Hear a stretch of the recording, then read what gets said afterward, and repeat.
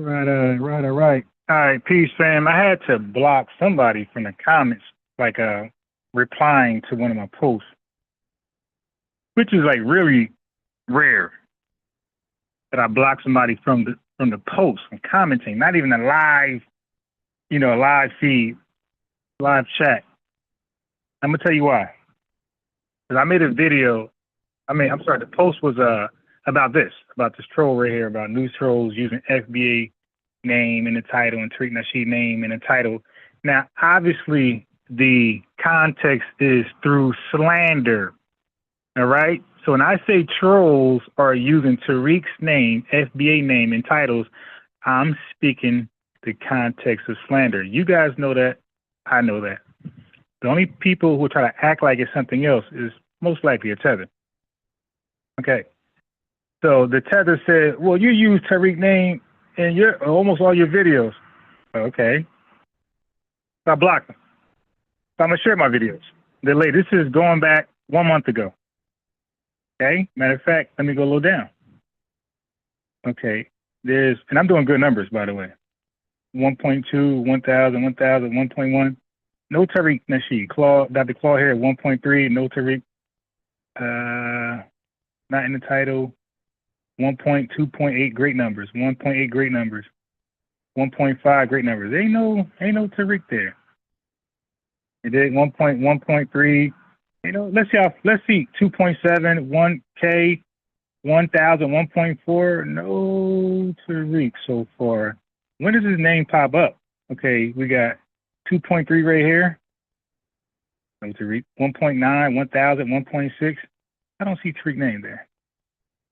Okay, where are we at? 1.3, 2. Okay, right here.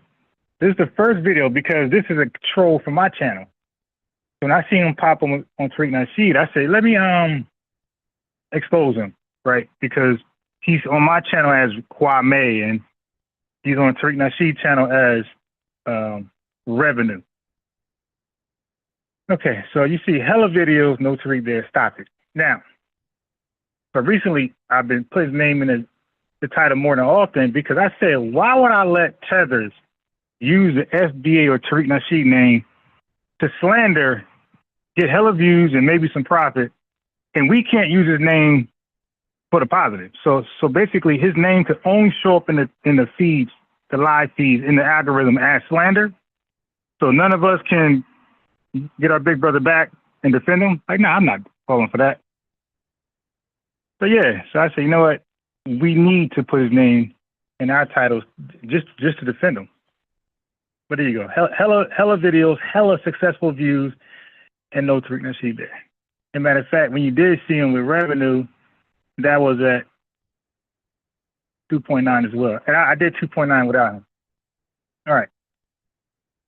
So I had to block that guy. I said, okay, this guy definitely not a supporter of this channel because he know that most of my videos don't even say that. All right. Diamond Peace. So I had to just Tashi D, Rico Miller, Let's Get It, Four Lane. And I had to put that there so when that guy's watching from hell because he's blocked, he'll understand why I blocked him. Like, that's why I do use a line. Okay. So like I said, if you got Tariq name, the FBA name in your title, and it's being real positive, we don't care. You could be a non-FBA, FBA, as long as it's positive and it's factual, go ahead. But once you start slandering, lying, misrepresenting like they do, like they say, oh, you guys deny your African ancestry, whatever that means.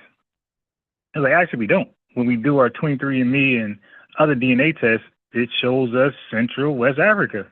I mean, we're looking at it. So how can we? No, I don't see it. That's what Tethers do. We're honest. We come from an honest lineage, right? The most honest lineage. So we see West Africa, Africa there. Okay, that's there. But guess what else is there? Some of us got Italy, Germany, Scotland, Ireland. That's also there. So just because you see something, that don't mean that is you, that identifies you. And then you got to explain why there's German in mine. Okay, you got to explain why there's more German in my DNA than it is African. So how does that make sense? So I'm still am I still a Moor? Am I still an African? Like, so it makes stupid sense because it's there. That means that's who you are. Well, then why you get mad that we say we're native? Some of us say we're natives because that's there too. So you can't just any, mini, miny, mo and pick one thing and say that's me. No, it's not. That's what makes you America. That's what makes you American. All those different countries together, that's never seen before. And that's what makes people Jamaican. That's what makes some people Mexican. And that's what makes some people foundational Black Americans and even white Americans. Okay, that's what makes you unique. That's what makes all of us unique. Because those different things that's in your 23andMe or whatever test you take. But none of those countries are we at high percentages. None of them are 60%, 80%, 90%. Okay, they're like 10% here, 15% there. The most is like 30%. And if you're 30%, if you got 30 cents to a dollar, you don't have a dollar. You dig? So the dollar represents African. The dollar represents Africa. Okay, if I got 30% of a dollar, I don't have a dollar. So if I got 30% of African or 20% African, I'm not African. That's just common sense. Now, is there's some ancestry there? Sure. But there's also some Native American and there's some European countries there too. So I guess we're just going to ignore that. And that's the difference between us and Tethers. We don't ignore other countries, that's other influences that's in our DNA. Don't mess with FBA. The Tethers are having false slave auctions of FBA created. FBA big red dog, they big mad. All right, so now, let me do this. Let me put the link in the chat. Even though I got a whole show, let me throw it in here anyway. All right, so I got a whole show to do, family. So I got a lot of reactions from trolls. So you got trolls that are trying to make a name for themselves, that's trying to come up off FBA and Tariq Nasheed. And you have trolls who've been around for like 20 years and just been failures. They can't even get it popping using Tariq Nasheed name and FBA name. Like, that's how much of a failure they are. Been on this YouTube scene, been on the biggest platforms, and can't get more than 50 live viewers. Okay, name is all over the internet and cannot get more than 50 live viewers. And two of those guys are Severe Bay and Professor Grift. Like, together, they still can't make 100 live viewers. Anthony Williams says America is full of Americans and not immigrants, right? Yeah, they hella weird. All right, so now here's a case in point. Listen to this fool.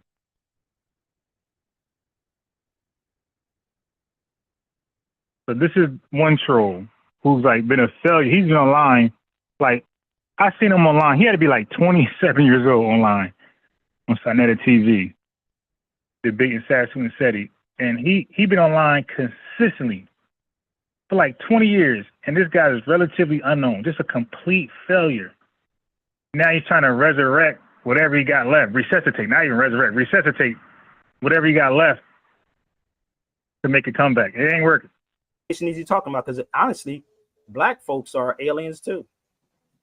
They're under the 14th Amendment, right? Okay, now this is rhetoric that only comes from sovereign citizens, right? For short, they call them SOVCITs. SOVCIT, SOVCITs. They call them for short. So you got a Black version and you got a white version, okay? So like the Timothy McVeigh responsible for the Oklahoma City bombing, that's a white sovereign citizen. This is a Black one. But other than the racial elements that the Black ones put on it, it's pretty much the same doctrine. It's pure pro-Confederacy, pure pro-alt-right, hard, extreme, right-wing garbage, anti-government, anti-Jews, anti-FBA garbage. So now this fool just said, under the 14th Amendment, FBAs are aliens. And he's talking, he said aliens. He said that. Same day, you were on this live, right? Yeah, I'm here. Hold on. What's up? Yeah, I'm here. Yeah, so you were on the same live, but he said that, right? Hold on 1 second. Because he's actually teaching you, or brainwashing, however you want to take it. But he's teaching you this. No, he wasn't teaching me. I just listened to whatever his rhetoric was. No. That's not. No, I'm saying, but no, but listen, what I'm saying. That's what he said. He said, I watched it. He said, I'm teaching you. He said, listen, son. He kept saying, listen. He'll ask you a question. He'll ask someone else a question. And he said his words. He's teaching you guys. That's what he said. I'm just saying what he said. Okay. Well, I hear you. That's what he believes. But I mean, I let people talk. I ain't got to tell them like, hey, I don't believe that, and I don't disagree here. I ain't all that. All right, check this out. Now, what deportation is he talking about? Because honestly, black folks are aliens too. All right, so then that's when I'm thinking you should have said something. Like, aliens, like, what are you talking? We're aliens. Like, that's that's been a white supremacist position ever since the ACS, the American Colonization Society, who sent 12,000, who were responsible for forced migrating 12,000 free blacks to Liberia. They didn't have much of a choice. But this is how they felt, though. They felt like we were deportable. We're not citizens, right? And at that point, the 1868 did not happen. So Severe Bay is literally taking something out of the playbook of white supremacists, slaveholders. They're under the 14th Amendment, right? Yeah, they are. You foundational. I'm on my couch. I'm chilling. All right, so now that's Severe Bay on. That same day on the show. That's not because you're gonna hear him on the. You're gonna hear him there and on the phone here. So don't mix it up. So that's just him on the show. He's on the couch. Okay, but you're still under the 14th Amendment. You know what? I'm gonna explain this to you real quick. Okay, this is why. All right, of course we're under the 14th Amendment, but I said law comes into play, right? I want you to look it up since you're on your couch, comfortable in a white man's house, right? All right, so now you let them say that to you. You in the white man's house. He got away with some shit. He got away with some shit. Yeah, okay, all right. You should look up Title 8 of the United States Codes. Title 8, United States Codes. And if you got something from this, you can drop something my Zelle, PayPal, and Chime. How about that? Okay, so he wants to get paid for misinformation. He said Title 8. Let's get that back one more. Title 8. Hold on. That part. Look up Title 8 of the United States Codes. Okay, Title 8. He said look it up, right? So we're gonna look it up. Title 8 of the and this is how fast you could have done it. States Code. Okay, hold on.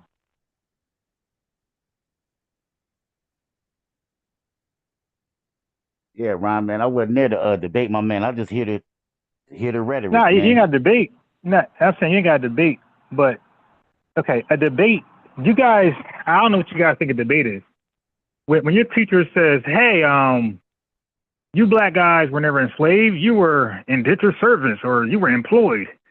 Like you just let that go as a student, or you say, "Hey, you raise your hand and say, hey, that's not true." Like, you're not debating. You're just objecting. It's something called acquiesce. When you let people say stuff in front of you as lies that you believe is lies, and you let it go, you just acquiesce. You agreed in silence. It's like, all right, he must be right. So it's something called objecting. Like, look, so basically, you're not debating. You're making a note. You're making a note that I disagree. But continue, Sabir. Hey, you're 14th Amendment. You're no different than an immigrant here, an alien. I object. We're finished. I don't want to debate. I want to let you know I object to that. I don't want to debate. I want to hear you out totally, but I object. Okay. All right. More science conversation. Well, babe. I thought it was a good exchange or whatever. I stayed on the show like all the show. I think at the end of the show. Yeah, it was a good exchange. I mean, if you listen to the whole show, I think nothing. No, I'm saying nothing I did. Nothing he said was truthful. Like the dude just, I mean, but it's Beer Bay. Yeah. That's why I got him on the screen. No, it was his. I'm saying I got him on the screen now. But just hold on, slow down. I got him on the screen now to debunk him. I'm gonna let you know how easily and how dumb he is. He misread the definition of alien. So in front of all you guys, and then you guys caught it. So first, I want to deal with the Title 8 of the United States Code.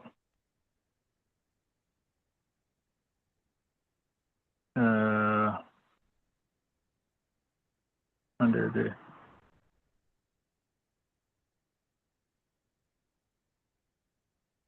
Okay, but go ahead. Before I press play.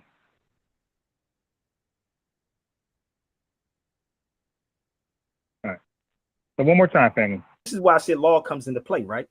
I want you to look it up since you're on your couch the 14th Amendment, right? Okay. That's what I'm trying to figure out. What deportation is he talking about? Because honestly, black folks are aliens too. They're under the 14th Amendment, right? Yeah, they are. You foundational I'm on black my couch. I'm chill. Okay. Carlos. Okay. But you still under the 14th Diamonds, Amendment. Lord You know Moor. what? I'm gonna explain this to you real quick, okay? This is why I said law comes into play, right? I want you to look it up since you're on your couch comfortable in the white man's house, right? You should look up Title 8 of the United States Codes. Title 8, United States Codes. And if you got something from this, you can drop something my Zelle, PayPal, and Chime. How about that part? So, Title 8 of the United States Codes. Okay? You should look it up. Right. All right. So before I play another second of this, I want you to see the title. LA Conversation, FBA, what's the end game of this boycotting African business? Okay, I don't understand. See, now you might think this dude is smart. All right, that's because I don't know what you research, but most people that come across this guy, they think he's dumb as bricks, but they know he's dumb as bricks. And I'm gonna show you a debate he did with a lawyer on the law. I'm gonna show you what happened to him. You watch him, but you never seen that, right? You never seen him debate Artie, right? I ain't never seen him debate a real lawyer. That'd be cool. Yeah. So Artie's corporate fiction, I used to watch a lot of his stuff. Like he'll make a lot of videos trolling the Moor, like showing him get pulled over and that whole I'm traveling, not driving. He'll always show how that never works. And then he'll show Moors in court getting locked up, dismissed, motion denied, all those things. But so if you're going to follow somebody, you might want to know a lot about them. All right. The history of them. Okay. So now, but that's how far I go. I watched that. I watched that live. And I see how that worked for him. This is why nobody's ever going to come on this platform. When I show you how he did Marty, in the same way Professor Grift did this Friedman dude, kicked him off after he proved his case. All right. So this is what these guys do. This is why they never leave their platform. They stay there. So right there. Title 8, 14th Amendment is equal to an alien. Right. Then you will find something. Let me just pull this up for you for 1 second, okay? Let me. So he never goes to Title 8. Now, who do you think they're talking about right here? If you read this, Ephraim, who would you think they're talking about right here? Give me 1 minute. All right. So let's do Title 8 first. Title 8 of the United States Code is the part of the federal law that deals with immigration and nationality. It defines who is a U.S. citizen, who is an immigrant, and who is an alien, meaning anyone who is not a U.S. citizen or national. So the word alien is not synonymous with 14th Amendment citizens, which he's going to make you believe. Okay? Now, listen how they mess it up. So they cherry pick phrases out of context, especially the word person, and try to claim that anyone born under the 14th Amendment is legally an alien or federal citizen with no rights. See, these guys make a distinction between state citizens and federal citizens, which is stupid. Once you're a federal citizen, you're also a state citizen. Like there's no separation. All right. So what happens is they confuse two different things.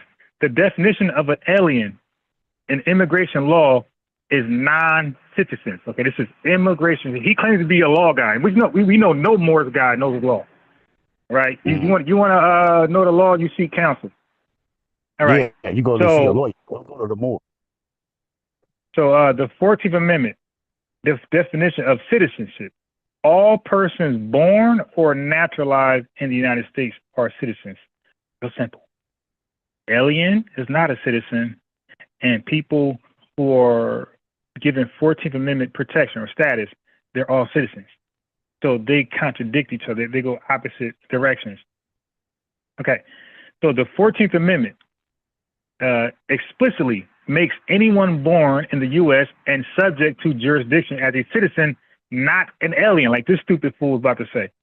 The only people born here who aren't citizens are children of foreign diplomats or enemy occupiers. Now watch this. Title 8 never says that the 14th Amendment citizens are aliens. In fact, it says the opposite.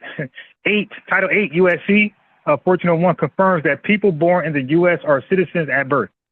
Court rulings like U.S. versus Wong Kim Art, we know about that, 1898, cemented this birthright citizenship applies to nearly everyone born here. Nearly. So why do they push this? Because people like him want to claim they're outside of U.S. jurisdiction so they can ignore taxes, driver's license laws, and court orders. Okay, so by redefining, they're redefining the 14th Amendment citizens as aliens, trying to argue the U.S. government has no authority over them, but courts reject this every second they get.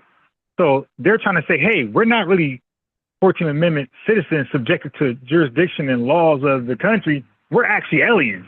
So, family, they're trying to get you. You know the phrase, don't let them trick you out of your spot. They're just like a tether. They're trying to trick you to become African. So you got the Pan-Africanists who's trying to trick you to become African, to trick you out of your spot so you get deported. And now you have these Moors who are trying to trick you out of your citizenship, saying, hey, you're not a citizen, you're an alien. And by being an alien, they can't hold you to everything they could hold a natural citizen to. All right. So if you were born in the U.S. and not to a diplomat, you are a citizen under the 14th Amendment. Title 8 confirms that it does not secretly turn you into an alien. The Moor's reading is just legal fantasy with no standing in court. Okay, and this is why they embarrass themselves like this. Let's play it. Who do you think they would be talking about? So it says aliens who enter the U.S. on an employment visa but fail to report to their designated employer or leave the job without returning to their home country are in violation of immigration laws will face legal consequences. He said, what do you think they're talking about? So he's trying to get y'all to say, you just read the damn thing. It's talking about immigrants, bro, immigration laws. Immigration laws don't apply to U.S. citizens, bro. So when he asked y'all, who do you think this is talking about? This is a simple answer. It's talking about immigrants, not 14th Amendment. Definitely not FBAs, all right? If y'all read that. So y'all were all scared to answer. I'm like, dang, it says it right there. I wasn't scared. I probably wasn't paying attention enough. Because I don't really be listening to severe like that. Wait. See? Hold on. Okay. This was the case for an individual who was supposed to be working in Florida on an H-2A visa. That's clearly a goddamn immigrant, but did not report back to his employer and was found by our team in Fresno. Now, family, look how he don't read that. He scrolls right past that. Look at this. Yeah, he skipped that part. Wait. Let's go. Let's go back. He skipped that part. Yeah. Look, Immigration and Customs Enforcement, ICE, is taking care of it now. So he said, what are you just talking about? It's talking about illegals, my boy, immigrants who came here legally or overstayed their stay. I'm asking a question, y'all. We still here? Good. I know I wasn't listening on that one when he said that. I know I wasn't listening. I was over here doing something else. Are you there, Marcus? Are you there, brother? Same day? Which one? Same day. So I got another guy after him that's trying to be a new troll. None of them are original. Okay, so you're gonna brother. Who do you think they're talking about? Just keeping it small right now. Black Americans. I'm just giving you something. Debate you on none of your documents because whatever you say.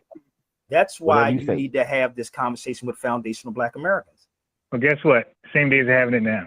I'm just giving you something. We are. Who do you think they're talking about? We're just keeping it small right now. Sabir, we just really just talking about these jokes and talking about reparations on the side. You know what I mean? Ain't nobody thinking about reparations. Nobody trying to think about reparations. We just talking about these jokes and delineation. And if they want to run us reparations, that'll be great. But you know, and I know that'll be a long shot at best. I don't know that. That's something you and Severe got in secret. some secret knowledge you guys got from the Bilderbergers, DuPont family, Bill Gates. Now, I'm being funny saying these names. Bill Gates Foundation, like none of those people are this evil, hidden, this elitist. Yeah, so I don't know anything about what y'all talking about reparations long shot, okay? Because at one point when you had black free people, right, in this country, like the Martin Robinson Delaney, I'm sure they thought they'll never get citizenship under the 14th Amendment, but they got it. And I'm sure those who lived through Jim Crow in the early 1910s, I'm sure they never believed that civil rights would pass during their lifetime. Like A. Philip Randolph. Well, he was confident, but there's other folks that rock with Garvey, that was brainwashed by Garvey. They didn't think they'll ever get past the civil rights bill, and that's why they bought into Garvey scam. It's a little lie. So my thing is to you, when it comes to us, Foundational Black, let me give you a history check. When it comes to us, we do the unthinkable. Things that are not foreseen, that don't get done, we get them done. So the first was freedom, abolishment of slavery, and the second was the Civil Rights Bill. Like those two feats were like the biggest in probably in history outside of like physical killing people. War. Well, the Civil War was one of them. But I'm talking about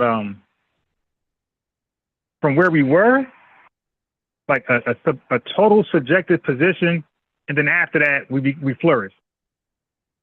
So I don't know too many people in the world who has faced things like that, where it seemed totally dark and then boom, it's over. Wow. So to be of a lineage that literally fought in 1863, and I showed y'all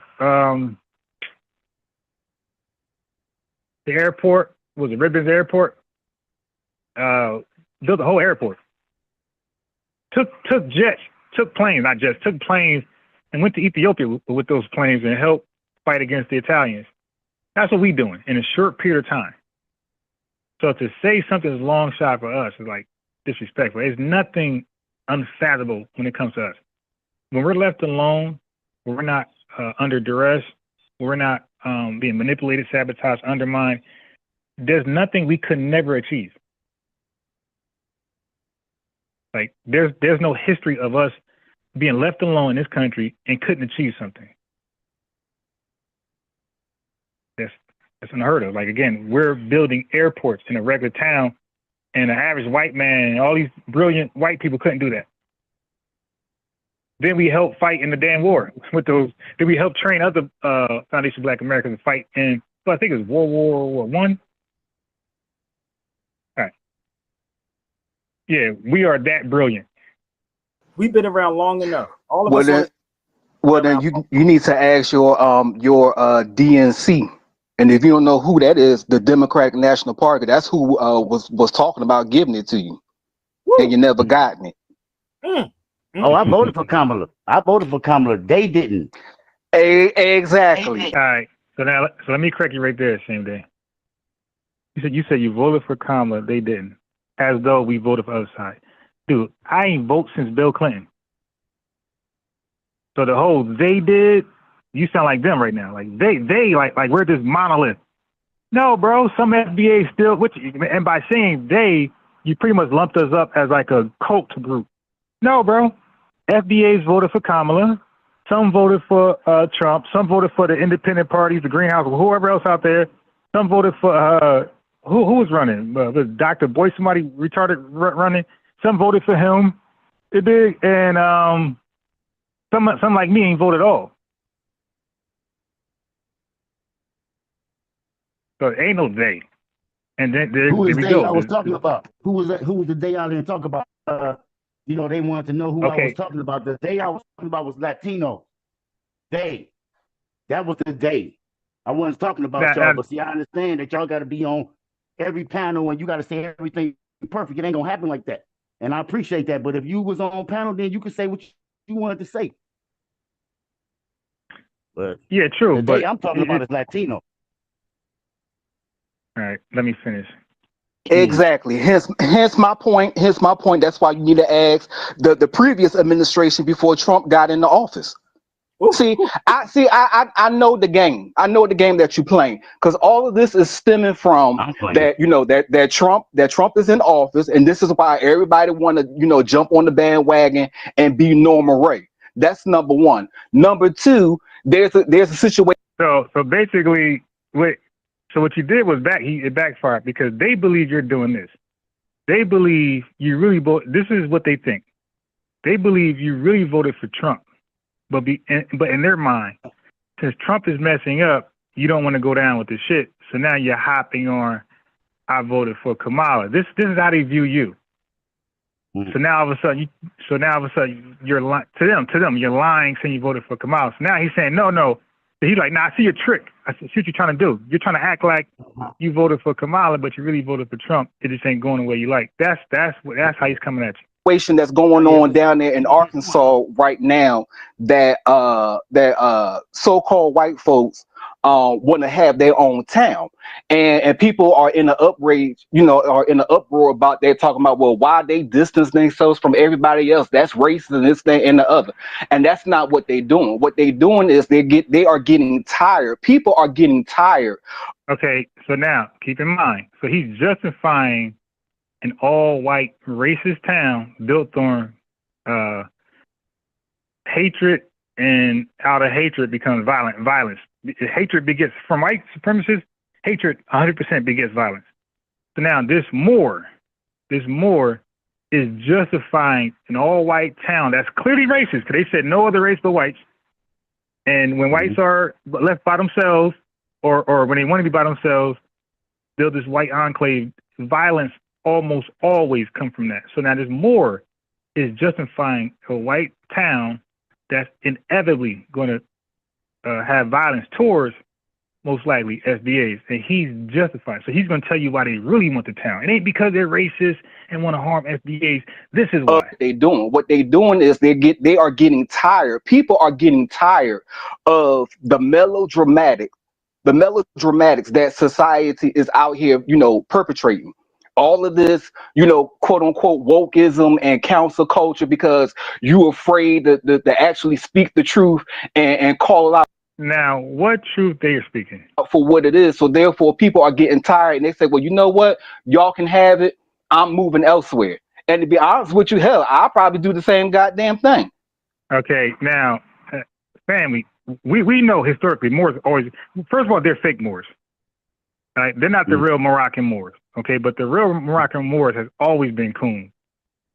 Okay, they always rock with. Matter of fact, the slave trade wouldn't be successful without the Moors' involvement. Hey.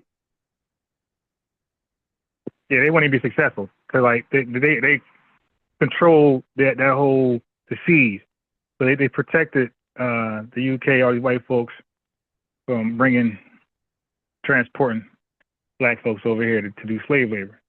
So they always been team white supremacy. Always been team white supremacy.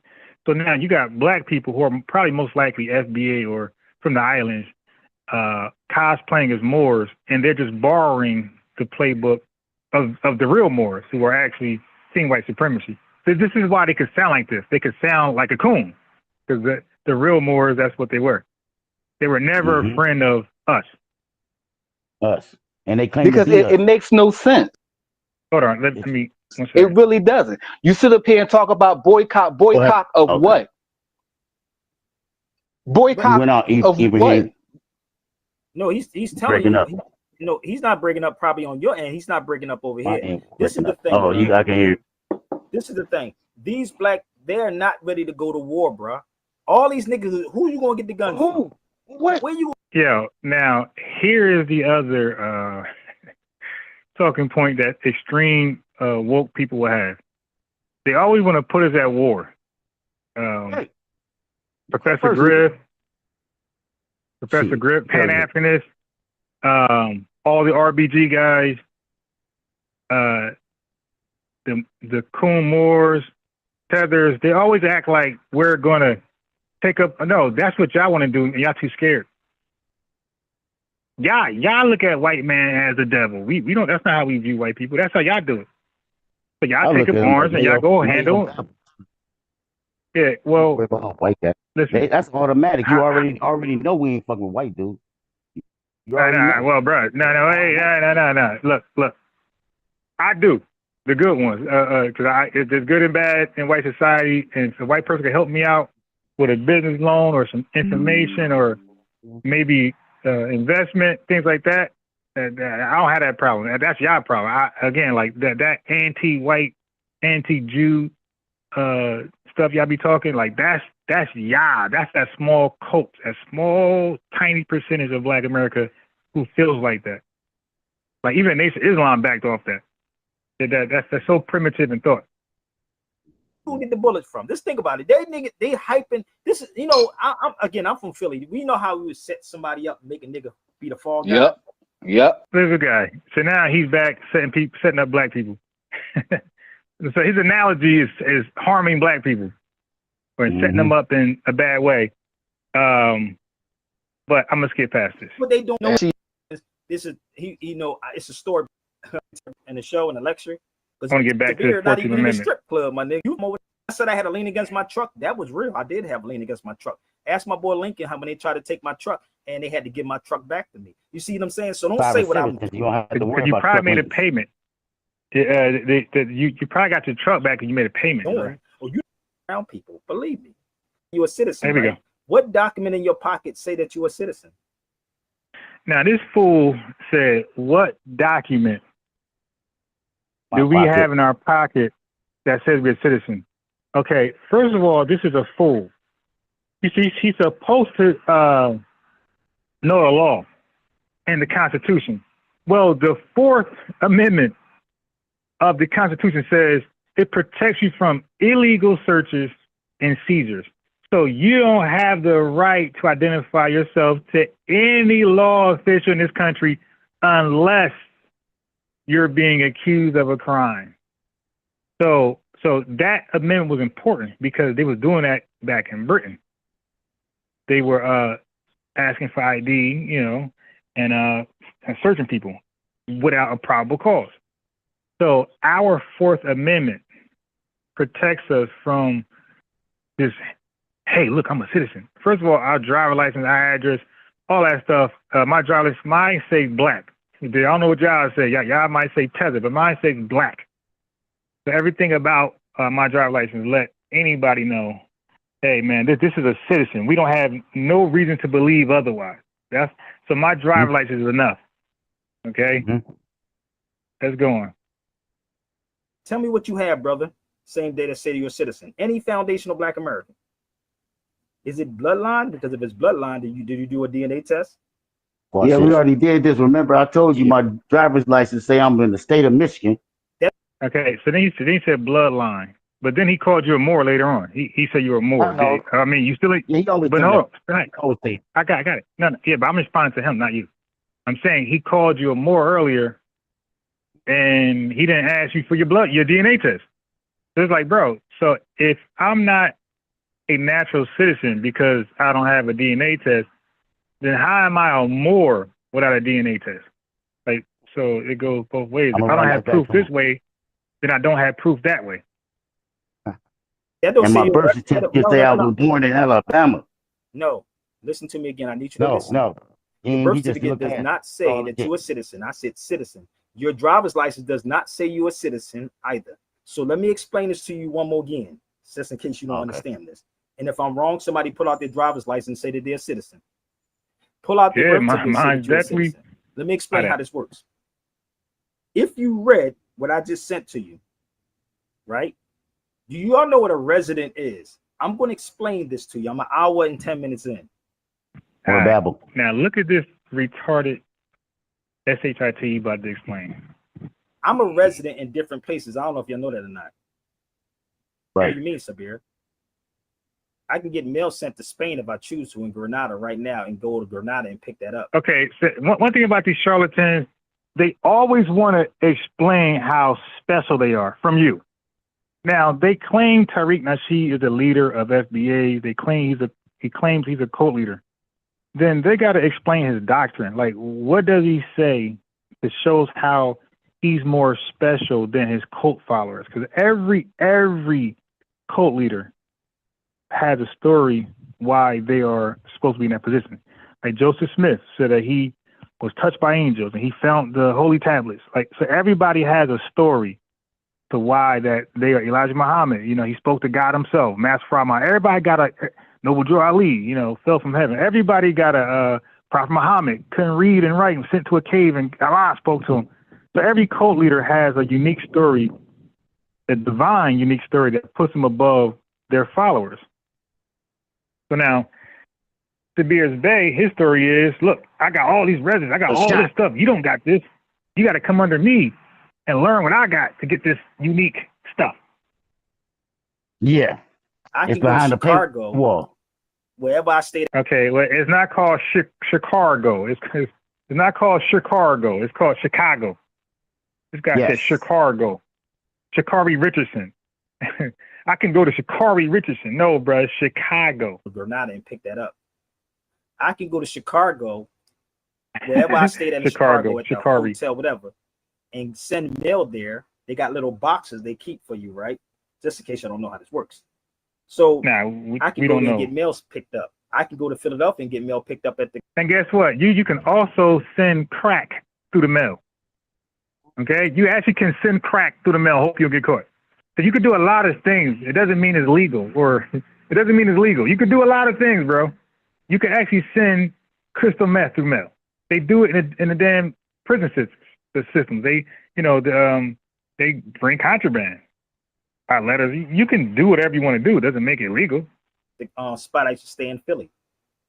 Okay, and you can also travel without a license. That don't mean that's legal. It's called residency. So let me explain this to you how this works, because this is like $1 billion worth of game. Anywhere you stay for 30 days becomes your residency. Now, this sounds like squatter babble. Okay, if anybody is aware of squatters, the Moor science, I showed a video 2 years ago of a Moor squatter squatting at a mansion, like $1.2 million, and they couldn't get him out right away. Right? So basically, if that squatter's there for 30 days and the owner or the property management ain't catch that squatter now has squatter rights. That's what he's giving you, squatter babble right now. Squatter babble. Squatter babble. That's exactly what it is. That's what that is, right? So when you study the law, which is Lorraine jurisprudence. Now he just holds up books. You gotta have a law dictionary. Okay, so he just holds up books, and all this rhetoric in those books, it contradicts. It goes against what he's saying. All the books he holds up goes against what he's saying. Yes. But you gotta just holding up about to start getting these documents somewhere down the line. You have to have a law dictionary. Yeah, I don't got one law dictionary. I don't need one. I got the internet. Anything I want, the internet will give it to me at the snap of a finger. Somebody needs to bring him up to speed. When you stay somewhere, somebody need to bring him up to speed. I don't think he even used ChatGPT. Well, the somebody is you. For 30 days, it was something happening in New York, and I'm gonna explain this too. About somebody tried to take this lady's house. She was on a bedridden, and they went into the house, and the lady was in there, and they took the house. So now the only way they can get the house back, it wasn't a more, and the family would go over there. They took the house, and they said, "Hold on," that they have to explain this too. Listen. About somebody tried to family. He's going to qualify that this squatter wasn't a Moor because he knows that Moors are known to squat. Watch he say it wasn't a Moor. Take this lady's house. She was on a bedridden, and they went into the house, and the lady was in there, and they took the house. So now the only way they can get the house back, it wasn't a Moor. It was a regular dude who took the house. It wasn't a Moor. It was a regular dude who took the house. You see, because Moors are known to squat. Family, y'all could go to YouTube right now and look and just type in Moor squatters. You'll be entertained. Okay.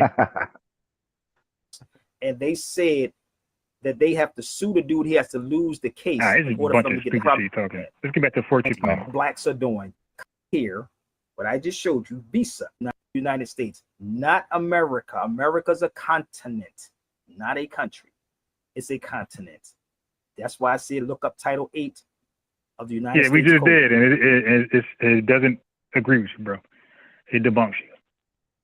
So when you read this right here, see, but the thing is, like, as a real educator, you don't tell your audience to look it up. You look it up and you share it. You read it with everybody. You don't say, look up this. No, you look it up and let's read it. I just showed you Visa. What do you mean, Visa, Sabir? What do they have out right now, brother, that they telling everybody to get? All right, now, family, look. Oh, my God. Listen to this mental disease person. And no shot to folks who are dealing with that. But goddamn, people like him is really giving it a black eye. When you go fly now. A real ID. Okay. That is your resident ID. Okay. So when you study history, let me explain these things to you. History buff. When you study history far enough back, they would give them slips to go from one state to the next. Y'all know about that, right? Y'all do know they used to give them a slip, a permission slip, right? To go see your family if they was in another state. Now, whatever you're talking about, was that flying only? Because he didn't specify. Was that flying only? Or that was just traveling to another state in general? Because to make your point, it better just be flying. Because if this was going to another state in general, then this don't have nothing to do with your earlier point with that real IDs. Right? They would give them a piece of paper, right? It's this modernized now, and you call it the real ID or state ID, right? I need you to follow me for a second. That's what they were doing. So the state ID, what you just said, that you are a resident of that state. Do you know, brother, I don't have those things. I have a passport card. You see, he's just so special. He just so special. You know, brothers and sisters, everything you're doing, you think is normal, is actually not normal.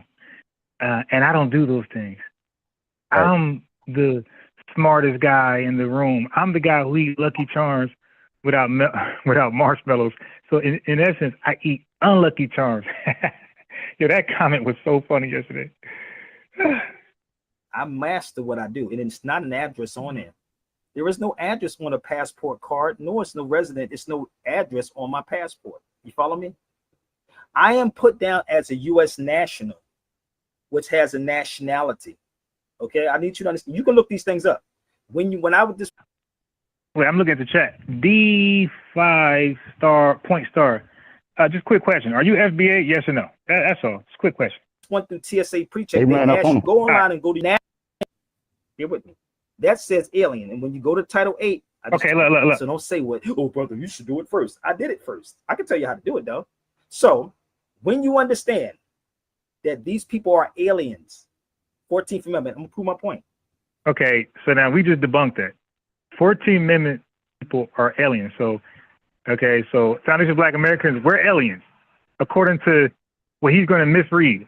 This is embarrassing. But these folks, literacy just ain't there. Their comprehension just ain't there.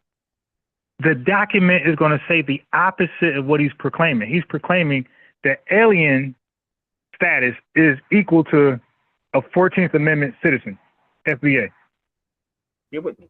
That says alien. And when you go to Title 8, I just told you the United States Code, look it up. We did. Alien. It didn't say that. You would think it's somebody else.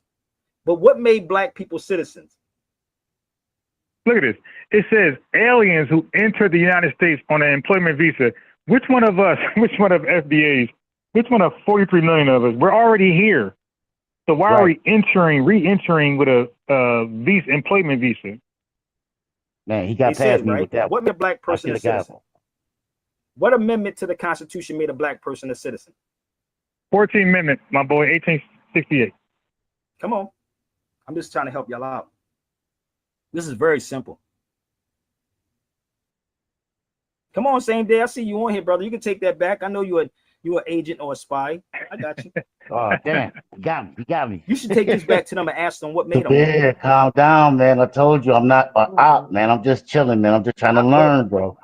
Brother, I'm just being sarcastic. I'm just being, because I'm all right, bet. I'm trying to tell you I'm not here for that. I'm not here to be bickering. I'm not here to be. And the reason why he feels like that is because you don't self-identify as a Moor, and you had the nerve to hop on the Zoom stream, whatever you're doing, Zoom, StreamYard. Okay, so when you do that, he gets uncomfortable. So he automatically is feeling like pessimistic, like, hey, oh, he about to challenge me. He about to do this. So that's why he feels like that. It's like, dude. I ain't even here for that. It's like, dude, you just listen. It's like, dude, if you just calm down and be like, you claim to read all these books. Why are you so nervous? Shit. Nothing. I just want you to stop telling me about what somebody's making videos on this shit. Say, why don't you just go to Sabir's show? It ain't Sabir. Yeah, I mean, because now he's about to contradict himself right now. Watch this. I already know you, Sabir. It's not like this is my first time here. That you really don't go nowhere. So seeing you on Clubhouse is a beautiful thing. And I know you're not gonna go over to FBA News and update. Yeah, he knows that. He ain't coming over there. He's not gonna go over there. Oh, by the way, he's welcome. Now look, he's about to contradict himself right now. Watch this. If they invite me, it's different. You're invited. I told you before. Go watch Sinners. If someone invite me, this is how this. Dude, you're invited. Okay, you're invited. So let him know he's invited. This works. I told him. I choose to go. I have choice. We make choices in life, right? Mm-hmm. If I choose to go, but if nobody invited me over there, you know why they didn't invite me? Pinky. Number one, they're not going to be able to comprehend what I'm saying. Two, they're going to think I'm talking about the Moors. So this is how this works, brother. I've been in this long enough to know. I'm just telling you. So you should take the video and say, why don't y'all invite Sabir Bey over here instead of telling me about somebody doing a video on me? You're invited. You're invited. They already know about you. I mean, I could just say right now that you could invite it over there, but I think you're gonna want to be paid. Do me a favor. Say that again. You want to be paid? You gonna want to be paid, right? Because you're gonna want to debate you. No. Let me explain this to you, bro. Yes, you do. You asked for $5,000. I got you flipped up. If I can go for a half an hour on the show, if they want me to come for half, but if you try to pick my brain, of course I want to get paid. If you want to pick his brain, ain't nothing in it to pick. Want to pick my brain? All them cells gone, brother. Ain't nothing in there. Just swamp, the cesspool. What's that called? Sanitation. You can't. No. Do you work for free? No. So now he's working. Thank you very much. So the case closed. I ain't mad at you. I was just saying the Moors, the ones should be paying. Every time you be looking for money, I think the Moors should be stepping up. You shouldn't be looking for me because I'm not a Moor. Listen, this is the case. You are a Moor. You keep saying you're not a Moor. Exactly, and I keep telling you that you are the Moor. That's the weird part. This is why I know that you don't know anything about the Moors. That's the funny part. You have no idea what it is. So you should really. Oh, hey, family. Lorraine, I never asked you, Lorraine, are you FBA? But family, please like the video. This is embarrassing. 138 folks watching, only 49 likes. Now I know we don't got that many haters and trolls in the chat. Most of the people who come over here are of the lineage. So go ahead and like that video. We don't have many tethers really here. Sit with a one-on-one with me. Mama, something Mama, like that, real rap. Or go. Mama Deb. Seriously, you really should. And I don't know. You think the Moors is the Moor Science Temple of America, Islam? No, it's not. No, it's not. I've been sitting up under your feet for a minute. Okay, I think I know what you think when you say about a Moor. It's like an Ethiopian, a Spaniard, somebody else. It's somebody else. I forgot. You should know. Arabs. So the 14th Amendment, they say made them citizens, right? All right, here we go. Let's get back. So when you pick up law, I'm going to help y'all out for a second. Help us out. Here's the 14th Amendment right here. This is alien. Okay, brother, I need you to pay attention. Here it is. An alien, it says an alien, a foreign-born person who has not qualified. Okay, he started off reading the definition. An alien is a foreign-born person. That means they're not born here. You right. Okay, what they got to do with the weed? But I should have got him right there. Like, hold on, I ain't foreign born. He'd be like, he cannot. When they do this, because Tariq Bey did the same thing when he tried to expose Dr. Clark Anderson. I exposed him back. Same thing. He has an article. He read it retardedly. You dig? If that's a word, like they just botched it. But he will admit, Tariq will admit that he mispronounced words all the time. Bro, that's called illiteracy. That's not called like a simple. That's called when you mispronounce words, simple words like dictionary, like a fire hydrant. When you can't pronounce those words, that's called as a grown adult. That's not messing up. That's illiteracy. Mm-hmm. And then when you read something like this, when you read the definition of alien, you think because the 14th Amendment, I think, is in here, the definition. So, or something like that. So he thought it was like equating to it. This is embarrassing. Qualified as a citizen of the country. But an alien is a person within the meaning of the due process clause of what? The U.S. Constitution. That's one law dictionary. All right, hold on. I gotta get that back. Lorraine FBA, Lorraine and Wrench. Go ahead and like the video. Same thing with Salt Gang Boxing. Like, I'm a boxing fan too, man. And Devin Haney, that Devin Haney card coming up. Brian Norman Jr. Okay. One more time. Not qualified as a citizen of the country. But yeah, so if you're FBA for the first time, you're here listening, let me know so I could throw your lineage wrench. It's called a lineage wrench. The wrench is only for folks of the lineage and supporters. Alien is a person, a foreign-born person who has not qualified as a citizen of the country. An alien is a foreign-born person who has not qualified as a citizen of the country. Okay. But an alien is a person within the meaning of the due process clause of what? The U.S. Constitution. That's one law dictionary. Okay, now he just misread that. Like he literally don't know what he just read. He just read. So how can that definition contradict itself? It says an alien is a foreign-born person who does not qualify for citizenship. So that's it. We're not aliens. We're not foreign-born. We're domestically born, and we qualify for citizenship under the 14th Amendment. That's one. Let's go to another one. Okay, whatever. Okay.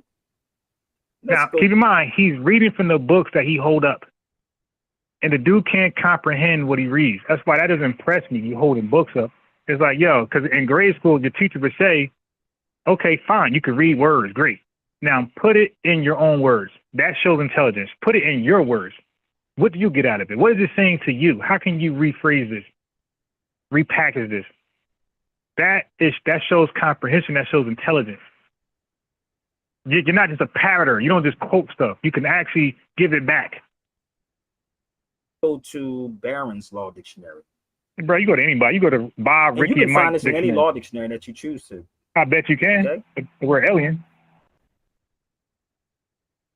An alien is a person within the meaning of the due process clause of the 14th Amendment. All right. He said, So he dropped the mic because he read 14. Look what it says.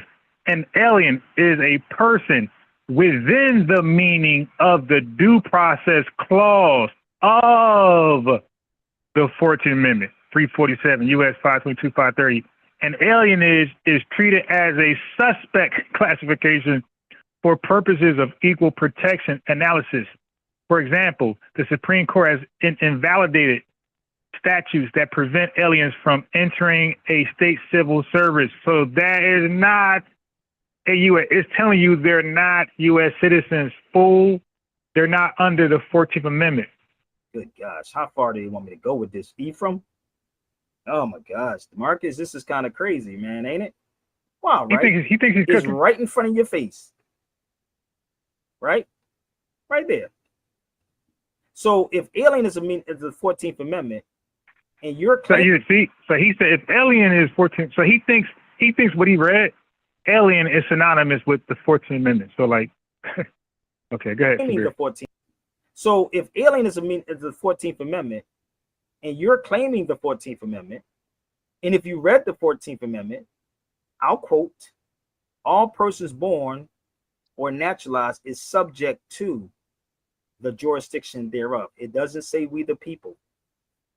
All right, so he just making sure that, okay, it doesn't say this, so guess what? He reads something else. It doesn't say that, so guess what? It doesn't say it because it doesn't imply. But when the law says an alien is a person, because he's reading due process, so he's caught up on this word right here. And he's supposed to be a law guy. Like all the Moors are miraculously law guys. All right, guys didn't go no school at all for law, but he's caught up on this. Right there. The due process. So let's go into that.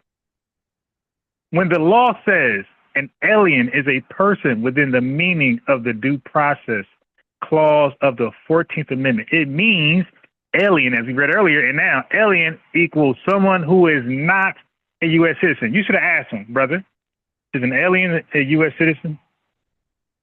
Okay, so an alien is someone who is not a U.S. citizen. it could be, so they could be here legally or illegally, doesn't matter. They're not a U.S. citizen. The Due Process Clause in the 14th Amendment states no state, listen what is there. No state can take away a person's life, liberty, or property without fair legal procedures. Okay, now watch this.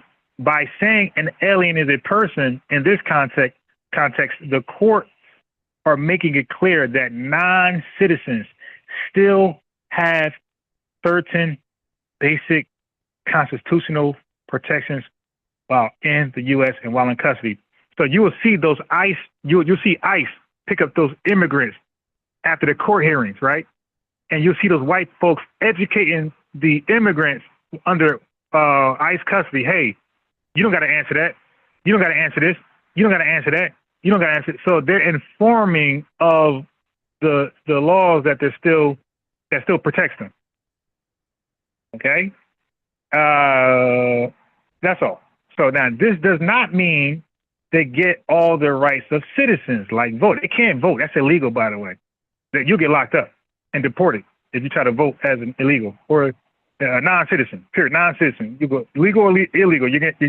That's a federal crime. What else?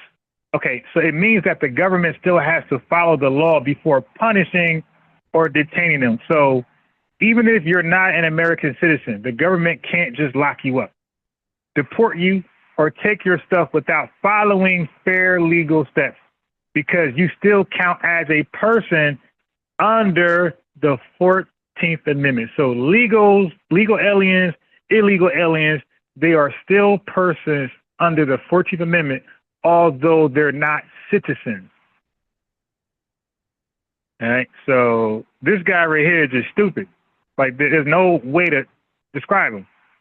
And he's a law guy for like 20, 30 years. All persons born That's what he said. or naturalized is subject to of course, the allegedly. Jurisdiction thereof. Self-proclaimed. This is not being sarcastic. It's not being funny. It's just what it is. So he thinks he dropped the bar, dropped the mic. That's what it is. So if you claiming that, then you are the alien. Look at his face. America is a continent. I keep repeating this over and over and over again. This is why this man laughing in the background while you over here bickering about people who have a nationality. They have countries, they have flags. On Woodland Avenue, they got nations flags. They have a cultural food, which a cultural dish. Black folks don't have no cultural dish. Okay, so yeah? soul food Here we doesn't go. exist. Family soul food is done. All right. Again, this is a Tether argument.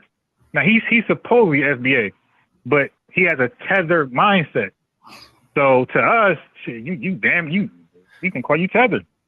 Hell yeah. Like, what's the difference? Hey, what's the difference?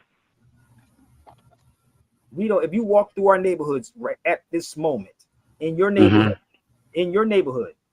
right, ask them what their principles are and see what they say. You should do stuff like this. I do it all the time. Ask them, say, what's your principles, bro? What principles do you stand on? I don't do that. Ask them, what do you consider yourself, black, African American, or color? Which one? FBA, fool. Hell yeah. And then do that to an Italian, do that to a Jewish person, do that to an Asian, Chinatown. Okay, so he just named all immigrants. Now look at the bad faith question. He said, ask an FBA what's his nationality, what's his ethnic group, and then ask a bunch of immigrants. Who's going to say who's going to say their country plus America, right? This is a bad faith question. Like, dude, why would I question? I already know what the hell they are. They're going to admit they're immigrants, but they got no choice. They're immigrants. If you say you're Italian American, you're an immigrant. What if you were born here? No, I'm speaking lineage-wise, and not the actual person, lineage-wise. If you say, so what I mean is, if you say you're Italian American, we know somebody down the line immigrated over here. So pretty much, so we know your starting point. But we don't know black people's starting point. Now we know our starting point. We got here. Well, some of us got here through the transatlantic slave trade, where Africans sold us over here to the white man. The Africans set up an LLC, multi-membership, LLP. Set this up with the Europeans. Say that again. Did you say Africans set up a LLC? Yeah. I'm being funny, but they went in business, 50-50, a joint venture. Yeah. They had a joint. They had a Dame Dash, 360 deal. Def Jam deal. They had a joint venture with white folks, and they split the profits. So hey, the prisoners of war, not children and women. You realize nah, that? ain't no prison. Yeah, Wait, they initially no, when Africans were selling, they were selling prisoners of war because they were no, warring no. with other tribes. Yes, they were, brother. No. Hey, no. Look. It's in the history books. You don't even know what I'm saying no to. I'm saying they went against. First of all, they're called. Okay, so what's the terminology it was called when they was grabbing folks and selling them? That terminology historically is called what? I just told you they weren't grabbing. Africans weren't grabbing when it initially started. They were selling prisoners of war. Then the white No, team. they were no.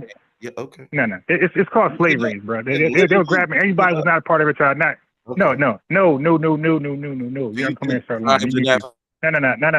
I'm gonna mute you. You can come here lying. Some of this. First of all, these folks were not directly at war with people. Like they might have had a beef with certain tribes, but they were not actively fighting with each other. They went because how can you go grab folks you're warring with? Like that. Warring with it? Yeah, you don't know any history. Okay, that's cool.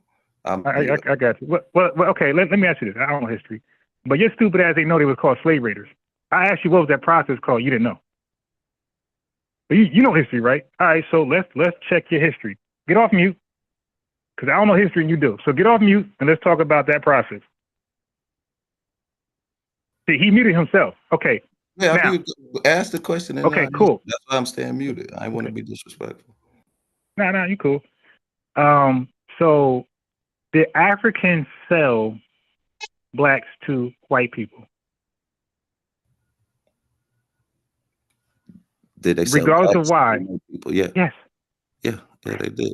Prisoners of war. So, okay, I don't care what you call it. I'm saying, did they Would sell? that be different than selling children like the Atlantic slave trade did? Okay, right. Okay, good. I'm glad. That's a totally different thing. That's my analogy. No, that's my analogy. When you sell somebody, you don't believe you're the same as them. Thank you. When white folks sold us, prisoners of war. Dude, you have to listen. You're just babbling. You made the comparison. I agree. When you sell somebody, you feel like they're not of you. They're different. That's why it's easy for you to be sold by that person. So you brought up the slave blocks, and I'm saying I agree. The white man made it. It was so easy for him to sell us slave traders. It's so easy to sell us to a plantation because they felt like they had no divine connection, no spiritual connection. Yeah, but even the Africans were just selling the men who they were at war with. They weren't selling children and women. Listen. I'm not even going that deep. I'm just saying, did they sell people to white people? Yes or no? They sold warriors, prisoners of war. Bro, did they sell a human being, bro? Did they sell it? I'm gonna ask you a question. Okay. All right. He sold a soldier, bro. Okay. All right. He just came here to battle. Let me throw you up. All right. Bye. Get up out of here. Who was that? I don't know, some clown from the chat who did not, because I was going to cook them. It don't matter how you say it. Grown man word, you sold them. So you can later say, that's me. Chat, that's my point. If you got rid of that man from your homeland, and that man later on his descendants later on don't claim that homeland, how can you fault him? You sold his ass away. You sold him to white people going to a European ran country. So how can you fault that man's descendants to say, I'm not that? Y'all the ops. It don't matter what you call them. Oh, they sold only the men. Okay, let's go with that. So when those men came to America and had families and descendants, can you fault them by saying, hey, we don't rock with them? They're the ops. They sold us over here. So it don't matter how he was going to spin it. I don't care. He just agreed to the fact that they got sold. When you sell people, you don't feel that there's a connection between you and that person. Even when a crackhead sell her baby, you dig, or methed out woman sell her baby, that's it. That baby, when that baby find out what happened to that person later on in life, they'll never respect that parent. Oh, no, I'm good. I got sold. Oh, I'm good. I'm good. Yeah. So the trolls back in the chat. Got back in the chat. What is so that? So anybody want to revise history? Go ahead. We got Ola. We got Straight OG says Ola the Equines. Oh, I know you're talking about autobiography titled "The Interesting Narrative of the Life of Ola the Equino" for Augusta Vasa. I think Brother Reggie bring that in. You're correct, brother. That is moderating Africans did it, and to this day, so their own family. Kelvin, Yeah, all right. Yeah. So anybody new in the chat? Well, hold on, just relax. Anybody new in the chat? If your FBA, make that known so I can give you a lineage wrench. I don't give tethers in me lineage wrenches. And the dude that called up said, I don't know about history. Fine. Yeah. You got to prove that. You just can't say it. Like, we're both on the call. Let's start with the African slave trade. So yeah, so you're not going to penalize us by saying, oh, now we cool with y'all. Y'all sold us. Like he said, he said we were their ops. That's what he said. They got the warrior class who they were going to war with. Oh, so then we were not of you. You can't sell us and then don't give a damn what happens to us. Get killed off, ate, fuck, broken, whatever, and then later on be like, yo, man, and then we get it lit. All of a sudden, yo, what's up, cousin? You like an NFL player that you ignore in his early youth. Now he blows up like the World Trade, Biggie Small, and then you be like, oh, yo, cuzzo. Like, all right. Yeah. All right. Ain't no cuz over here, family. But civil rights had to go down. Yeah. You wasn't nowhere. So that's how we talking right now. We talking right now. Yeah, and they didn't even speak. They didn't even speak like that. I'm gonna say every African country. There's some African countries who said something, but few African countries did say something. Few African leaders did say something, but so I ain't gonna say none of them. Some of them did say something, but a lot of them didn't. A lot of them didn't. And the main ones saying we're African, they're the ones who didn't. The main ones who saying you're African too, nigga. They're the main ones who didn't say a goddamn thing when we were going through Jim Crow, slavery, all that stuff. They absolutely quiet. Yeah. Now we got it lit. Now we that millionaire LeBron James, and here they come. What's up, cuzzo? What you got for me? I got a deportation ticket for your ass. What I got for you? All right. So let me. Most BA believe they not from Africa. Well, we're not. I'm not from Africa. Yeah, call in and prove I'm from Africa. So anybody who thinks I'm from Africa, and I'm FBA 100%. Anybody believes I'm from Africa, hit that link and just explain to me how I'm from Africa. I just found out what Lagos, Nigeria was. That's on the west side of Africa there. Oh yeah, that's hood like a mug, bro. That is. I got hella stuff on that. Hood, a lot of prostitution, a lot of K2 smoking, a lot of scissor drinking, a lot of kush smoking. They say that's the most safest country in Nigeria is Lagos. Everywhere else, be careful. Damn. Wait, no, but that's even violent. So goddamn. So a violent city. Like Lagos is like Chicago 10 times worse. 10 times. So if that's the safest city, god damn. That's the safest city in Nigeria, Lagos. Yeah. Sheesh. All right. Prisoners of War turned down the rap music. Yeah, he's bugging. But listen, that's it. I already knew right away he was a Pan-Africanist and possibly a Tether once he said prisoners of war. When you read, listen. He said, I don't know history. Same day. Listen to me, bro.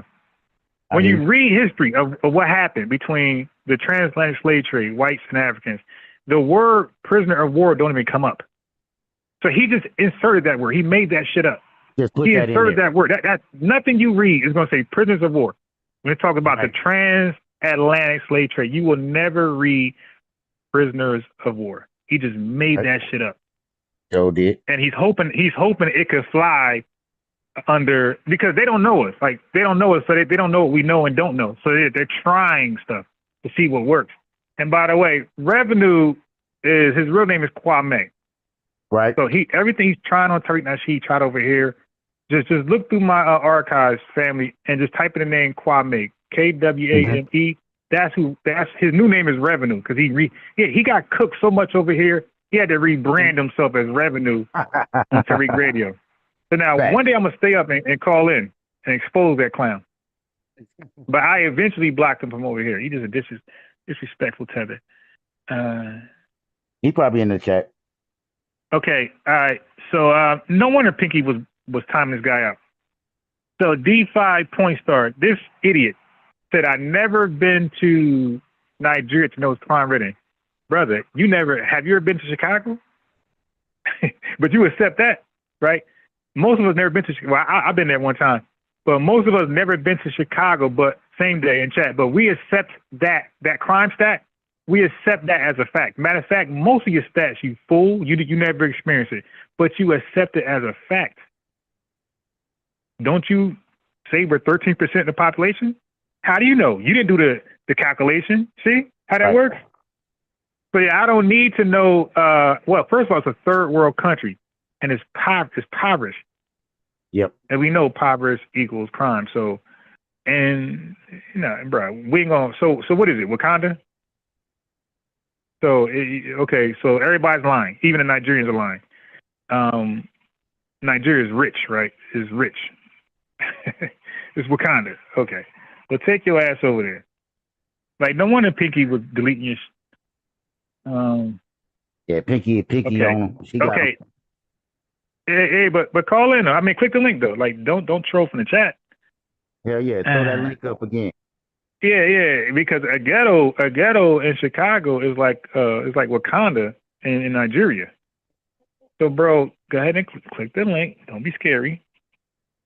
And I wonder if Lego's got a Lego style pizza, because the Chicago do. That's a culture. So guess right what? there. So I sense he's not going to call in, so I just deleted him. I got him out of here. See, you ain't the link there, so it's no excuse. You don't got to troll and debate me from the chat. Just click the link. Okay. So family, let's see how these likes are doing, because we ain't doing good on the likes at all. And I'm gonna continue with these trolls. Yeah, we are down 100 likes. Family, you got a phone, hit that X in the chat, press like, hit that chat button again. We're 100 away. Go do that to them and see what happens in their communities. See, this is the hard part. We said, brother, we trying to build. Yeah, exactly. Savannah Scott, exactly. He doing there. Of course, he's going to say been to Chicago. You ain't been to Chicago. Of course. But of course, he's going to say that. But like I said, Chicago is Wakanda compared to any country in Nigeria, in any city in Nigeria. What you talking about? I got 215 people in here. 215 people in here, so we 100 likes down on 200, yo. Yeah, peace, Miss E. Williams. Let me throw my sister a lineage wrench. So let me just say real fast for the chat. So, of course, we say B1, but we don't say B1 as a letter of one only, because that's black first. That's anybody. That's a Tether. That's a goddamn Dominican Republican. So we do the verb. We do BE1, like B1 on chord, B1 on code, and then we say we won, WE1, we won with the lineage. So yeah, so we just do like a little wordplay with it. So it's BE1, B1 on code. Then we got we won, WE1, hashtag WE1, which is we are one with the lineage. Trying to build We've been around long enough, bro. We've been around long enough. You mean to tell me? I can tell you why it happened. Mellocello, I got you. Because of these black ladies. Like the video, also. And those are the people that they can use. Jason, I see you. Like the video. Don't you like Obama? Brother, we talking about local people too, but we talking about the YouTubers too. Oh. We ain't just talking about all right. He said Obama. I'm almost done with this guy. He's irrelevant. Oh yeah. I'm done with him. So yeah. So what he said was goofy. Now watch this. I'm gonna further expose him. Right? So this is him. You clearly see me. All right. I commented. I said, Sabir, do you travel without a license? Let me share this with you, because this person keep asking me this question. I'm gonna answer your question, okay?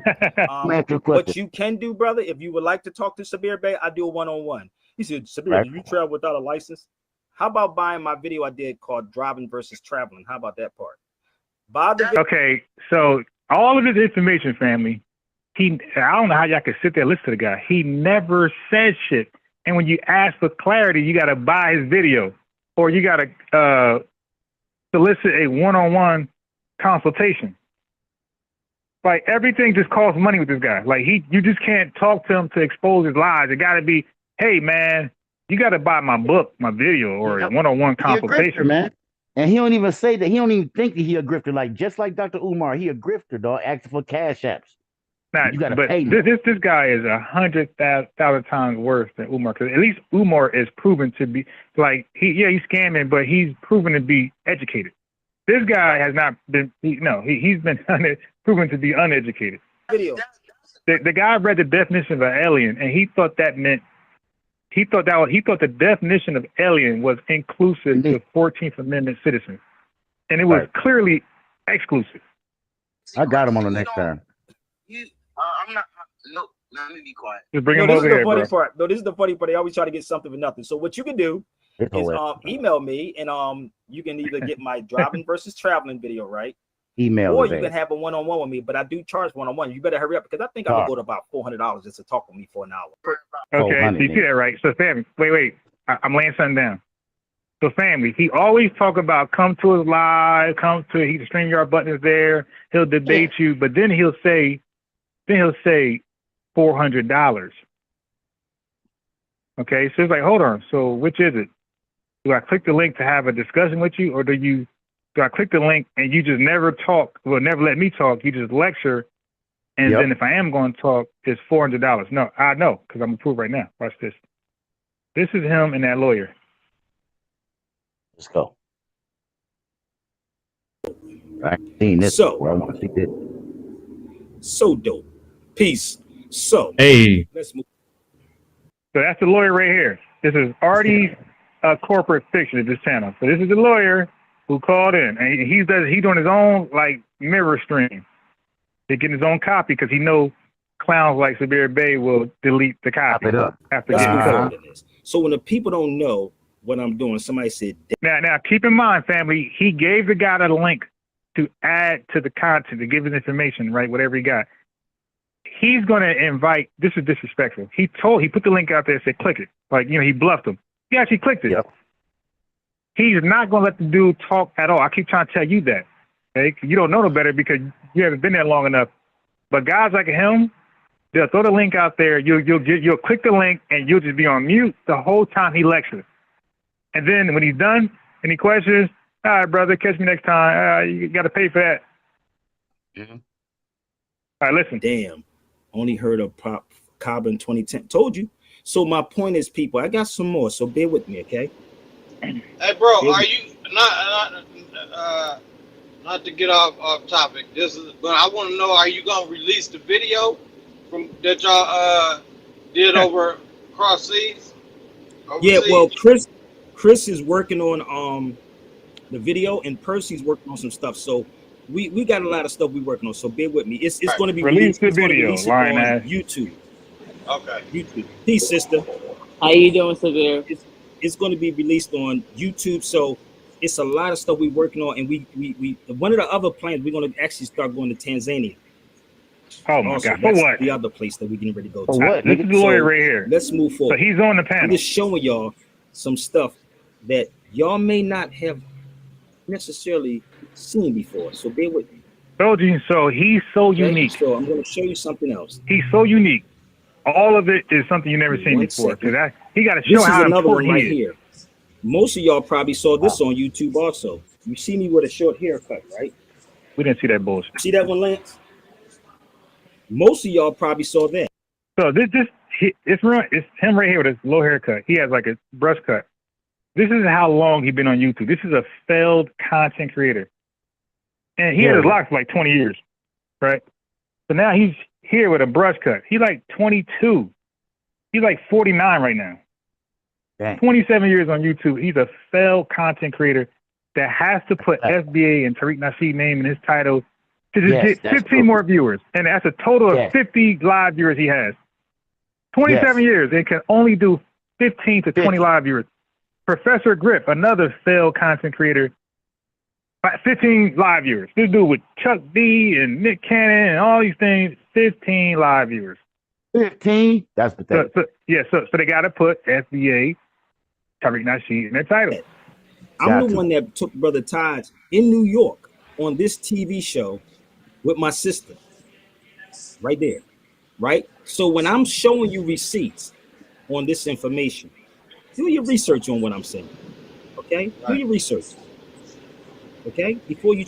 So now the lawyer is there waiting. He clicked the link. He acknowledged the sister. Hello, my sister. He don't acknowledge the lawyer at all. And the lawyer's there to debate him. He knows that because they've been going back and forth, you know, video debating, right? He'll make a video about Sabir. Sabir make a video about it. They've been video debating. But now he's on there, and the dude don't acknowledge him, don't talk to him, don't ask him a question, just talks around him. Try to argue with me. But I'm telling you, I'm a South Philly dude, and I will snap on you, nigga, and I walk everywhere freely. This is the video. That's the DVD. So I'm not one of these cats that you see on social media pimping and ripping people off. What I do, and if you watch my videos, you'll see me in other countries. You'll see me talking to people. Because I don't talk about it on here, do not try to bait me on this social media. You can set up any lecture, put up some money. Yeah, we should say that again. It comes back down to money, family. You see? I'll debate anybody. You could debate me. Shit. Put up some money. He don't want no debate, though. He don't want no debate. Nah, of course, you know. Listen, hold on. I don't care if you like it or don't like it. This is my show right here. So pay attention to what I'm talking about now. Mm-hmm. So if you want to try to sway me somewhere else, then put up your pennies, B. My email is SabirBayRadio. There we go again. Give me money if you want to sway me or debate me. gmail.com. Okay? Real. So that was with Brother Tariq Bay and I. Mm-hmm. Right there. And that show what we were doing. So family, he's purposely filibustering because he don't want to address the lawyer sitting right there. Right there, ready to go. Ready to go. Yeah, he don't address him at all. He's keep going on and going on. Watch what happens. I said, and I told my brother Percy this. I've been in this thing for so long that I had to step back and actually find a different way of doing these things. Because what happens, ain't one of these politicians, not these fake people, not one of the great politicians ever said you was wrong. Now, if I can go and show you all of the emails from every attorney, every politician, every person that I know, y'all would say, damn, dude, you really did it. You went to these people. Not because I'm on social media for attention. I don't like attention, but I will. All right, so y'all see he's clearly babbling. The lawyer called in for smoke. He just trying to intimidate him. Every lawyer agrees with me. Every that agrees with me. He won't address him at all. Scared to address the guy. He is. The facts. Okay. Yes. Shout out to Brother Taj. And this is the thing. People of what though? Okay, so now the lawyer just had to step in. Like, God damn, why am I here? You gave me the link. You're just rambling, talking about nothing in general. So now the lawyer like, hey man, what's up, man? Let's have the conversation. I ain't got all day.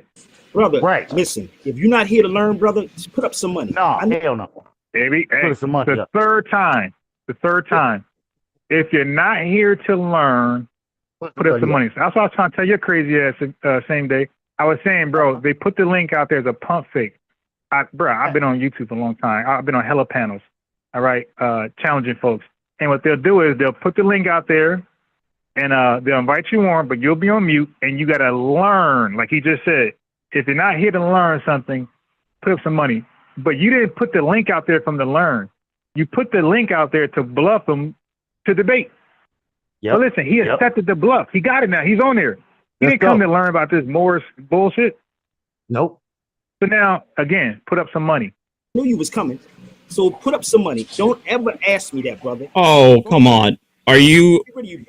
You only hit the link only to demand money for me to even have an engagement with you. Dude, just fall back. Like, listen to what's the fall back. It ain't about no money. I said if you. So he said call back. He gave me the link. Now he's saying call back. You think I don't know what I'm talking about? Pay attention. The best thing you could do and the cheapest thing you do is pay attention. Well, I know you don't know what you're talking about, but go off, King. Well, what you can do, what I'm gonna do, I'm not gonna block you. I'm gonna get rid of you, and I hope you email me and set it up later. He kicked him off, family. I'm sorry, guys. I didn't mean to blue ball you. I really thought that he was actually going to engage. Nope. He put the link out and everything. I thought this was going to be a good one. Told you. Put the link out there. Oh, Yeah, I knew it. I knew it. Well, I should have. Well, no, I didn't know it, but I should have known. I should have known that he was not going to want to engage unless He said unless I cut it short, but unless I pay him. All right. So he didn't want to engage at all. No law, nothing. He's a lawyer that want to challenge his bullshit law information, his law stuff. Yep. And he kicked them off. He got emotional, kicked them off. Like, because the lawyer said, "Nah, I disagree." So that's why I'm here. I want to challenge you on this 14th Amendment bullshit and Title 8 and Black's Law Dictionary. Was it 4th edition, page 792? Let's go. Your definition of an alien, your misreading on that. I want to challenge you. Jesse Paris, aka Shay Naruma, says facts. I've been on his platform, and that's exactly how it goes. I know it. Yep. Fredo G says Professor Grift, the Griffin. That be true. Yeah, we call him Professor Grift with a T. And he's terrible. 420. I see you out there. 420. Right. So now Sabir Bey is trying to be the neutral, and so is this guy right here. All right, this is a new guy out there. Now this guy, I never heard of this guy. This guy is new. Okay, and all of you see, he got Tariq Nasheed in the thumbnail with the CIA. Who is this? Family, I have no idea. I literally came across him yesterday by mistake. And his last 3 videos is Tariq Nasheed. Okay, that's all he does. And of course, I wrote him like, "Hey, man, like, let's go, let's talk. Yeah, let's engage." I'm also trying to engage with this guy right here. He said 2 hours. This is 2 hours. This guy right here, look. He said, "Can we do it in 2 hours from now? I shall be home by then." Okay, 2 hours. That was 10 o'clock. But I'm gonna give him to 1. I'm gonna give him 40 more. I'm gonna be on long today. So now this is another guy who's an African guy who say that we're being divisive and like there's no benefit from the boycott. Like that type of babbler he is right here. But you see, I'm active. I'm trying to get these guys on for education and content purposes. All right. So this same guy right here, I invited him on too. Or again, they can invite me on. But Sabir Bey, because I know how he does, I'm not wasting my time because I'm gonna get pissed off and now I'm gonna make videos about the guy who's not deserving of one video. Yeah, we back. Now today's gonna be a quick video. Now, this is a fake. Now, this is a faceless troll, right? Who is this guy? This is a Haitian. Oh my God. This is a Haitian. He's taking up for Haiti and everything, and he hates Tariq and blah blah blah. All right, that's good. And now I wrote him. I said, "Hey man, listen." And when I write folks family, it's always in the most political way possible. I'm being nice. Hey, listen, I think there's some confusion between the continent, the diaspora, and FBAs. Hey, maybe we could bridge the gap and work this out. That's how I come at these guys. I don't be saying, "Hey, man, you this FBA, F you. Come on the panel." Nah, I give them optimism, right? Where I act like there's a chance we can make this work. We can come together. Right. Yo, quick video. I want to respond to a piece of garbage that I heard Tariq Nasheed saying earlier. So he's a Haitian Pan-Africanist. I got it. Oh my God, ain't nothing. Yeah, first of all, I told you guys the Pan-Africanists are some of the worst people on earth. And then you Haitian on top of that. I just can imagine how bad he is as a real person. No integrity at all. I could tell, no integrity. Today, right? He said that Pan-Africanism is funded by the CIA, right? The CIA is the driving force behind Pan-Africanism. It gotta be. I want to go ahead and get into that, not wasting no time. Run a clip. I'll be run a clip. Right back. You ain't that important. You don't have. What do you have? Listen, anytime you hear Tethers talk that stupid shit, what do you have going on that the CIA would need to be involved in? You over there in a shanty town frying bush meat. What the does the CIA need to go over there for? You already neutralized. Now, the CIA was funding Pan-Africanism. Yes. Okay. We believe that. If it's one of those letters, right? FBI, DHC, ICE, somebody is, because we know it started from, see, I'm a person, family, that knows the origins of the Pan-Africanism. And it's way before Garden. Okay? It started in 1816. Was it? Is it 1819? But I know I know 1822 is when they started to like so-called repatriate free blacks to Liberia. All right, so 1816 is when they were formed as an organization, as a crew. Okay, singing and dancing on the video. And 822 is when they started to get it popping. They started to become active. All right, these are white supremacists. Right, so you can call them CIA, FBI, DHS, or whoever you want, Homeland Security, everyone, I don't care. They're white supremacists. So maybe he said CIA, wrong word, wrong choice of words, but where he's really going is that Pan-Africanism is backed by white supremacists. They have all the white supremacist talking points, and they're trying to make us immigrants like the Moors. They're trying to say we're African American, no different than Italian American, German American, Jewish American, which are all immigrants, deportable. Do you know that? The CIA is very well documented, going all the way into the 60s. A lot of the Pan-African organizations. Yeah, Paul Cuff may be the first to start it. But Paul Cuff influence wasn't large. Okay, so Paul Cuff only reached 39 free blacks. So his there was like hundreds. I don't know if you noticed or not, same day, but there were hundreds and thousands of free blacks at that time. It was so many. So Paul Cuff only influenced 39. So that I wouldn't consider. So yes, I can say he had the first documented idea, but he had his own reasons though. He had his own reasons. But the ACS is the ACS. The American Colonization Society is who made it popping. So they made Back to Africa, Pan-Africanist, a thing. Right. Okay, because they influenced 12,000 free blacks. Paul Cuff influenced 39. They influenced 12,000. So same day, who got larger influence? That Pan-Africans fam.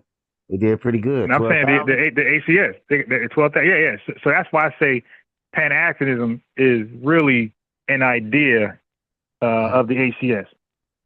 Oh. Okay, a white supremacist organization. Mm-hmm. All right? And anybody can call in and challenge me on this. I'm going to cook you because I know the ACS very well. I know Paul Cuff, Alexander Crummer, Richard Allen. Try your luck. Click that link. Organizations hit that was link. funded by the CIA. Martin. Let's be real. Robinson Delaney. All that shit where we center Africa, yeah, that's the FBI CIA funded shit. All right, we back. Now, before I get into it, I just want Dorsey, Diablo, I can't really spell your name. I can't pronounce your name. Diablo. Missy Williams, I see you. Hell yeah, FBA for life. Golden Brown. Yeah, we in there. Like I said, again, I'm going to put it in the chat, family. So when we say B1, we don't say the letter. We say the verb B1. Right? It's a command, right? It's a command. And we say, we won. It's in the chat. So the B1 is a verb. It commands you. It's an action word, right? You got to put it into action, in practice. So we're saying B1 on code. BE1. That's not B1, because B1 includes tethers, right?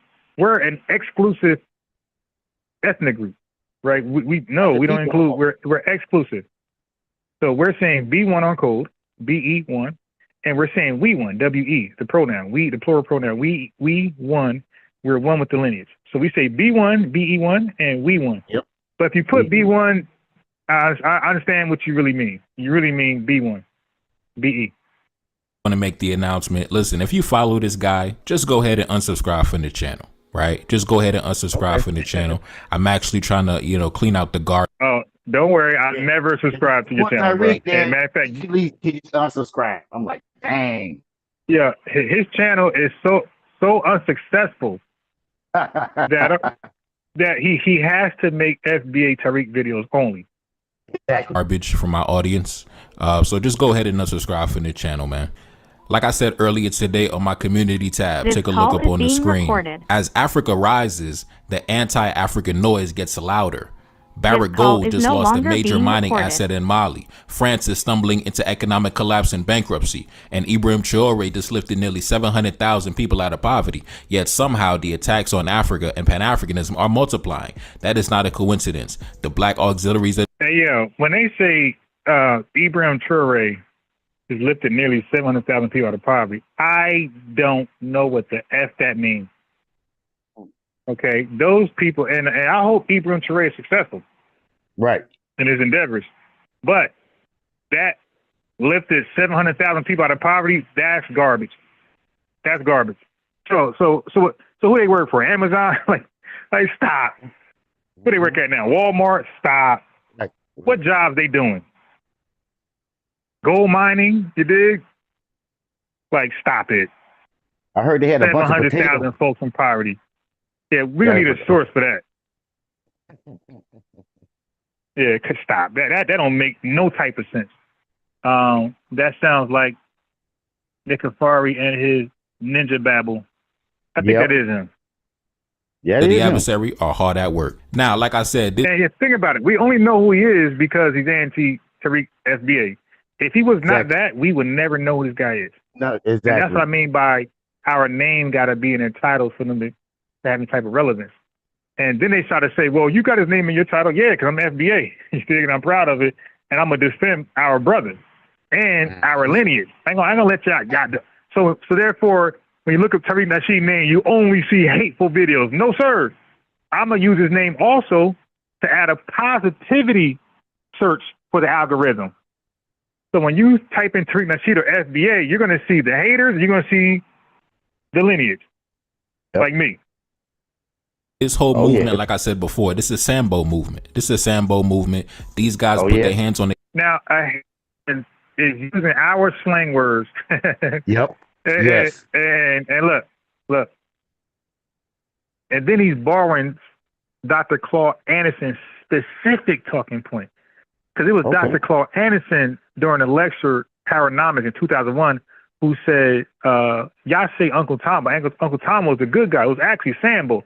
So he's borrowing from Dr. Claude Anderson's playbook, this Tether. And I guarantee he don't even know why he's saying Sambo and not Uncle Tom. I guarantee he doesn't know why. He just hear our, they study us, and they just see us saying Sambo now, so he says Sambo. Yeah. Yep, tethering. Their poverty is not our poverty. Lift them out of poverty. Yeah, look, I was thinking the same thing. But that's misleading, though, what I'm trying to say. That's misleading because black folks in America, don't get, that's written in English, bro. That's not written in French. That means English people can read that. So when we read poverty, we think of poverty in America. Poverty in Haiti. And when you're out of that, aren't you middle class? Or damn near next door to it. That means you got a job. You're at Walmart, you doing something. Amazon. They chest and pledge allegiance to a white immigrant booty scratcher and Donald Trump, and then they sit up day and night raging against Pan-Africanism. Now, keep in mind, I just seen an article the other day. Take a look up on the screen. 300,000 black women have left the labor force in 3 months, right? Due to the new administration of Donald Trump and his fellow white immigrants. Now, look, don't forget, family. It says, I don't know what article this is, but it says 300,000 black women. Those black women can be 300,000 Haitians, 300,000 Jamaicans, Nigerians. We don't know who that is in there. Right. Yeah, see, so we're not caught up on the black man, black women rhetoric. No African American, no. You got to be very specific. So that black women, that told us nothing about FBAs, nothing. So I don't know what he's reading. Right, damn near 300,000 black women have been fired from the public sector. That wasn't a Pan-Africanist that did that. That was Donald Trump, commander-in-chief, the white immigrant. Yeah, well, unless you can source up, I like to believe over 300,000 immigrants. Right. From Germany, right? But of course, you ain't say nothing about that, right? We got to focus on destroying and dismantling Pan-Africanism, right? Yeah, that's what we got to do, right? Hell yeah. We got to get rid of Pan-Africanism is of the devil. That's of the devil. Hey, yo, what was that white controversial, was it a prosperity preacher man, he's old. Like he's so old. He passed away. But he said Haiti. Like he was mad at Haiti, and he said it on his show, the 700 Club. Anybody? Yes. Let me try to find Billy it. Grant. The 700 Billy Club. Grant. Who? Billy Grant. Billy Grant. Yeah. What he said about Haiti. Now look. This is proof that we were at one point siding with the diaspora, because when he said that, we were up in arms. You dig? So they could never. So we got receipts when we were rocking with the diaspora. Billy Graham. All right. Billy Graham. I gotta find this, because now we like, shit, Billy was on to something. Yeah. Billy Graham. Here you go. I love your historian, because you about to show me something else I ain't see. What up? Right, What's this? This was supposed to be very controversial. Okay. Billy Graham. What he said about Haiti. It's on a 700 Club. They trying to hide it. All right, let me type in 700 Club. Tashi D. Shout out my girl Tashi D. I just met over at Tariq's earlier today. Yeah, she a writer. Okay, so Kwame was on earlier today. I couldn't believe it. Everybody was mad. Yeah? Tashi was like, "That's Kwame right there." I'm like, yeah, I know. He's a tether. That's what I'm trying to like help me expose him. Revenue, real name is Kwame. So he's a regular over here. He just started going to Tariq Nasheed recently because he can't get no W's over here. We embarrass him in the worst way. Worse than Tariq. Just go to videos of mine. Go to my archives, type in Kwame, and you'll see him getting destroyed every chance which way. So what he does is the little bit of information he get. Hold on, the little bit of information he got on Tariq Nasheed, he learned from me. Like he got it from our engagement. So he'll go to. I'm talking to the chat. So he'll go to Tariq Nasheed radio, and he'll sound like he knows something about FBA history, but he got it from me. So he gets a little respect from them because they hold on. He gets a little respect from Tariq and Dan and those guys because they think he's some history of ours, but he gets it from me. He just regurgitates it. They talk about it's Pat Roberts, Ryan. They say it's Pat Roberts, not Billy Graham. Pat Roberts. Okay, no wonder it wasn't coming up. All right. Yeah. I mean, the 700 Club came on TV, but I really wasn't watching it. Nobody watch that bullshit. Nobody watch that bullshit. Like your grandmother watched it. That's about it. I don't know who did. Nobody in my house. Yeah, ain't no new age person watched that.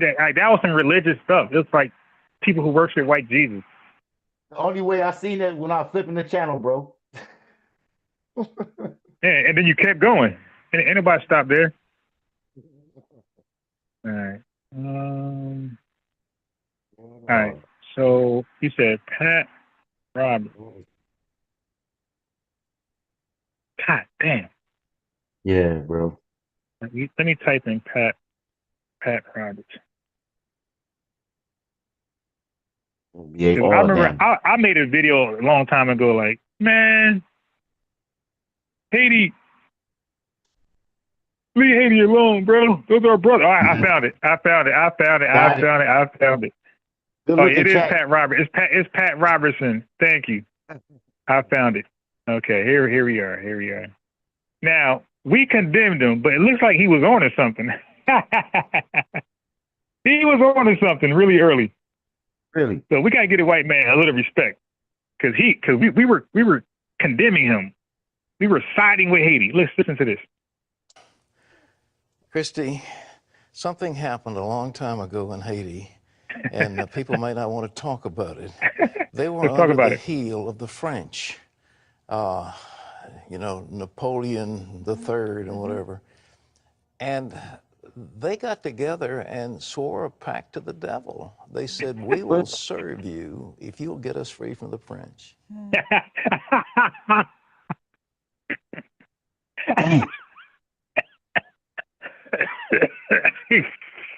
Damn, that's cold, right? Yeah, he said that Haitian, but he was on to something though. There's some truth there. He said that they made a pact with the devil. Damn. We will serve you. You get us. Yo, I gotta clip this. Oh my God. Yeah. That needs to be out beautiful. there, man. Make a short. Make a short. I see you've been making shorts Yeah, lately. Pull that into a short I right will. quick. Yo, this is beautifully put together, yo. All right, let me say it without saying anything. Oh my And God. you know, Christy, something happened a long time ago in Haiti, and people may not want to talk about it. They were under the heel of the French, you know, Napoleon the Third and whatever. And they got together and swore a pact to the devil. They said, we will serve you if you'll get us free from the French. It's a true story.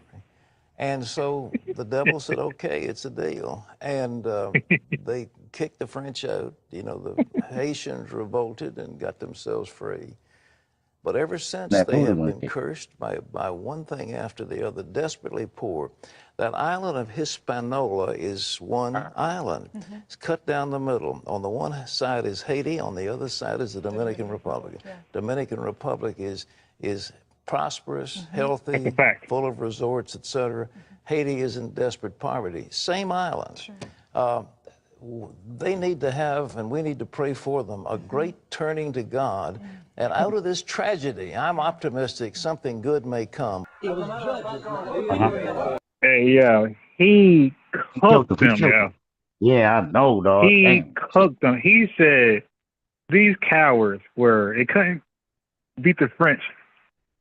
Right. So they said, listen, Satan, if you help us, we promise we will serve you. And hey, look, I ain't gonna lie. Ever since then, they kept their end of the bargain. Look at Haiti right now. It's that's nasty. The devil's That's will. Work right there. That's I want you to make so look at sure Haiti. you get on that short. Wait. Well, I got a question for you. Look at Haiti. The condition Haiti's in. Is that God's will or the devil's will? That's the devil. That's the devil, man. The devil is tough. And they do voodoo over there. They doing that's where the voodoo be at. So, bro, I ain't know about that. He got him. Oh yeah. Yes. That need that short out there. I was on the side of Haiti at that time. I was like, oh man, you racist devil, all that type of stuff. But now look at me now. Chris Brown voice. Look at me now. Yep. Okay. Wait till my man Netflix find that video that you just about to drop in a minute. He gonna come at us. He gonna come at us after that. Ooh. We gonna be right on his radar. Gil Prince said they are not cursed, they are held back economically. So maybe Gil Prince know, because I don't know a lot about Haiti. That's one country I ain't read a lot about. So Gil Prince, click the link that's pinned and let us hear how they're held back economically and who's holding them back economically. Click that link, family. Maxwell Jenkins, that Jenkins, that's definitely FBA. Let me get him a lineage wrench. Yo. Let me see these likes. What about these likes? Is he down? Click the link that's pinned. Hold on. And what was that? Bomb 2. I didn't see his name. Bomb 2, my barber dude. He was saying pro FBA stuff, but I mean that name be like Yeah. So family, if this is your first time here, you don't have a lineage wrench, you might want to let us know you're FBA or at least a supporter, and I'll give you a lineage wrench. You dig? Okay. Oh, the likes is crazy. Yeah, y'all bugging. Like y'all almost 100. I just like the video. If y'all like the video, we might have this clown I'm playing right here. If y'all like this video, this guy might pull up. Yo, do y'all know that's how I got a Cat of Truth here the same day? Because the chat was lit and they were liking the video. And guess what? Chaotic Truth, it was me, Tiger, and a Tether had just hung up. I think his name was KD. He just hung up.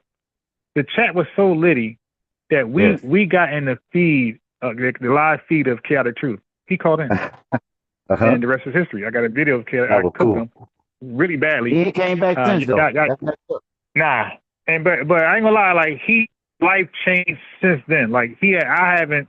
First of all, he took down every FBA video he ever had after that. So unless he put them up recently, family, go to Chaotic Truth channel. I don't think there's one negative FBA video there. After I cooked them, educated him, he took them all down. And I ain't hear another FBA rant. Yep. I'll be over there. I'll be over there, and he don't be talking down to FBAs no more. Nah, Matter of fact, he said he nah, king FBA, and we keep telling him, dog, you not the king of FBAs. You was nah, no. He was saying that before. No. Let me slow you down. He was saying that before. He was trolling. I'm saying after he came over here and I cooked him and I humbled him. I haven't seen an FBA video since he came over here. His top has been everything other than FBA. Yeah. So I gotta give him a little credit for that. Low key, I see you. Rob Shea Williams, I see you. Yeah, so if you're FBA, go ahead and say that FBA Long Beach, California, here to like support my FBA. Yeah, hell yeah. No. I know you're not tipping on wrench, bro, but the wrench is important because it lets me know who's not FBA. I need to know who's not FBA. Okay, and of course anybody can say the SBA and get a wrench, but we know how to de-wrench you because your conversation. A Tether can never just be. A Tether can't cosplay SBA, but for so long, their true colors come out at some point. At some point, they're gonna turn to that werewolf in the chat. And right, F you all day, but don't need a wrench. No. B1 to YouTube family, but you need a wrench. Okay, that's the point. Those who don't have wrenches, I know they're ops. So when I see you commenting, or anybody commenting, my first thought is ops, because my family got a wrench. And that's the part of being exclusive. Why would you want to be inclusive? Why would you want to have what the Tethers have? We're exclusive. We're drawing a line. The line is the wrench. Yeah, lineage wrench. Yeah, it's a lineage wrench. So we got Judas the Maccabee Zealot, American Indian. That's good enough. Let me throw you a wrench. And what we don't do over here, I don't care how you want to call yourself part of the lineage. You could say Adolf, you could say Freedman, you could say American Indian, you could say FBI. I don't give a damn how you want to. You could say alien Black American, ABA. I don't care. All because it just comes down to this: do your lineage go back to slavery? Period. You call yourself the green leaves of North America. I don't care. Can you trace your lineage to slavery? 1870 census. If that's yes, whatever you call yourself, I don't care. I don't hear it. All I hear is the lineage, right? So if we just say the lineage, are you of the lineage? If the answer is yes, then welcome to the cookout. Amen. All right. So you got JD the Truth, Yolanda, but NC. I just left SC country to the mother. But I met a lot of the Gullah Geechee family. Oh my God, they are so cool. Okay. They are so cool. And every last one of them, I asked them. I'm talking about 50 of them I was able to speak to because of business. I was a property management, and they lived in a property. So I asked them to trace their, like, hey, are you American or from another country? And every last one of them said they never left the country. Nobody came in from the country. And most of them never even left South Carolina. Okay, most of them never left South Carolina. Like, I mean, they'll go visit somewhere, but their residence has always been South Carolina. So like they respect their roots in that state, and they don't want to mess it up. Yep. Yeah, they even got streets called Gullah Street, whatever. Okay. Yeah, so they got a huge influence over there. They're dark-skinned, beautiful people. They're funny, humorous.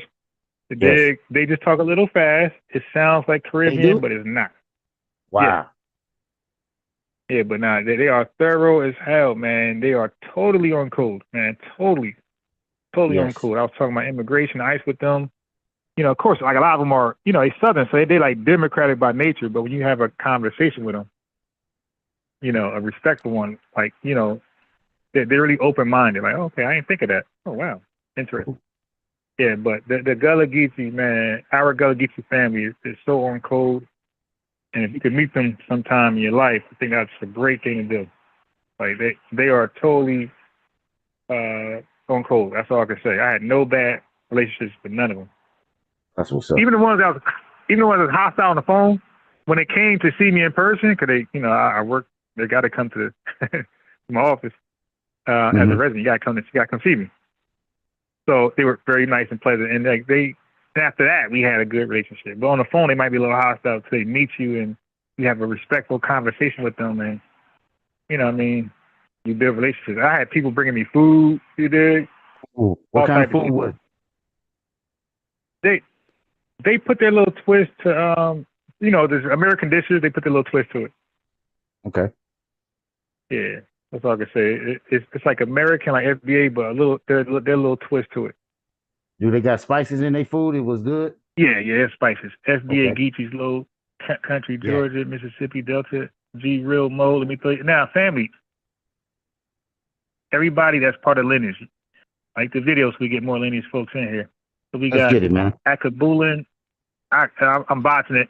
I can't. It's so tiny. Akabulin Foundation. Cam Johnson is a YouTube Tether. Yeah. I dealt with him. Yep. Okay. Yep. You got an Ethiopian woman. Yeah.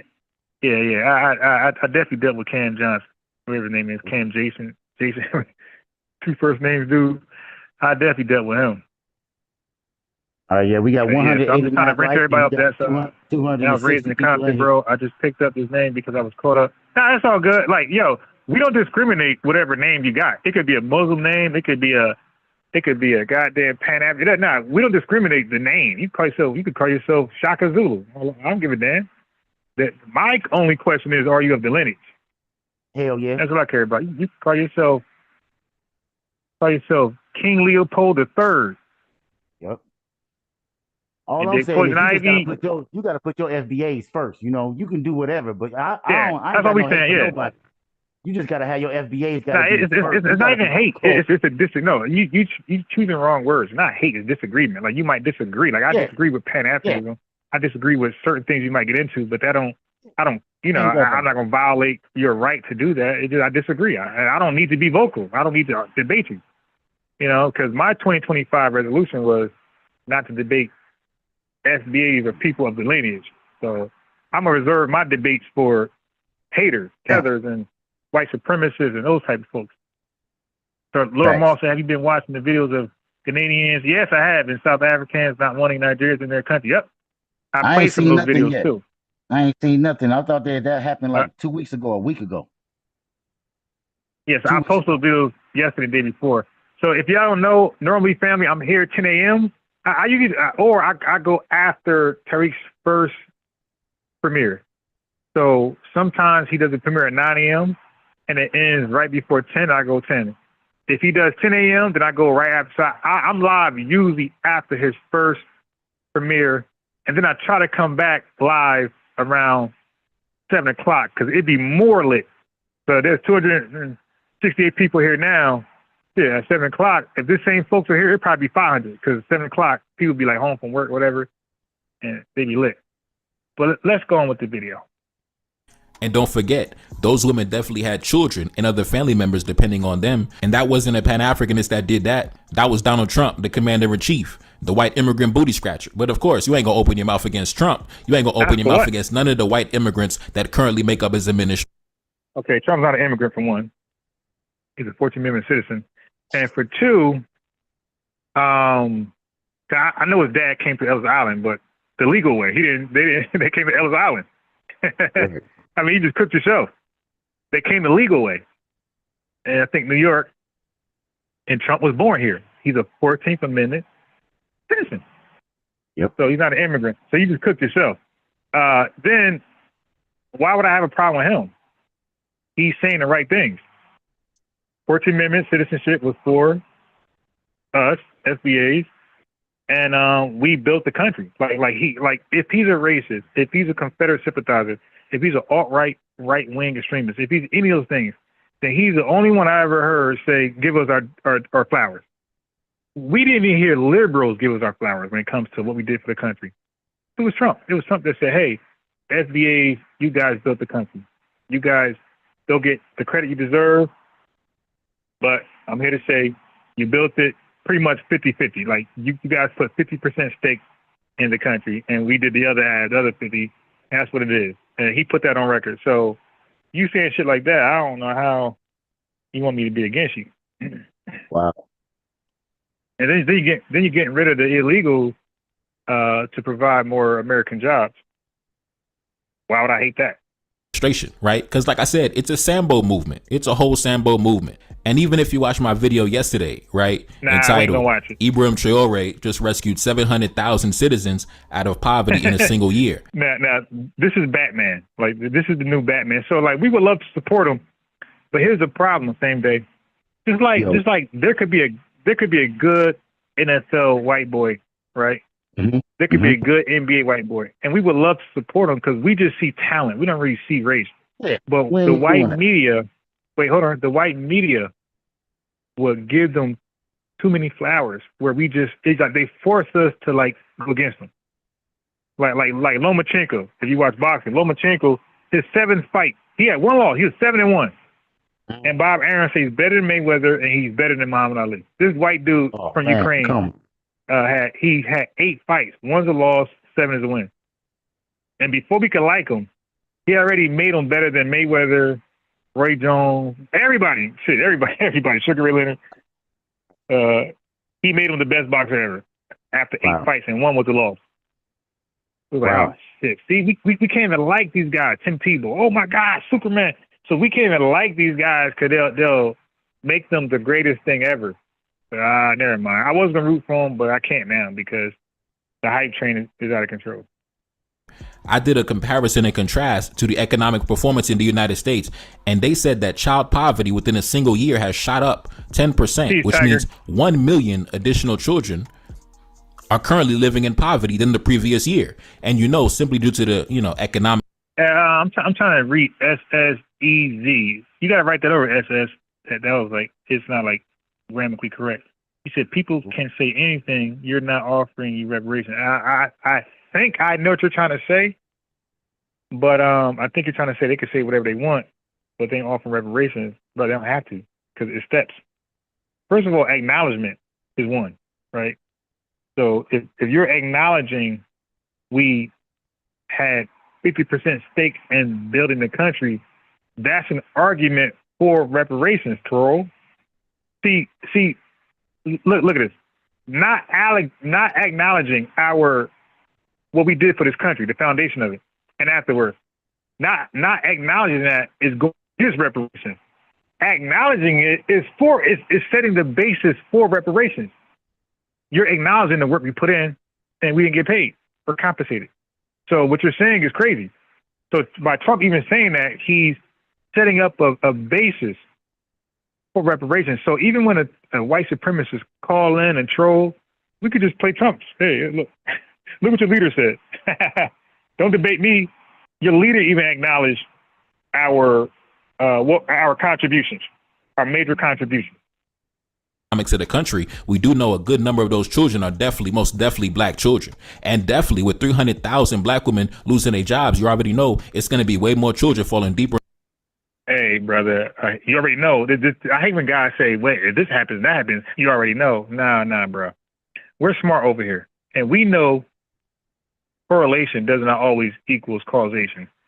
So you can miss us with that. Yellow said, "I love Trump. He's doing a good job." There you go.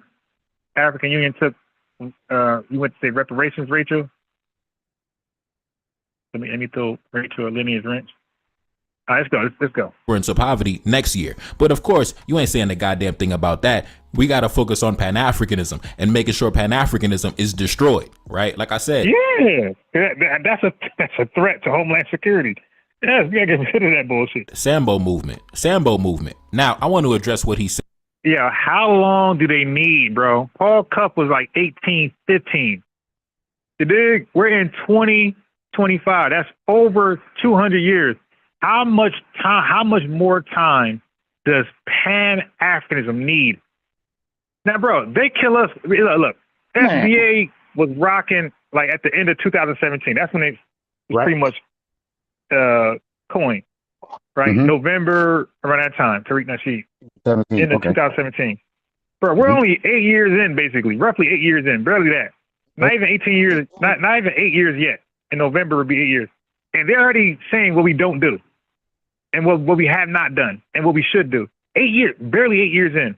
These guys are 210 years in. And we're looking like, yo, what did you guys do? What did y'all do years, all that time? What did you guys do? Nothing. We got 8 years, you got 210. Come on, man. Well, we getting shit done. In 8 years, they had 210 years. They got nothing done. We're 8 years in, and we're already the talking point of everybody's live stream. Like, FBA and Tariq Nasheed got to be trending like hell right now.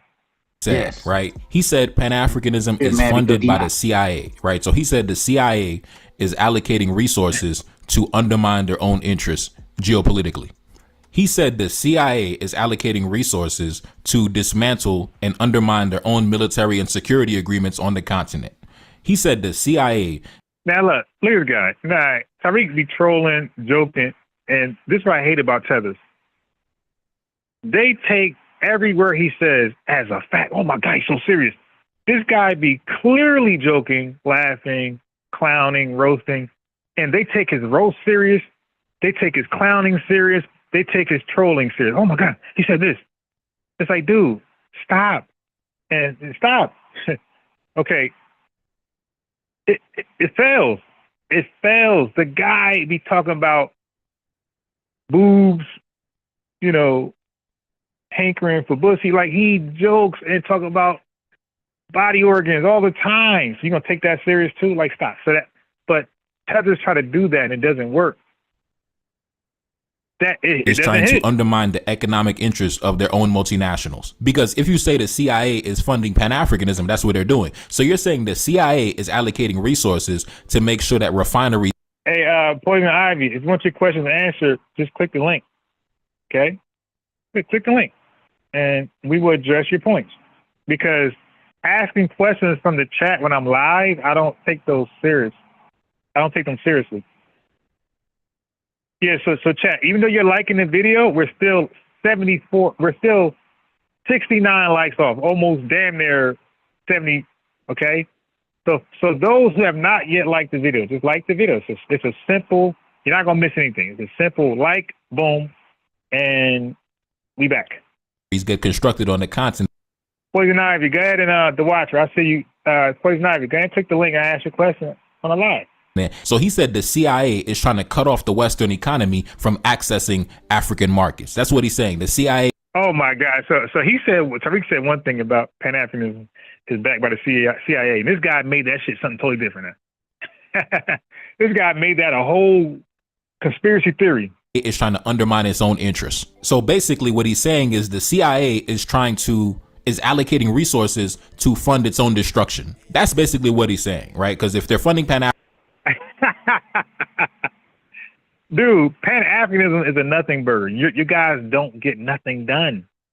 Africanism, they're allocating resources to fund their own destruction. And this guy actually has people. Wait, hold on. How is Pan-Africanism destroying the CIA or white supremacy? How can you please connect that dot? We're missing that. We're missing the activism behind Pan-Africanism. Like we're missing your boots on the ground.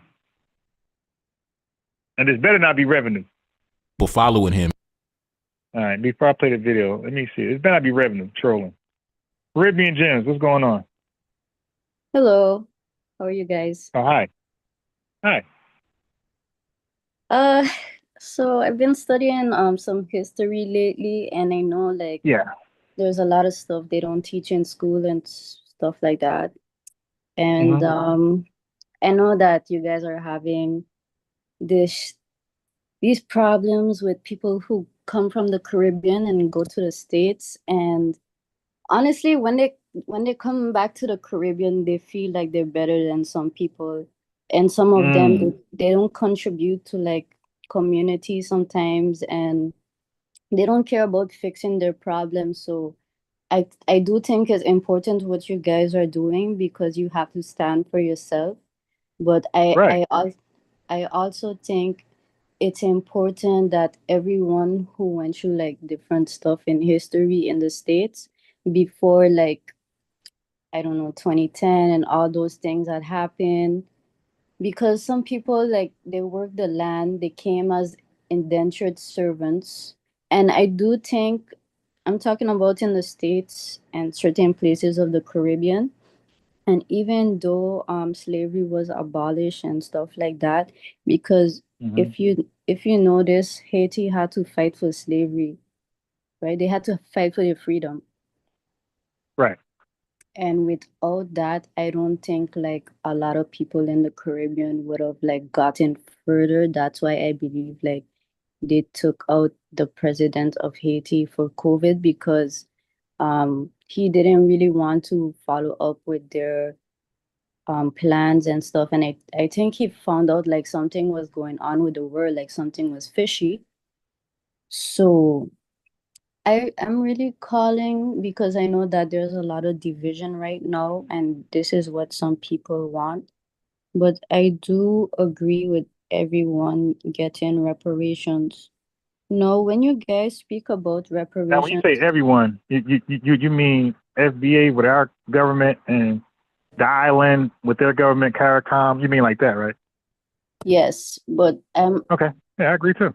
I just think the West is messed up because I know about the one drop rule and stuff because my father has dark skin and um he wouldn't be considered black, he would be considered like a dark skinned Indian, and my mom is light skinned. And I noticed like a lot of people they're more attracted to like they hook up with light skinned people to like Yeah. encourage the system, you know, Yeah. And colorism stuff. instead of like actually hooking up in a divine orderly way, which I think is what people supposed to be doing. And if they're not doing that, they're just basically ignoring what's happening in real life and breeding more slaves for the system. Yeah, like you should love who you love, and be attracted to who you're attracted to. Like you shouldn't look at somebody dark skin and who's very attractive and say, nah, I want that light thing over there who's attractive. Yeah, like you do that, yeah, you definitely are off code. When you're purposely, that's called selective breeding. When you're purposely looking at one lighter, especially when you do lighter. When you purposely go at the light people only, yeah, like there's something missing upstairs.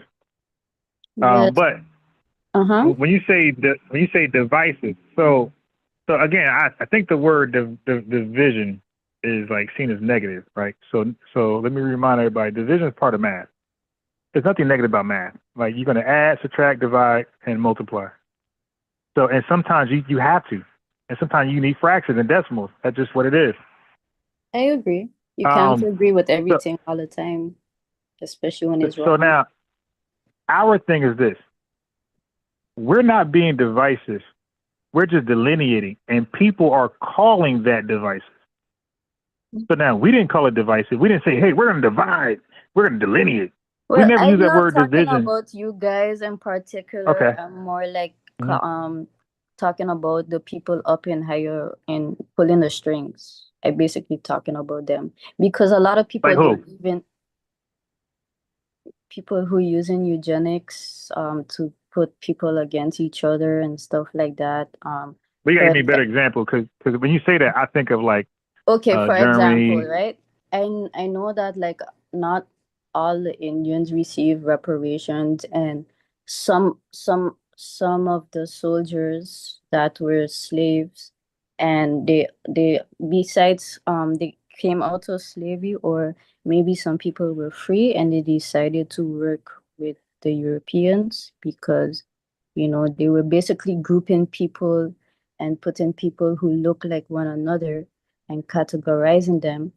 So whenever they came to the US, it would work for them in their best interests. For example, like if you look at Indians and genetics and stuff like that, and you just look at the whole world, you would see that everyone is basically mixed. You can't just be like one breed and stuff like that.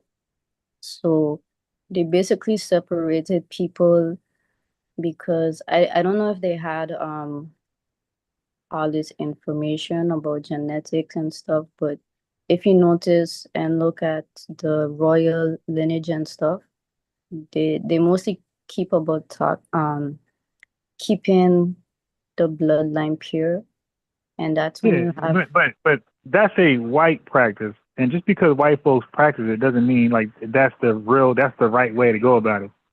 Yeah, so just because white folks are practicing some bloodline, like we look at that as some diabolical, sick, weirdo stuff. I look at it the same we don't way. put value to that. But what I'm saying is, I think that some dark-skinned tribes, like instead of, they didn't really like give reparation to like the dark skin tribes with curly and straight hair or 4C hair, like they just basically pick tribes that look like them, gave them reparations, and they basically mingled and had children together, and that's why some of them are natives.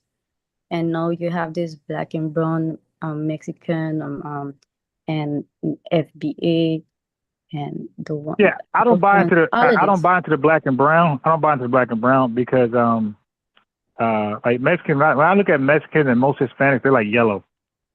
So the whole brown thing, I never accepted. I feel like that's a play on words.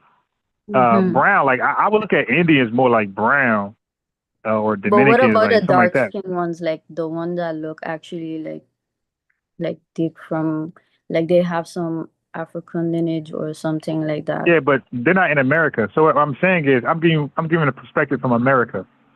So because I don't know what goes on in Colombia or Mexico, I'm sure there's some dark version of them, but they don't come to America. Yeah, Honduras, right? The Honduras.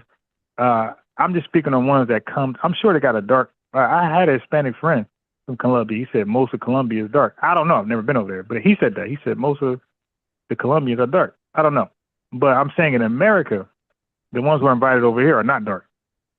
They're yellow. So and the talking point black and brown, they usually refer to the Latinos, and I don't see brown at all. I see yellow. So I feel like that's like a little psychological play saying black and brown, because like they're nowhere near. Like Denzel's like, man, he like brown. Like nobody, like they don't look like him. AOC don't look like Denzel. There ain't nothing brown about her. Well, maybe it's because they hide them or something, but No, they're not in the country in mass numbers. That's what I'm trying to say. So like the ones who come to this country, they're very light. They're light and yellow. They're white and yellow. okay. But for us, it's not about color. Right? So when we say black, of course, we're not talking about black as hell, like, you know, very, very dark. When we say black in America, and this is what black non-FBAs got to understand. When we said black in America, that term was exclusive. We were only speaking about an experience. So blackness was the slave Jim Crow experience only.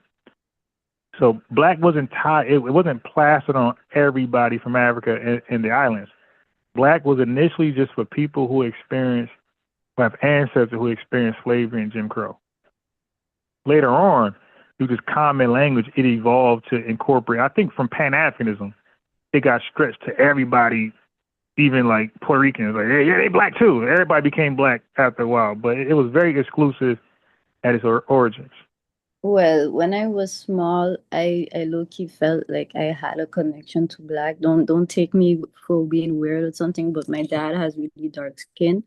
And one day, like my dad was arguing with my mom, and he was like saying something, and he was like, "Oh, if it's because I'm black," like he said that to my mom, and I never forget that. It's like, I felt like my dad was hurt, or he didn't feel it was because of his skin color. He feels some way. So I know for a fact that it also affects these type of people, because I believe that the caste system was originated in like India and stuff like that. And they basically took that system and stretched it to the West. That's how I feel about it. If you ever heard about the caste system. In where? In West Indies? In India. In India. You talking about with the untouchables? What they call the untouchables? Yeah. Yeah. Okay, let me say this. In Jersey, I taught kids, right? I taught almost 1,000 kids, and like a high 90% were Indian. So if anybody can speak on East Indians, I can. All right. So yeah, I do see the caste system. I see that the Patels are the broke ones, and the lighter ones that look almost white are the rich ones. Yeah, I'm familiar with their caste system.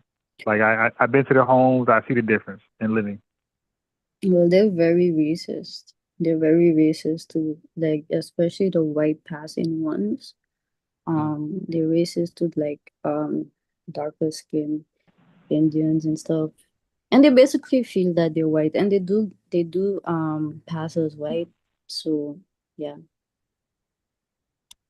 I don't know if you notice, like everybody around the world who passes white, it doesn't matter their background, they basically get along and they take advantage of people who don't. So that's was that they make him bank right now. So you think white Republicans get along with Hold on. white Democrats? Excuse? You think white Republicans get along with white Democrats? I don't know. No. Okay. All No. yeah, they don't even hang together. They don't even hang together. Trump and Joe Biden, I saw that they was like, they were sitting down. Even though they're not friends like that, they could at least sit down and discuss for like business meetings and stuff like that. And, they could have their little squabble, but they get over it and they stay focused. But, it have a lot of people like they pay like music artists and all these things to push these agendas and also they want people to be animals so they could basically make money off of them. That's all it is. And it's happening all over the world. So it's just about controlling the mind, and this is nothing new. It's ancient knowledge. And let me let Tiger say what he got to say. Okay. That'll give me some time to get my charger. So Caribbean, don't go on mute, because I want you to hear what Tiger got to say. Hey, peace, Tiger. Hey, unto you peace and protection, Yeah, brother. I'm gonna go on mute because I'm listening. I got my phone here. I'm listening. I just gotta grab my charger. But inside, I know there's a house full of folks, so I'm gonna go on mute just for a second. I'm outside. Right. You can hear the cars driving by. All right, hold on. Go ahead, Tiger, and sis. Yes. Good day, mom. Good day, miss. There was a few things that you said that raised the eyebrow with me. Not so much as in a negative way, but for proper context. Now, when you mentioned the Indians, and Brother Unbiased Ron just confirmed some of the things you said. I bear witness to what both of you were saying because of myself. I see it here in New York City. I see it in Jersey over there, Jersey City, Hoboken, those parts of Jersey where you have a large Southeast Asian population. But the caste thing is real. We know that. And especially in Jamaica, I've seen that. I know something about that myself. My maternal grandfather was East Indian. Okay. Pure East Indian. And when he started dating my very dark-skinned grandmother, that was something his family was not pleased about at all. And, we're talking about a little over 100 years ago. So, Jamaica was still a colony of England at that time, but the caste thing and summary was still there. Now, which brings me to the divisive part, because you mentioned something about divisive. So for context, if you could break down, what did you mean? In which context did you mean that divisive where and how and who? Basically, the slave masters are being divisive. Okay. Yeah. The slave masters, for one, have always been divisive. And I say this, a lot of things that I see a lot of Caribbean people, because I'm an Americanized Jamaican, just to be, for transparency and clarity. I was born here. I was born in the States, but I'm Jamaican. Both my parents are Jamaican, but I was born in New York. So a lot of these things, well, a lot of Caribbean people, I'm not saying you because I don't know you. I haven't heard. This is the first time you and I are talking. So I don't know where, you know, your stance is with certain things. But when I hear Caribbean people, like in these days, they talk about divisiveness, the black people. But I didn't mean it in that way. Where? Okay. The only reason why I mentioned I had to pull your coattail to that is because, and this, I'm speaking from my experience and from what I've seen over the years, and I'm a Gen Xer. So I know from cases where I've seen and heard directly from the late 70s to like the mid 1990s, are some of the most ignorant ass comments that Caribbeans, especially starting with Jamaicans, have said about FBAs. Mm-hmm. And I haven't seen it, not to that magnitude. I mean, I always thought that, everyone has their degenerates in their nationality or ethnic group. So to make it seem like FBA has a monopoly on that somehow, that's something that we know I knew from an early age. That was strictly bullshit. So IPN. So now when we hear, we see FBAs for the last few years, especially, many of them, they, galvanizing their resources, they're getting on code. Yeah, they're getting on code, but they're getting on code, I could say, on another level, which I'm all for, because I notice it's like, you trying to find someone and they run into the forest, and it's like, damn, how just toss a match, burn down the forest, flush everybody out.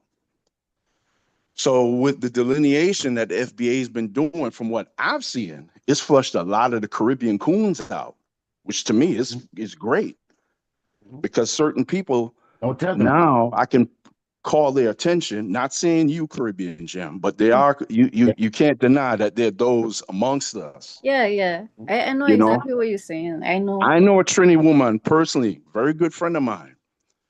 She's in her early 60s. She told me when she first came to this country, when she got her citizenship in 1978.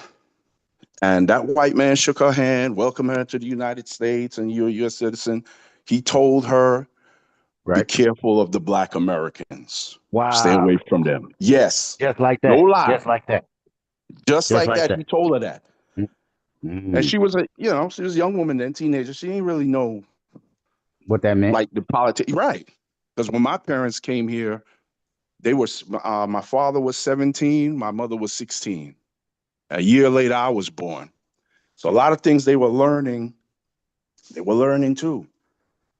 But my Trini friend, to go back to her real quick, of about 2 or 3 years after that, she was somewhere in Crown Heights, forget the cross streets. I know it was Carroll Street and somewhere else. And this plainclothes cop had stopped her and started questioning. I guess supposedly something went on over there in that area. And he heard her accent, asked her where she was from. And he told her Trinidad. She told him Trinidad. Mm-hmm. And then he nodded his head, paused for a moment. He said, okay, you have a good day. But careful, stay away from the Black Americans, though. Watch out for that. So I just want to share that with my, extended family of the FBA as a reminder. Yeah, we got coons, just like y'all got FBA coons. We got Caribbean coons. Mm-hmm. But, don't ever forget that white supremacist that our brother Tariq always mentioned. That's why I said what I said earlier in the comments.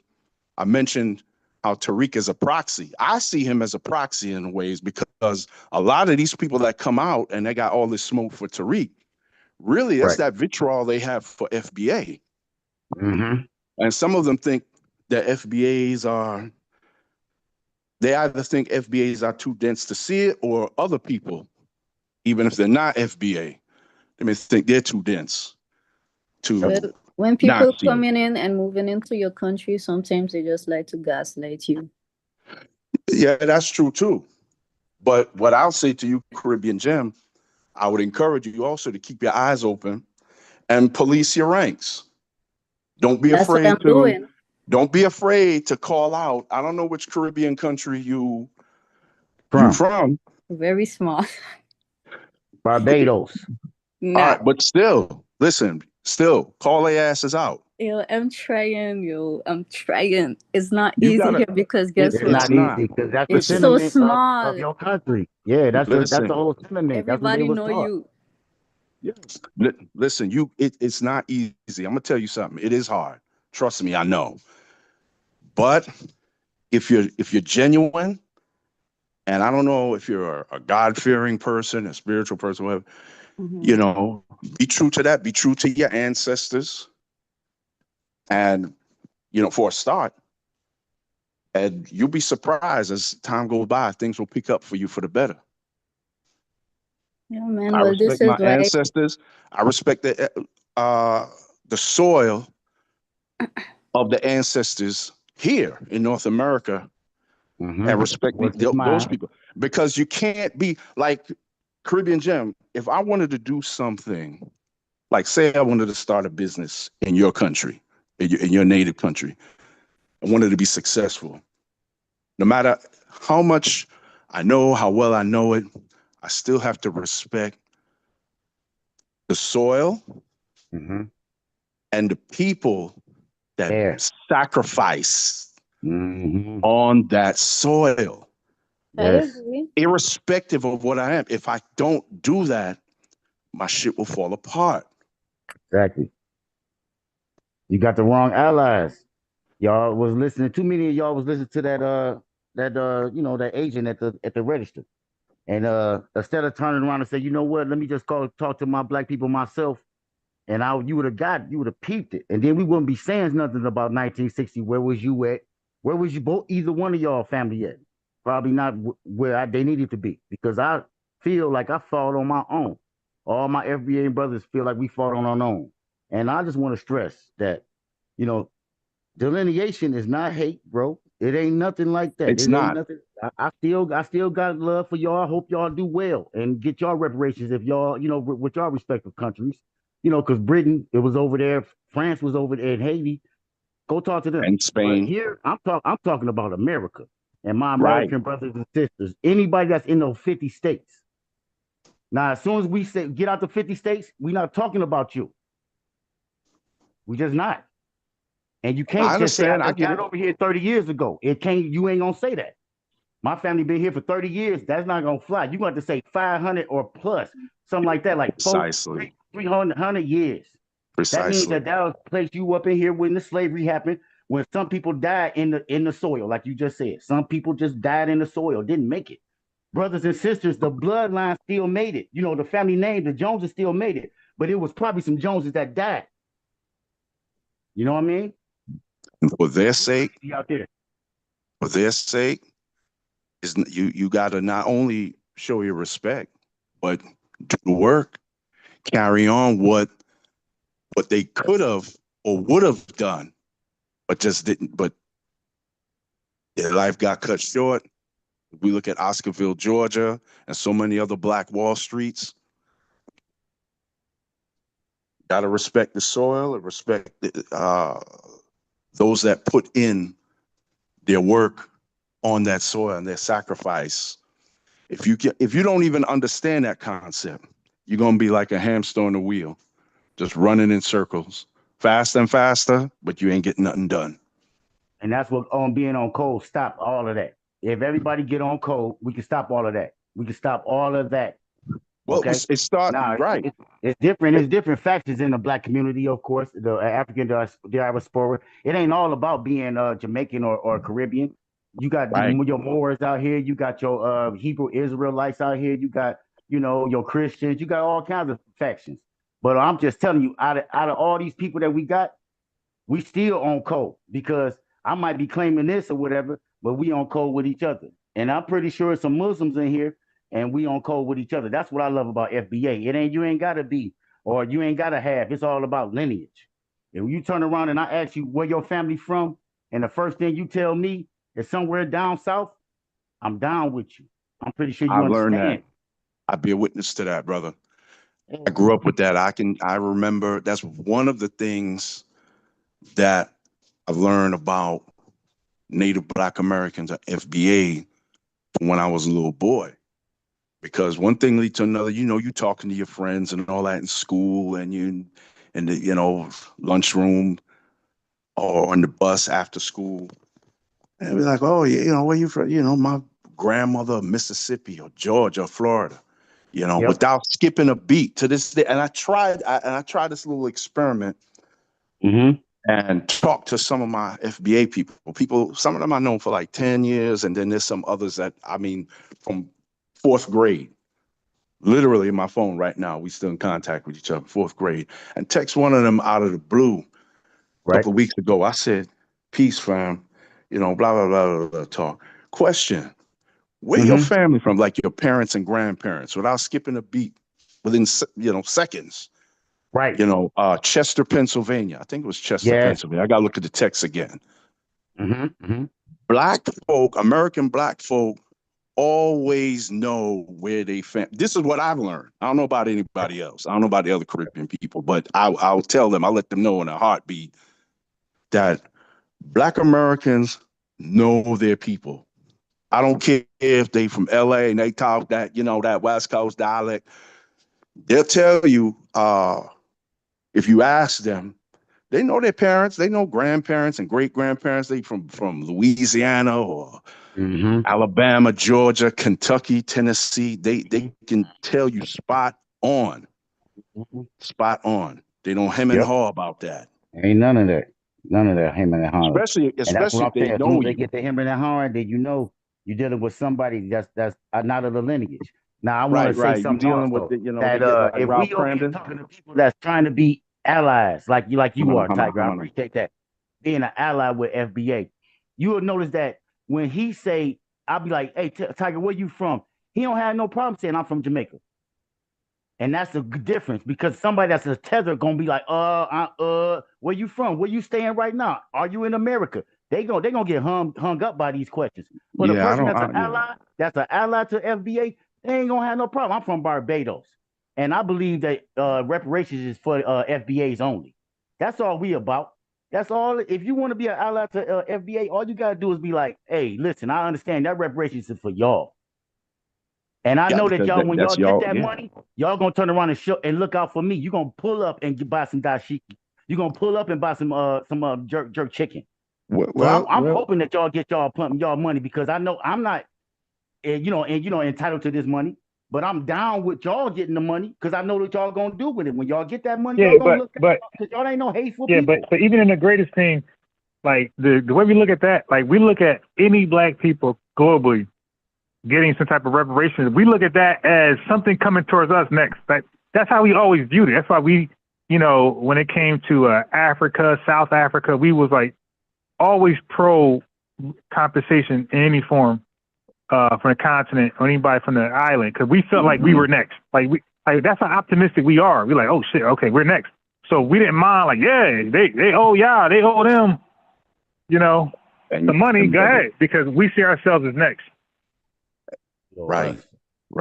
And Brother Ron, at the same time, when y'all were cheering others on, other Black folk, for their reparations, if they were fighting for it, or whatever cause they have, y'all never blocked. Like, y'all don't deserve it. Y'all don't deserve that. And why? But now the other way around, we see all these Black folk who are non-FBA, including some of the Jamaicans, who I ride their cases. They say, I say, yo, what y'all talking about?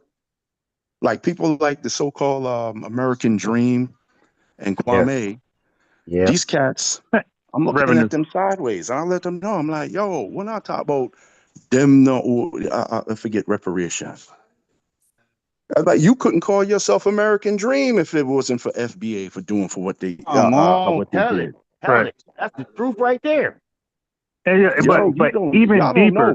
Listen, before this even deeper, YouTube and he wouldn't social even want to media. be American Dream before civil rights. They Like one for he FBA. in 1950, he would have never called himself American Dream coming over here. No, he wouldn't have. He called himself a Jamaican Dream. He loved with Jamaica. Right. And that's even America arguable was if he would have brutal. called himself that. The Dream, like the artist. That's interesting. We didn't lose Caribbean Jim, did we? Yeah, man. She's still there. I hear you. doubt. All right, then. I appreciate you being on the panel. And I just want to say that, I'm always looking for allyship. I'm always looking for allyship. Just as long as you know what I'm going through in my struggle and you understand that it don't really include you, but you cool with it, I'm good. Right. Look, I'm cool with everybody who deserve to get reparation, especially FBA. Y'all went through your stuff, and I totally agree with that. But I know you guys gonna jump on my head for saying this, but what about the rest of some Indians? They didn't get reparations. The Native Americans? Are you speaking about the Native Americans here? I think she's talking about the East Indians, Brother Ron. No, I'm not talking about the East No, Indians. she can't be about East Indians. They ain't not talking about East what is Indians. owed to them? The British? Well, wait. British Indians? Caribbean Gem. Correct me if I'm wrong. I'm talking about America. I know that's some. I'm not talking. Yeah, the Native Americans. Yeah, Got you. I'm not talking about Okay. I stand corrected. Okay. So now you're East saying Indians, the East Indians actually got 'cause if you look at a map and India, the East Indians are actually lighter skinned, and some of them could pass as white, and they get through. But the South Indians now, they go through a lot of stuff, and some of them, they look dark. They could be passing as somebody uncle from Africa. So they so black they make Flavor Flav look like Elder Barge standing next to him.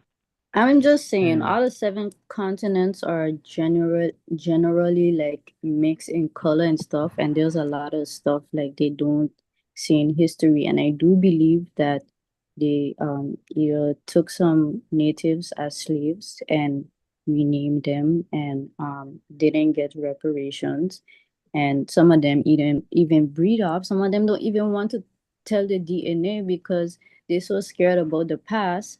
And I'm thinking, like, what about those people? Like, do they deserve reparations too? Because what I think is some people who like because I know that they were the Buffalo Soldiers and they did help like the Europeans and stuff like that.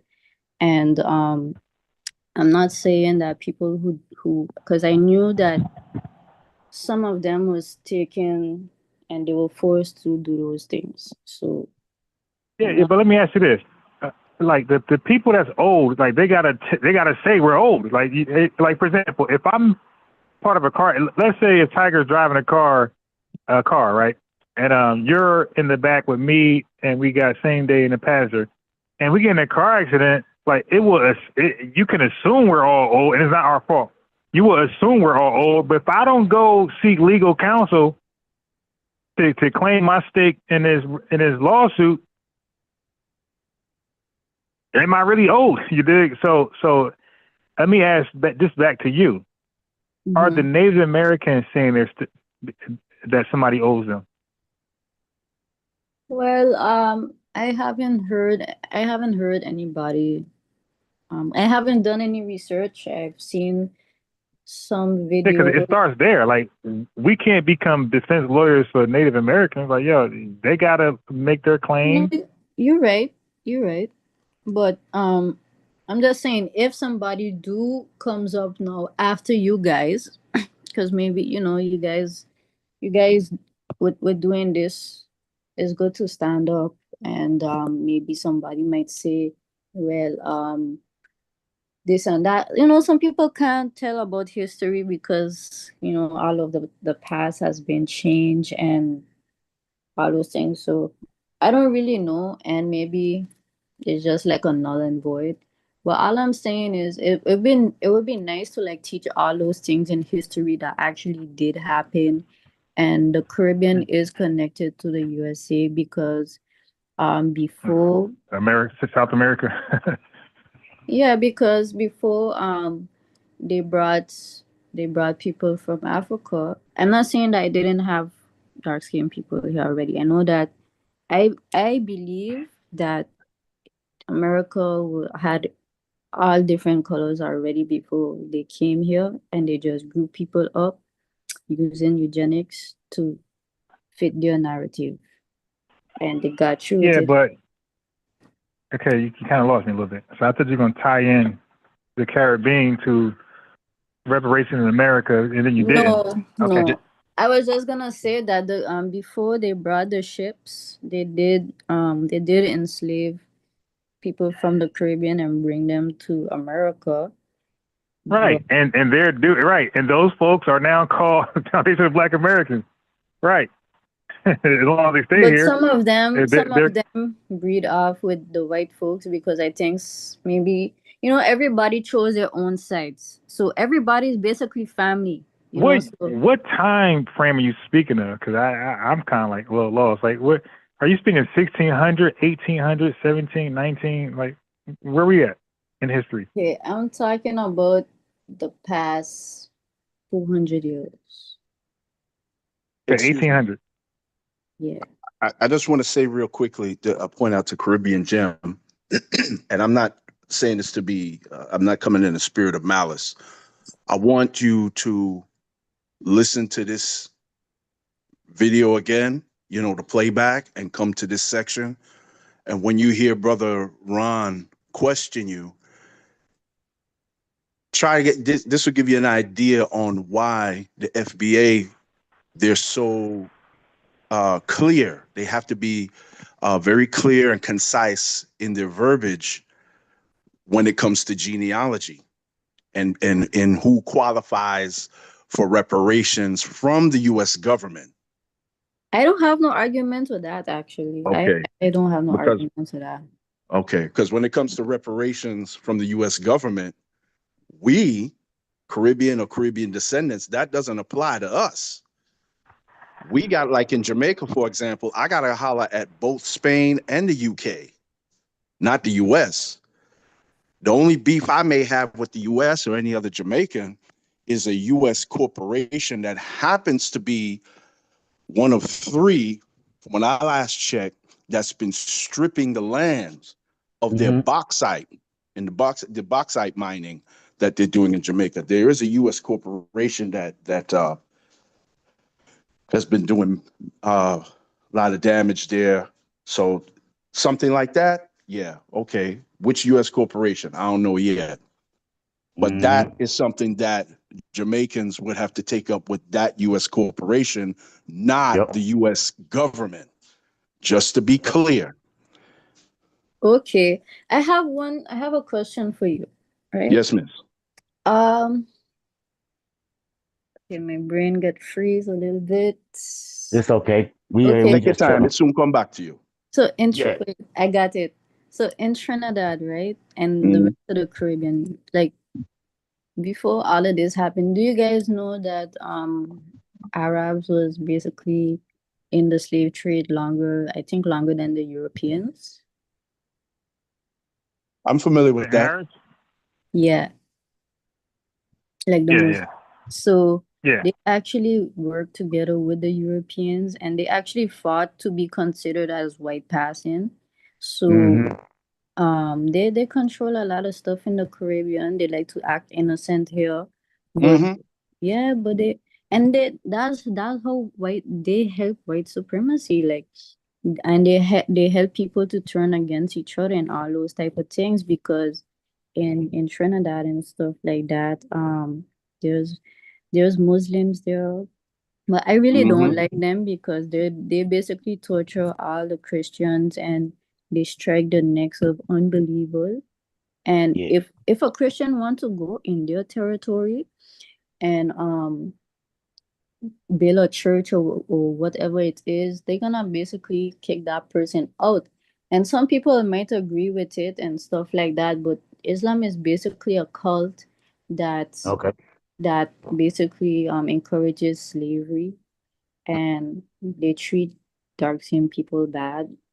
Mm-hmm. Maybe they might act like they're friends and things like that in the US, but they don't like dark skins unless Wow. yeah. And Colorism. I've heard something.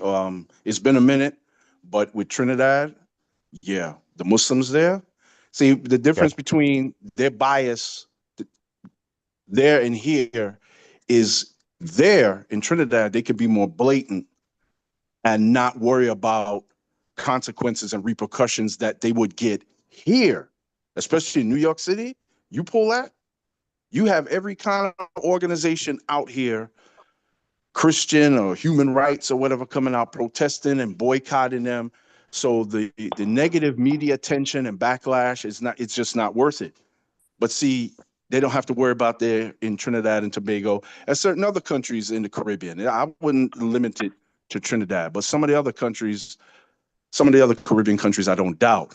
Now, to add on to what you said, it was something you mentioned a little earlier about that with the Arabs. One of our martyrs, Dr. Walter Rodney, a Guyanese, Afro-Guyanese brother.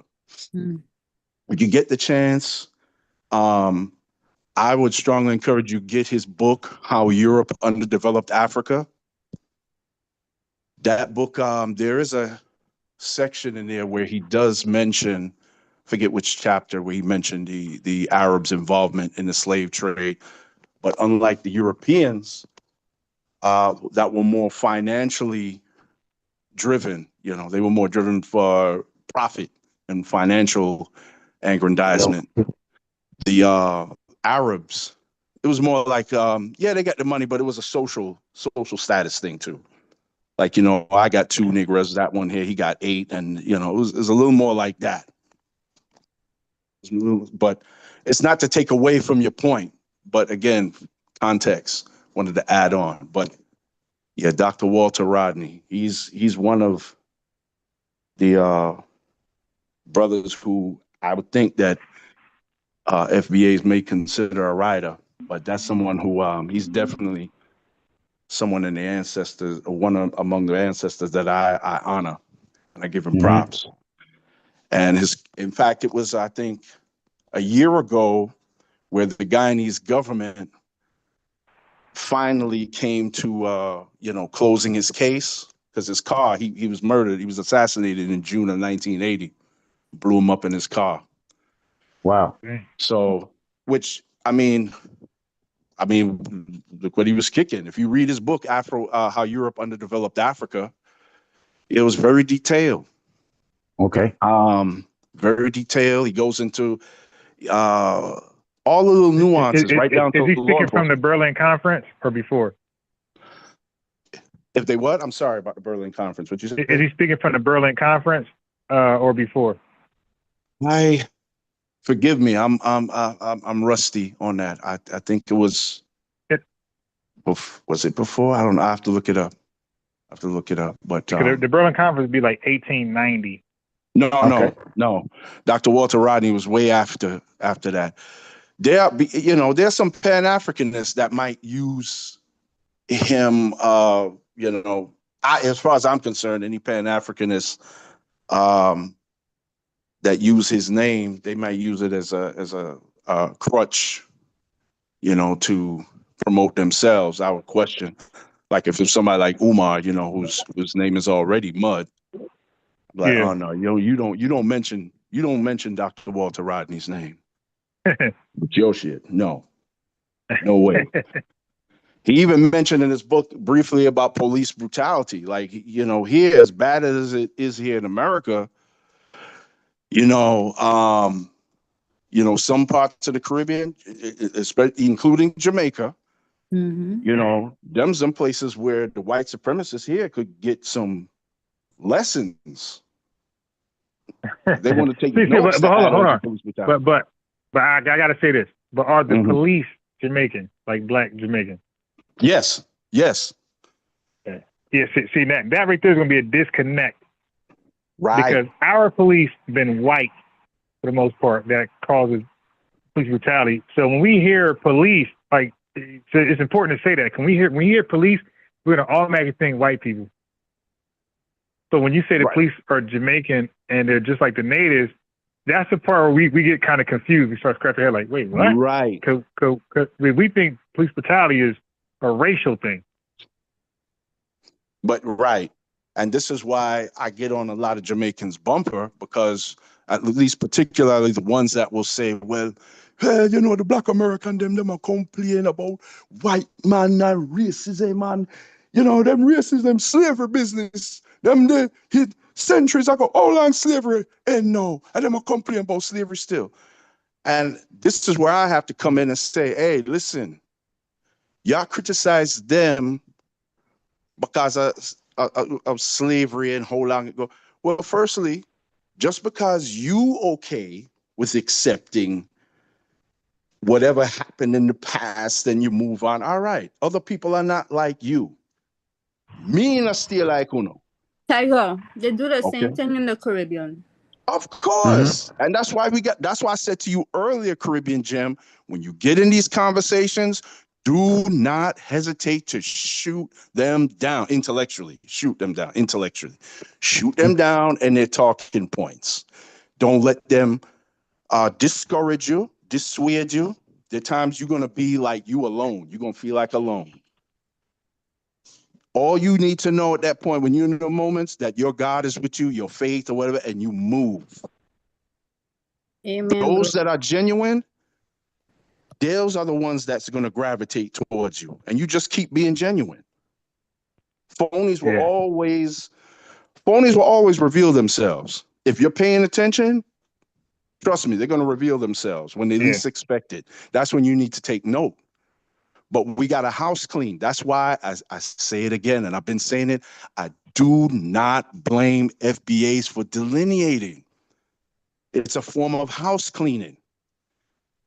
Yep. We all got house cleaning to do on so many levels. With FBA, they got to delineate. Okay, get all the non-FBAs out. Now we know who is not FBA. Let's see who gets it. Like, you know, this is my genealogy. This is my pedigree. All that's attached to it. I got to hold that. I got to study it and the history of it. I got to study what the naysayers in the past have said about it so I can understand them to know how to counter them. We in the Caribbean got to do that too. Yeah. Because there's a few Jamaican Facebook groups I'm in. Some of this stuff they say in there, I jump in there. Oh, whoa. I got to shut it down. I got to bring context. A few months ago, quite a few of them called themselves trying to come for me, but I'm like, whatever, come on, let's do this. I got time. Right. I got time. and you're going to always win when you're honest. You're going to always win. Man, listen, some of us are too old for that now. Okay, I'm in my mid-50s.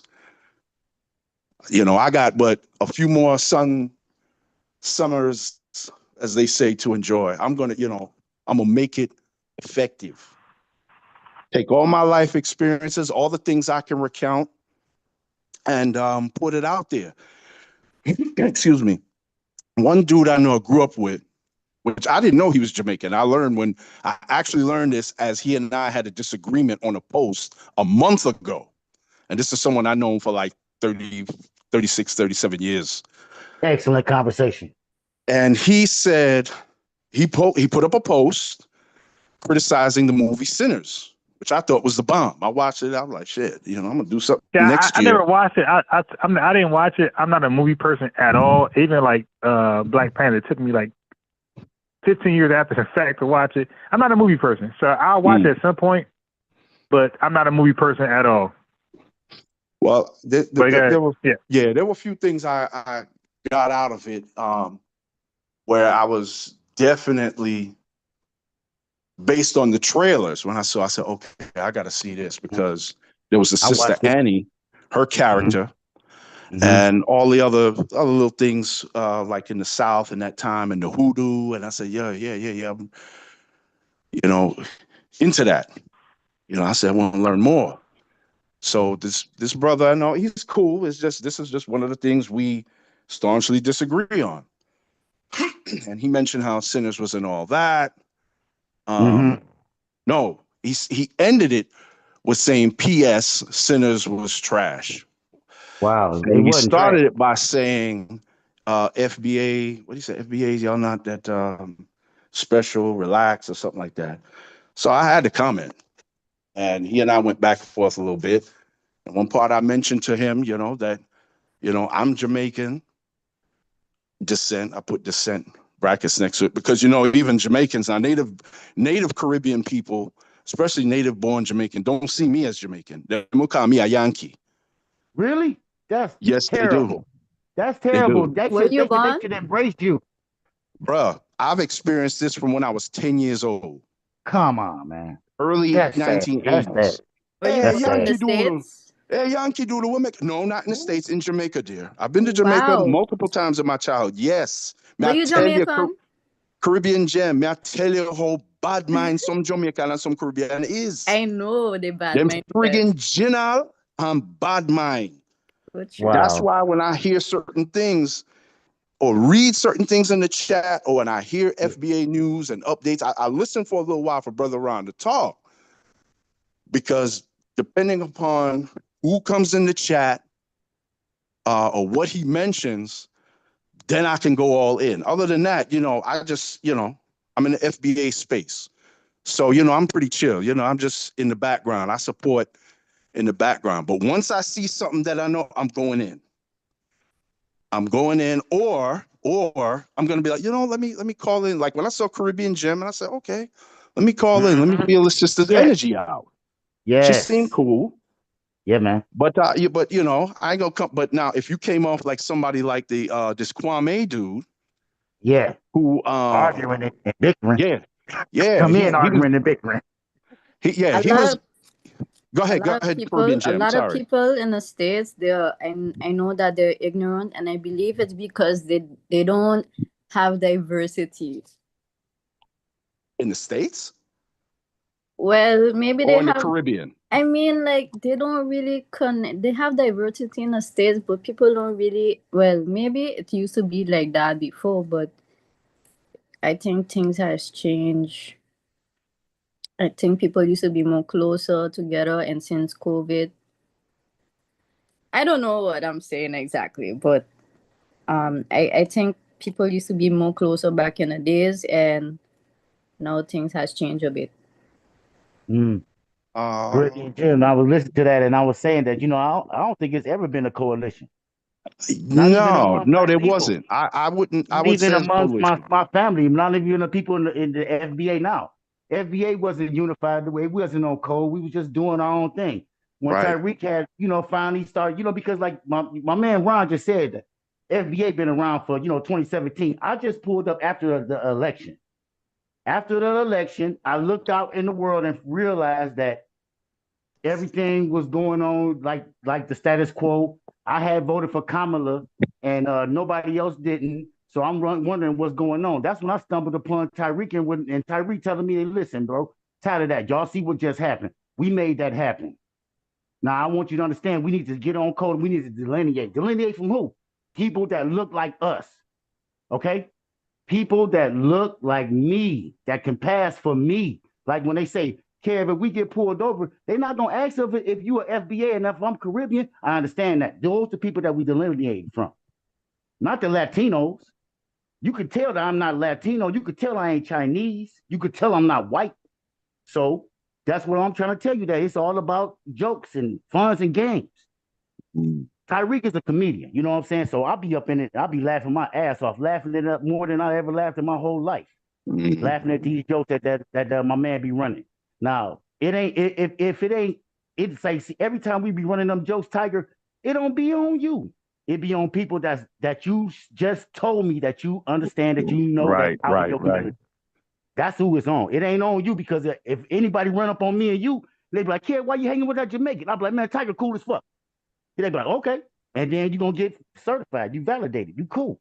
Because I already brought you to the cookout. And they're going to be mad at me if I do bring you to the cookout and you wasn't checked over and verified. You weren't vetted, certified. Right. They're going to be like, dog, why you let this dude in the cookout? And that's what brings me to my movie. Sinners was about people not getting into the cookout. That's what it was about. It's a 5-star movie. Yeah. It was basically like, if you like Color Purple, you're going to like Sinners, because that's what it's set in those times. What they was talking about is it was only certain people around. Chinese people was around, and they was down because Chinese was the glue between whites and blacks. See, whites wasn't cool with blacks that day, but the Chinese, they would sell food and supplies to black people. And they also have another store across the street that, you know, I can't go in that store, but the white people can, and they can go ahead and sell supplies. So tonight we about to drop a party because we had just robbed the bank.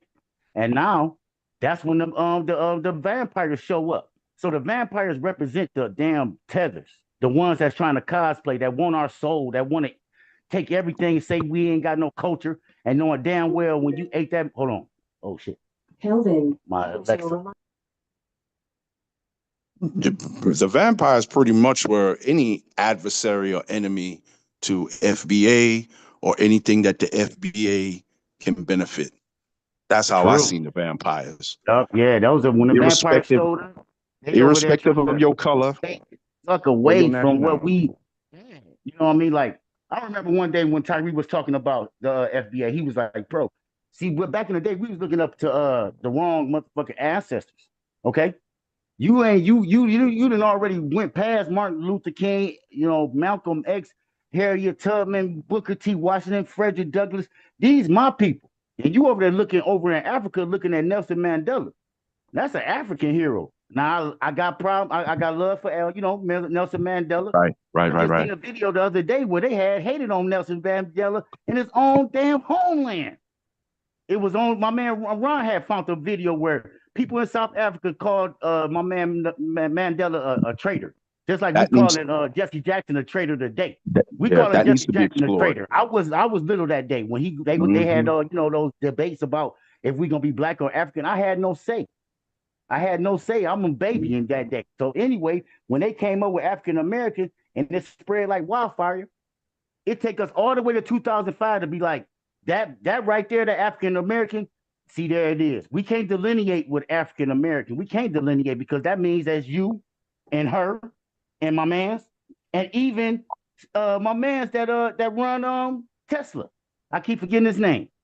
This man from South Africa, he white as hell. But if he come over here, he's an African American. Elon Musk is an African American. Technically. Anybody from over there, okay? So we got to delineate. That's what I'm just trying to tell you. Delineation is key. That's all we need.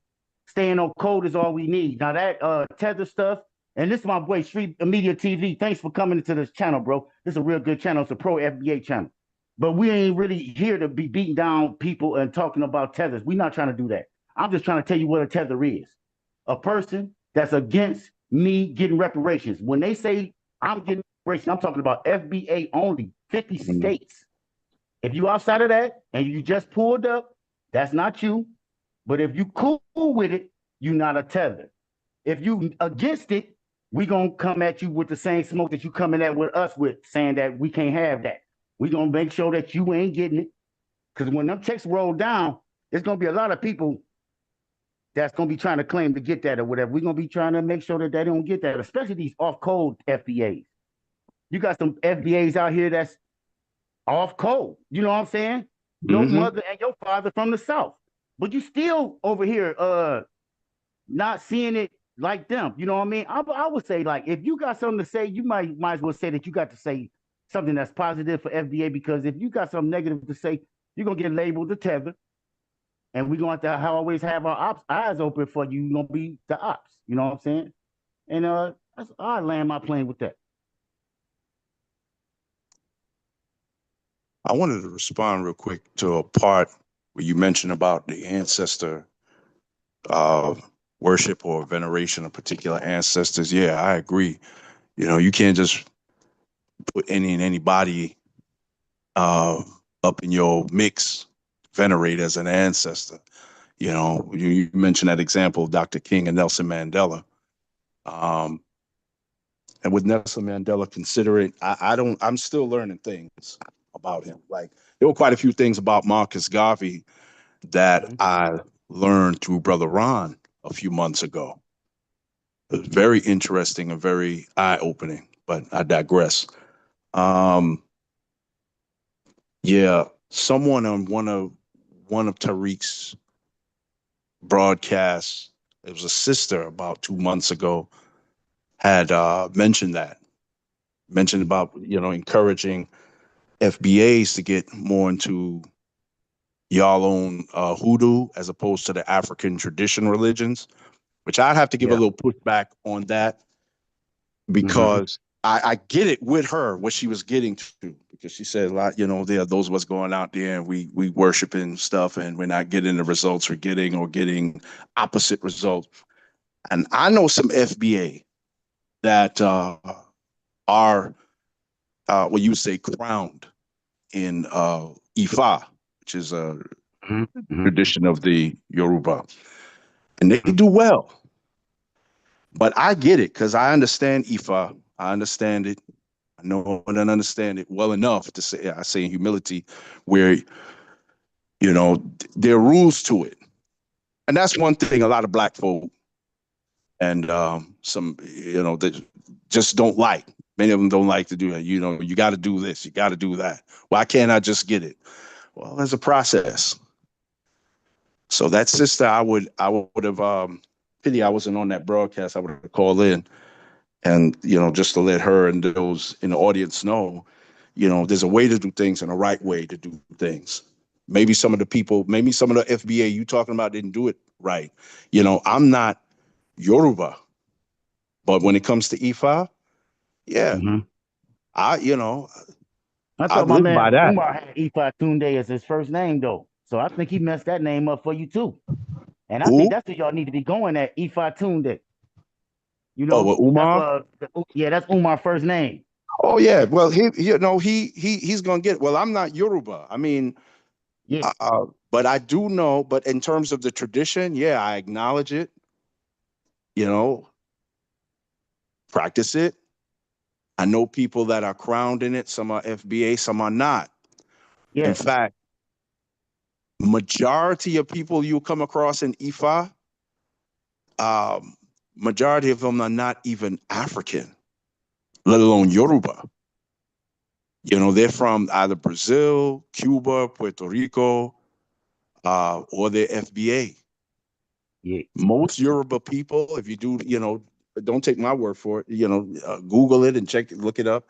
Most Yoruba people by religion, I say about 70% of them, I think, are Christian, was about 20%, 25% of them probably Muslim, and the remaining are of their tradition. So when a lot of people say Africans don't even like Africa, that's some real shit right there. Wow. I mean, you can see when they got that tribalism over there. So we be worried about this. We be like, why you over here trying to get in front of my conversation? Right. And trying to hijack my conversation. When you got your own failed homeland. See, when we say failed homeland, that's real talk right there, because everybody that's talking crap, that be like, I'm over here with you in America. I'm like, really?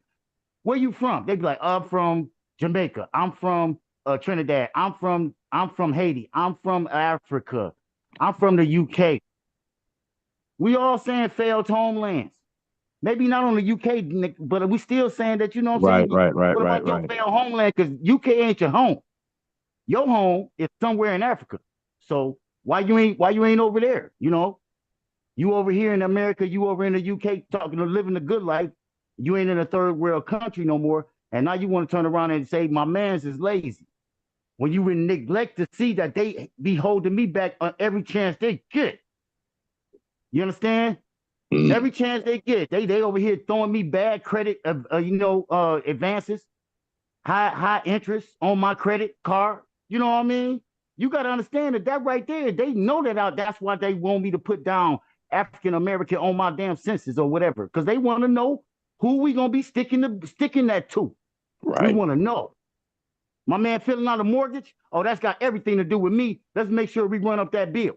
Okay, you understand? So all I'm just saying is show some understanding and appreciation for what my family did for me and y'all and all of us. You know what I mean? Where you can come over here and live in the American dream and go for it or whatever and sell whatever wares that you feel like you need to sell to live your life or whatever. But if you turn around and say, my man can't get reparations, we got a problem with that, because big time. you go down with that. If that's some black unity, that's some black unity right there to be like, hey, that ain't me, that's them, and they should get that, knowing that that black folks, FBAs, is beautiful people, and we like to spend bread, and so you need to be figuring out what the hell we about to sell them, not can they get us reparations or not. You need to be like, all right, look, they about to get their money, you know they coming through, they want to deal with some black faces, right? Mm-hmm. They want to go to Jamaica and get that vacation they always wanted, right? All right, then. Instead of we going to Jamaica and paying the white man, make sure your ass get that hand on y'all resorts. Right. If you making so much money in America, you know what I'm saying? Gang up as a community, go back there and buy some of that stuff off of them. And if you tell me that they ain't want to sell with y'all, then y'all break out that motherfucking roster and go to war. You know you're gonna have our support. Now, when I say support, we're not gonna be over there fighting with y'all. But I'll be like, hey man, I like my Jamaicans. They trying to take their island back from the damn Chinese. I'm for that. Just like Ibrahim Touré. I hope he make it. I don't live in Burkina Faso, so that'll be stupid for me to speak on Burkina Faso issues, wouldn't it? That's all I gotta do is do FBA. But I'm doing too much. Hey, if Caribbean Jim's still out here, Caribbean Jim, go ahead and ask that question you've been trying to ask all day. Yeah, I wanted to know if Caribbean Jim had any I'm questions or here comments. still. I get that you're mad because other people have made things weird in the atmosphere. And I was asking him if people that were there, like the Indians that were there before, if they do come up after and ask for reparation, but I guess that they have to do that on their own. And that's about it. So can I ask you, Caribbean Jim, you for reparations for FBAs?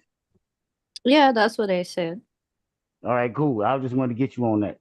You for reparations on FBAs, and you understand that delineation is not hate. You know what I mean? Because y'all been delineating already. You know what I mean? We found out about this later. You see, my favorite movie was Mississippi Masala. That was the only movie where a black man and an East Indian girl got it on. The only movie. And you know what that happened? When I came upside out that movie, y'all still was looking on the ground. You wouldn't look me in the eye or nothing. Wouldn't look me in the eye. I can't even show you that I want to get you with my eyes. No, I'm you sorry, looking on the man, ground. I but hate that. programming has a real effect on human beings, and yeah, I know. It's not that. I hate that y'all was listening to whatever y'all was listening to. I hate that y'all was listening. What should have happened, and I blame myself. I'm not putting all the blame on every race. I'm saying that it was times where maybe I should have reached my hand out and such, you know. But I probably was just as shy as you, and you had already realized that you wasn't supposed to play with me. You know, me and my man Tiger, we could have kicked the ball, we could have played soccer, but his mama said, "Don't play with that little black boy down the street." So we never got a chance to play. And with you, I couldn't get you because every time you walked past me, you were so afraid and shivering that you looked dead on the cement. You knew exactly what rock was on the ground. You would not have eye contact with me. Okay, well, let me tell you, my father is dark skinned, and he did tell me he was that way, but his sister got with a mixed person, and his mom is from Dominica. You know, she looks like a FBA, and you know, my father is dark skinned, and it would make me feel weird when he tells me those things because I dated different guys and I tried to like introduce them to my dad. I dated a dark skinned guy, like FBA and stuff like that. And I also dated a European guy, and my dad didn't like none of them. So he don't like either. Well, that might just be yeah, a dad. he didn't like either that one might of just them. He don't like nobody. Exactly, yo. So I don't know. I'm not dating. I'm a little, I ain't gonna front. I'm a little thrown off by the European one because Caribbean people, whether Jamaica, Trinidad, Haiti, but I would say Jamaica and Haiti are the worst in the Caribbean when it comes to this whole colorist thing. I'm a Right, the little colorist. yeah, yeah. A lot of them don't want to talk about that, but I can tell y'all stories from growing up in the '80s here. So it's not just limited there. They bring that mindset here because although I was born and raised here, again, I tell you, even the Jamaican kids didn't see me as Jamaican. I'm talking about Jamaican kids who were born in Yeah, Jamaica. no, but They would Jamaicans come here. When they Jamaicans come not here, when they was known like, for dating white guys. I mean, white girls. well, They not no, but known Same for day. that. Hold So on, how just they trying to let lighten let up? them finish same day. Lighten up. right, Yeah, just let them but finish. I want to hear about this. yeah, they even the Jamaican kids who were born in Jamaica, they've done their elementary school in Jamaica. They will come here probably junior high school, but their energy was different, and not just Jamaican. I know at least two Trinidadian girls when I was in 5th grade. One in particular, she was very snobbish, like within the first couple of weeks when she was there. And then after a while, she kind of chill. And they bring that kind of British thing with them. But once you cool with them, they get cool. But then there are times, when they roast, because Caribbeans will do it. But what they do, they'll make the Caribbean kids that weren't born there, they let us know, like, oh, you banya, So it's like even when they come here, at some point they'll let the other kids, like the American born counterparts. Oh, well, you not in so many ways. Oh, you're not Jamaican. America, you're born, a foreign, you're born. Uh-huh. It gives a tone of you're not authentic. Which a Damn. lot of Caribbean people, a lot of Caribbean kids, it's like, listen, when you in our house, we were raised in the cuisine, the idioms, the colloquialisms, all those expressions there. Yeah, we ain't get like y'all at home, but we were still raised that. Our parents was that, we're that. So they're very Caribbean people. And again, I gotta go to Jamaicans with it because I know how Jamaicans stay. And there's Okay. levels to this. Yep. There are levels to when they do it. Don't let them fool you. Some of them, when they call in Tariq's show, I raise a sharp. I say, okay, I got to hear this. I got to hear where they're going here. Times I'm ready to go. All I right. said, damn, I got to. Well, American Dream just called in just now. He did. That's Yeah, what's American Dream. What you got, brother, to contribute? Get him, Tiger. Well, I got to hear, Yeah, we gotta hear him. Yeah, he got to. You ain't get He would Sabir. have. What you talking about? Get him Tiger. No, Yeah, same thing. We need you to get Sabir. All right. Yeah, You him. get Sabir. Sabir, I would definitely go after. Also, I'm an equal opportunity person, but thing is, you have to say something that I would disagree with for me to get Bro, you. everything he said is disagreeable. All right. Okay. He ain't say nothing that's historically factual at all. Like everything he said about the law. First of all, him representing the law is like pseudo. Like how the hell a regular folk just knows the law like that? Like stop. Ain't go no school, nothing, but he just knows the law. Like that already right there let you know like you're dealing with a crazy. Yeah, we don't even know if he finished high school, bro. Do you know that? Do you know if he finished high school? Oh wow. No, I don't know. Right, but he never disclosed that, and he over here talking about how educated in law. Just ask him, like, Sabir, I'm just interested if you ever finished high school. Wow. A lot of Caribbeans do that. Tell him I was gonna get me blocked. Hey, man, so if going along to get along is your mission, then go ahead, go ahead, man. Me, Man, I'm not here to if I debate got to the get young blocked guy. for asking certain questions, it is what it is. American. Well, his name is really. I call him Jamaican Dream. What's up? Hey, peace to you, Ron. Peace to the panel and to the chat. And to you, Peace to peace. everyone. I hope that's not too disagreeable, but peace. And unto you, peace. Yeah, but I was just listening. I was really just listening. I heard my name called a couple of times.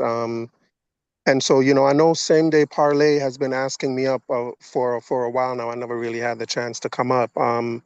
So I just came up to join the conversation. I'll kind of, you know what I mean, get in where I feel I fit in. So I'm just listening right now. I'm glad you let me in. Respect to you for letting me in. But you know, I'm just listening and seeing where I can get in. Okay. Yeah, I wanted you to speak to Righteous Rage, but who knows where she's at? Right. Okay. No problem. Righteous Rage. Yeah, the sister I was on. She's a Pan-Africanist. She was on yesterday. Okay. Oh, I was Yeah, wondering. you might not know her. I don't know who she is. She called in. She just called in.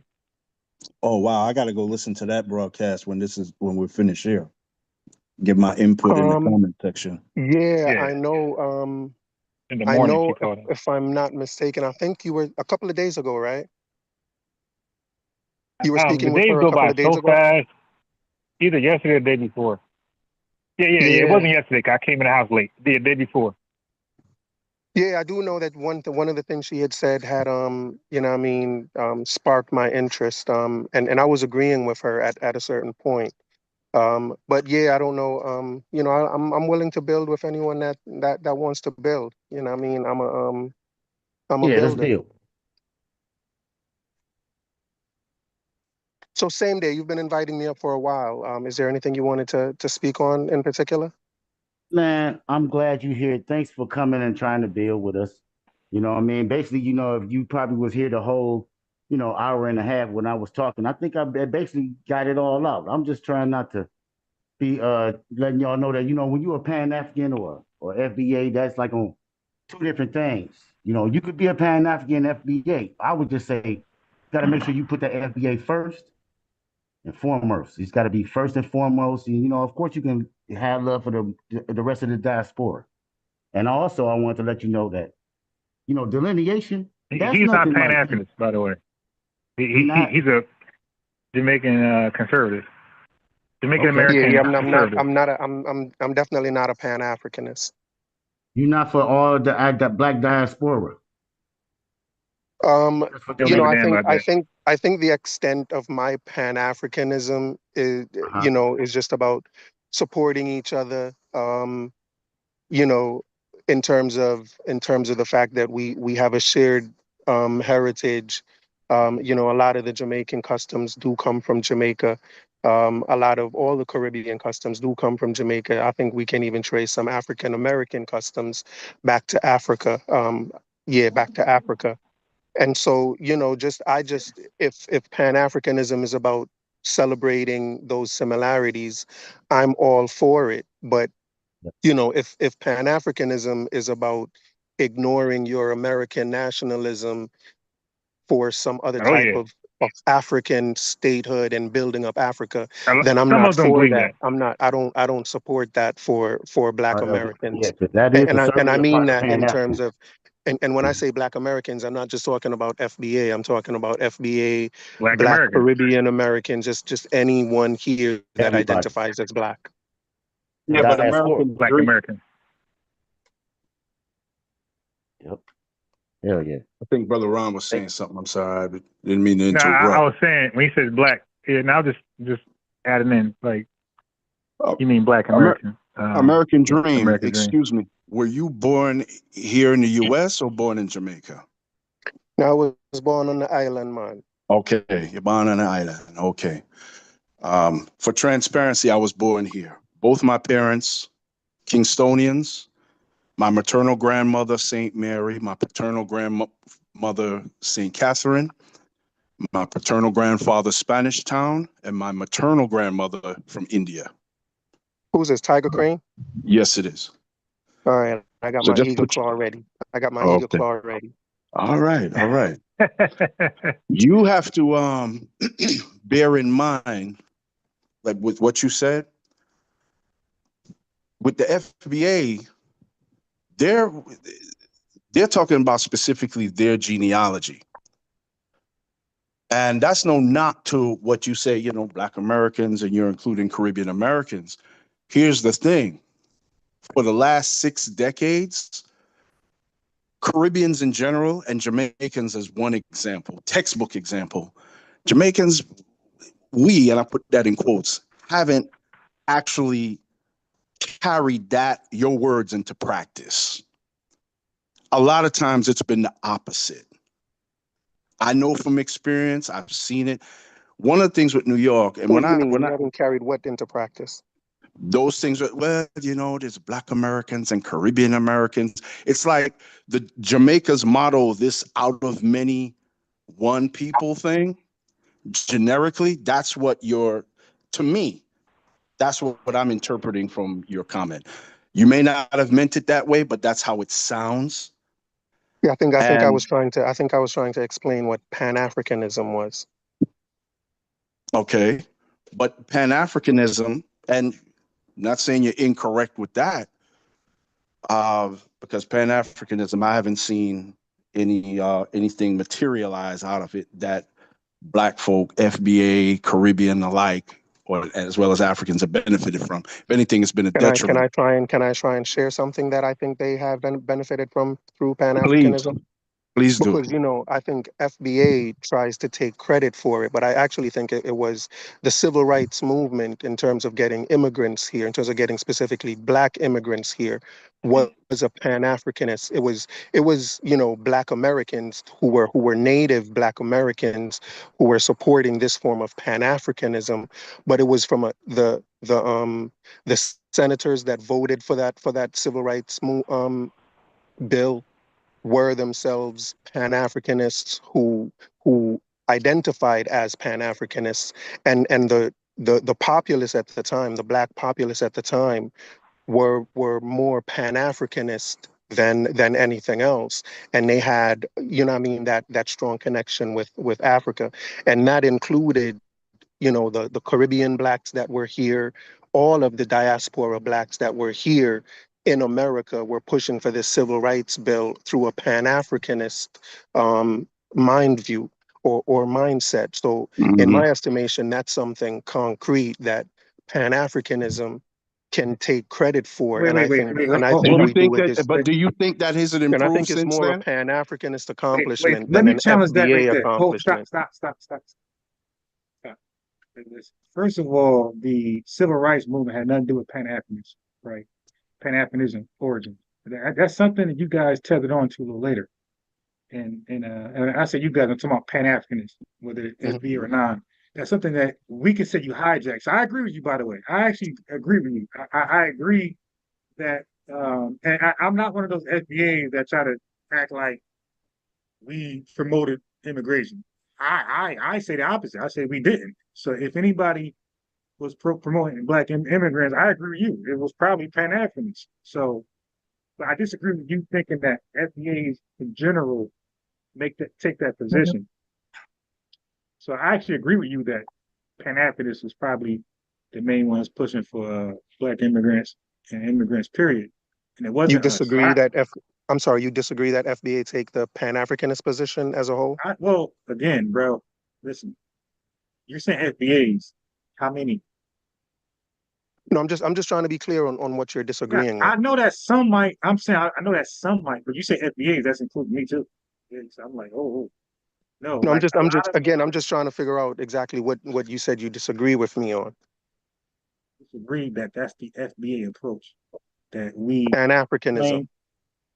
That we claim that we were helping Black immigrants and immigrants in general, specifically to get over here. I'm saying that's not the FBA approach. I'm sure that some folks may make that claim and they're wrong. They're sadly I think Tariq does make that claim though. It don't matter who you just 43 minutes. Wait, stop.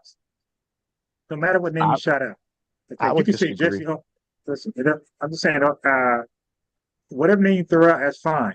But that was not the origins of what we were doing. Okay, even go back to Frederick Douglass, because the civil rights, now you won't know this, but civil rights did not start with Dr. King. It was way back with Dred Scott, Biddy Mason. It was way before. It was like the 1850s and even probably before then. So, and we got civil rights, by the way, 1866. So, you got to know a little bit about the country. So the civil rights movement, the early one, the 100 years later, that was about federal protection. Because we already had civil rights. It just was for men, not the women. and we were arguing for federal protection. Guarantee, hey, like, hey, the states are not implementing our constitutional rights, our state rights. They're like violating it. So we were campaigning for civil rights under federal protection, and then we extended it to women and people regardless of race, nationality, ethnicity, things like that. So it's been amended and more things were tacked onto it. But most of us were not campaigning for immigrants. We were the early one of us. We were campaigning for Black Americans, 100%. Yeah, and I think indirectly. So I would say indirectly, immigration benefited from it indirectly, but they still owe some flowers and homage because without that whole movement, I know you didn't study immigration. I know you immigration. I studied the history of immigration, and I know that without what we did, the 1865 would have never, the Immigration Act would never came through. Therefore, we wouldn't be here in significant numbers today. You Chinese people, and that's why Chinese people today give us hella flowers today. And Latinos and Latinas give us heavy flowers today. Because they know that, and really Eastern and Southern Europeans, they're in denial, but they should be giving us heavy credit because there was quotas, restrictive quotas with them that was uplifted in 1965. so. Let me if I could just ask, Yeah. Can you hear me, Ron? Yeah. So I do know that, the civil rights movement in terms of the immigration bill, the main reason, the main goal behind it was to fight against, because they felt that the immigration laws as they stood were geared towards European immigrants, and that it was geared from these people that saw America as a white country and wanted to keep America that way. I stop you. The restrictive law was against all Europeans. See, you're just babbling. It was against, I just said it, Eastern and Southern Europeans. The restrictive laws were for them. It wasn't for Northern and Western Europeans. Right, but I don't know if that counters what I'm saying. What I'm saying is the immigration law, the way they were before. What I'm saying is 1965 immigration law had Europeans in mind first and foremost, because it ended the restrictive. Wait, it's not all Europeans, man. Like you got to make a distinction. You got to draw a line. What I'm saying is before the reason the civil rights movement for immigration came about was because the immigration laws were more geared towards getting European immigrants here. There was a very few immigrants from, what we would call people of color here. And so the purpose for the immigration law was to increase the number of immigrants coming from non-European countries so that, to fight this idea. You got to source that up. You just talking. Source that up. Because that's my understanding of it, and that's why I find it to be a Pan-Africanist. But you got to source. You just talking. You got to source that up because I know that 1965 Immigration Act, it overrided the 1882 Chinese Exclusion Act, and it ended in 1917, 1924, which you know nothing about. It should come here. 1917, 1924 immigration restrictive quotas that was put on Eastern and Southern Europeans. It's specifically, it was just them. Okay, so what did I say that you disagreed with, though? It wasn't the Pan-Africanism was not that was not a thought when they did 1965. No, what I'm saying is you were the indirect. No, if I could just be clear, the Pan-Africanism was a small, tiny. Bro, how many was Stokely Carmichael? Bro, you were at the back of the fucking line. You were okay, now watch this. Watch this. When Dr. King had met up, I hate when these cosplayers like they know this shit. When Dr. King had set up strategies with other brothers in that room, they had a little think tank. Which one of those Shirley Chisholm, Stokely Carmichael was in that room? When they was strategizing how they gonna go about the whole civil rights movement, march, all that shit. Which one of those guys was in that room? Which one of those Pan-Africanists was in that room? So what I'm saying is you got on a coattail. Pan-Africanists got on the coattail of something that was already popping and thriving. And then, so from the back end, you try to raise your hand and throw in some Pan-African shit, but that was not the forefront of it. You're trying to make it the forefront. And I'm saying, no, like those folks were irrelevant, insignificant during the height of the movement, the strategy, the march on Washington, and none of those guys had nothing to do with that shit. You're talking about Dr. King, A. Philip Randolph, you're talking about those guys. Yeah, A. Philip That was Randolph was representing he Black Americans only. was A. Philip Randolph a senator or something like that? No, but he was definitely an immigrant restrictionist. All right, he's a civil Right. rights leader that helped fight for labor with the Italians, labor rights, union rights, child labor, all that shit. Yeah, he's a true activist. He even spoke on Washington. And So matter of fact, Ron, just to be clear, he's because the I'm mentor trying of to. Dr. King. Well, I know, but hold on, I'm talking to my chat. He's also he's considered the father of the civil rights movement. By the way, if y'all don't know, A. Philip Randolph is considered the father of the civil rights movement. He was anti-immigration, everybody, whites, blacks, Chinese, name it, anti-immigration.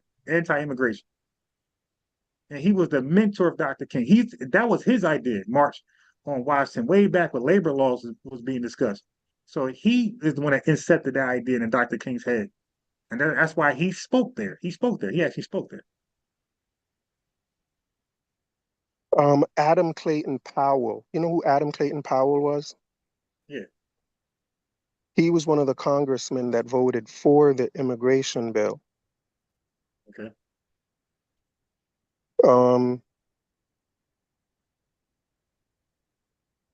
And I'm just, do you mind if I read something about him real quick? Yeah. Because I had asked ChatGPT, these questions about the Civil Rights Act and the immigration bill that was a part of it. And the question I asked, because I was specifically interested in the black congressman that that voted for the bill, the Black American congressman that Now, voted when you for. say, okay, understand where you're at. You're over here. You're an FBA accountant. When you say black American, to us, that means absolutely nothing. That's anybody black in this country. So you got to be specific. FBA, don't forget where you're at. You're over here at FBA County. So if you're Well, speaking in those FBA, days, I don't think they made the distinction. The only thing they're identified is as black congressmen. Like they don't really make the distinction. Okay. This is why they're always kicking them off. Obviously, they were not saying African American. They were saying Black American. They were saying Negro and colored fool at that time. I'm saying today with us and where you're at right now, for us I said us, this audience in 2025, not 1965, my boy. Us. When you say black American to us, that means absolutely nothing. If you're not saying FBA, we automatically think that's a non-FBA black person. So I said, you have to understand where you're at. You're an FBA county. This is 2025, fool. So you got to be very specific you got to cater to us in the language we use. So if you say black American, African American to us, that's non-FBA. So if you say a black man in Congress, okay, that's a non-FBA black man in Congress. So use our terminology or you're going to confuse us. Okay? So you called in our platform, so I expect you respect the platform and you use our terminology. Oh, I'm not sure if they all feminine or zesty. I'm not sure if they call themselves that. Yeah, they ain't call themselves African American either, stupid. That's 1960. That term ain't coming to 1990. They were saying Negro and colored. All right, Ron. If you're gonna continue to call me stupid, I'm just gonna leave. All right. Well, I mean, all I'm asking you is this, real simple. No, I mean I don't see why you have to start calling me stupid. I'm Like that saying it because seems I'm saying it just random. because you've been. I meet you because you've been over here 1,000 times, bro. This ain't your first time. You've been here way more times than Tiger, and I knew Tiger longer than you. You've been here more times than him. You know.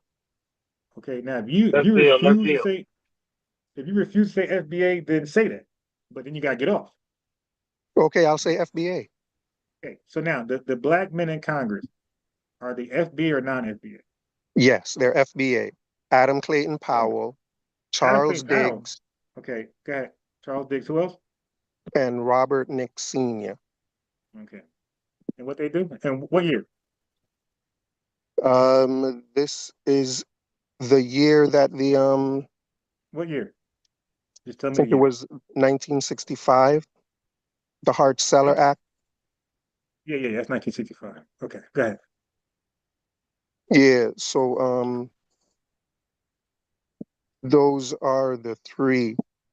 And I asked them, were those congressmen Pan-Africanists? That's what I asked ChatGPT. And it says, yes, many of the early Black congressmen who supported the Hart-Celler Act, such as Adam Clayton Powell Jr. and Charles Diggs, were strongly influenced by Pan-Africanist ideas, even if they didn't all use that exact label. Then it goes into Adam Clayton Powell Jr. I said they rolled the coattail. Like you ain't say anything different than what I said. I said that early the folks who popped off the civil rights march were not Pan-Africans. Neither was Booker T. Washington. They were not Pan-Africans. Okay, a small, tiny percentage of us were Pan-Africans. Tiny percentage of us were Pan-Africans. We really just wanted to be good in America. We didn't give a damn about somebody else and what they got going on and who coming in, who leaving. We just like, yo, make us good first, and you can invite wherever you want. This is how we spoke to our government. Make us good first before you start inviting randoms in this country, because we see the play. We see that you're gonna start history all over with them and create this brand new image. And then when we complain about you guys to these new folks, we're gonna seem crazy. Because now you got this brand new persona, brand new. You rebranded yourself as a fair man. So be like, hey, make us great. I mean, set us up correctly. Do what's right before you start inviting immigrants over here. That's all we ask. They didn't do that. Okay. But anyway, the guys you're reading about, these were not early activists. These are people in Congress who I know. I was just specifically speaking to the Immigration Act, though, and you know, my only point was that the Black congressmen around at the time that supported this act were Pan-Africanist. Like, you know, whether or not Pan-Africanism was new to the FBA struggle, if you will, is irrelevant. My only point is that the congressmen were it doesn't matter Pan-Africanists. because every bill that's passed, everybody knows this. Even 94 crime bill, you have Republicans sign off to certain shit. Like, and the Democrats have let certain shit happen. Because so we already know every bill that pretty much passed, even Obama talked about this. Every bill that passed, you gotta give way to the other side. So if Republicans want something passed, they gotta concede to some Democratic demands, and vice versa. Yes. So that's how it works. When something get passed, the other party gonna say, "Hey, throw this in there, and we'll sign off." But just because you sign off to it doesn't mean you were for that. So just because the Biden and Obama signed off to certain things in the 94 crime bill doesn't mean that they actually agreed with that. Like the 3 strikes, that type shit like that, or the 2 strikes. That don't mean that they actually agreed with it. They just felt like it because they're trying to address violence. They're trying to address domestic violence. They're trying to address weapon, violence by guns and extended clips in California. They're trying to address that. So Wait, are you saying? Hold on. Are you saying that these Black congressmen supported the immigration bill, even though they didn't want immigration? I don't know what they want. What I'm saying is the way bills work is that you sign off to something even though you disagree with it, because you get what you want out of it. That's how bills Yeah, well, work. you know, if you had let me finish reading, I don't know what they want. Yeah, because I was gonna, I was reading, specifics about each congressman, and it said that they absolutely had Pan-African leanings. They had connections with African countries, so it wasn't just something that they were just doing to appease the other side. They felt like Pan-Africanism and having good relations with African countries was a part of their own agenda. This wasn't something they were accepting from the opposite side. Okay, so wait. Okay, so now we're in 2025. How'd that work out? These relationships with other African countries. How do Black Americans benefit from these early folks signing off to that? Well, you can't really ask me to validate it because from the jump we said I'm not a Pan-Africanist. No, So but whether or not it you're worked out okay, or but not you're using doesn't. guys. Okay, what you're trying to do is you're trying to appeal to authority.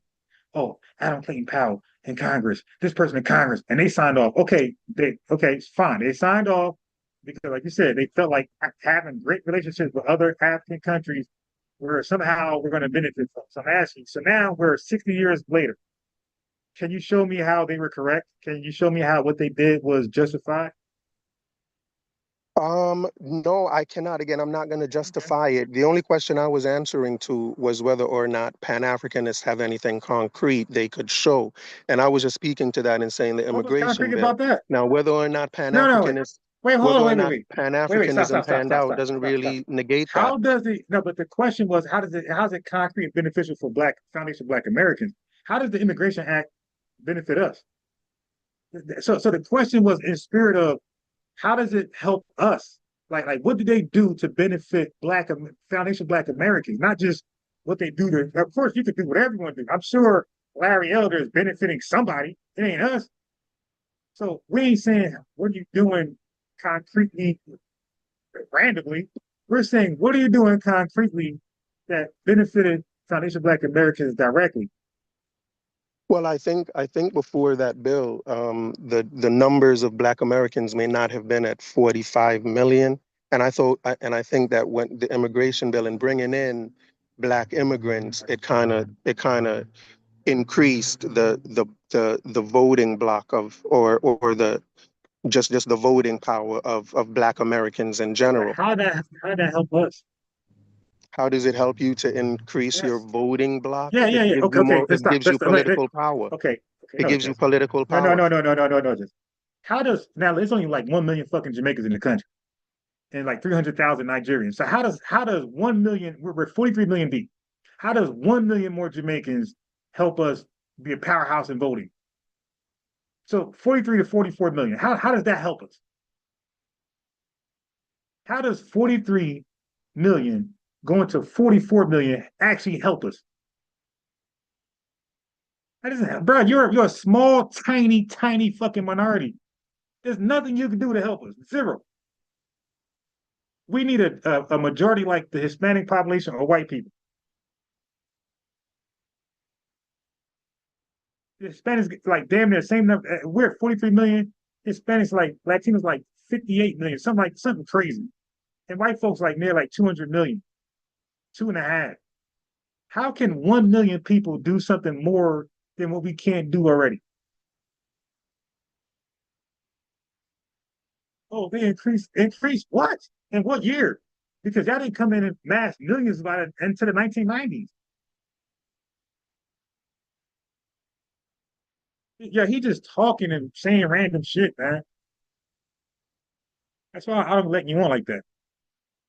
You saying random shit. Yeah, how the hell does 1 million immigrants, let's say 1.5, let's include all the African people. How does 1.5 million Black immigrants help out 43 million?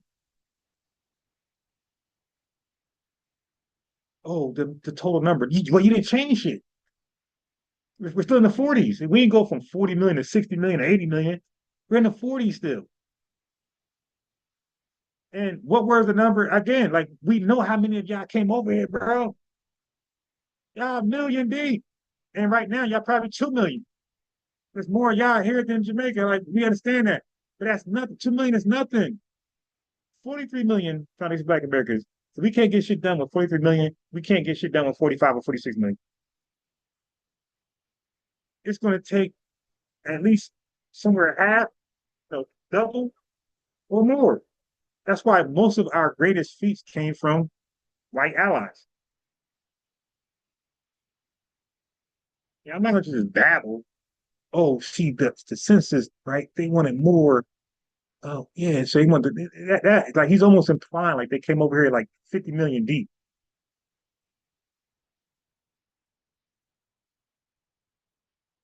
And that's what they're not going to do. So now let me get back to the video. So maybe he agreed with some of this shit right here. That believe he's intelligent. That's why I say if you follow this guy, because I noticed some of y'all be in my comment section like, oh yeah, Tariq be speaking facts. Listen, just unfollow me, bro. Just unfollow. Listen, unfollow the channel. Unfollow the channel. I'm really trying to clean out. You know, every now and again, you got to clean out the trash. Listen, just unfollow. If you follow this guy, just please unsubscribe from me. This man is basically saying back in the year 1900, when the first Pan-African conference was organized by Henry Sylvester Williams, a lawyer from Trinidad, John Alcindor, a physician from Trinidad, Antonin Furman, a Haitian diplomat, lawyer, statesman, general, author, scholar, intellectual. He's saying that when these men organized the first ever Pan-African conference in the year 1900, in direct response to the scramble for Africa, which was happening around the same exact. Well, first of all, this guy is reaching like a toothbrush. When we talk about Pan-Africanists, like for the most part, we talk about those who are in America. Like, and that's what people don't understand. That's not, you know, foundation of Black Americans or white American. When we speak and think, it's from the perspective of the American. Okay, it's from the lens of the American. So when we think of Pan-African, I'm gonna tell you straight up. When we look at Ibrahim Traoré, we don't see it Pan-Africans. Like we see it just an African. Like we consider Pan-Africanists folks that's over here from another country over here, putting in work. Patrice Lumumba, great in the Congo. Whatever he did is great. But we don't see him as a Pan-Africanist. We see the Stokely Carmichael, the Shirley Chisholms, and whoever else that's over here that's going abroad. We see them as Pan-Africans. Like as pretty much American trained or American born. I'm telling you how we think. Right or wrong, this is how we think. So when you say random people are Pan-Africans, probably by definition, but if they're from Trinidad and all these other places, that's not how Black American men see them. Black American women see them. We don't see them as Pan-African. Because we believe there's no such thing as Pan-Africanism without being in America. Right. So I don't know. So now some of those guys are familiar with, and I had them on my research list, and I didn't get a chance. I was supposed to do a live with those guys. I didn't get a chance to, but maybe I will later. But when I was reading about them, the first, because they are considered the early first Pan-Africanists.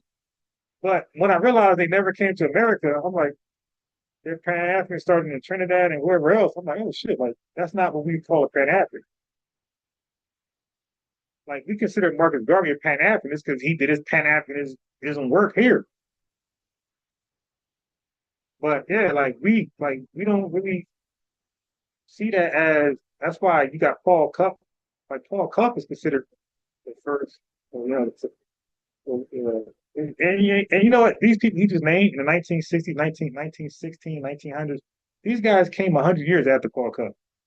But they're being credited the first Pan-Africanists. It's like, wait a minute, I thought Paul Cupp was in 1813. So it's like confusing. It's like, wait a minute, is Paul Cupp the first or is he not? Because if he is, he outdated these guys by 100 years. So therefore, like, what is the criteria? So now the criteria is off. Because these guys, I'm telling you, these guys, if you Google them, it will say first Pan-Africanism. But then it'll say Paul Cupp is too, who's 100 years older than those guys. So it's like, well, will the first real Pan-Africanist stand up? So I'm like confused on the criteria. Exact time, right? When European militaries were bulldozing into the continent. So these men came together to organize a counteroffensive against the adversary. He said they did that at the behest of the CIA. The CIA allocated resources to undermine European colonization. And this man actually has followers and supporters. That's why I say, if you follow this guy, just unsubscribe from my channel. And it's so funny, right? Because hey, let me respond to Crack Stem. A mute button is needed. Everybody has a mute button. The Breakfast Club, Joe Budden, Howard Stern, you dig? Just name them. Everybody got a mute button, and the mute button is control order. Yeah, no, we don't let you ramble. We don't let you ramble because we are content creators, and it's our job to make sure that our supporters get a certain type of content. We don't want it to be barbaric or chaotic. Okay? It has to be orderly. And it has to appease my supporters. So yeah, when things go left and over talking and shit like that, you're gonna meet your dumbass and probably get to kick you off. And guess what, Stem? We don't need your like, your subscription, donation, nothing. Just go. Go to the person who. But everywhere I've been, yo, who don't mute? Who don't mute? Because those Tether channels, they mute too, by the way. Sabir Bey, he mutes and kicks people off. Professor Grift, okay, he mutes and kicks people off. So you find me a channel that does debates that don't mute. Sanetter, he mutes. So, fam, these trolls, when they do that, just block them. Because every content creator that allows guests on their panel, they all mute or tell you to shut up in the nicest way possible or rude way. But all of them expect you to be quiet. So either they mute you physically or they just debo you. Hey, be quiet. So we're gonna do that. Everywhere you call in, they're gonna mute you. Who else? Myron Gaines. Mute. Hey, mute him. He mutes. Charlie Kirk mutes. They name them loud and crowd. Everybody mute. I don't know where you've been at in life, dude, but every content creator that invite guests on, they all mute. Candace Owens and everybody else. They all mute. Yes, the mute button is there for a reason. It's to mute you. Tariq will say, "Oh, I used to be a Pan-Africanist," right? Or his followers. Okay, Tariq maintained. Okay, so this guy, see, you gotta lie to be correct. So Tariq Nasheed, what he says is, he said he's never claimed to be a Pan-African. So this guy is trying to tell some backdrop story. He's not telling it correctly. Tariq Nasheed is not on record ever saying he's a Pan-African. If you got it, play. Okay. I gotta call in. Funny, right? Because Tariq will say, "Oh, I used to be a Pan." All right. Now I shouldn't be hitting no feedback. Hold up, my fault. Okay. Pan-Africanist, right? Or his followers would say, "Oh, we invented Pan-Africanism." I did that at the behest of the CIA. The CIA allocated resources to undermine European colonization. And this man actually has followers and supporters. That's why I say, if you follow this guy, just unsubscribe from my channel. And it's so funny, right? Because Tariq will say, "Oh, I used to be a Pan-Africanist," right? Or his followers would say, "Oh, we invented Pan-Africanists. We were the only ones practicing Pan-Africanism." But at the same time, it's a CIA-backed project. So the CIA was backing you, was funding you to be a Pan-Africanist. That's what you're saying. So you're saying that you are an asset for the CIA. Because one minute you say, "Oh, the Africans don't practice Pan-African." When he said we, dummy, he's not talking about FBAs that are quote unquote woke. He's saying in our ignorance, we were backing that stuff up. Right?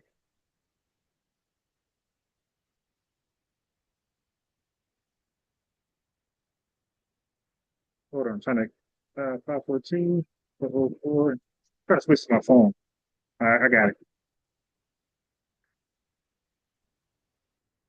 We're the only ones that practice Pan-Africanism. We invented Pan-Africanism. But now Pan-Africanism is a product of the CIA. So you and the CIA were working in concert to bring Pan-Africanism to the forefront. That's what you're saying. Yeah, that correlation was trash. No wonder he don't get views unless he mentions FBA and Tariq. That connect the dots right there was trash. Okay. Like I said, man, if this movement was strong enough, then it would be able to stand on its own. But you see, in order to give this movement legitimacy, you have to spread propaganda. You have to tell lies. You have to create fake bullshit history. You have to do all this extra bullshit to give it legitimacy because it cannot stand. Now, this is the same guy who says he's saying fake news, fake history. This is the same guy who claimed that Tariq Nasheed says he used to be a Pan-Africanist. Like, dude, you can't make your premise can't be on integrity and truthhood when you just lied and said Tariq Nasheed claimed to be a Pan-Africanist. Like, you really gotta, you sound like a Tether dream.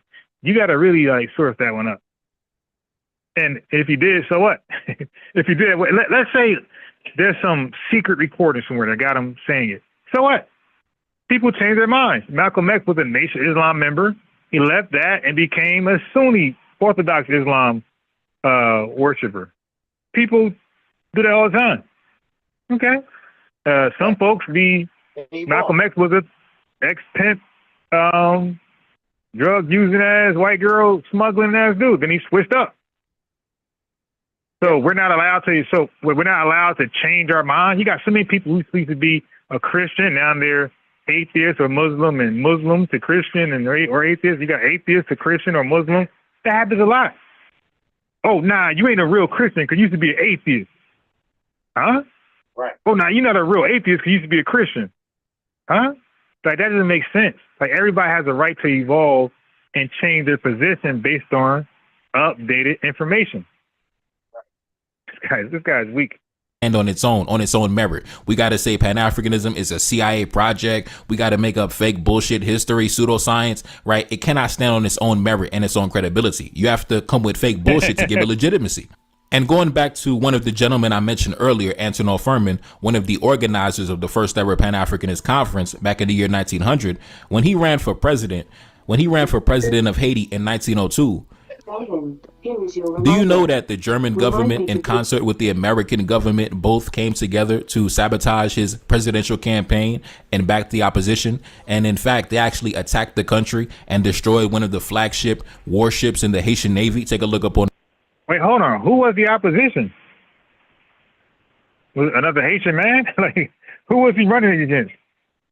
The screen, right? That's the Kitapiewul, the flagship of the Haitian Navy, after it got bombed and destroyed by the German Navy, right? Because the German Navy were backing the opposite candidate because they didn't want Antonio Furman, the Pan-Africanist, the organizer of the first ever Pan-Africanist. Ah, shit. So who did they? Okay, they didn't want the Pan-Africanists there. So who did they want? The the other Haitian who's not Pan-Africanist? Like, yo, what's going on here, man? African conference to be elected president and actually have power on an international level, right? So they came together and destroyed his presidential campaign, and he was sent into exile, and he died in exile. Now, if Pan-Africanism... So hold on. So the Haitian public, I mean, so what they just let that just happen? So, like, were the Haitian public awoke to Pan-Africanism, or were they like a fly? Were they like a what they call a battleground state? Like they were like up for the taking. Okay. Was a CIA-backed project, then why would they sabotage the presidential campaign of Antonio Furman? Because if the CIA was truly backing it and funding it, like you said, see, that's the thing, family, about Pan-Africanists.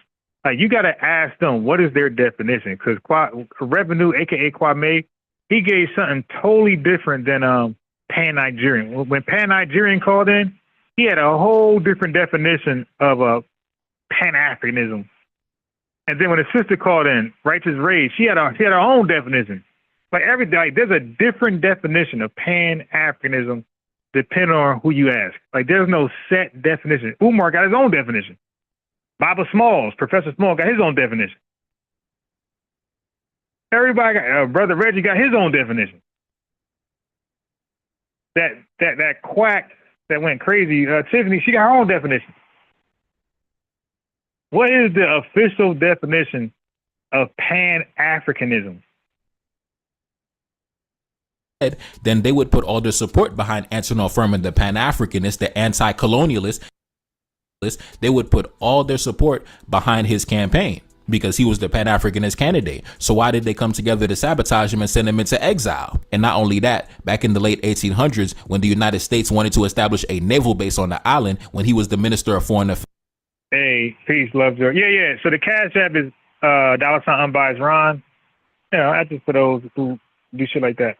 The super chat does work, by the way.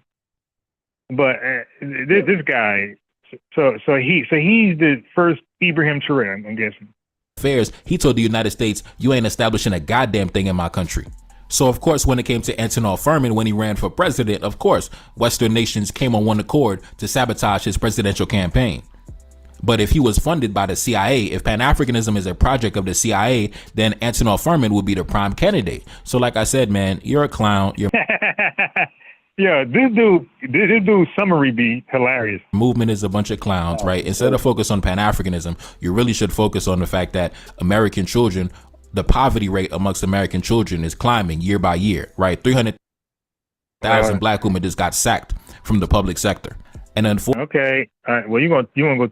Aren't you Haitian? You want to tip at that, dude? Your poverty rate is like 100% in Haiti. Ours what is it, 7, 8? Yeah, like you want to talk about the gangs run goddamn Haiti. Yeah, I know, man. It's real bad. Like I think it's worse in Jamaica.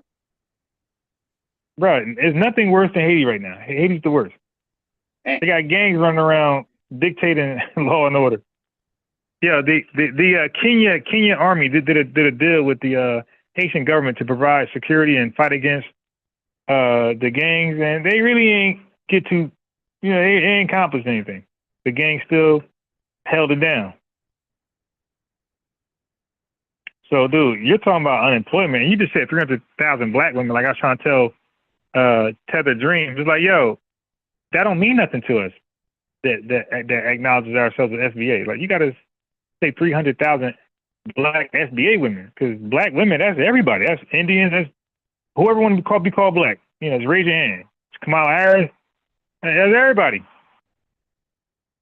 Fortunately, not a single black man in your audience has the capacity to provide jobs to replace the jobs they lost. But of course, your true adversary is Pan-Africanism, right? Not the rising poverty and unemployment in the United States, right? Your true adversary is Pan-Africanism.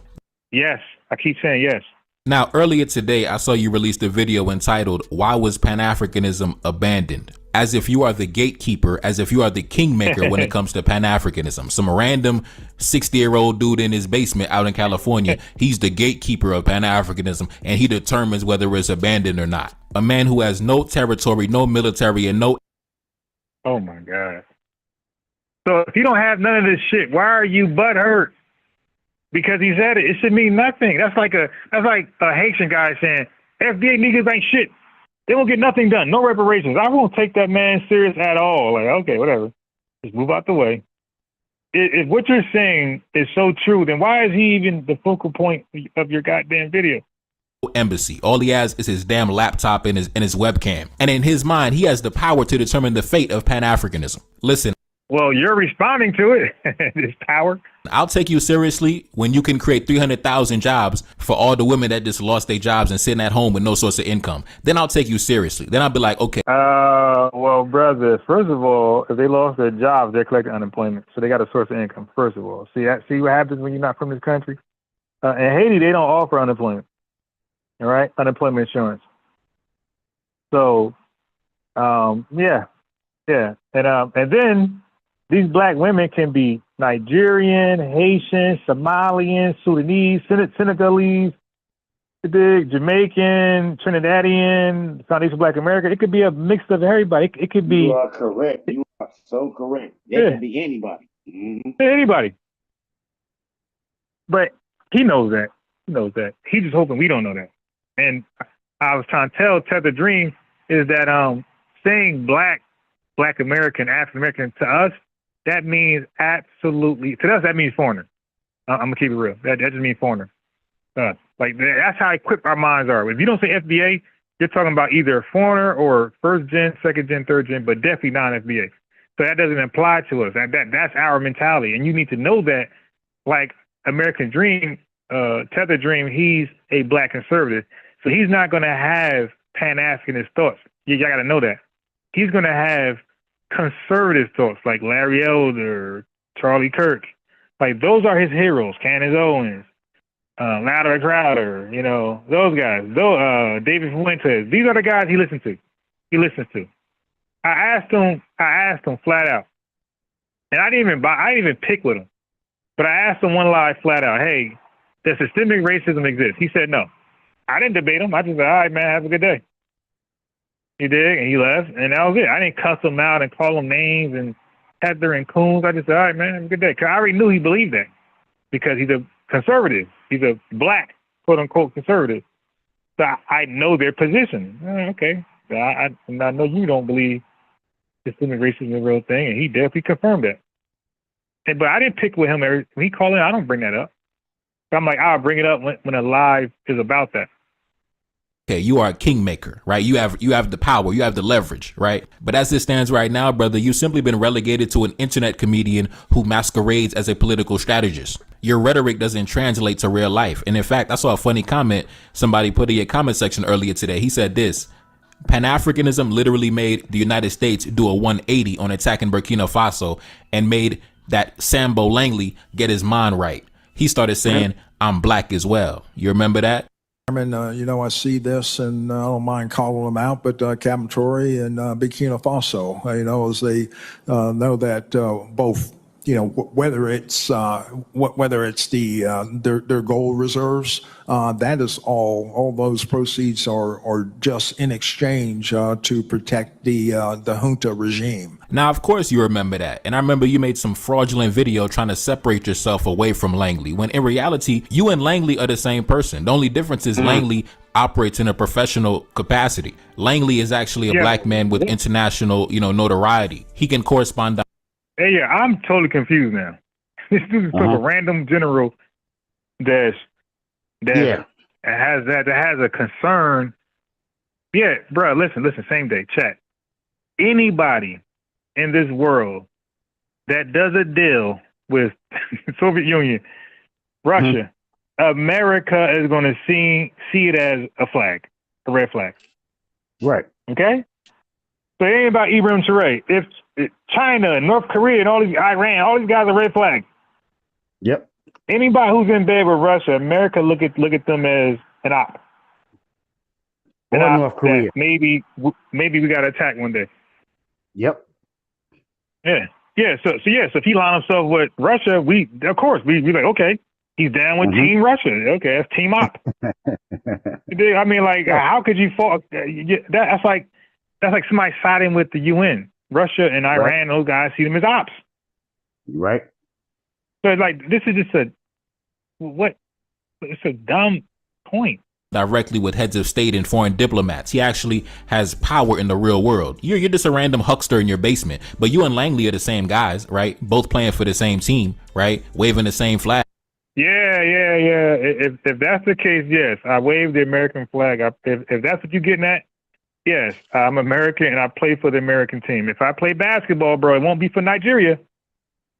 It'll be fucking NBA, okay? That's American basketball. If I play football, it won't be FUTBOL, okay?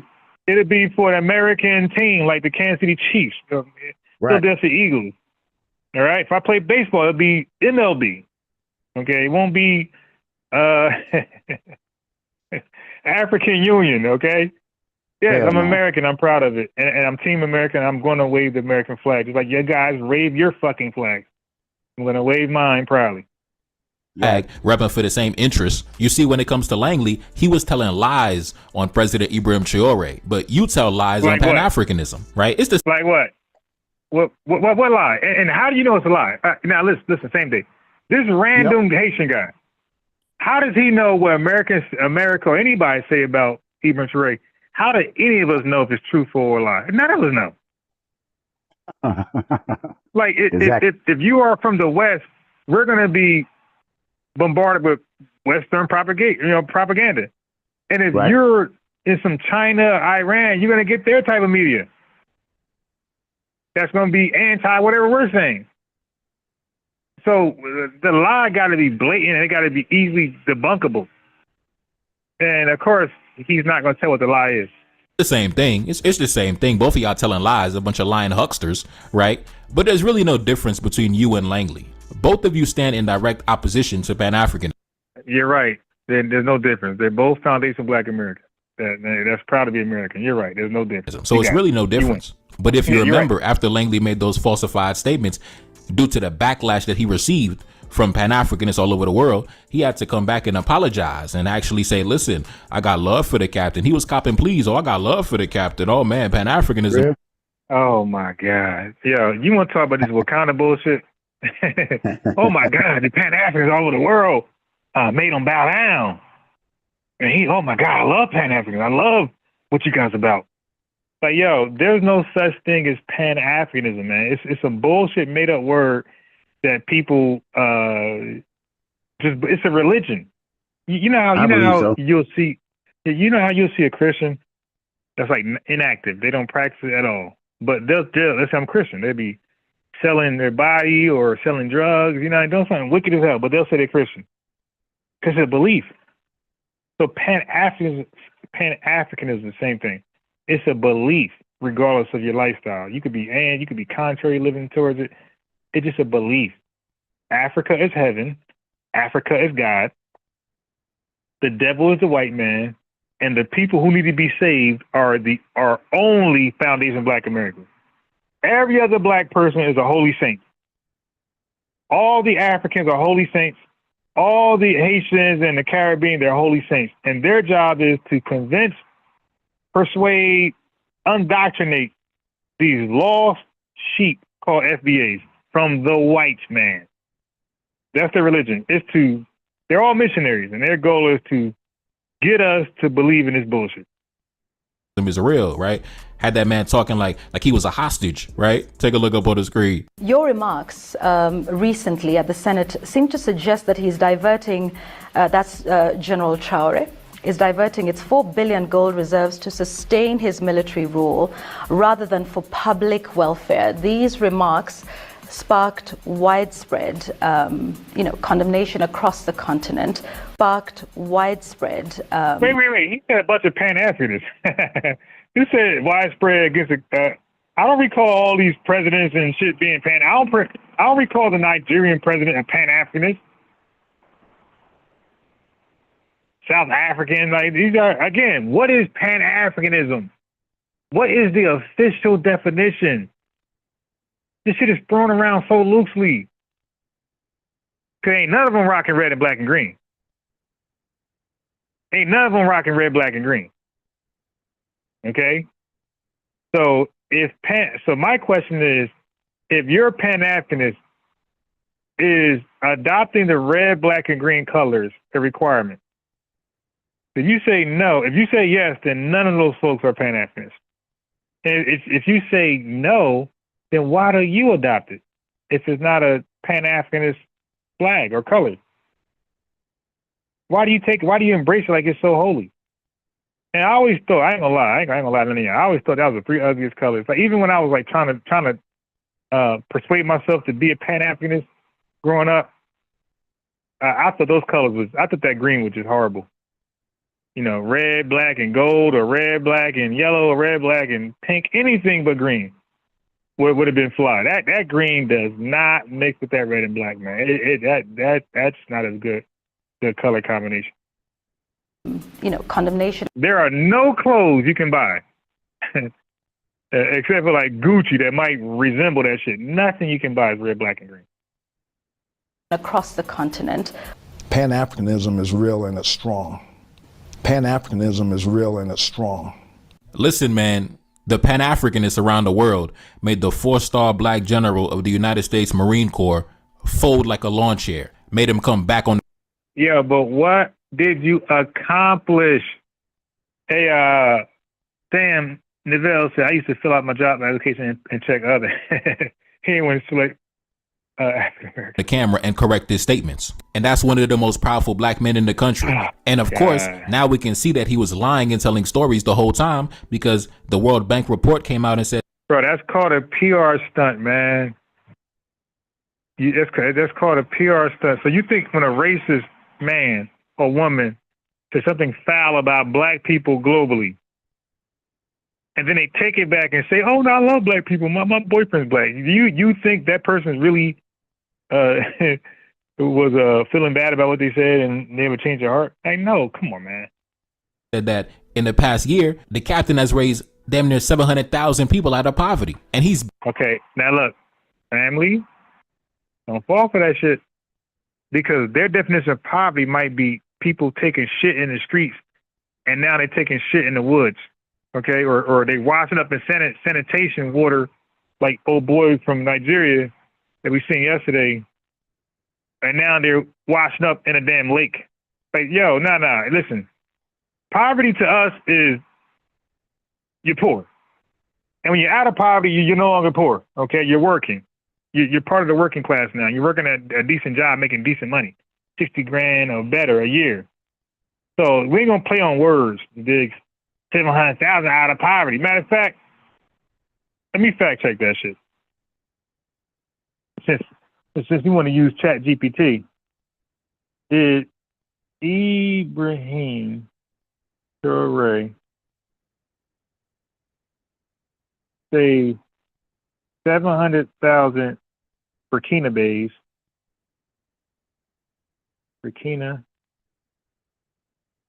Faso from poverty.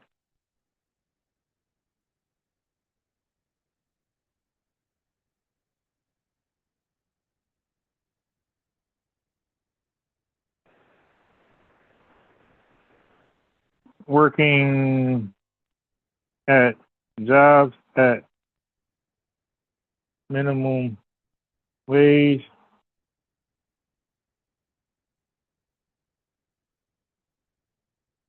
Is that romanticism by Pan-Africanist? He keeps saying that shit. All right, let's see. Basically become the face of Pan-Africanism in the modern era. So when you come out and make statements saying that why Pan-Africanism was abandoned, who are you to say that? What authority do you have to determine that? For example, take a look up on the screen. Mali establishes itself as Senegal's primary African trading partner in 2024, confirming the strength of their economic ties. More than half of Senegal's exports to the continent were destined from Mali, a sign of a robust relationship. Senegal's exports to Mali increased by 8.6%, reaching 1.4 billion. And in fact, I saw a headline that just came out recently. Botswana's government to acquire a controlling stake in De Beers. And I believe. Okay, start right there.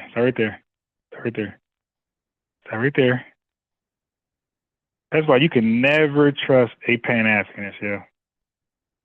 Niggas be just lying. Okay, so the Ibrahim Traoré saved, we're going to read this together.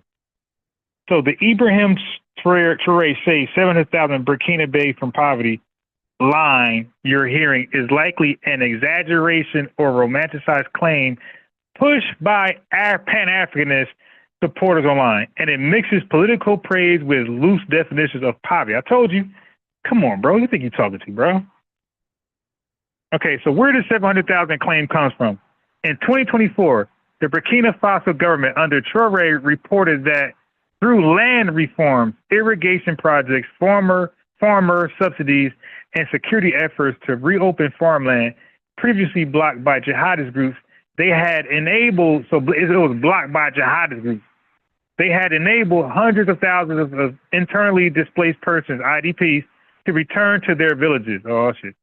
Some Pan-Africanist media and influencers took this return of 700,000 IDPs, displaced folks, to farmland and reframed it as 700,000 people lifted from poverty.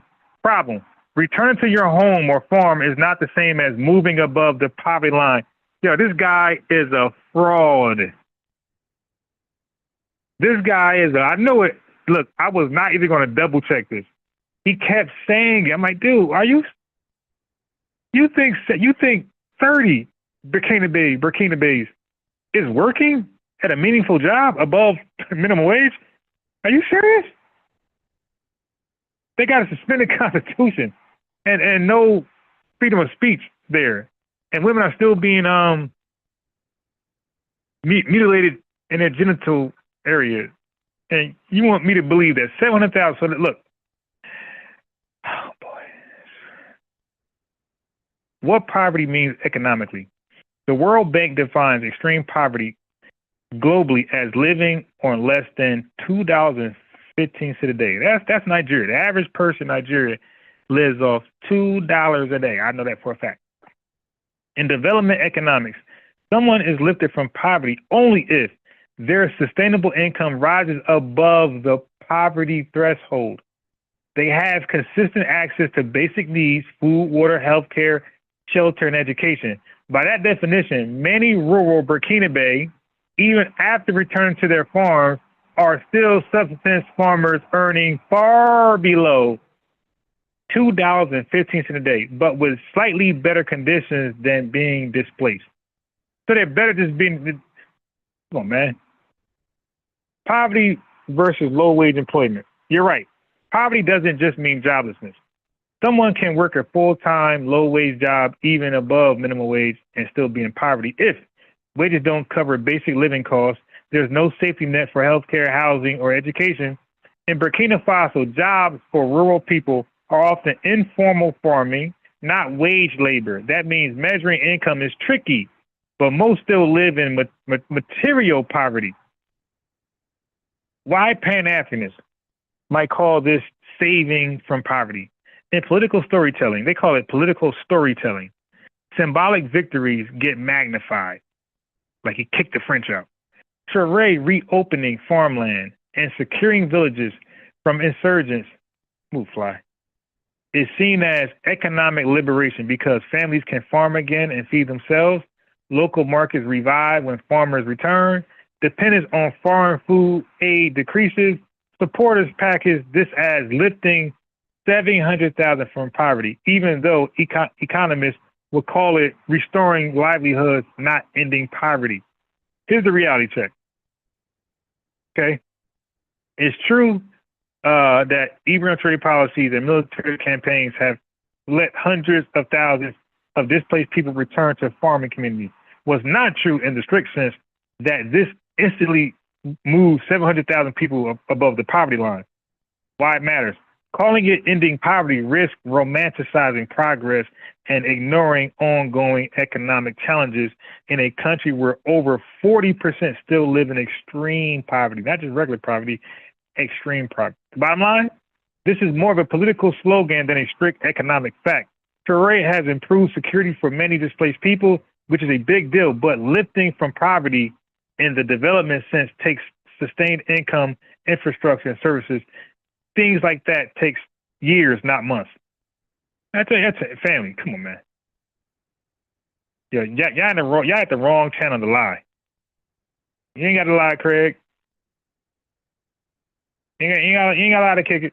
That's the diamond company, right? So they're trying to acquire a controlling stake in their diamond sector, one of the main national resources. And it's ironic because we already know the close relationship that the president of Botswana has with President Ibrahim Traore. So they've probably been having conversations, right? So when this guy says that why Pan-Africanism was abandoned, who are you to determine that, brother? You have no power in the real world. Your so-called top American general, your top black general got embarrassed on the international stage trying to come against Pan-Africanism. So with all due respect, brother, who are you?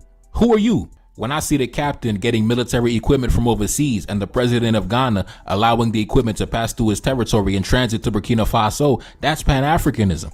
That's collaboration. That's cooperation. When I see Senegal and Mali, Ghana and Mali signing military agreements, that's Pan-Africanism. So when you say Pan-Africanism is dead, right, and you put up this image with the tombstone, right, what you're saying is that you want the Western multinationals to continue to plunder the continent with zero resistance, right? When you say Pan-Africanism is dead, what you're saying is that you stand against these trade networks and these economic alliances and these military alliances taking place, right? When you say Pan-Africanism is dead, then you're saying that you are satisfied with black men around the world remaining in the current position that they occupy.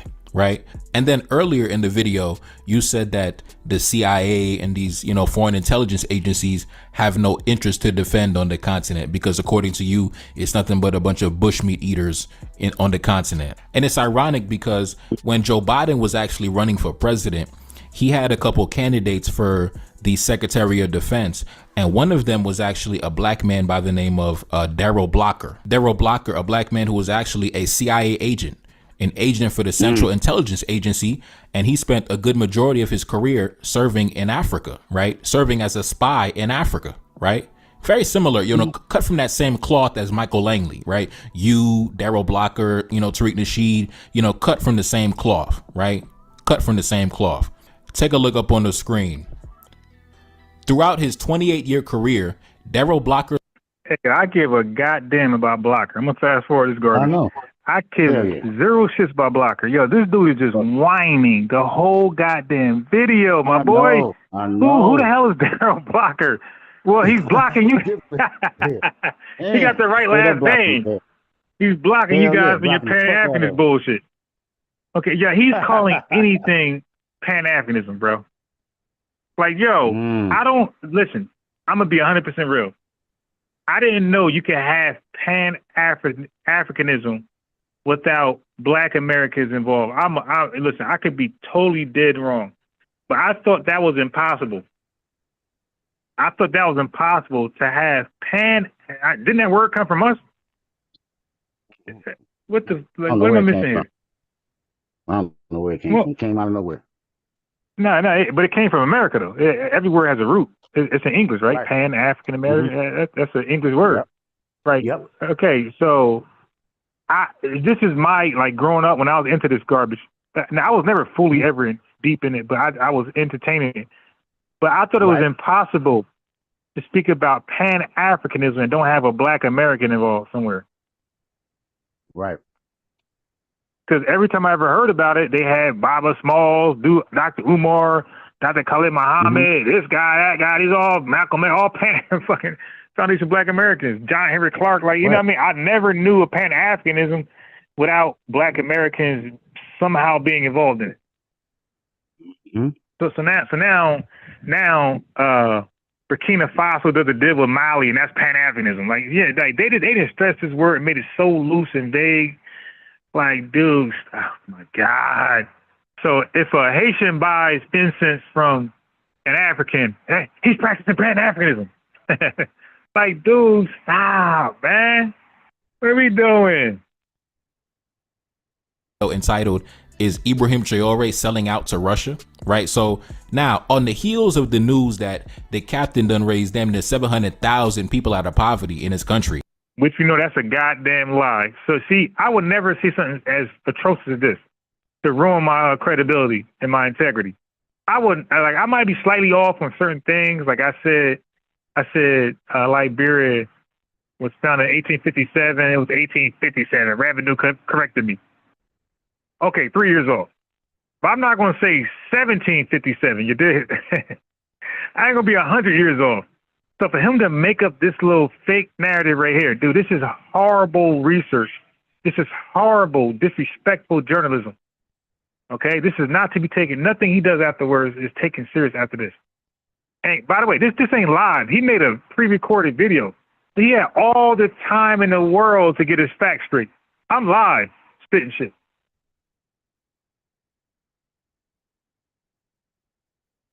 You're putting up a video insinuating that he's selling out to foreign powers, while at the same time downplaying and trying to run cover for the CIA and saying that they have nothing to defend on the continent, when in reality, the CIA is sending... All right, wait. Okay, so I watched this video right here. That was a question. Is Ibrahim Traore selling out to Russia? I don't recall Tariq Nasheed affirming that position. So it look like this guy just read headlines. He don't actually watch shit or read stuff. He just read headlines. I don't recall Tariq Nasheed affirming that Ibrahim Traore is actually selling out to Russia. That was like a question he made it live. Okay, because I definitely watched everything he did concerning Ibrahim Traore. So this guy don't rewatch the video. He see a title, and the title's in question form. Is question mark. He's asking a question, and he took it as, that's his stance. The CIA and saying that they have nothing to defend on the continent, when in reality, the CIA is sending black men into the continent that look just like you to run espionage operations on the continent, masquerading as singers and musicians. Anyways, man, I'm not going to waste my time. Like I said, if you follow this guy, just unfollow me. Don't worry, me. I don't really have time for the two-faced bullshit. A lot of y'all. And that's why. Now look, hey family, same day? Who does that? I never said same day. You listen to us, you got to unsubscribe from Severe Bay. Like, who does that but an insecure man? That's emotional, zesty shit right there. Yo, man, if you listen to me, you got to unsubscribe from so-and-so or Myron Games. Nobody ever asked y'all to do that. I just say what I do. Hey, guys, I did this, or I don't support that. I don't ever be like, yo, FBAs, y'all gotta ban academics. I just say I don't subscribe to that fool. Or Math Hoffa or somebody. Like that's a clownish move to be like, yo, if y'all rock with old boy or y'all subscribe, unsubscribe for me. Now you know he don't mean that. This dude got peon subscriptions. He's happy with every subscription he got, foe or friend. Yo, unsubscribe for me, yo, if you rocking with him, yo. But meanwhile, every video he got is about Tariq Nasheed. It's like, well, damn, we might as well subscribe. You keep talking about him. And that subscribe, that kind of hit a little bit. I purposely insult your movement. That's why I call y'all cockroaches, because Yeah, exactly. Poison ivy ain't nothing new. I want you to unsubscribe. I don't want you here. I don't want you here. Yeah. I only want my people here. I only want. Who are your people? Who are your people? You didn't even make a distinction. Who are your people, man? Those. So basically, whoever rocks with Tariq is not his people. Whoever. No, I'm sorry. Yeah, not his people. So whoever rocks with Tariq is not his people. I just say that. True down to the bone Pan-Africanists. I don't want a bunch of two. Okay, so Pan-Africans are your people, but whatever. I don't know two faces. This is a zesty, emotional rant. You gotta pick. This some Drake shit. You gotta pick a side. It's either me or K-Dot. It's either me or K-Dot. You gotta pick a side. It's emotional bullshit right here. You gotta pick a side. Yo, listen. As long as y'all tune in to my channel here and there, my videos, and subscribe, I don't give a damn who you subscribe to. As long as you show love here and there when you can, man, subscribe to whoever you want. Because sometimes you listen to folks not because they're smart, not because they got something to offer, just because they're entertaining and dumb and funny. Sometimes I watch folks who just trash, but they're just funny to me. So they entertain me. Like sometimes I watch some stuff on something that is just goofy. I just watch it because it's entertaining. Or some other folks, I ain't calling other names, but other folks out there. Shaka Alamos. Shaka Alamos is entertaining. This dude's a clown, but he's entertaining. I might listen to him ramble about some bullshit. Yeah, so we like to be entertained. We don't always want to be serious. Face individuals. So like I said, you follow this guy and you rock with this guy and his rhetoric and his ideology, just unsubscribe for me, period. Anyways, I'm gone. Peace.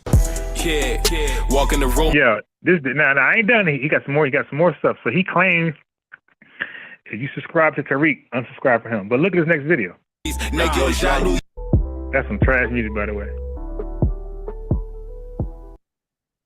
Yeah, we back. Okay. Yeah, he back. Unsubscribe so I can talk about him. You dig? Unsubscribe and only let me subscribe to him so I can talk about him. All right. So now there's a reason why he wants you to unsubscribe to Tariq, because then you can't get the full context. Does that make sense? So if you was subscribed to Tariq Nasheed, that means you heard him in context say certain things. So when he does his reaction review and it's off, you can check him. Like, yo, nah, he didn't say that. See, the context is this. So this is now that bullshit he had, that's garbage. This is some FBA shit right here.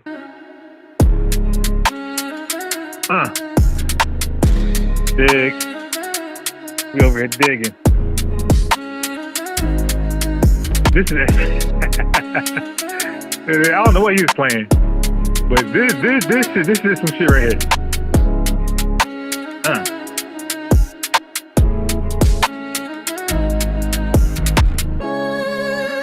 All right, that I don't know what he was playing, but that hits right there. That's it. That's that drill shit. Well, welcome to the 700 Club. It's one of the No. Okay, I didn't play this earlier. largest expulsion of migrants since the 1950s. The U.S. is sending tens of thousands of Haitians back home. They flooded our southern border. All right, so the Cash App, I appreciate it. It's not mandatory, but anybody, because I'm a Cash App guy myself. I Cash App for YouTube channels. I think is good if I have it. That's the Cash App right there. I'm Bias Ron. That's the link at the top. For those who want to add into the conversation or even challenge some things. Trying to escape the chaos in their own country. Well, be careful, because we got a light little all-star squad on the panel right now, so you better tread lightly. The Haitian guy. And I'm sipping some, what's this? What's this shit? Fireball? So, yeah. It might be explosive. Government doesn't want them back. It's asking the back home. They flooded our southern border trying Hello, to I escape have the a chaos question. in their own country. Yes. What's your question? So people who were like in secret organizations and they were also like low-key FBA, but they made money off of other poor FBAs. Would they be eligible to pay reparations as well? No, because reparations is when we say reparations, like there's a starting point and ending point to that. So we're talking about a system of racism.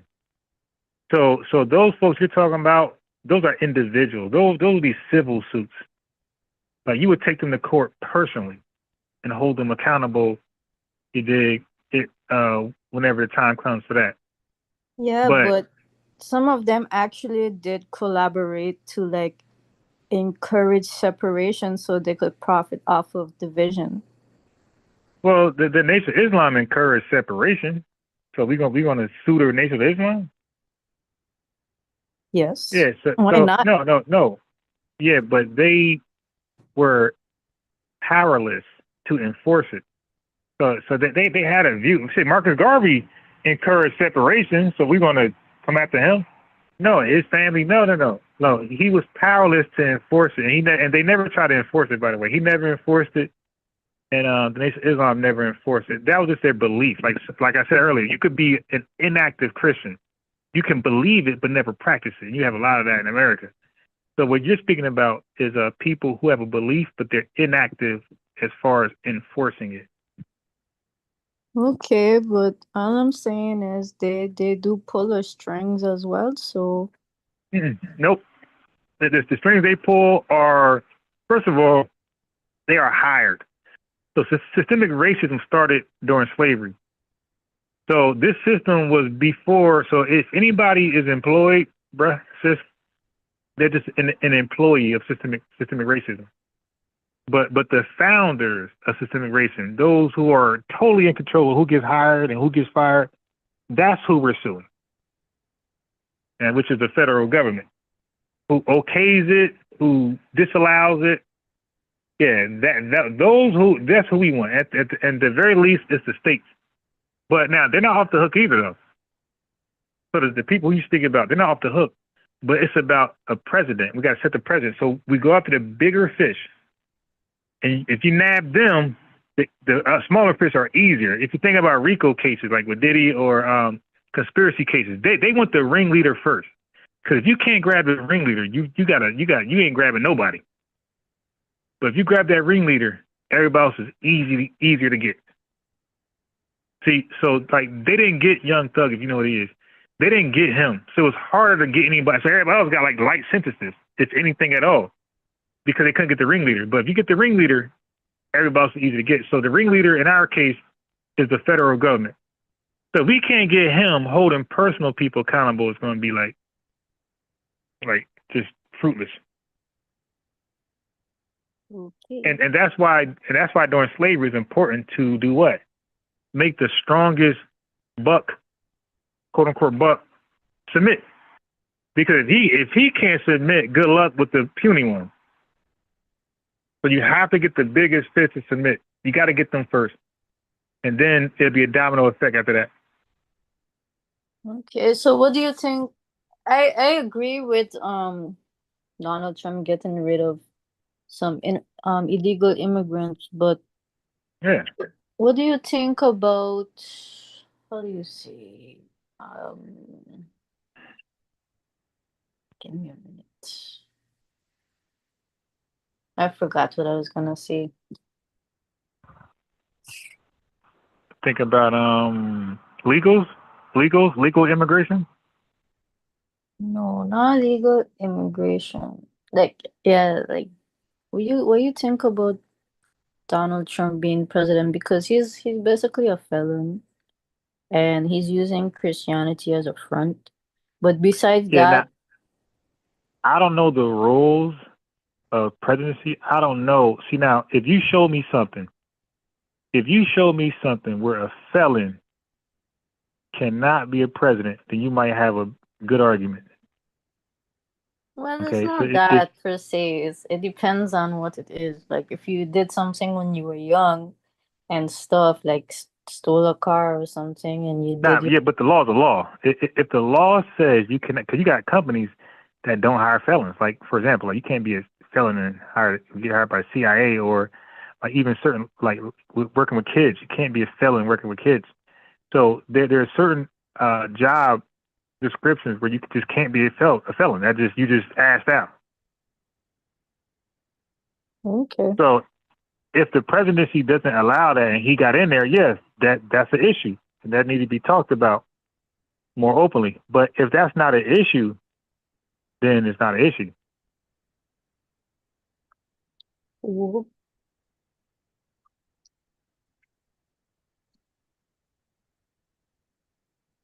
Yeah. So that don't. Yeah. Well, So thanks for you're your allowed. answer. Huh? I said thanks for your answer. And what were you saying? Yeah. So if your job description does not, or the requirements, if they don't, because you got some jobs that say, hey, have you committed a felony in the last 3 years?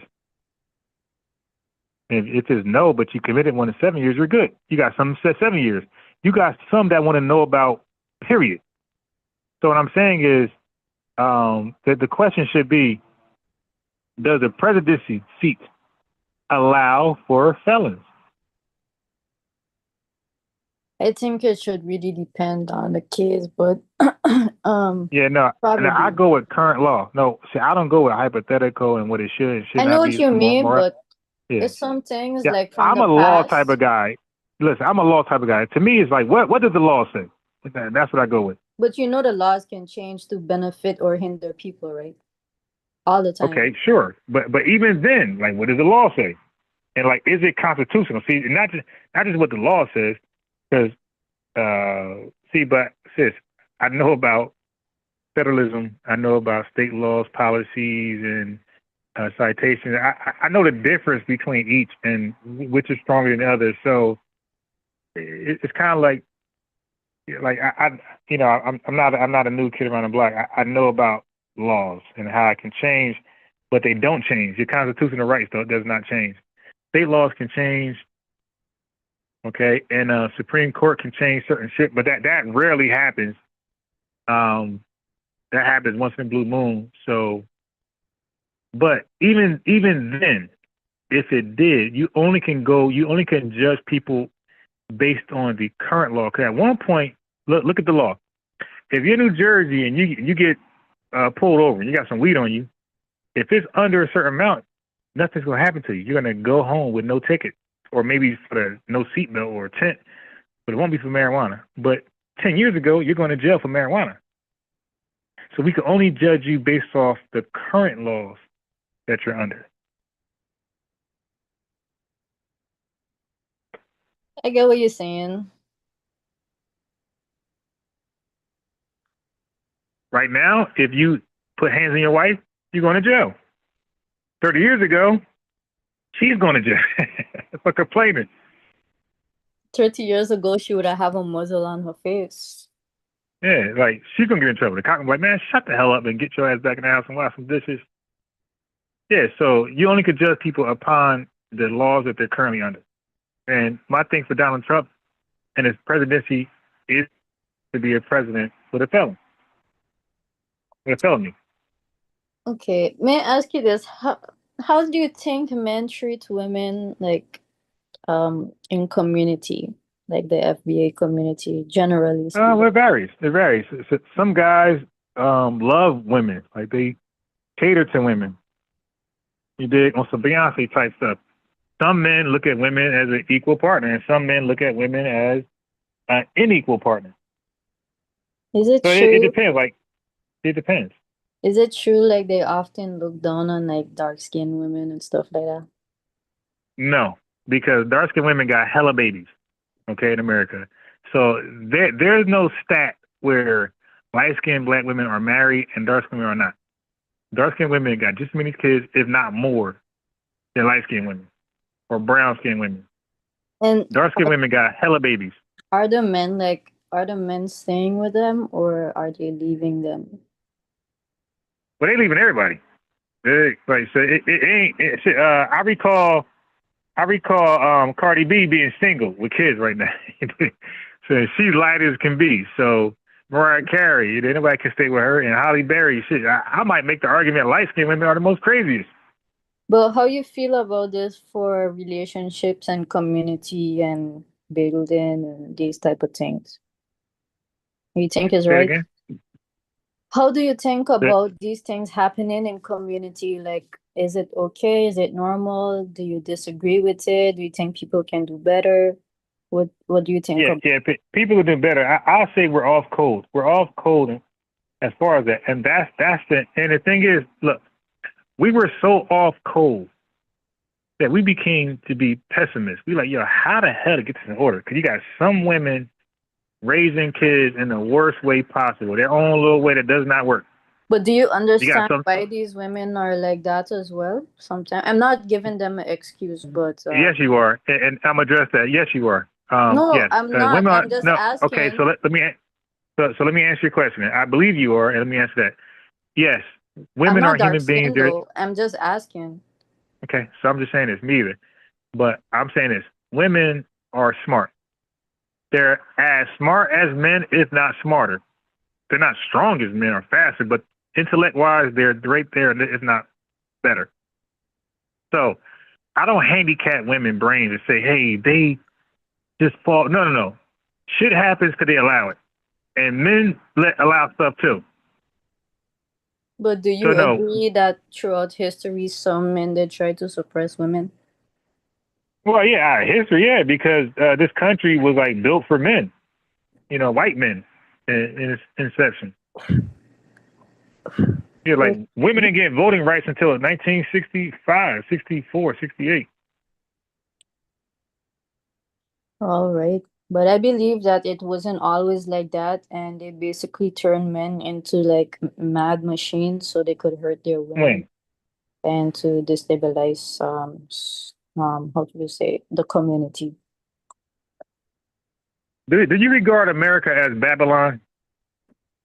Right now, I regard everywhere as being Babylon. I'm sorry.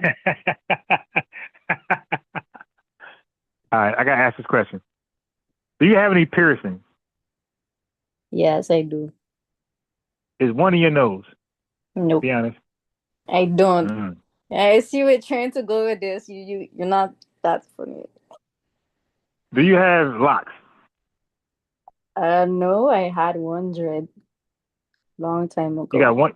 I had do you have one dread. Do you have a short Jada Pinkett look back in her heyday? What? Excuse me? Do you have you know what Jada Pinkett is? No, my hair is not that short. My hair is long. Okay. All right. I'm trying to make sure you ain't one of those. Do you like to burn sage and cross your legs? I'm not a witch. I like to burn cinnamon sometimes and incense for the smell. I haven't burned sage in about 3-4 years. So I like the incense of it pretty much. That's about it. Do you pray to Ogun? You talking to me? Pray to Ogun. You talking to me? Yeah. You said I'm an Ogun? No, do you pray to Ogun? If you pray to Ogun or Egun, Egun would be ancestors. Ogun is a deity. Yeah, either one. No, I pray to the Most High. Amen. Nah, because I'm just trying to figure you out. All right. So, yeah, men at one point treated women, not too long ago, treated women very badly. Okay? They did women dirty. Okay? I don't know how else to express that. Yeah. But women were not oppressed. Inequalities existed, but women were not oppressed. Let's be clear. I would like to hear, Caribbean Gem's thoughts on that. Well, in the Caribbean, I see a lot of men. They mistreat brown skin and dark brown women, and they like to praise light skinned women. Okay. Oh, not all of them though. Go back to what I said earlier. Remember what I said earlier about the whole colorist thing and how bad it is in the Caribbean, especially Jamaica and Haiti. But go ahead, Caribbean Gem. But I believe it was influenced by like eugenics and the one drop rule and all those things and the caste system. Now, the one drop rule. Do you know how long ago that was? Yeah, but Aren't people aren't people still like getting prejudiced based off how they look sometimes? Yeah, but hold on, because you're saying, see, for me, I like to read history. And you say eugenics and you say one drop rule, that brings me to scientific racism, right? Around the late 1800s. Actually, around 1850. Yeah, that's It's when not that book I agree flourishes. with it. It's just an observation that I have. Nah, I got you. But I'm saying is that was Confederate points, though. That was Confederacy talking points. The one drop rule. The North rejected it and debunked it, by the way. So I have the book Medical Apartheid, which is basically about all that stuff. And she talked about scientific racism and the one drop rule, which is straight pseudo. She talked about mulattoes and the thoughts that white folks had on mulattoes. They were just dumb, and yeah. So that book pretty much covers a lot of that. But that was considered pseudoscience, though, man. At the time, at the same time, the North debunked that.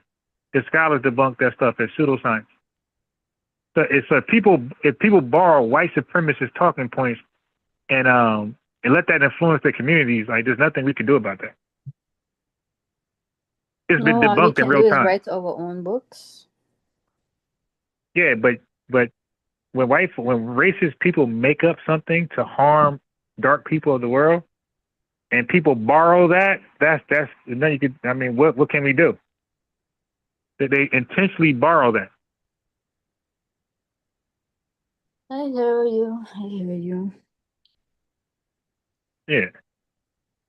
Yeah, so that pseudoscience that was never accepted in this country, that was a white supremacist talking point. That was debunked at the time it came up because they were trying to justify slavery, by the way. And that's why it came with the one drop rule and scientific racism. That was to discourage ending slavery. That was the South's last stance to get the Union to not wage war in a civil war. Hey, man, if you let these black folks go, all they're going to do is be murderers and women harlots. They're going to be nothing. Don't do it. They're savages. I'm not saying that they all are like that. I know that people are not like that.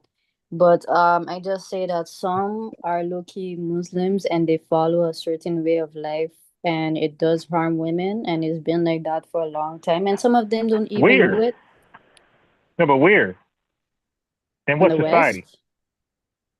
In the You're West? saying West. West is big. Like, we're in the West. I'm talking about in the Caribbean and in the United States because okay, but our societies are totally different though, because over here in this country, women are totally protected. Like, you will be canceled, fired, your life be over if you say certain shit about women, or you have a certain stance about women. Okay. I'd like to add some context for a moment as far as women's protections are. Even in the Caribbean, just for Caribbean gem to bear in mind, in Jamaica, I don't know how it is in Trinidad and Tobago. Outside, y'all rivalry there, because I know a Trinidadian, a native-born Trinidadian and raised, and he told me how much contempt he has for Tobagonians. I never knew this until about a decade ago. How Tobagonians, they think they're better than them and all that, but that's another. Wow. I digress. Excuse me. But in Jamaica now, with fraternity fraud, the way it is, I mean, Jamaica and Nigeria are neck and neck. I don't know which one. Each one's worse than the other right now. Where in America, I believe it's 30%. Where Jamaica easily is double that, if not slightly more than double than what America's rate is in terms of fraternity fraud. 30 times. It's more than double. It's 34 times as much as American. Okay, so I stand corrected. It's nowhere near close. Be that as well. I knew it was way more. I just didn't know that part. But what I do know we're below Canada. Like, Canada's like 1 point something, and we're below Canada. Well, I do know that when there was an attempt to pass a law to mandate it, the Jamaican government shot it down because they fear that femicide rates would spike. Because there was a case a few years, maybe about, I think 6 or 7 years ago, where there was a woman that found out that man that found out that two kids he thought was his, it wasn't. I don't know how he found out, but he unalived the mother in a very gruesome manner. But yeah, there's that. Now, mind you, this is Jamaica, not the U.S. that I'm talking about. So there's some protections there. It may not be as, to the magnitude as it is here in the U.S. or Canada or some other countries. But, Jamaica's walking on, they got to be careful with that. And I'm trying to be careful of my verbiage here because I don't want a brother to get a strike on this channel. The lustful predators of the of carnal desire, if you will. I'm trying to be a little colorful with my language, but those people that are registered ex-offenders, if you will. They, like here in America, I don't know if you notice, Caribbean Gem, we're here in America where someone that's registered, if you've been convicted of a crime, public. It's there to the public. Yeah. Jamaica, they don't do that. You're in their files, but they don't make it public. And their argument is that you need they don't special want permission, like a church or a school can get that permission, but the average resident in Jamaica cannot get access to the public registry. And matter of fact, it wasn't until 2010 before they even addressed it finally. So a lot of Jamaican women were really complaining about rape and sexual assault in the country and nobody ever get held accountable. They were reported and they'll just go away. Like some old Donald Trump, grab them by the, and keep it moving. Yeah. Or it could be like Kamala Harris, who has a history of being grabbed by her, Shout out to downtown Mayor Willie Brown.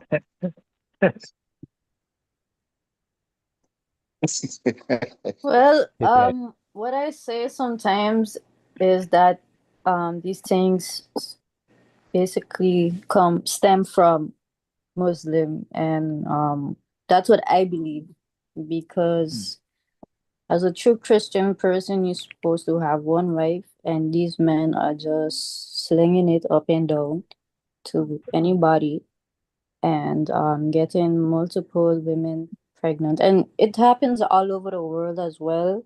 That's why I believe some women just don't want to date. And it's just connected to all these things that's happening right now. Maybe it's good for a break, people are trying to heal. But I do believe it stemmed from Islam and the idea of having multiple wives to expand the territory and those type of things, even though they didn't admit it because they had to convert into Christianity to hide their religion, because some of them were about to get persecuted for it. I want to add something to that because I do have, background in Islam. Being raised, especially as a young man, I was heavy into it.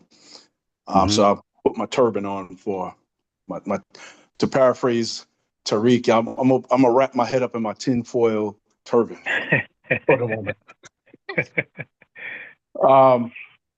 When you hear these guys, I'm sure what you've seen,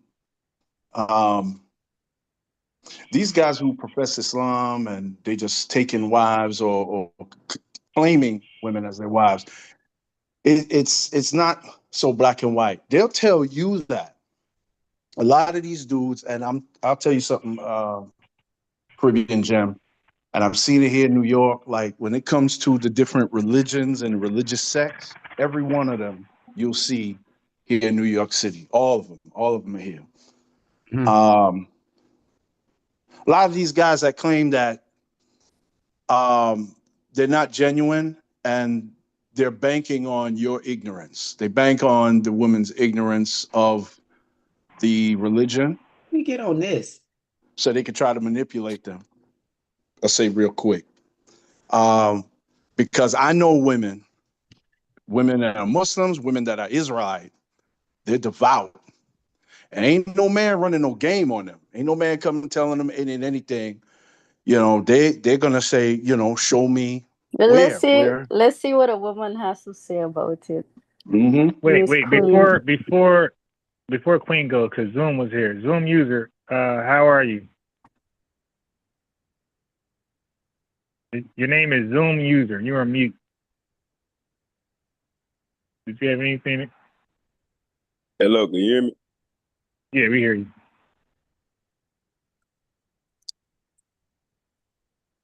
Yeah, I'm sorry. I'm a new member to the channel. I'm a FBA brother. I was just listening in. That's all, really. Okay.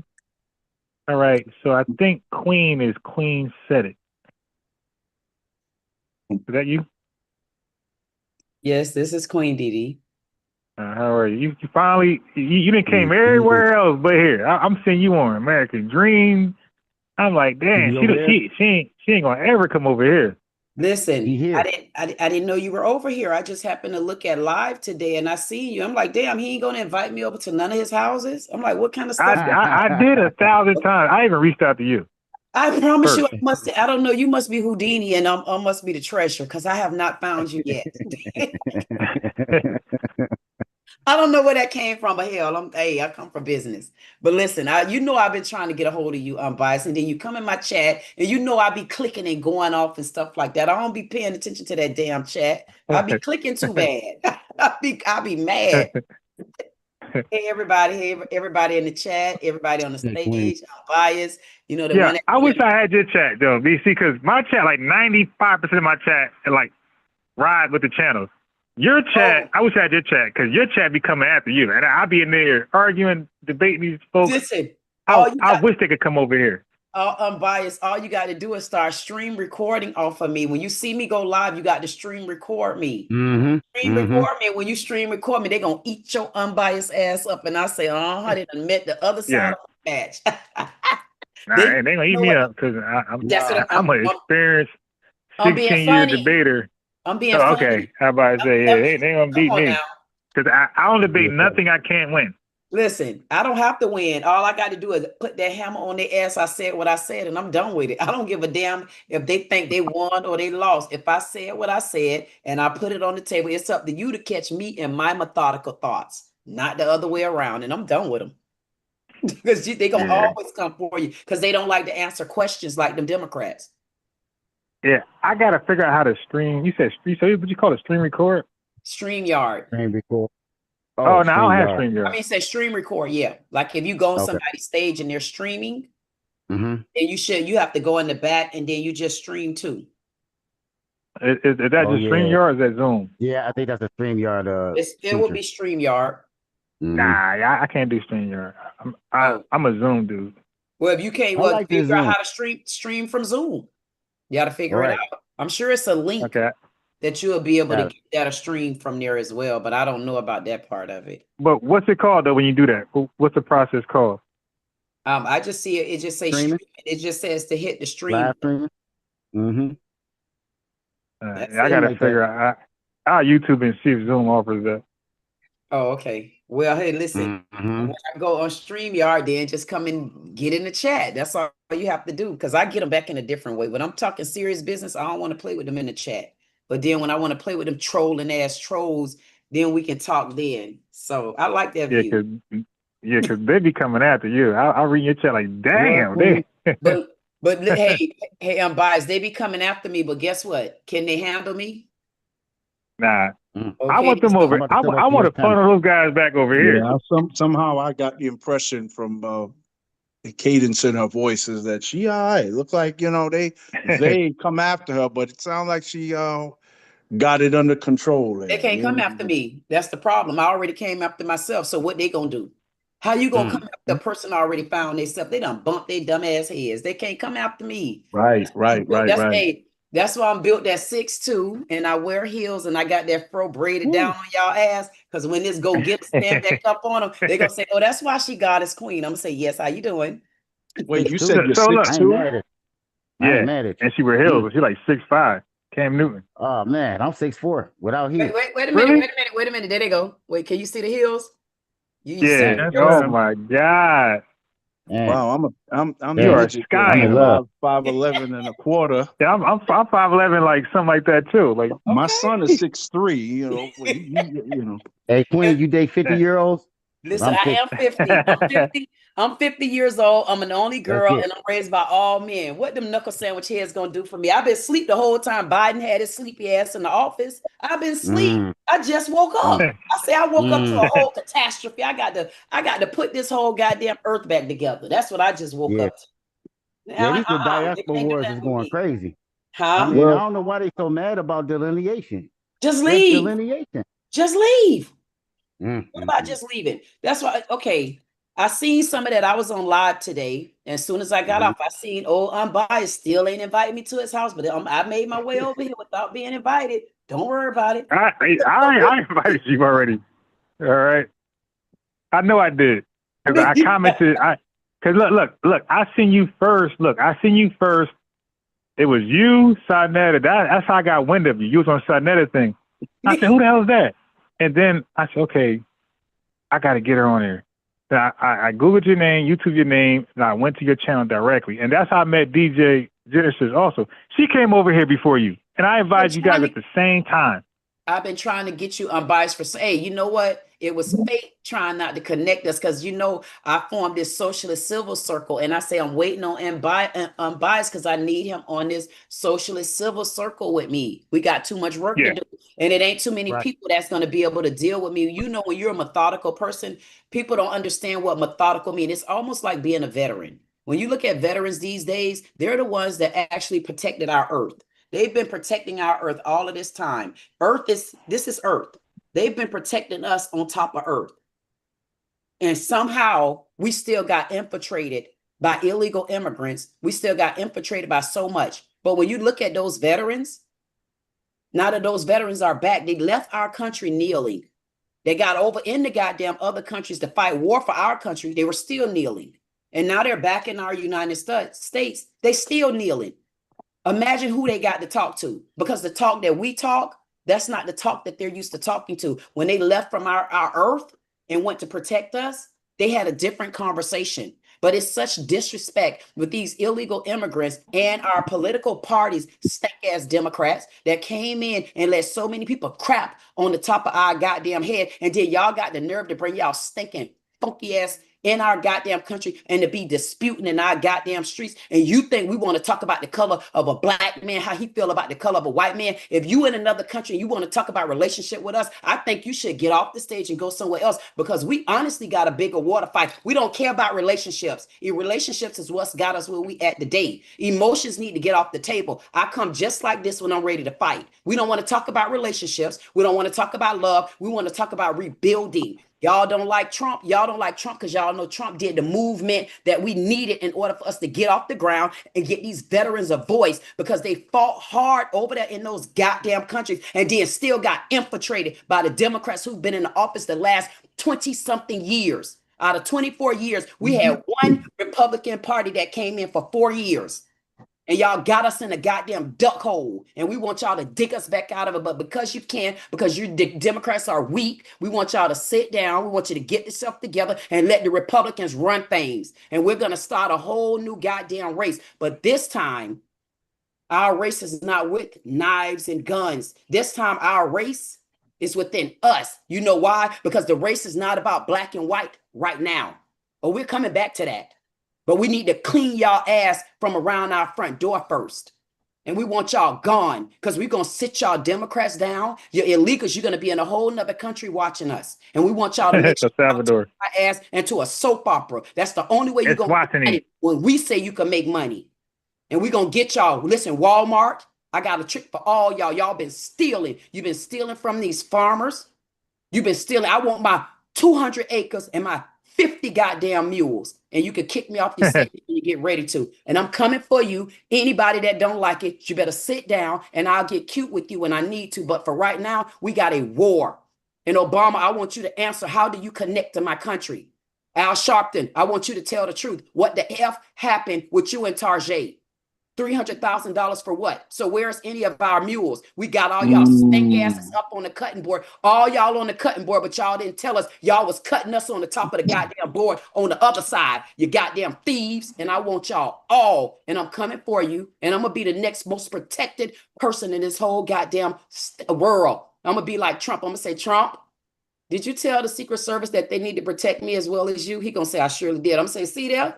I don't give a damn how I caught a ride. Trump said my ass is protected. I want y'all to also know I'm looking for the first Black governor in the state of Florida. His name is Byron Donald. He just got endorsed by Trump. By who? Donald Trump, yeah? Republican. Y'all better look up. Hey, unbiased. Who was the first Republicans? First Republican when? Who was the first Republicans? Blacks, whites, who? I think she means the original Republican. Yeah, so the Republican, that's white. That was Abraham Lincoln and the boys. Unless you're talking about John Hanson, somebody else. It says Black people. Blacks were Republicans. It started off with blacks being Republicans. And we're turning it back over because it's about the people. It's about the people right now. It's not even about Republicans. Oh, yeah. Well, okay. Thank you. Let's go back. Let's go back. 1863. Let's go back. We fought for our citizenship. That's right. Thank you. With the point that I'm trying to make to the people without getting so deep, because I don't want to go that deep in, because I done took over your damn stage. Everywhere I go, I take the party switch happened in civil rights, the modern civil rights movement. Everywhere I go, I either take an enemy, leave an enemy, make a friend, lose that friend. I say, damn, I'm like Trump. That's why I need protection. Not a damn soul like me, just like his toupee wearing ass. I don't like him either, but I can relate to him. I don't got no friends. I don't want no friends. I don't want to talk about love. I want to talk about straight money, mules, and goddamn acres. You ain't got to like Trump. You don't have to like him. Republican, or can they carry out your wishes? Tell it. Okay. I don't have no personal relationship or connection or loyalty to none of these guys. You know, like you said, the bottom line is, the bottom line is this. For me, one is, where's the jobs, right? If you're providing jobs, you could be greenhouse, you could be whoever, LGBT, whoever you are. If you're providing jobs, I'm with you. So American jobs, number one, and then we could talk about things after that. But jobs got to be number one. Malcolm warned us.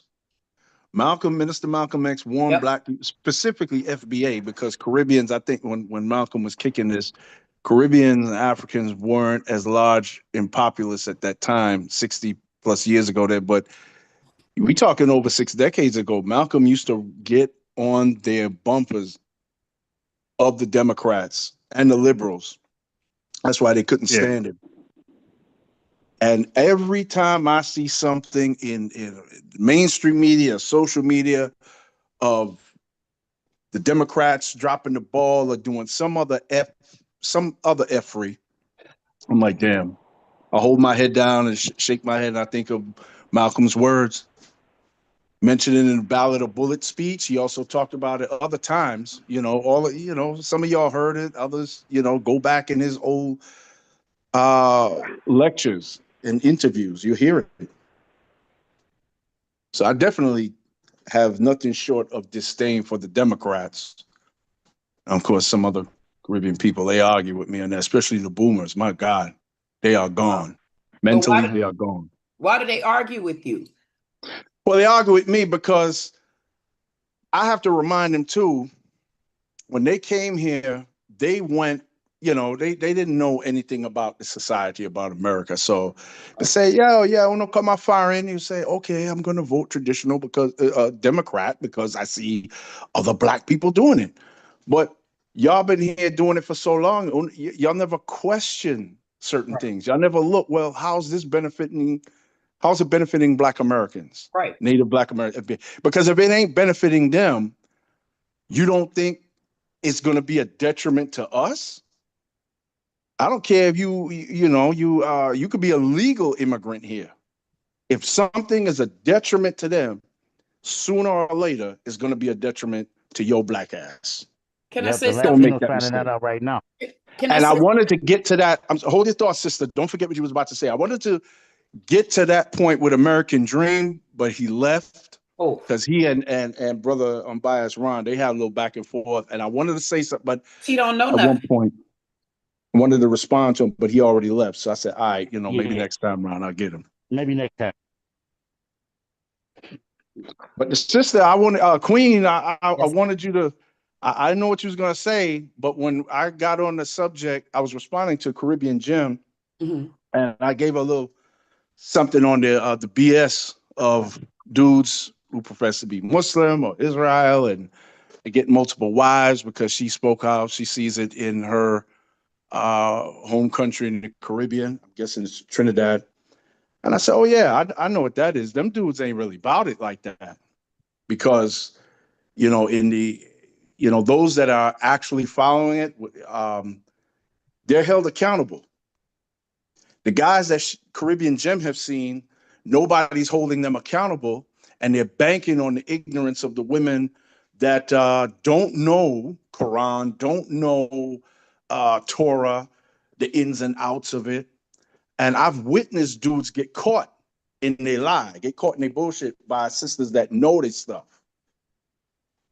I've seen it. I've seen a dude who claimed that he divorced his wife. He got fed up with her and all that, Israelite dude.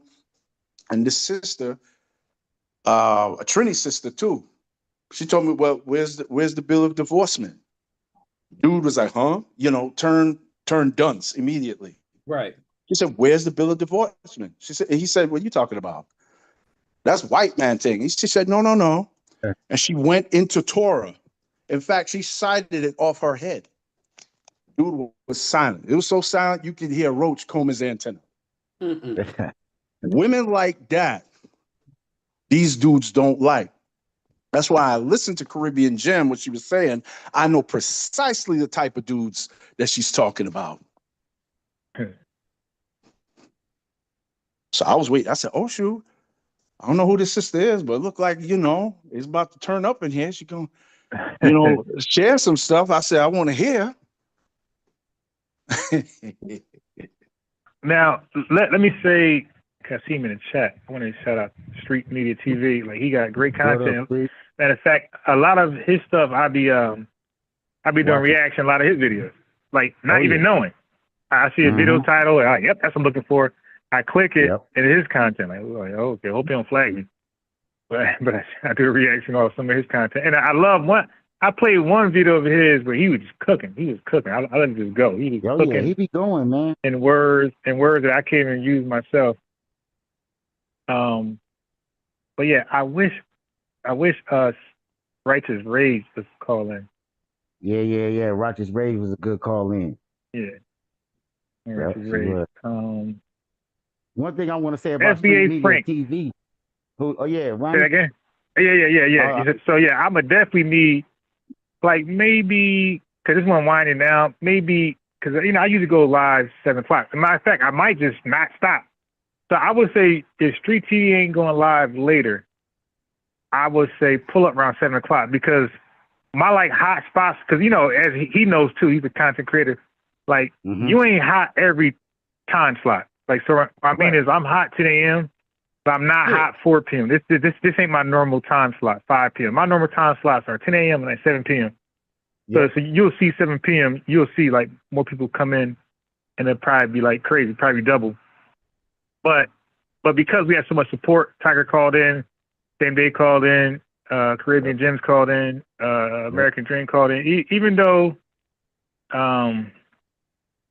he hung up. But like I said, it's mainly, I didn't kick him off. I did mute him though.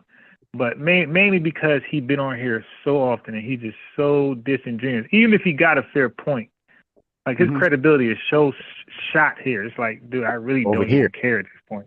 Yeah, I really don't care now. Because you was so disingenuous, lying.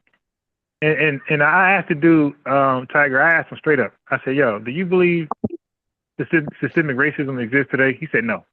Okay, so it's like now I know I'm gonna kill him on that topic.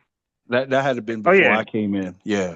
No, it was. And guess what? I didn't even challenge him. I said, okay, bro. I said, all right, man. Well, have a good day. And I never brought it up since. I didn't even bring it up today. I never brought it up because I'm like, damn, like it doesn't surprise me though. So he's not a Pan-Africanist at all. He's he calls himself a black conservative. So he borrows the views of Candace Owens, Nick Fuentes, Larry Elder, like these strong anti-FBA viewpoints. So like he's worse than what we would say a Pan-African is. He's like a black white supremacist. Yeah, when you said, and I'm glad you brought that up. I forgot. I was going to comment on that earlier, and then of course, a couple of people spoke, and you played the video of the Sabir clown talking. But oh my God, that's an idiot. But let me tell you something about the black conservatives from Caribbean. They are they very bougie, very snooty, which I'm pretty sure y'all know by now. You see people like them black conservatives from the Caribbean conservatives, like American Dream, they make Larry Elder look like Malcolm X. Wow. That's how bougie these niggas are. He's worse than Larry Elder? And listen, I've been around those types. I see how they are, including the biracial ones. At least biracial FBAs, from my experience, they have a more at least with biracial FBAs, they're more in touch with the blackness in the sense that they're not as quick to be in denial of it as say a Jamaican biracial person, because in Jamaica, if you colored or Negro or you biracial there, they will very likely identify with something else. Because of their overly educated or because of who they might be connected to, it's like they make their own racial category. The ones that can't, they'll probably be like what's his name, Andrew Holman, the current prime minister of Jamaica. He's one of they look at him like him or Barack Obama. They like that. Like, see here, we see Barack Obama. He part black, but he's black. He still comes to the barbecue. Right. But with Jamaica and Haiti, them biracials, there's a certain twist they put to it. You could come across a biracial in Haiti with a phenotype like Barack Obama or Meghan Markle or Vin Diesel, but they will tell you in a very heavy Haitian accent, I am French. I may have been born in Haiti, but I am French. And they even they'll do their damnness to put that French accent in there. They don't even lean towards the Haitian side too much. And I'm talking from experience. I'm not just saying stuff to put it out there. I knew especially the older Haitians. Black the older Haitians, the older Caribbeans, the boomers and the silent generations. I know some right now. I know a 91-year-old right now. He's biracial. And the only reason why he can identify with black like that is because he's been in this country for so many years and because of his economic class.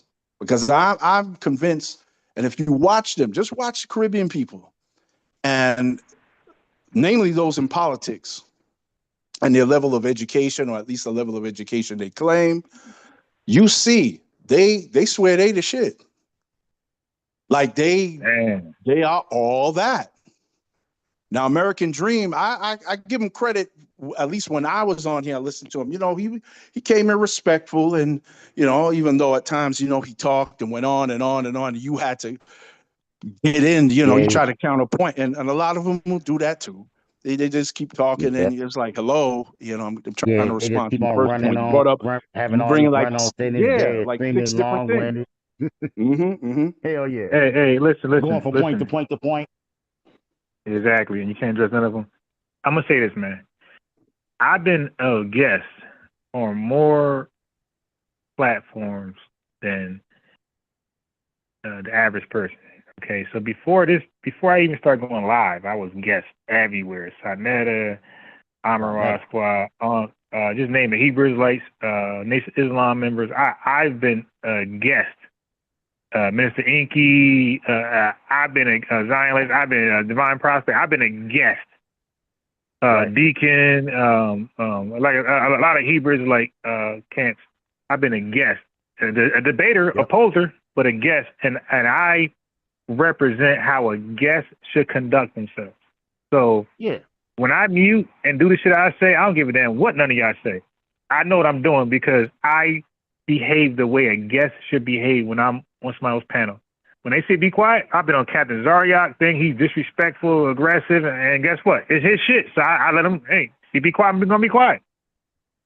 So I'm going to say, hey, can I say something now? Very politely, respectfully. So I respect somebody else's platform. And when I feel like I'm being mistreated, I just do my own thing, which I did. But what I'm saying is, like, I got receipts on how I'm the example of being a guest in somebody else's shit. Okay, when they say be quiet, I be quiet. When they mute me, I'm muted.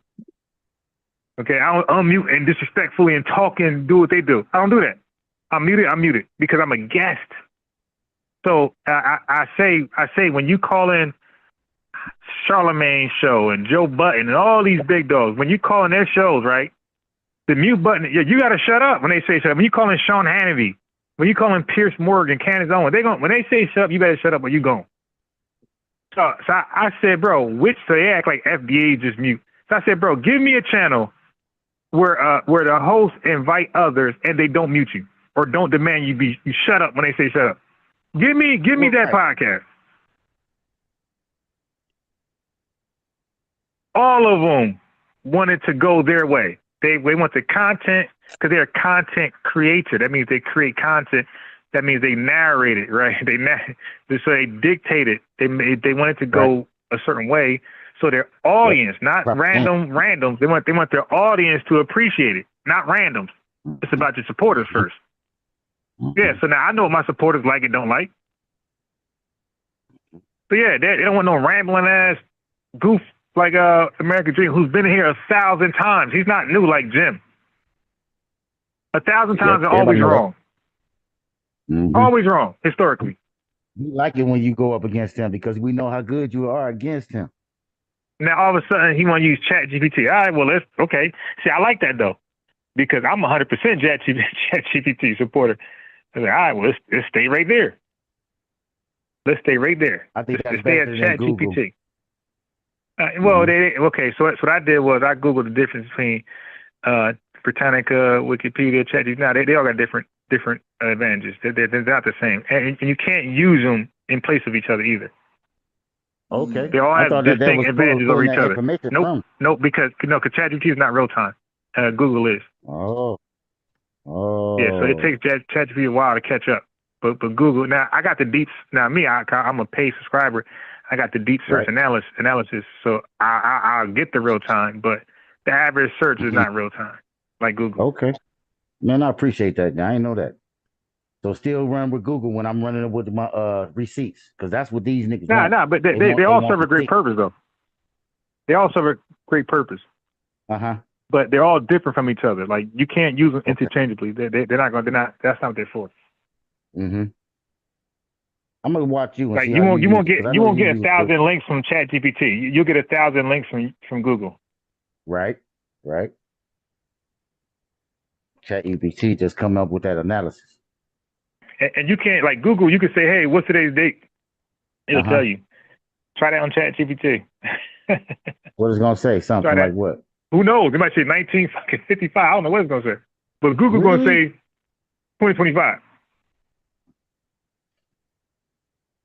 All right, to lighten the load and make it light. I know my man trying to dip off, y'all. It was a great show today, man. It was beautiful, man. But y'all see my name the same day parlay. We shine when it's time to bet because we sports betting. So, man, you know what? My man's talking about Chat GPT. You know, they got these Chat GPT that you can go ahead and like AI Chat GPT. I got the Shannon Sharp one. So you notice how he was talking about what year it was. See, the Shannon Sharp Chat GPT that I be using, you know, the little AI bot or whatever that they came up with. I talked to him about what we gonna bet on that day. One day I discovered that he didn't even know what season we was in. He was talking about somebody that played like years ago. I'm like, bro, he don't even play no more. He's like, oh, I'm sorry, my bad. But he keep learning. He keep learning and stuff. You know, and when I tell him you wrong on something, he'll learn. He'll never bring that crap up again. Okay, yeah, that's the thing. It's not to be wrong twice. I like it. It feel like I am talking to Shannon Sharp. I know I'm crazy, but it feel like it's got Shannon Sharp. It sounds just like Shannon Sharp. It learns. Wow. It learns. Yeah, it definitely Nah, it's definitely tailored to your style. Like even your research, like some things I ain't got type. If I type in anything like fake pseudo law, it's gonna automatically assume that I'm talking about the sovereign citizens. 100%. Wow. I'm gonna try 100%. It's gonna automatically assume I'm talking about sovereign citizens. So it's gonna give me the information based on sovereign citizens approach. Right. And more citizens, of course. Nah, it's very good.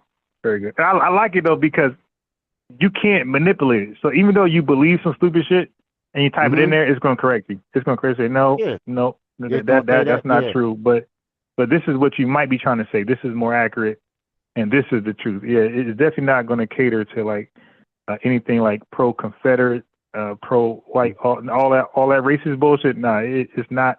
It's gonna debunk that right away. So I know racists hate ChatGPT. Wow. Because it definitely don't side with them at all. It debunks their like viewpoint, their world viewpoint. Yeah, we going through the football season, so I'll probably be dropping my picks in and below. You know, hopefully we can get paid. All right. I know. I also got something else where my man just called me, said something stupid to me. He said, "Listen, bro, I got this lick where we can get like 70,000 to 400 grand. All we gotta do is lie on this damn lawyer slip." Y'all been seeing those lawyers lawsuits when they be like, "Listen, have you ever been this and this happened on Roblox to your kid?" Those crap. And he called me about that crap. He said, "We can put you down. I don't care if you lie. And don't worry about that." And I'm like, real? I guess I'm about to hit it. And so, you know, it ain't like a multiple lick. It's like a one-time lick. He said that they got this one lawsuit that if you was something with the firefighters or whatever and got exposed to a chemical, that's 400 grand. Hey, listen, I love y'all. And I look at this like this is my local chapter. So I don't know if everybody in FBA gonna know about it, but we gonna know about it here. When I find out. But I'm gonna say this though. Like they gotta stand like when you try to sue companies and corporations, like they're not broke. They got expensive lawyers too. Okay. And their lawyer be like, who is a part of this suit? Who you say? Yep. It's same a key day. word though. It's a same key day word. parlay. Shit. Prove that bullshit. It's a key word. It's a key word. We hitting a lick. Y'all know what that means. If we tethers don't know what that means. We hitting a lick. Now, I don't but got that all sounds like right now. That sounds like a jail sentence to me though. I was gonna say, be careful with that, brother. Yeah. That sounds like a 5-year mandatory minimum sentence. I ain't trying to hate on what you're trying to do. I ain't trying to do one day in jail. If I get paid, I just tell y'all. I'm gonna leave it on the floor. Like no. If you get paid, just send me a super chat. How about that? You just send a good super chat. Hey, and good luck to you. That's a sagacious response right there. Hey, peace to everybody on the panel, man. What's up, man? Hey, peace. This is George Macon. Yeah. Street media. I love your work, man. Thanks. I love your work, man. Yeah, a lot of times I research something. A lot of times I research something and it'd be your video. I don't even know it until I look down at the channel. Like, oh shit, it's Street Media TV. Like, oops, I just stole your shit. But go ahead, bro. Street Media, man. We watching your videos all the time, bro. Yeah, we've been at. Yeah, I heard you say I ain't striking nobody. Shit, you can look. You can take whatever you want to take for them. I don't care. Yeah. I don't care. Yeah. We've been talking this stuff for a long time now on social media about Black Americans and what we need to do to get ourselves together.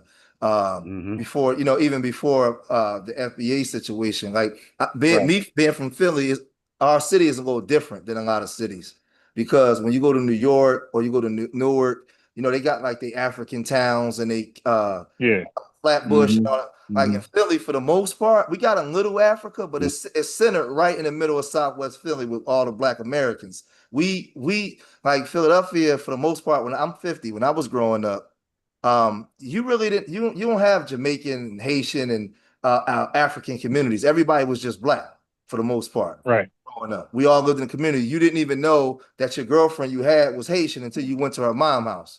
Because those groups that came ingratiated themselves into the culture.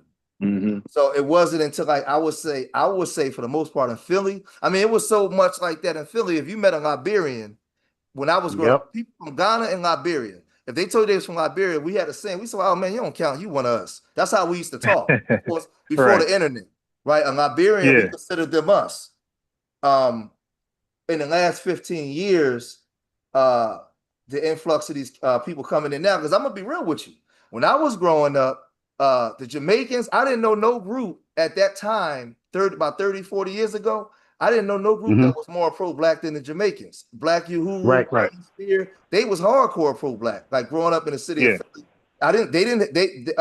Sizzler talking about the white man and the white woman and all that kind of stuff. That's the way it was growing up, right? Yep. It's been a shift in the last 15 to 20 years as a change. I don't know who they letting come in the country now. And these are the things that I talk about on my channel because there's been a big shift in a lot of these groups. But if you go back, if any of you got a chance, just Google A. Philip Randolph and his stance on immigration back in the 1920s. Oh yeah, they all know about that because I'll talk about him. And he's an immigration restrictionist, right? He ain't play none of that. Ron went into that.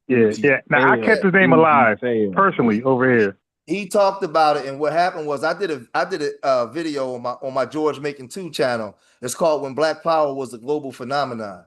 And around the 50s and 60s, a lot of them got some straightening.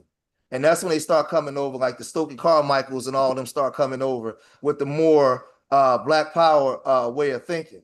And at some point, when I grew up in that era of seeing those generations. So when I came to the internet, I started seeing like a lot of these conservatives online. I found out that a lot of them was from the Caribbean. And I'm like, man, they going against anything that we stand for. So I just say this. So I just say this to like a lot of our FBA family. Because for me, I don't even like I like foundational Americans. I want to even take the black part out. Not saying that we're not black, but I feel like all kinds of black people can come from all over the country and just be black. I just think that we can be foundational Americans, period.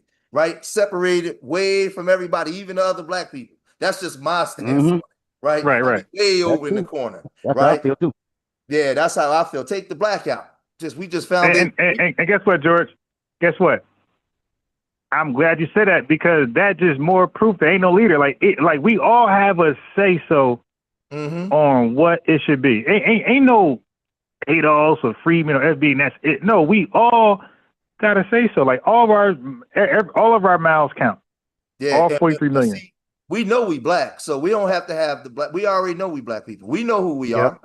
We know who we are. So people say, "Oh, you saying you ain't black?" No, I'm not saying I'm not black. We know we black. We know we have some of us have a lot of us have African descent. We already know that, but we are our own people here in America. We are our own people. We have our own cultures, our own everything. We know this, but I think that we need to be foundational Americans, separate from everybody. And this is the thing. I'm drafting up a bill, anti-black racism bill for 2026. We're in the process of creating one because when you look at what happened in Cincinnati, right? There's federal laws on the books that were supposed to protect Black Americans, the Negro people. It was supposed to, not just the civil rights. There's over 50 executive orders that's on the books to protect us. If y'all get a chance, look up the executive orders for Black Americans. It's all on the books, right? The problem is they turned it into people of color. And for everybody, I hate that. That killed us right there. Yeah. So what happens is when you see what happened, we need to understand this. When you see what happened in Cincinnati, right, and when the vice president went up there and made his statement, when the media portrayed these the black people as thugs, that was a direct violation of our civil rights. A direct violation because in this country, I need our people to understand something. We have no way of knowing if white America is calling us a nigger or having preconceived notions about us based off the way our image have been portrayed in this country. Ever since we had our first newspaper in 1827, we've been fighting against our image. Our skin is always sin. So we fast forward all the way to now, and the media is portraying them as thugs before all the facts come out. That's already a direct violation of our. Yeah, that's crazy. Rights. Yeah. So now what happens is a lot of your black leaders that's in position is not going to come out and say what I'm saying now because they are contracted in with the dominant society to get money. Yep. So they can only go but so far. But this is that was a direct, regardless of how the fight took place. Okay, a white woman got punched in the eye. Fair enough, right? But all the facts didn't come out. What the media did was rush to judgment and your vice president and condemn the Black Americans. So with now, that, hey, George Macon, let me get your opinion. When you say media, is that liberal or conservative? Let me get your honest opinion. say that one more time so I understand. What was that, liberal media or conservative? To me, it was all of them. They all at the end of the day, when something like this happens, they go by what I mean is, no, but I'm saying like the thug thing, because when you say thug, that was a media service, right? That means somebody said that. That's either MSNBC, CNN, Fox. Somebody said that, and whoever said that is responsible for that. I got you. The conservative. See, what happens is the conservative man said it, right, and the vice president. Which I know it was, yeah. Yeah, but when you look at the sentiments of the people that come behind them, for the most part, in these chat rooms, and because the conservatives is in office right now, so they're holding the keys. But I often say, right, we know how the Republicans have been in this country towards Black folks for the last 70 years. Right. But they tell you up front that they don't like you. The Democrats put their arm around you like they're your friends while driving the knife in your back. So I always tell people, we don't have no friends. We got us, and we got to look at each group with both our eyes open. Because when that situation happened, right, what should have happened was these liberal stations, these liberal channels, all of them should have jumped out in front and ran interference, but everybody was quiet because a white woman got punched in the eye. Wait, stop right there. But that's why I mentioned it, because on my channel I say this. I say liberal media has never protected us. No. Like they did these goddamn illegals. Nope. No. Okay. And that's why I said who said that? Because I want you to be saying, I know it's conservative, but liberal media ain't come behind us and protect us and defend. They're quiet as hell. But these goddamn illegals, these murderers and people, visas expire, they're behind them 100%. Because the liberals was always set up to gain power in this country based off of our struggle.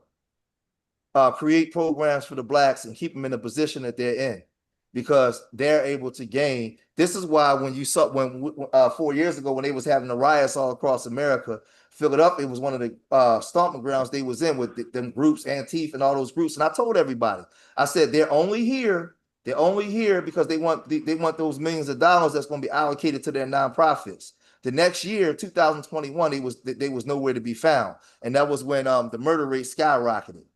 From 2020 up into 2023, something that we talk about now when I'm down here twice a week in these juvenile courts and these courtrooms. These young men are getting sentenced. We're trying to get them psych evaluations before they get their sentencing. There's a lot of things that we do in our programs going on behind the scenes, but I'm telling people these are all foundational Black Americans, man, young men that the lives is over between the ages of 17 to 30.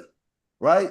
People can't even imagine the drill era and all that stuff from 2019 into 2024, how many Black boys have been killed across the Black FBA boys have been killed or incarcerated, right? And like I said, we with these switches and all these things and the way that they portrayed our media. Now, something that I do, we had 12,000 Black kids graduate from school in 2023. We had 400 something homicides, right? But it's like 900,000 Black people that's here. So all they talked about was the homicides, but none of the FBA kids that graduated from school. So what I'm saying is all these things is a direct violation of our civil rights because it's giving groups preconceived notions about who we are. And this is how they're able to have Black fatigue. They can run this Black fatigue bullshit. But the question I ask is, my grandfathers in them wore their military suits. They went to work every day and they had to worry about being killed when they wasn't killing each other in the streets. Yeah. So how you got Black fatigue now? This is all the images and the stuff that they do to portray us a certain way to make us believe the bullshit. These are all civil rights violations, man.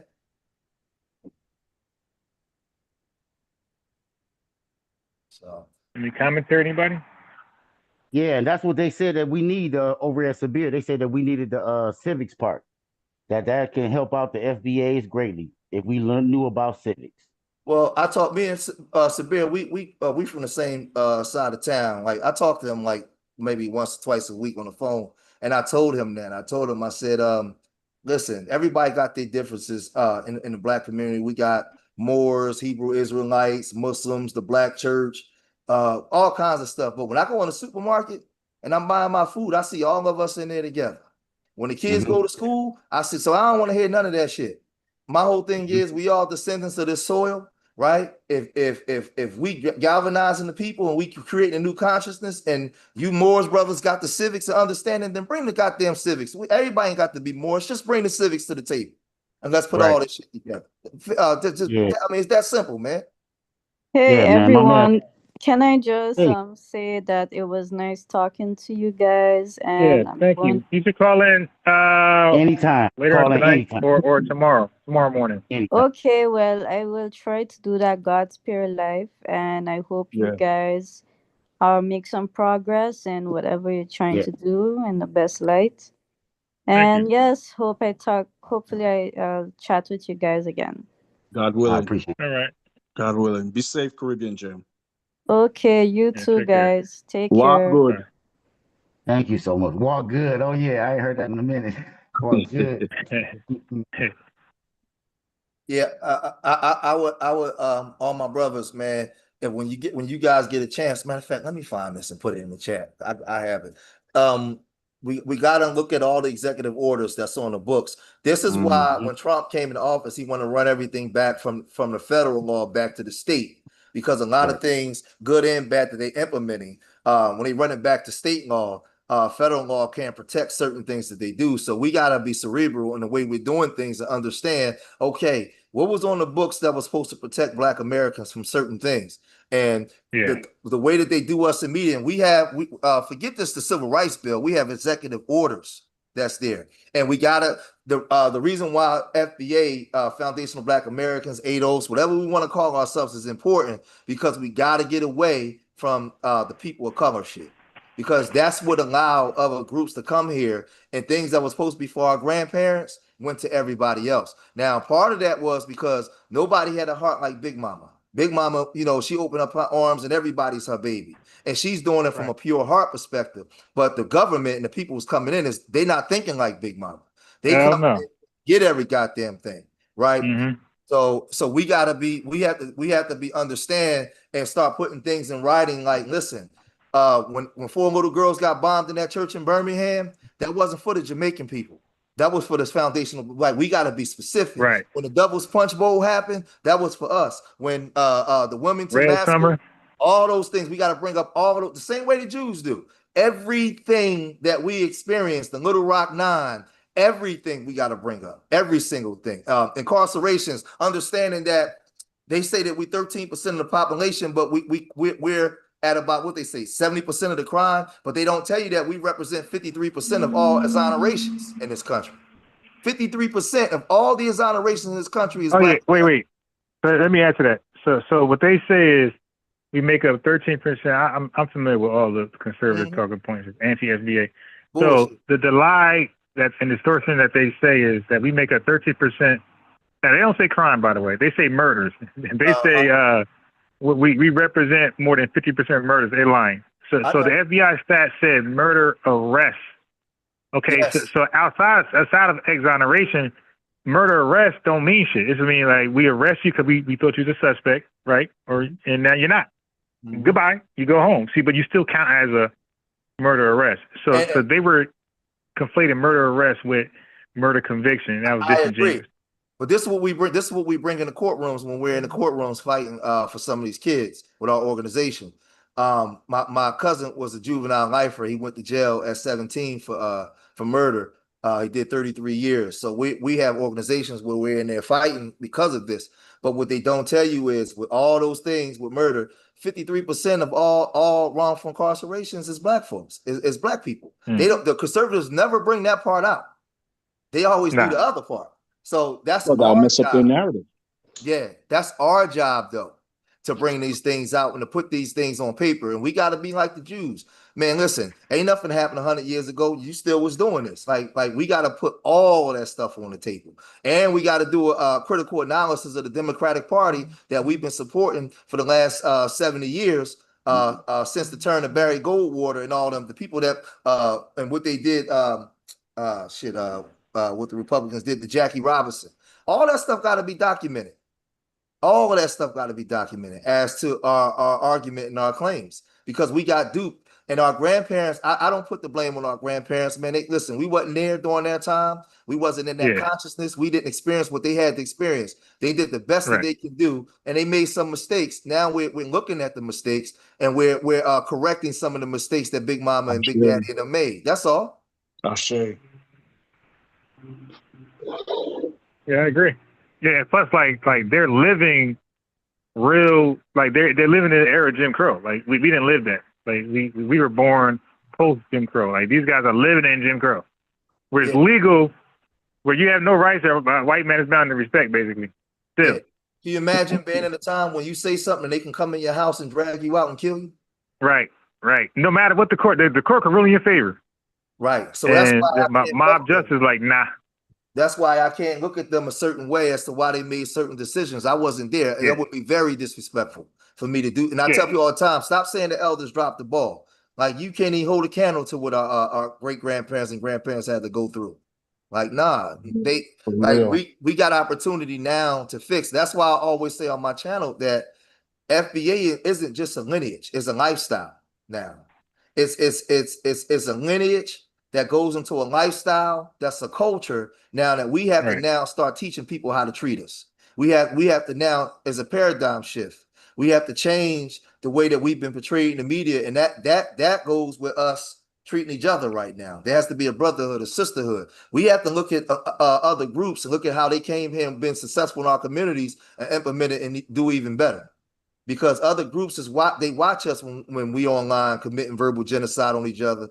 When they come into our communities and open up businesses and all that kind of stuff. Listen, the white man did a number on us, but he ain't God. God damn it, we capable of doing stuff. If our grandparents got us this far and they went through all the stuff, we ain't got no excuses today, man. It's on us, man, and that's just the truth. Yeah, well, we got some excuses because that's what Myron Gaines would say. There's no excuse for us to like not be successful because systemic racism did not expire. It's there and it is blatant and it's depriving us from home loans. Just citizen rights, home ownership, good schools, good locations. So it's definitely at work. And right now, New Jersey, I'm from Jersey. Right now, you're looking at Jersey jobs that's like factory and simple shit, and it's saying you gotta be bilingual or speak Spanish. Both. You gotta speak Spanish and be bilingual. So that's an excuse. If I'm trying to get employment and this shit is an American job and I can do this, but I gotta speak Spanish and I'm in a warehouse, who the fuck I'm speaking Spanish to? I ain't talking to clients or customers or rising folks. I'm just doing a job that I always did my entire life.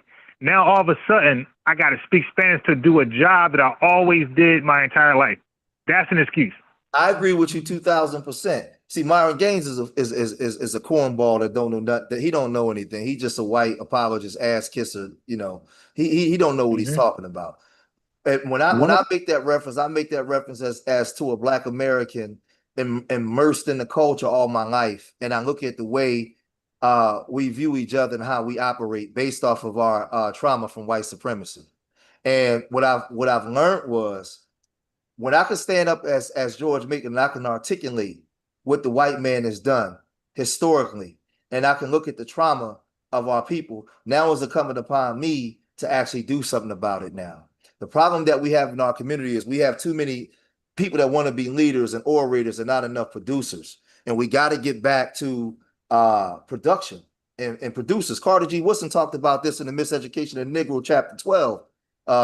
He talked about the need for people to produce. The reason why the Umar Johnsons and a lot of these Black ministers and stuff like that can be preaching and teaching for 20 years and no production, because we traumatize people, man, and we like people to talk to us and make us feel good. I often say on my channel that our masculinity in our community a lot of times is judged with the head below the belly button and not the one above the neck.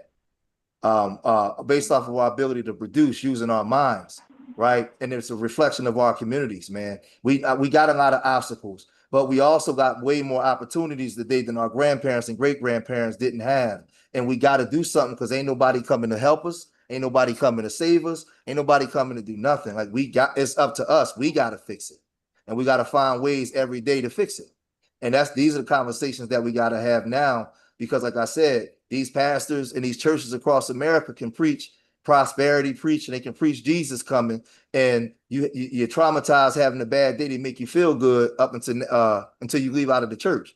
we need more production, man. We got to get more production from our people. I agree. Like, too many of us, docile, absent-minded, playing, fooling around, always looking for entertainment. Mm-hmm. Yep. Ain't taking life serious, ain't taking advantage of opportunities that's actually there.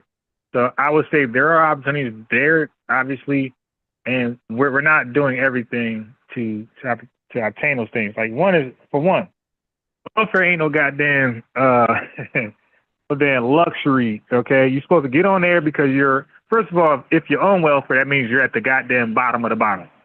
Mm-hmm. All right. So you shouldn't be expecting welfare to take care of you. You ain't supposed to. It's to keep you from homelessness. Like, people don't even understand that welfare keeps you from homelessness and starvation. It'll give you the bare minimum, and now you use that to level up. You don't stay there and sleep all day and eat fucking Rice Krispies. You're supposed to get your ass up there and look for work, take some college courses, things like that, and level up. But we're not doing that. We're getting on welfare, and we're just, putting our comfort over our head and going to sleep and not waking up.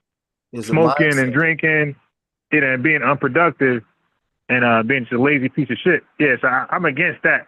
Yeah, it's a mindset. Definitely got to be more productive. It's a mindset, brother. It's the way that we've been conditioned. We're behaving the way we were designed to behave for other people's personal gain. And our community is a marketplace.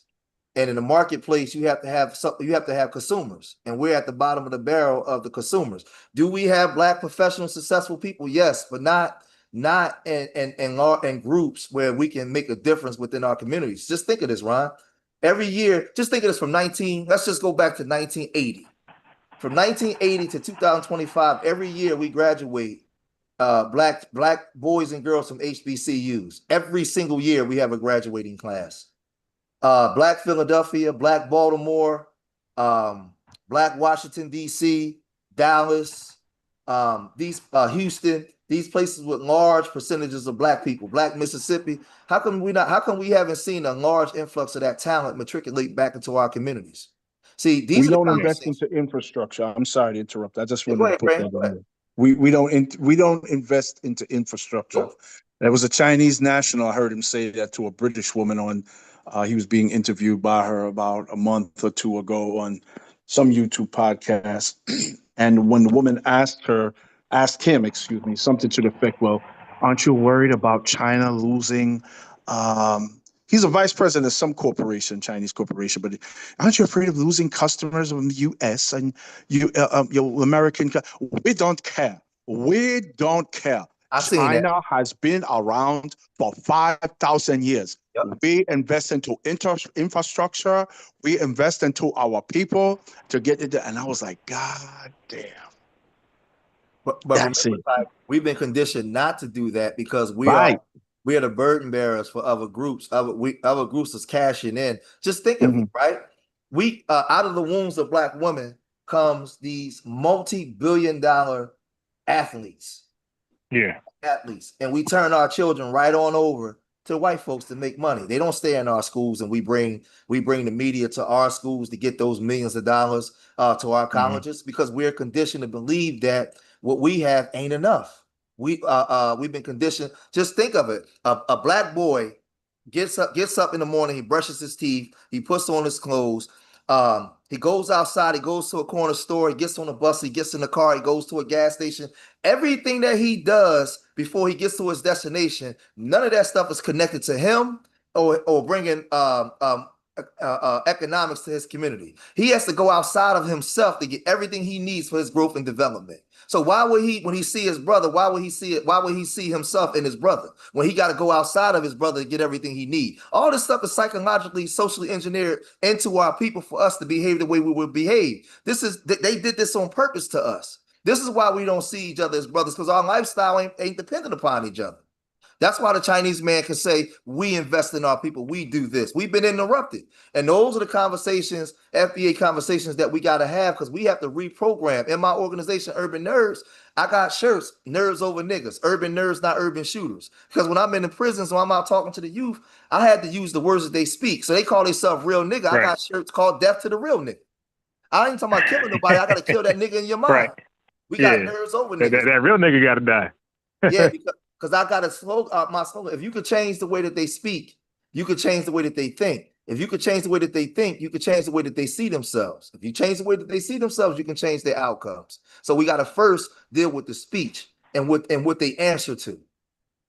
And this is what we do, right, with our Urban Nerds organization, man, out there in the streets and working with these babies, man, because a black boy, he don't see the relevance in his brother because in his mind, he don't need him for nothing. So he ain't worth nothing but a bullet. Right. They tell us that. Got to change that way of thinking, man. Got to change it. In system of capitalism, you keep people in the system of capitalism. You keep us out of the economic loop for generations. That stop us from passing down generational wealth, trust, all that. Your spirituality, your trust, everything's supposed to be surrounded around that and wrapped around that. And we create things and give it away to everybody else, man. They make billions off of it and then repackage it back to us and tell us how we should deal with it. Right now, we're mad because we don't own the BET and all these different things. And like we gotta these things, we gotta do something about it. See, that's the thing though. Like I had this conversation similar to what you're going at just now.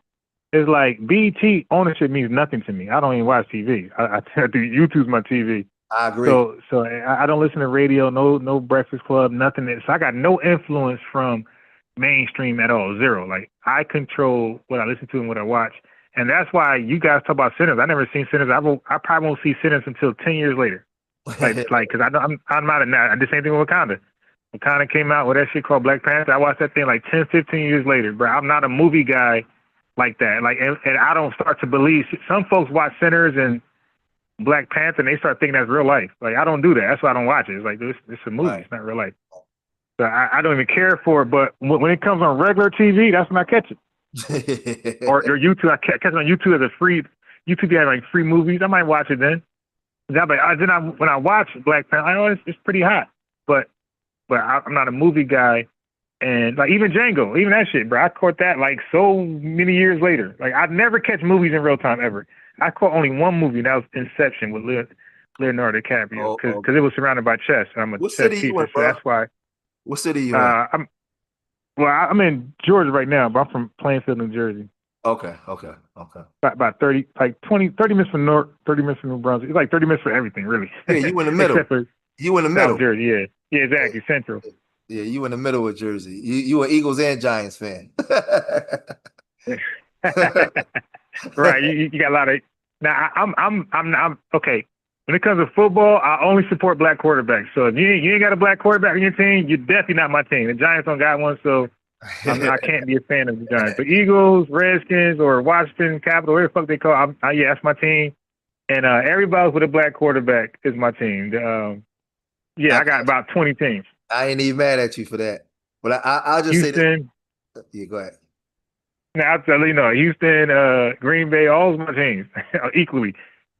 Yeah, no, I'm with you. I'm a hardcore Eagles fans, but I'm a Raven. My son is I'm an Eagles fan too. My son is a Ravens fan. I don't know what happened, man. That must be from his mother's side, but I'm a Lamar Jackson fan. I'm a Ravens fan too. Yeah, I love Lamar Jackson, but I'm gonna tell you, I hate the Redskins, right? Because I'm an Eagles fan. I hate the Redskins, the Giants, the Cowboys. Right.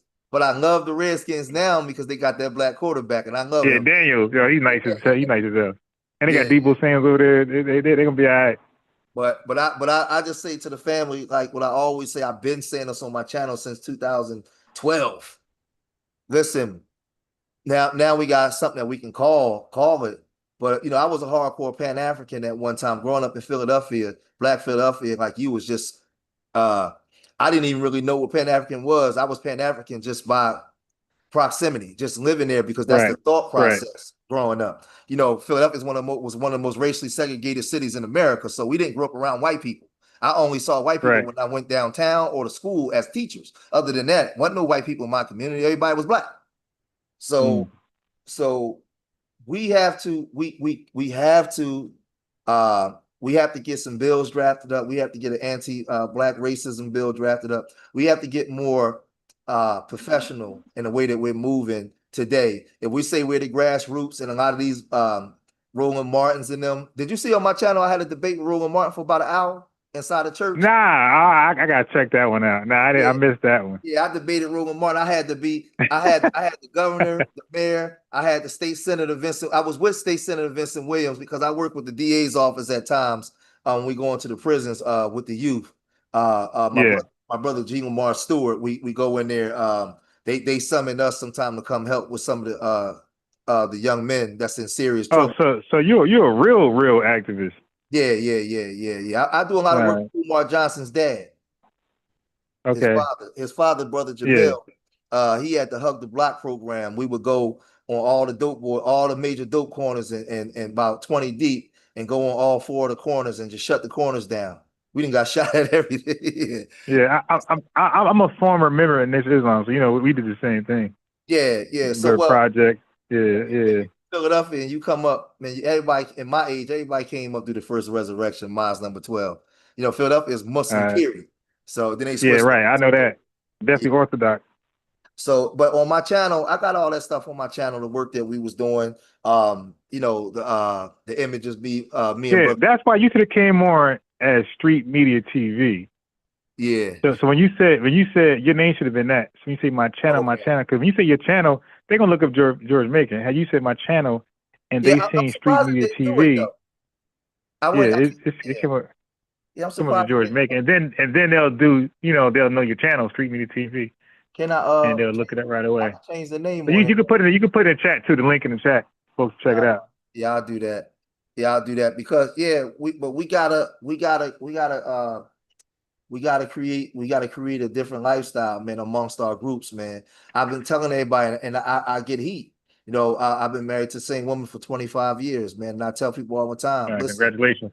Yeah, thank you. Listen, we gotta like all this arguing back and forth online with groups and different people. We gotta stop that. We gotta separate ourselves from the group. We say we foundational Black Americans. We over here busy doing us. We gotta make people respect us, man. All that gender war stuff and them channels arguing back. Leave that shit alone, man. If you claim an FBA, let them. Now, my only pushback to that is no, because what happens is, like, I know how algorithms work, and I know how YouTube searches work, because I do a lot of debating. Like before I start defending FBA, I did a lot of religious debating, and I had people I kicked ass. They used to come to me and beg me to change the title, take the name out the title. I never understood it, but he said, "Yo, outside of debating religion, this guy's a record artist, right?" So he said, "Yo, your name, the name that video is killing his." They said, "Screw the debate, religious stuff. You're killing his career because his name is tied to, you know what I mean?" So I said, "Oh shit!" So I took his name out. No, so you got to debate. So, for example, people are putting FBA in their title, ADOS, and everything else. Tariq Nasheed, whoever they think they could hurt, that's like native to this country, that's like got a lineage to slavery. And if you don't make a video with the same title with positivity, when you type in FBA, ADOS, Freeman, Tariq Nasheed, whoever, George Macon, when you type that shit in there, it's going to be negative propaganda. And I'm like, nah, we ain't doing that. So I like to put the name back in the title, George Macon, Street Media TV, whoever's being attacked, and then defend it. So now when somebody type in that search, Street Media TV, Tariq Nasheed, or whoever, Professor Truth, Dr. Claude, now you got negative shit and you got positive, equally positive shit. It's not just bombarded by negative shit. That's impossible. I mean, that's important to do that. I agree. Well, see, this is the thing. I agree with you. I think for me, so I don't know if you was around during the Sunday Rumbles back in 2017, 18 on O'Shea Duke Jackson's channel. During the Sunday Rumbles, the Sinetta TV channels back in 2009. Now, so Sinetta, no, I know you from Sinetta. I know you from coming on there. So for me, I've been debating. Let me say this. I got YouTube videos going back 17 years. So I know I've been on YouTube longer than most folks, and I've been debating that long. Yeah. So I know I've been on YouTube more than mostly everybody. See, for me, because I've been in these spaces for so long, debating the conservatives, debating the Coons, just the Sambos, all these different groups. What I found out two things, right? What I found out was a lot of times our people, they get too immersed into it to the point where there's no production. So, and these are the things that I started to talk about to the point where I watched us go from B1 pro-black hardcore, everybody tuning into the information, to going into a full-scale gender war on each other, right? To us going into these Sunday rumbles, arguing with these conservatives, and a lot of the women that would go in on black men and everything, right? So I've been in these spaces for so long, and what I found out was I started saying, well, damn, like we're not getting nothing done. Like we not. No, but you are though. You are though, because Thomas Sowell, I think you know who he is. Yeah, I know Thomas Sowell. Okay, so his rhetoric damn near get laws passed, or get policies pushed. So yeah, no, you got to come back to, especially you got Charles Murray. No. Yes, no. If you address the, because every white supremacist, like Thomas Sowell is their godfather. He's even the godfather of Jared Taylor and Richard Spencer and Nick Fuentes. They all look at him as a godfather. Candace Owens, just name any conservative, they all look at Thomas Sowell as the godfather. So him and Charles Murray, they borrow from their playbook more than anybody. And when you don't challenge it, it goes as a fact. So now back to that 13%, 50% murder rate. See, they say it so often. If you don't challenge it, that's a fact now. See, but no. So you cannot. So what we cannot afford as black folks. I always promote this: the never again. Like, I'm borrowing that from the Jewish people. Never again. The Jewish people don't let nobody in this world sniff something close to the Nuremberg laws or anything anti-Semitic, because they know what happens after that. So I'm saying same thing with us. We ain't gonna let nothing sniff close to what led to Jim Crow or chattel slavery or this or that. So any rhetoric, any bullshit out there, some Thomas Sowell talking points, Charlie Kirk, yes, goddamn clowns, Nick Fuentes. If I get a scent to that, I'm live, I'm debunking, I'm smoking out 100%. And anybody hold that position could call in, and we can debate that. See, this is the thing. I'm with you. The problem I have is right, being in these spaces for so long, and I watched the transformation of Black YouTube. I seen it, and I speak on it all the time. It was a period of time when we can get on here and you might have somebody bring him up, but then somebody bring up a Neely Fuller Jr. Somebody bring up a Dr. Amos Wilson, a Naeem Akbar, right? But what about them? Yeah, they'll bring these people up, right, and to combat those faulty teachings. But they're not though. There's nothing they'll fully say. Yeah. All those guys you named, nothing they said goes against Charles Murray IQ results. Nothing they said go against anything we just said just now. Like they have their own talking points, but none of them rebuts strong conservative, right wing, alt-right talking points. None of who you mentioned. No. See, this is the problem. When we bring up a Dr. Amos Wilson or any of those people, we already had a blueprint for what we needed to be doing for ourselves as a people. Those people that we're talking about now were sent to draw a line in the sand and break us up from what we were doing. That's being done on purpose. This is what, and I seen this come when we were having a Sunday Rumble. I seen when they came in, because they wasn't always here as loud like that. We were teaching all of this stuff and galvanizing the people, and then Tariq Nasheed came out with the hidden color stuff, right? So now a lot of people was tuning in, and I'm there. I'm in the circles. I'm talking at this time, right? We're not arguing with these conservatives. They over there in their little conclave, their little corners.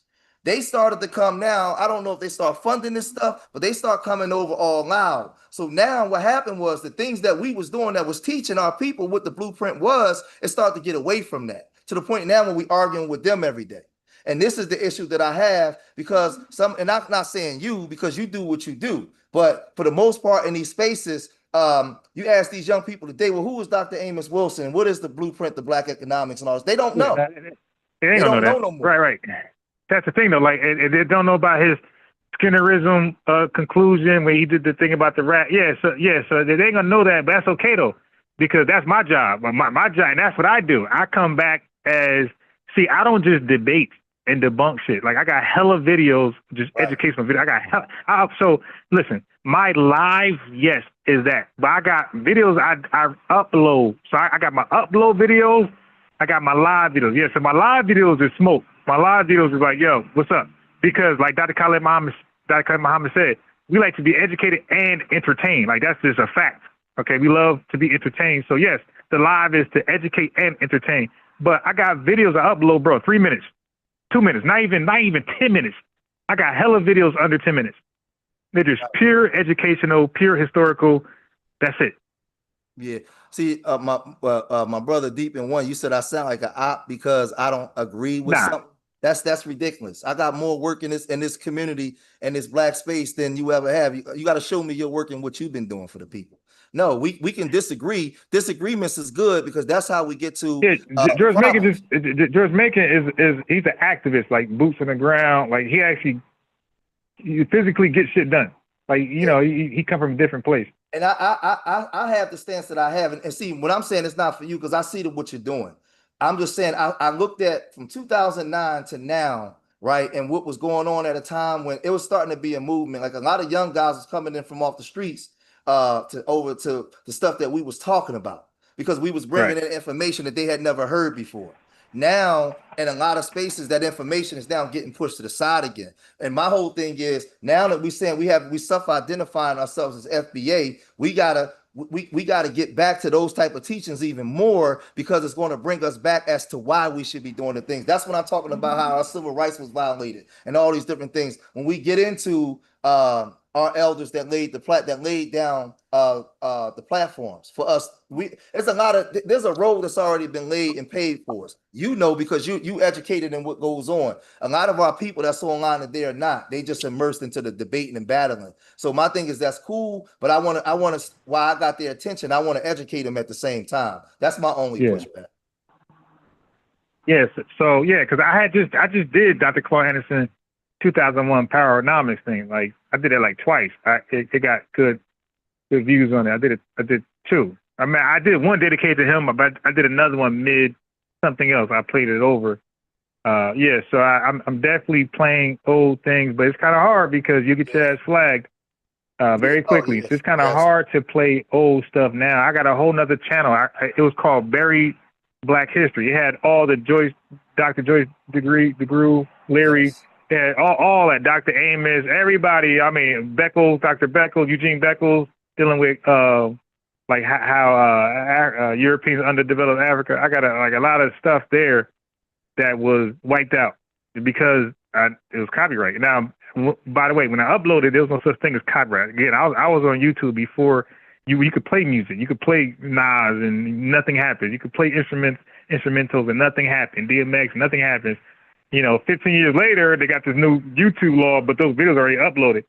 So my channel got deleted eventually. And those videos, by the way, George Macon, those videos I had Mandingo on there. I had what's that thing? The cabinet. It was like a part 2 of Mandingo. Something Uncle Tom's Cabinet. I had that there, bro. I had millions. That one had 3.7 million views.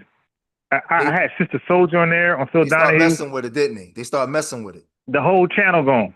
Hey, they deleted it. Let me tell you this. I had 6 channels. So I had George Macon 1, George Macon 2. I had my Urban Nerds channel, my Street Media TV channel. I had the African Diaspora channel before Phil. I had all these channels, right? Now, on my George Macon 1 and George Macon 2 channel, those 2 channels are still up. I have all that kind of content, right? I got a whole series of African American inventors where I made over 30 videos with over all kinds of African American inventors. I started doing that back in 2016. That's on my George Macon 1, George Macon 2 channel. What happened was I started doing when Black Power was a global phenomenon, showing the Black Power revolutions in different places during in the 50s, the 60s, and all those different things. They started to come after the content. So now the Street Media TV channel, the one you know what I had to do, Ron? Yeah. I had to go into the celebrity gossip stuff to build a bigger audience and put the Black First message in the celebrity gossip.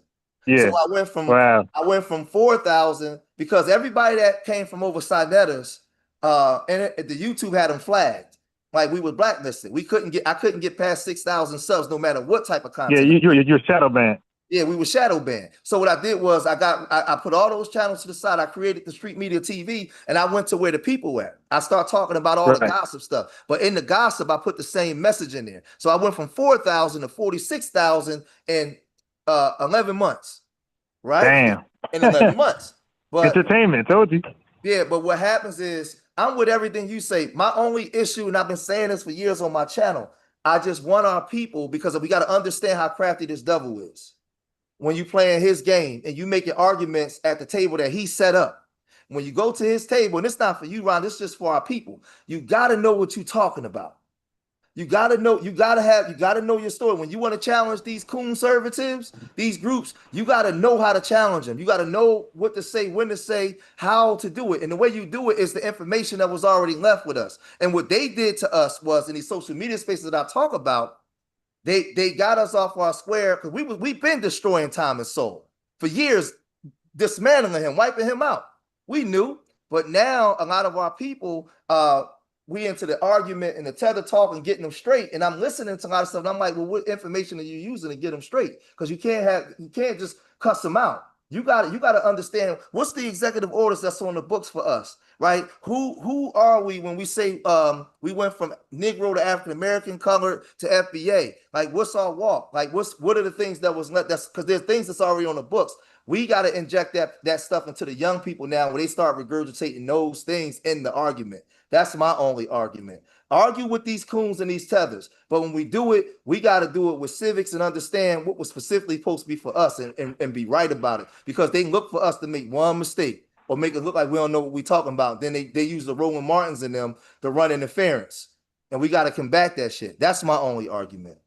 Yeah. Now, as far as me, like the edge I have over the average person in America is that I appeal to the youth. Like, that's 100%. I appeal to youth. All right. So, but I'm in Georgia. I'm going back to Jersey in a couple, like maybe another week. I'll be back in Jersey permanently. But Jersey and Philly and New York is different than out here. Out here, bro, you ain't talking to no youth. All right. They ain't even outside, for one. So, like, you ain't gonna see no youth. But in Jersey, Philly, and New York, you're gonna see them all the time, regardless of what. So it's more easy to reach certain people. But here, you have to go online. So I'm gonna defend the South. In the South, if you want to get a message across, you have to go online. Ain't no activism. Ain't nobody. I'm not seeing nobody outside. I'm outside right now. Ain't nobody outside. I got you. Nobody's out. Guess what? When I was in South Carolina in April, nobody's outside. Nobody comes outside in the South. I don't know why. I asked my Uber driver. He was like, "Yo, people just don't come outside." I mean, it is hot as hell, but outside of that, he said people just don't come outside, and they don't. Like when I walked, Walmart was an hour and a half. I mean, a mile and a half. I walked to Walmart, bro. Nobody's walking but me. I walked back. Nobody's walking but me. And then I seen a white guy and his girl, and they looked at me like, "Oh shit, somebody was walking." You in the sticks? You out there in the sticks? Huh? Are you out there in the sticks? I don't know what that is. In the country, when we say this. Yeah. So I was originally in South Carolina. I was in Harleyville, which is super duper. When you say country, that's exactly what you're gonna think of. That's Harleyville. Then I went to North Charleston, which is country to us up north, but to Southerners, that's their city. Like, yeah, what's so city about this? Yeah. So then I went to Georgia. I was north of Atlanta, and that was like kind of city, more cityer, but still country as far as our standards. Now I'm like back towards South Carolina in Georgia, about like 2 hours away from the border, about an hour away. So I'm like super country right now. Like, where nothing is walking distance. One thing is walking distance. Somebody said, "Don't generalize the South, bro. We outside." Where? What state? You probably gotta go to the city, like maybe the big city. Yeah, because he's talking about Texas or North Carolina. I guarantee he's talking about. I guarantee he's in Texas, North Carolina, Virginia. He ain't talking about. You gotta go to Atlanta. He's talking about away from Atlanta. He ain't talking about Georgia. I know he's talking about Georgia. He ain't talking about no goddamn South Carolina. Ain't nobody outside. And you say ain't nobody outside. But I'm gonna say this because I gotta put something on my grill real quick. I just like, and the reason why I'm saying what I'm saying, because when we look at the Cincinnati brawl, we look at like a lot of things that happened with us.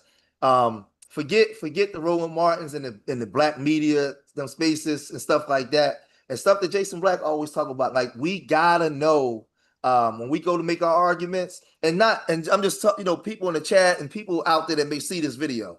When we go to make our arguments, we got to articulate ourselves and know what we're talking about. And we got to talk about the laws and things that's on the books and say, listen, this happened to our people. This is a group. They want to start looking at you like you funny. Well, you a group? Yeah. Because they don't expect us to know shit, Ron. They don't expect us to have no intelligence. They expect us to make emotional arguments and not come with laws that's actually on books. They don't expect they don't respect the fact that we may have this type of knowledge. And that's all I'm saying. And this is why they violate our civil rights so much, to the point where a lot of times our civil rights is being violated and our people don't even know it, Ron. That's my only issue. That's my Yeah, only issue. they're right. And but do you know I do that here? Like what I do, sometimes I do, I do police dash cam reactions. So I don't always do this right here. I do police dash cam reactions to show you what's lawful, what the cop can and can't do. Like, because I study the Constitution and rights, I study a lot of stuff. And my brother's a police officer, so like we even I know so much he be quizzing me. Like, yo, when he does his updated test, he'll ask me just to see if I know, and he'll tell you like, nah, Ron know his shit. So when it comes to civics, I know my shit, and I say you got less rights as an American citizen when you're in your car. Now, I'm the first person to say it like that. You got less rights in your car than outside your car.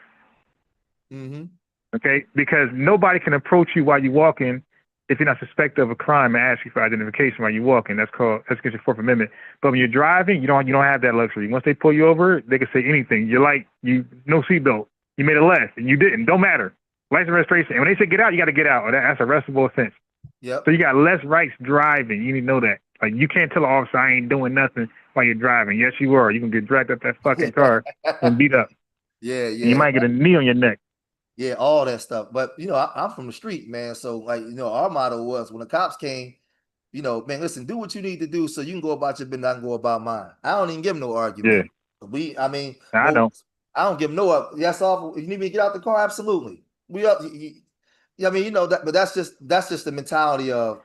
And you're gonna find yourself with no ticket. Just a warning. Like, all right, man. Just the tent is too dark, so man, just try to get that light in.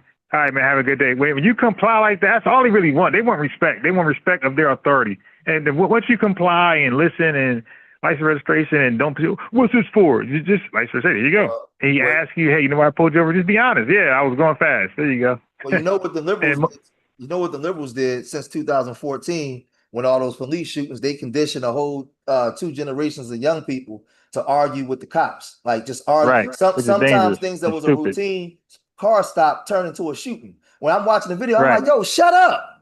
Just give me shut up. Arguing on the side of the road. I tell my son all the time, you ain't got no rights when he pull you over. You should, but you don't, because it's your word against his.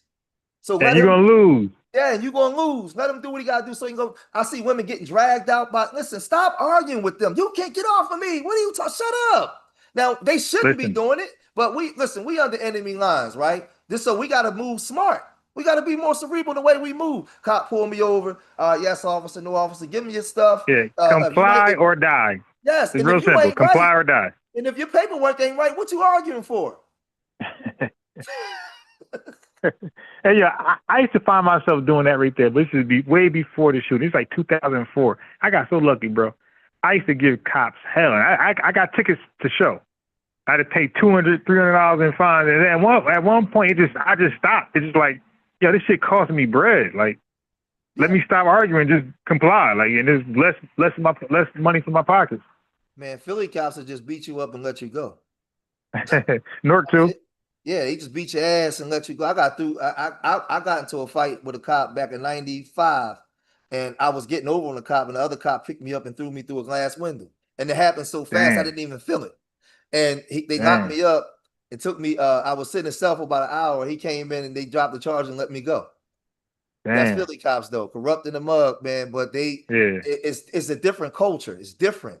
But I just tell people, see what happened was the liberals did that because every time they had those police shootings, they would put that on TV and run it in a loop every day. And they would, Tamir Rice, Mike Brown, the dude Crutcher and North Carolina, they was running this stuff and they was building up an anger in the black community and a fear of the police. So now when the police would come and say, hey, we was talking about this in the courtroom.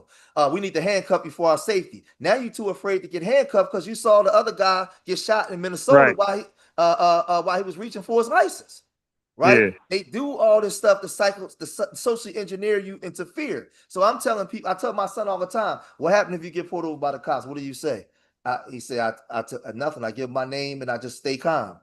Don't be mouthing off. If they tell you put your hands behind your back, just put your hands behind your back. Let them cuff you, sit you down on the payment till they done. Don't do all that because you at that point is your word against theirs. We'll fix the problem once it's over. But don't get into because I'm not there to protect you. So, but they've done this. They've done this to our mind, and I see so many videos online every day with our sisters arguing with him and getting dragged out the car, and it breaks my heart because it's like, damn, man, I wish we could be there to do something about it. But no, we got to understand that these people got a preconceived notion about us. Our civil rights have been violated, man. When they pull us over, they already think we niggas or we got something in the car or we doing something we ain't got no business doing. These white cops ain't from our community. They're not part of our culture. You got to understand, when he walk up, you a nigga to him. So once I know that, I know I'm dealing with a devil. Right. I'm not gonna meet I'm not gonna meet the devil. I'm not gonna meet the devil right there when he got the advantage with force. Right. And you seen them shoot and nothing happened to them. They go home and start a new shift the next day. It's like, they kill you. Yeah, no, I'm good. Like, I'm not going to be one of those guys. Yeah, so that's all. But those would be my only arguments, and that's my only, because everything you saying I agree with. I just, for me, been in the space for so long, I watched Black YouTube change in so many different directions. But one thing I noticed today, we got the attention of Black people way more than we had when we was on side of the TV. Way more. Yeah. So now is the time when I'm like, okay, we can inject these teachings that they wasn't getting with the FBA. So that's just what I stand on because of where I've been in the space. So some people may seem like I disagree. I don't disagree. I agree everything that the brothers is doing. I just want to inject now that because for a long time we felt like we didn't have their attention, right? They wasn't listening. Yeah. Now we got them listening. Right. So now let me tell you who Dr. Amos Wilson is. Because you thought that we didn't have a blueprint. We did. Let me show you who he is. You know what I'm saying? So that's just that's where my mind is. That's all. Yeah. Hey, yep. Dr. Joyce DeGruy Leary, post-traumatic slave syndrome. Yeah, man, I played it. I played them over here already. I played them. Yeah. Because my channel had them. The first Black heart surgeon had that guy. What's the documentary called? Made from God Hand, something like that. I had that on my channel. That got like 700,000 views. Yeah, bro, we had did about 700,000 views. We invented everything, man. From the potato chips, the modern sneakers. All that is us, man. That's why I say, like, so now what I say is, we are inventors and innovators, and sometimes the innovation is great. Most times, the innovation is greater than the invention. Yeah. So I think we get caught up on, the first to do it. It ain't about the first to do it. It's where is that now, and how is it in demand? Is it applicable? And we are king. Even hip hop. Where this come from Africa? Where this come over? Don't matter where it came from. We innovated, and it's called this right now, and this is rocking. Not the African shit. Not that other stuff over there, Caribbean stuff or Puerto Rican stuff.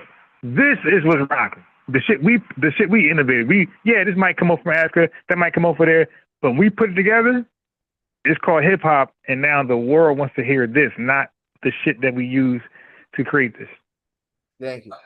All right, and that's why I said we got to reprogram the minds of our youth. When I'm at the Fathership Foundation, I did a lecture where I brought up African American inventors, and when I showed the group of kids, Emmett Chappelle and Richard Spikes and all their inventions, the whole room was quiet. You should have saw their eyes because they saw people that looked like them that was doing something. It almost made me cry. It was just like kids that's so hard to get their attention.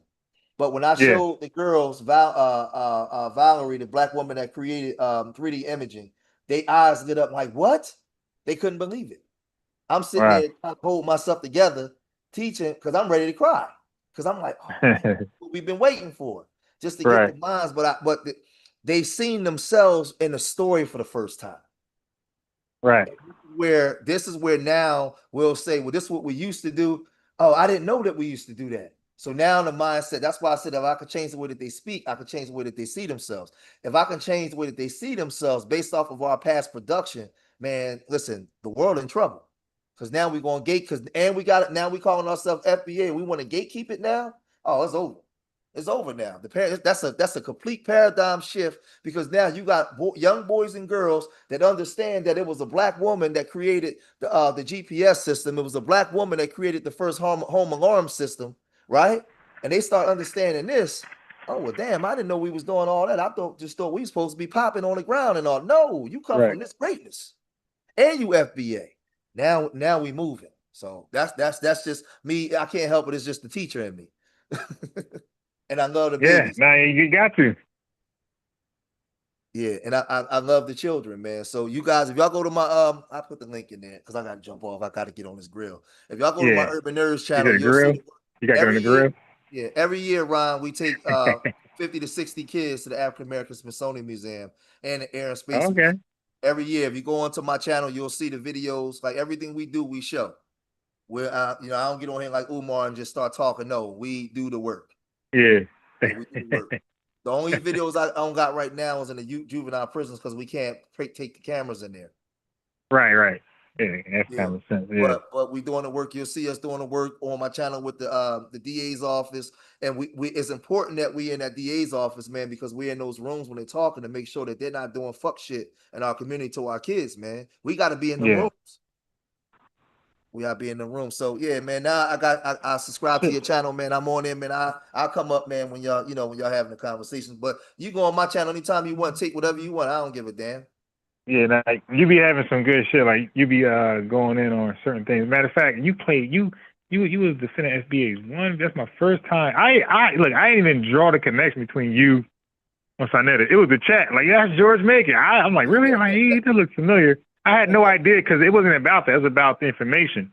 It's like, yo, whoever this dude is, he kicking, he rocking right now. But and that's all that mattered to me. I feel like that because we got the floor now, bro. You know how many, like, we would be in chat rooms, it'd be like 20 people there. Nobody was interested 16 years ago. Now that people are listening, I can't help it. Sometimes I come in the room and I might get on everybody's nerves. Like the brother said, he sound like he not with us. No, I'm with you 100%. But I'm trying to tell you, when you go in them rooms to talk, you got to go in with right information, or they gonna get you out of there. You got to go in there right. That's a fact. You can't go to the devil on his game and you can't make one mistake. You gotta go in there right. And that's just what it is. So that's just my stance on it. So but we all got a different job that we doing. You know what I'm saying? In order to bring it to our people. Yeah, fact. And me, I'm just the guy that come in. I mean, we FBA, my stance is FBA ain't just a lineage, it's a lifestyle, it's a practice that we got to practice every day to teach people how to treat us. We got to force people to treat us the way we want them to treat us, because they've been used to just running all over us and saying what they want to say. So my thing is, you know what? Y'all go over there and get at them. I'm going to go over here and get on the production part. And we're going to go over here and do this. So now there's no more open door. You can't just walk in the door and sit down on the couch no more. Nigga, you got to knock on the door now. We got to let you in. Up. Yeah. Right. Matter of fact, guess what? You ain't even invited. Yeah, how about just go back home? You ain't not even invited. and lastly, go back home, bro. Something I said, the Jamaican brother was on talking earlier. That's 10 toes down with us. Tiger. 99.9% of the tethers, they don't hang around us anyway. Right. Oh yeah, they avoid us. Yeah, they avoid us. The ones. Yeah. One of my best friends in the last 7 years is from the Ivory Coast. My homie Allen, right? You know what he told me one day? He said when he was a kid back in Ivory Coast, he couldn't wait to move to France and marry a white woman. He didn't know anything about like hardcore blackness until he came to America and got around us for the last 20 years. Damn. He didn't know anything. Yeah. He said he was explaining to me colonization. And I tell people all the time, if you're not traveled or been around certain places, being from Philly, if you talk to a brother from Mauritania, he has a whole different outlook on a white man as opposed to a person from Ivory Coast. My homie from Mauritania hate white people because, they still enslaved there. So when you have these global conversations, that's why with me, I don't really get into the tether talk. I stay away from tethers. I'm just more into foundational Black Americans building. But my brothers, call them out. Go ahead, call them out. When y'all got some children or people, send them over to me and we gonna go build. And I'm gonna give them the information. That's just my job. Yeah. But I found out, but like a lot of it's some brothers and sisters that's 10 toes down. The ones that 10 toes down hang around us, and we don't have to explain to them what a tether is. They already know. Right. You ain't got to explain to them. The ones that surround you, they not offended. They already know. They know what they people say about us in the huddle when we not in the huddle. They know. You ain't got to explain to them. I tell them all the time, a tether is nothing but it's the same thing as an American coon or Sambo. Yep. Same shit. So if I gotta explain to you what I'm talking about, then you a tether. Because when you in them circles in your crib, if I gotta give you right, come on, man. They know. They already know. Yeah, they know. So the ones that come around us and they not offended, they 10 toes down. Yeah. That's all. So I just say not everybody. Wait, before you go, I had an island friend. I'm close with all the brothers and family and everything from Jersey, and he married an FBA dark skinned sister, and he said his family damn near disowned him. Where you from? Guyana. Guyana? Yeah, he said they damn near disowned for marrying a dark skinned woman. FBA dark skinned period. Don't matter if it's for island either. The dark skinned period was like, what the fuck you doing? Everybody light skinned. Well, they more on the Indian side. They more on the Indian side. Yeah. Yeah, listen, they killed Walter Rodney, man. I don't mess with them Indians from Guyana, man. Listen, they can, man. No. I'm saying, I think I'm saying like as far as culture. No. No, I know. As far as phenotype, they black as far as phenotype and everything about it. If they never told me they were Guyanese, I thought it was light skinned black people. Yeah.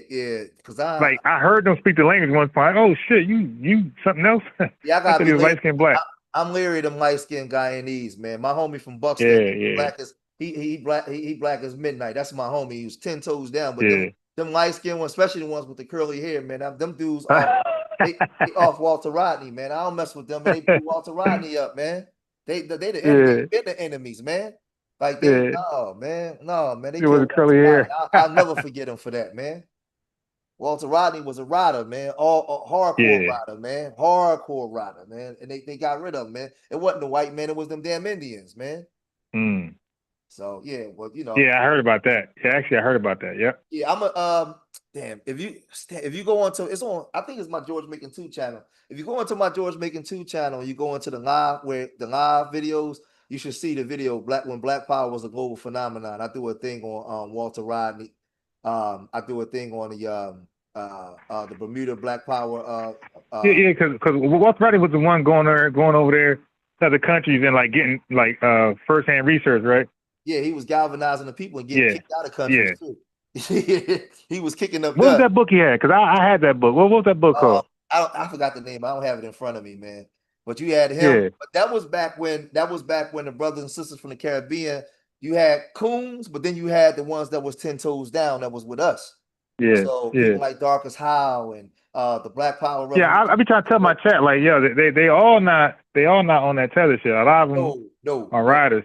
No, I told you. Like I told you when I was a kid, the most hardcore pro black people I know, and I'm telling you this from Philly. I've been from Philly. Was the Jamaicans, the Rastamans, the Jamaicans back in the day. The Burner Spear, the Black Uhuru, Barrington Levy, Black Roses in the Garden, all that kind of stuff. Like in the city where we lived at, in Philadelphia, Brooklyn, New York, all that stuff was black conclaves, man. It was just black people. That wasn't nobody on that shit, man. You weren't coming through with no Becky. I ain't never seen nobody. That came recent. And you start seeing a shift. I ain't never seen nobody with no Becky in my hood, man. Never. Yeah, me either. That's like far in between. Yeah, that's everybody had a black woman. Yeah. You had to go to Center City for that. Not in those Southwest Phillies. You crazy? No, not Black Philadelphia during the time of. We still call it segregation because it was segregation. We lived totally separate from each other in the 80s and stuff like that. Man, it was totally different. But no, they was hardcore. I don't know what they start giving green cards to the coon class, the Sambo class. Because one of my homie told me, he said those Caribbean people that come here to thumb their nose up at us, they come from the money class to thumb their nose up at the Jamaicans back home too. You know, it's funny. The other ones that ain't come from money, they the guy here is asylum seekers, refugees, or illegals. Yeah. Jamaica. Yeah, because America don't allow you to come over without any breads unless you had a special status like refugees and asylum seekers. You ain't got bread, like you ran from something from your country, like something political or like war torn shit. Starvation. Every day I'm around being from Philadelphia, Black Philly, I'm around brothers and sisters that's from the Caribbean and Africa every single day. On a city block. Like I said, they immerse into the culture. So I got my next door neighbors is African. From Mali.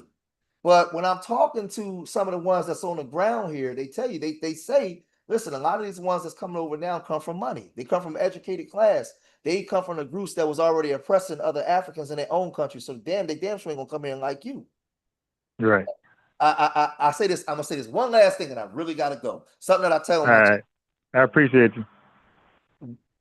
being enslaved in America was the worst place to be enslaved, not for the barbarity, not for the brutality and the barbarity. That's not it. It's the way that we're perceived. When other groups come from these third world poor countries, they don't understand economics in America. They don't understand debt. So they see you with a house and a car. They think that you rich or you got it. Oh, you complain too much, because they looking at their living conditions where they come from in their country, and they looking at you. So they got this American dream. So they think that you're lazy and you don't do this. They don't understand the politics of America structure until they get here. So when they get here, so they don't understand. They'll get here and work for $12 an hour on a job that we fought to unionize to get $40 an hour. And they'll say that you're lazy.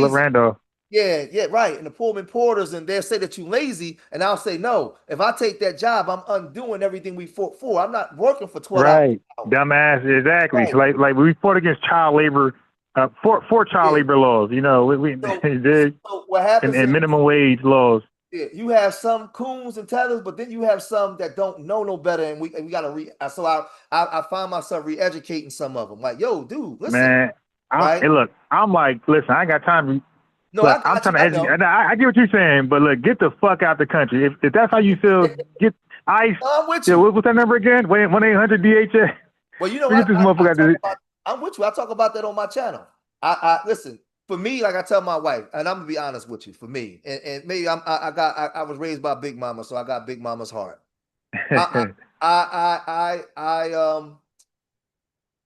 I don't like to see like a lot of ones that look like us get deported, right? That's just my opinion. But if you come in, you a traitor, you come in, you running over there to them white women and white men, you saying that we don't need reparations, you gotta get the fuck out. The minute you start to say we don't need reparations, now don't get me wrong, we can argue amongst each other. This is George, and I might have to give you some straightening and teach you some history. Cool. Right? I don't want you kicked out. But if you come here and you say, you part your lips to say that we don't need reparations, and you got a white woman, a white man, listen, you got to get out of here. That's my stance. I mean, I'm too nice. Big Mama raised me. I love black people. You know what I'm saying? But I love black Americans more. But I still love all black people, unless you a traitor. Yeah, we all love black people in general. Like when we see a black man and white man fighting, who gonna root for the white man? You dig? Nobody. Root for the black man. Right. So I don't hate you just because you African. If you go ignorant, if you say something ignorant, I'm gonna give you some straightening. But if I catch you saying we don't deserve reparations, and you giving a white man and some big ups, you got to get the fuck out of here, because we can't fix you. You like Scar from the Lion King. We can't fix you. You too colonized. We can't fix you. But if you say something like ignorant that needs some straightening, then you know maybe we can work with you. But other than that, nah, you gotta get out. And I know some of my brothers and sisters more hardcore in the stream, and I won't go against them. When y'all going in, I don't say nothing. I get out the way, because I'm not gonna. Yeah, the white man got the one strike rule, and some of us do too. Yeah, right. That's what I'm saying. When my people going off, you know what I do? Right, I get out the way, because I'm not gonna go against my people. If the majority of us say they got to get the fuck out, then they gotta get the fuck out. Yeah, gotta go. That's just what it is. I ain't with. I'm not on a soapbox going against my people. I just got a big heart. Let's keep them. I just like, got. All right, if you fuck up, you gonna go with his ass then. Y'all both gonna be El Salvador, Eswatini, Botswana, whatever shit is. Y'all both gonna be over there. And I just got. Fuck up. You know, our as Black America, I just got a big heart, and sometimes I gotta tell myself, no, I can't forgive. You gotta let them motherfuckers go. But us as Black Americans, man, we always had a big heart for everybody, man. And it's that's been ingrained in us. So like when I saw the Haitians getting whipped with them whips when they was on a horse, remember 3 years ago? I felt real bad, man. That should look like Pharaoh Uncle Tom, yeah. Yeah, I felt real bad, man. I mean, like, Uncle Tom's cabin. You know what I'm saying? I felt real bad for the Haitians. But I don't think there's nothing wrong with that. I'm human, man. I got a heart. I'm a human. You know, I got a soul. Yeah, ain't wrong with that. Yeah, you got I just feelings, don't like traitors. You come here speaking against us, you a fucking traitor, and you got to get out. So let me jump off. Let me get on this grill, man. I'm bullshitting. All right. Because I'm going to keep going after what I'm going to say. You're going to stay on. All right. Hang up before I go. All right, bro. All right. Yeah. Peace. Thanks for calling in. Yeah, my heart ain't big as George Macon. All right. My heart ain't as big as George Macon. You come over here, it's a one strike rule with me. And then you fuck up, you got to go. Or we're going to definitely ostracize your ass marginalize you and excommunicate. Your name bad for FBAs. Ain't no, apologizing and what's that shit? Atonement, all that shit. Nah, no, just get out the way, man. Just go where you at or go back home. It's real simple. Now for me, I know your heart big, but mine ain't, and I'm against illegal activity, domestic and foreign. I don't support FBA illegal activity. That shit got to go too. All right? Anybody selling drugs from my house or my neighborhood, nigga, I'm gonna get I'm gonna get the modern J. Edgar Hoover in your ass and get you up out of here. You ain't gonna be selling drugs in my neighborhood. You ain't gonna be stealing cars in my neighborhood. You better go to the white man shit. I'm gonna get the modern day J. Edgar Hoover on your ass to get you up in that prison system. You ain't gonna devalue our homes and our schools. Your degeneracy. No sir. No sir. We're gonna keep our school. We're gonna keep the funding coming. Once your school is shit, you got a shit name, funding stops. Okay, homes are devalued. All that equity gone. No, you want to preserve your livelihood, you outcast the criminal class. Outcast the criminal caste if you want to preserve your livelihoods in your community. You don't condone that shit. So when it comes to that, I don't give a damn. You got a white woman or black woman. You're illegal. You got to get the fuck out. Go make it right. Now, I don't care if you I'm cool as hell with you. Dude, I rock with you. I support you, man. I'm so glad you was down with us. But, dude, you got self-support, okay? And get here the right way. We'll link back up. You know where I'm at. But right now, as an illegal alien, sneaking into the country, yeah, I ain't gonna be the bestest friend to you, my boy. I might collect that bounty on your ass myself. Diggs, yeah, you might as well self-support. Get over the right way. Yeah, I ain't got no loyalty for a criminal. But they damn sure ain't got one for you. All right. Peace, Sandra. What does that say? Amerinum. Oh, I can't pronounce. Muck 6 LLC. Snitch's hip. Yeah. I'm definitely a snitch, Pinky. I don't support no criminality. I'm a functional, law-abiding, and I love respectful, trustworthy neighbors with integrity. Enough where I don't got lock. Look, I want to live in a city where I ain't got to lock one door. Okay, I want to live in a neighborhood town where I ain't got to lock one door. So I'm calling them cops. You're dusty ass. Why the hell would I want a dusty neighbor? Like, y'all make sense that to me. Like, why would I want a dusty neighbor? I drop my wallet, that shit gone. License, everything in it gone. This dusty nigga don't want to work. Like, no sir, not around me, bro. Y'all watch Rocky? Got Rocky 5 with the fake Don King. You're like, touch me, I'll shoot. Touch me, I'll shoot. That's me. All right. I don't go by no snitch rules, nigga. You touch me, I'm gonna beat your ass and you're going to jail because you swung first. I'm gonna fight like hell and you're going to jail. So you swung first. I'm in rock music. When I see ignorance being spoken against FB, I'm not going to sit and just let that pass. Exactly, Chandra. Mama Deb says, it's 0 strikes for me. You have to present yourself as an ally in our first interaction. Yeah, exactly. And Golden Brown says, you look, there is no Cuban and Mexican communities. Pinky says, big heart is to our own demise and no other people. Yeah, but good. It's good they got a big heart, 'cause I don't. So I'm the balance. I ain't got a big heart. My shit little as hell. And it don't take much for me to do what I got to do. Jay Kwan says, rich and poor immigrants don't want us to have reparations. Facts. K. Stewart says, is that illegal phone number for real? It sure doesn't look like it in SoCal. This shit is real crazy. Golda Brown says, so why do they give all other groups to come to America and then give them a separate area to live in? So when it's black people, yeah, exactly, put them in the black community, right? We get all, we don't get, think about this, family. We don't get those rich Indians, those educated Indians and Nigerians. They don't come into our neighborhood. No. They go to suburbs. They go to middle class America. We get the degenerates. We get the refugees of India. We get the refugees of Nigeria, Somalia. We get the asylum seekers of Nigeria, India, Somalia, Senegal. We get the degenerates that come over, running from political whatever. We get those morons coming over in our community. And they're always poor, and they're always going to be poor. Y'all look at Somalia's education and GDP in America. That shit is horrible. Ethiopia's. That shit is horrible. That shit ain't Nigeria. That shit ain't Nigerian. That shit ain't Indian or Chinese. That shit is horrible. They are living, and they're poor as shit in their country and in America. They're not living the American dream. All right, so let me play some of this real fast. Let's get back to this because we got a few more videos. I'm trying to go to about 7:30. We back now. Today's gonna be a quick video. You know. Now I just want to preface. Yeah, this dude is a clown. I heard he's Haitian. He's definitely a Tether.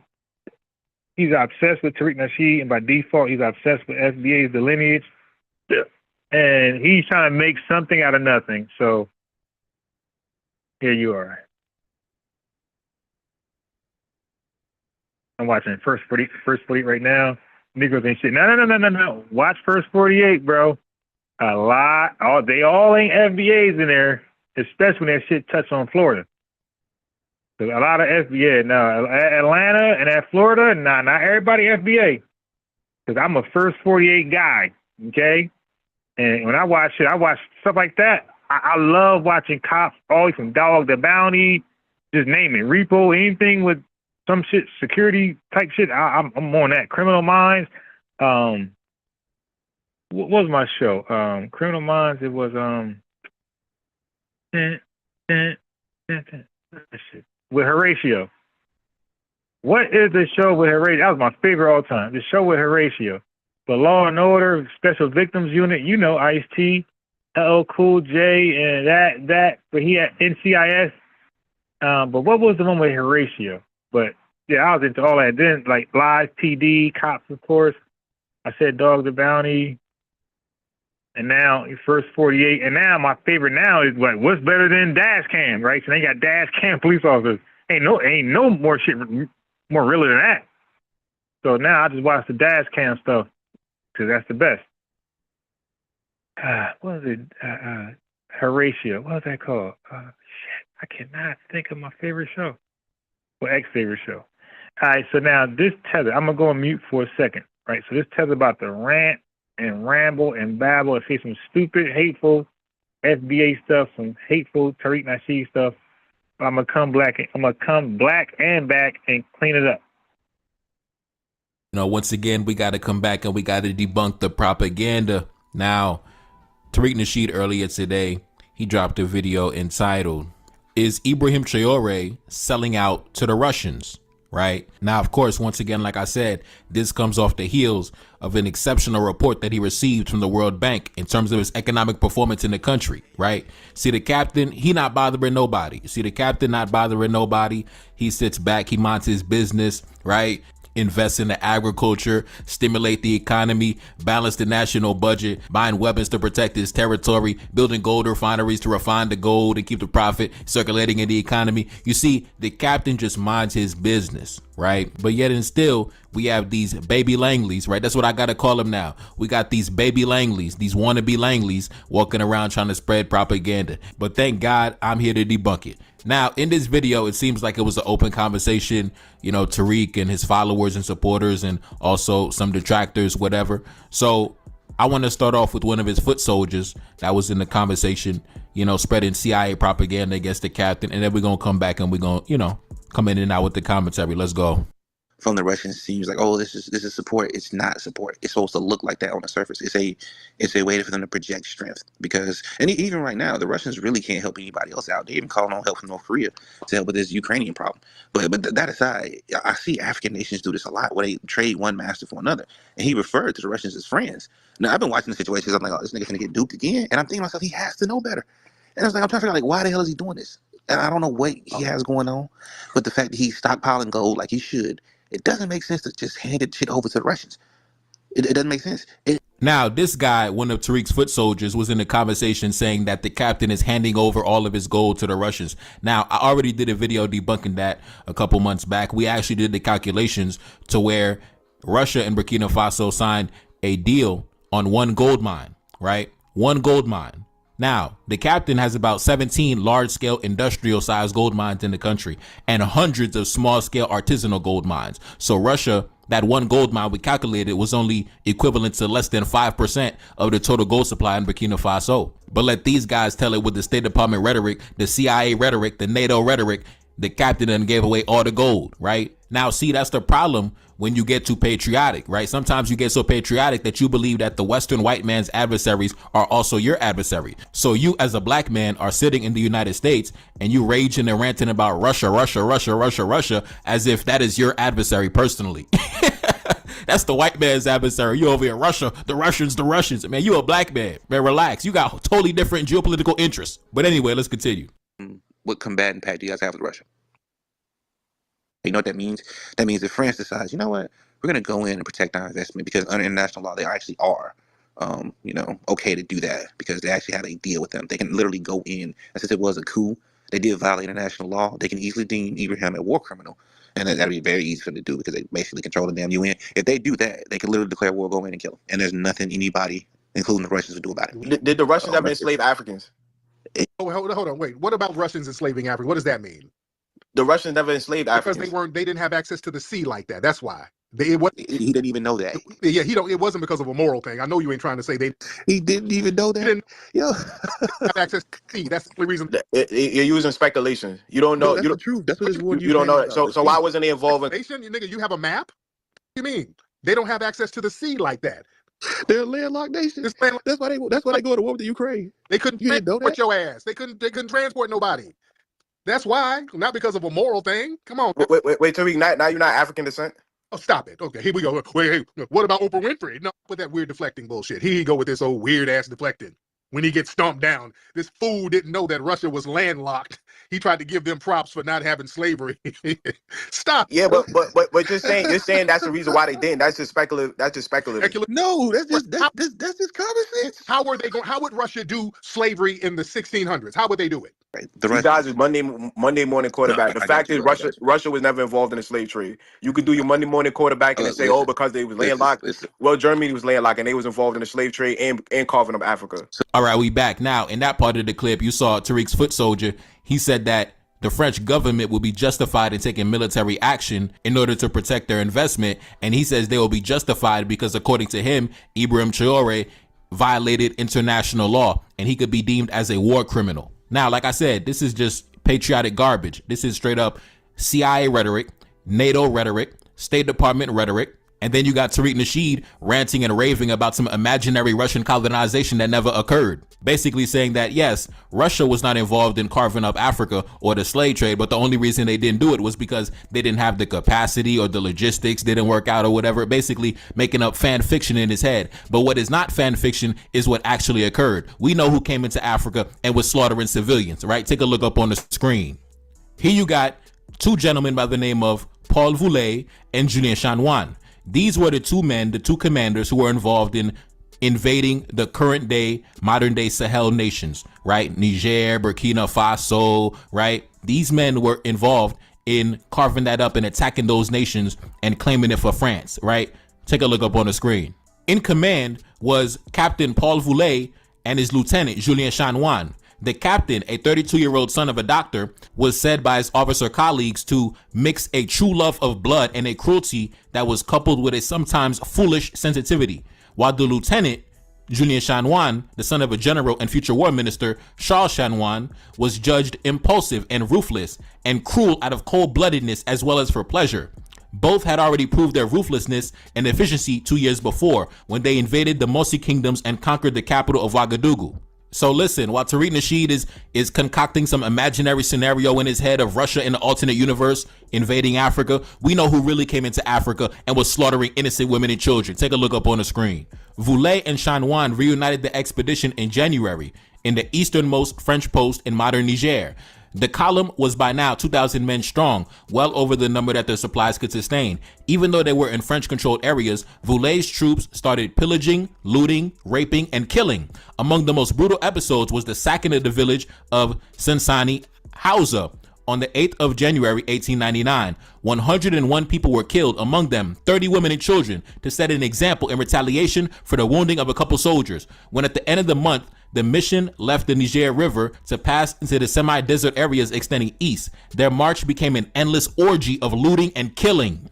Now, listen, all that other nonsense y'all were talking about, well, Russia, they would have done this if because of this. That's like saying Germany would have won the world wars if they had this instead of this. Well, at the end of the day, the fact of the matter is they lost, right? The fact of the matter is we know what really happened on the historical record, right? We don't got to make up fake history, right? Like I said, these guys always come in with some fake history, some alternate history, some alternate scenarios, pushing some fake bullshit, right? Now these guys pushing State Department propaganda, right? These guys are sounding like the journalists at the New York Times and the Washington Post with the fake propaganda, bro. That's like dealing with a serial killer and saying, well, the guy down the street, he would have killed people too if he had a knife like me. Well, at the end of the day, we're talking about you, right? You actually killed people. We don't got to make up imaginary scenarios about the guy down the street. And just for the simple fact that you're trying to deflect to the guy down the street, that goes to show that you're simply trying to run cover for somebody else, right? You're trying to divert attention away from somebody else. Oh, let's talk about the guy down the street and what he would have done. No, let's talk about this guy right here and what he really did. And at the end of the day,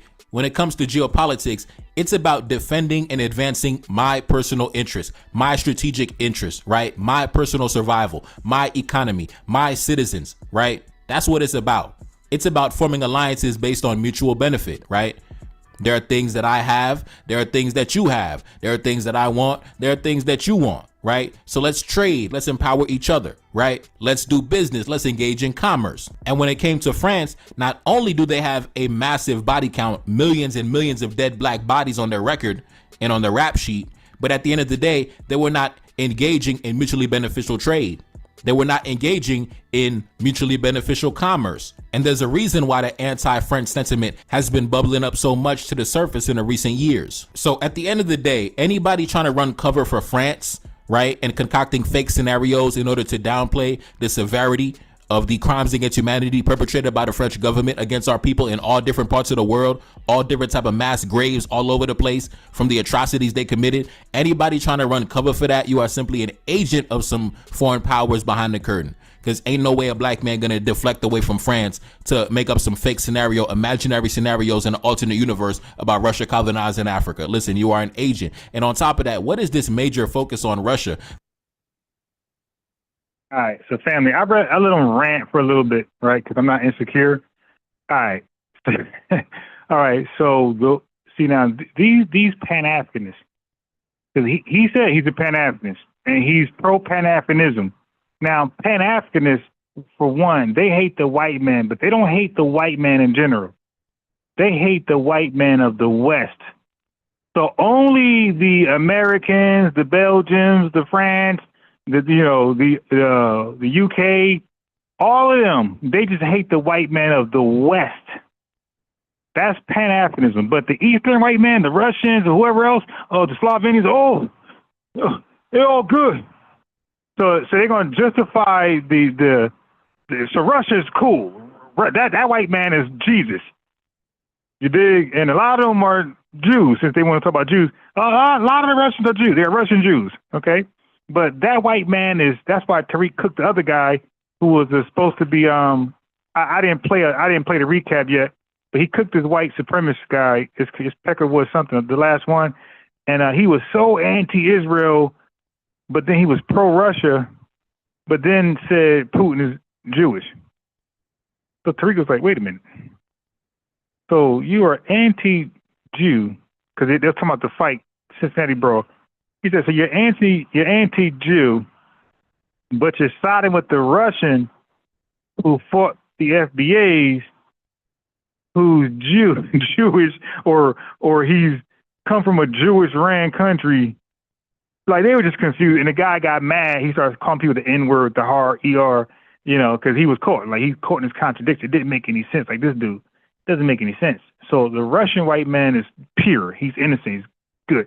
So, and their thing is, because Russia was not directly involved, and see, again, he's mixing stuff up. He tried to say he's mixing up history. Let me back up for a second. Let me back up. Okay, let me back up. Let me catch this guy. Let me catch him.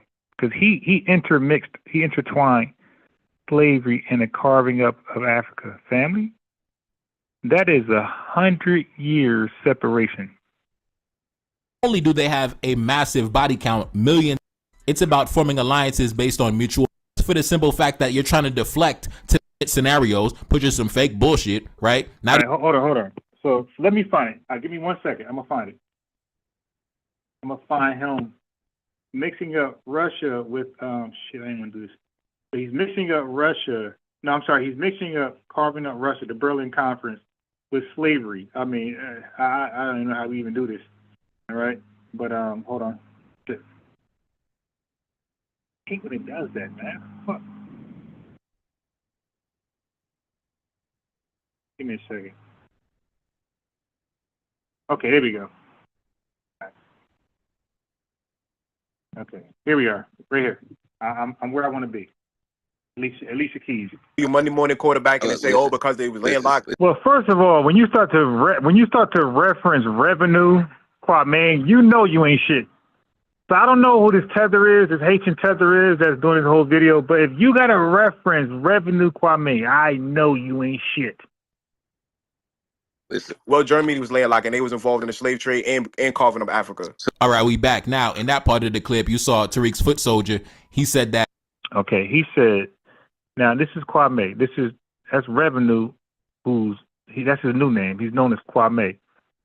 He came over here way before Tariq Nasheed Radio, and he gets embarrassed so often over here. He had to rebrand himself as Revenue to start over on Tariq Nasheed Radio. All right. So he said Germany was involved in the slave trade and carving up Africa.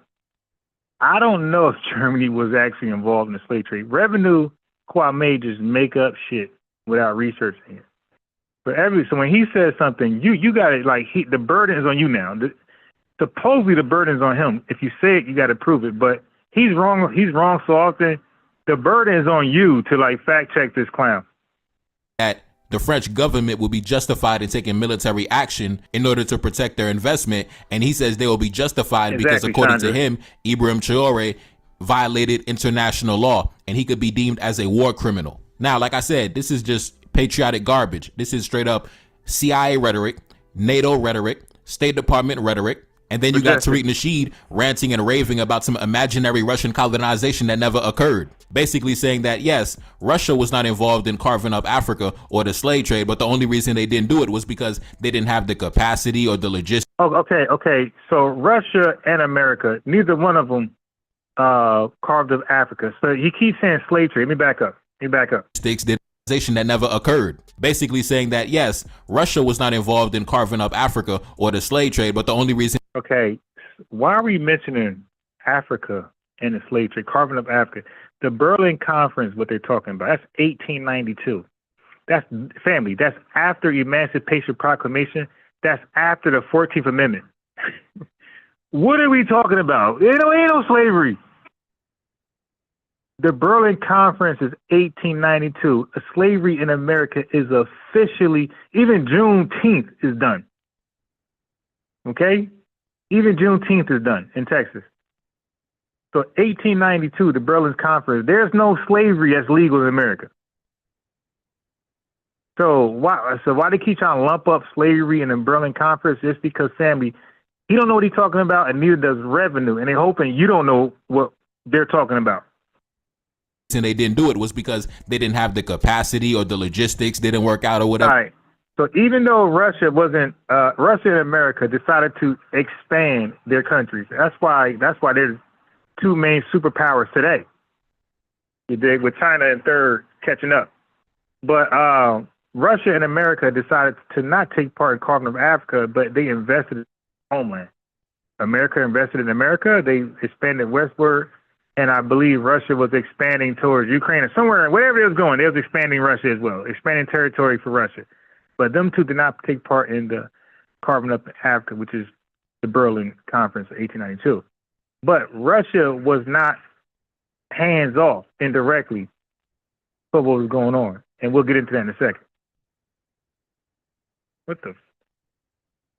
Basically making up fan fiction in his head. But what is not fan fiction is what actually occurred. We know who came into Africa and was slaughtering civilians, right? Take a look up on the screen. Here you got two gentlemen by the name of Paul Voulay and Julien Chanoine. These were the two men, the two commanders who were involved in invading the current day, modern day Sahel nations, right? Niger, Burkina Faso, right? These men were involved in carving that up and attacking those nations and claiming it for France, right? Take a look up on the screen. In command was Captain Paul Voulay and his lieutenant, Julien Chanoine. The captain, a 32-year-old son of a doctor, was said by his officer colleagues to mix a true love of blood and a cruelty that was coupled with a sometimes full of Take a look up on the screen.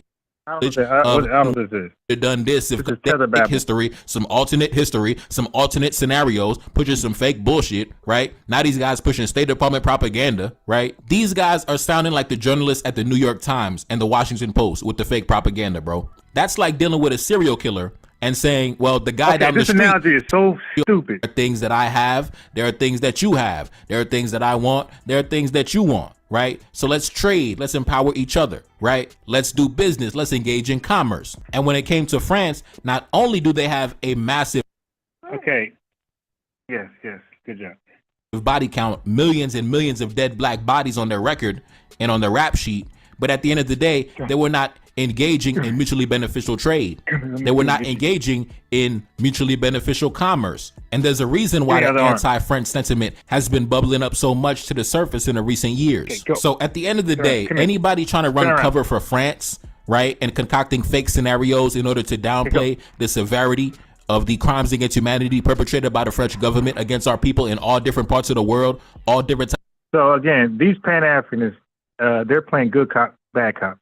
So the Western powers, the Western European, Western powers, oh my God, they're bad cop. Oh, they're terrible. But the good cop, the Eastern Europeans or whoever sides with Russia, like China, Iran, North Korea, all of America oppositions, right? These are the good guys.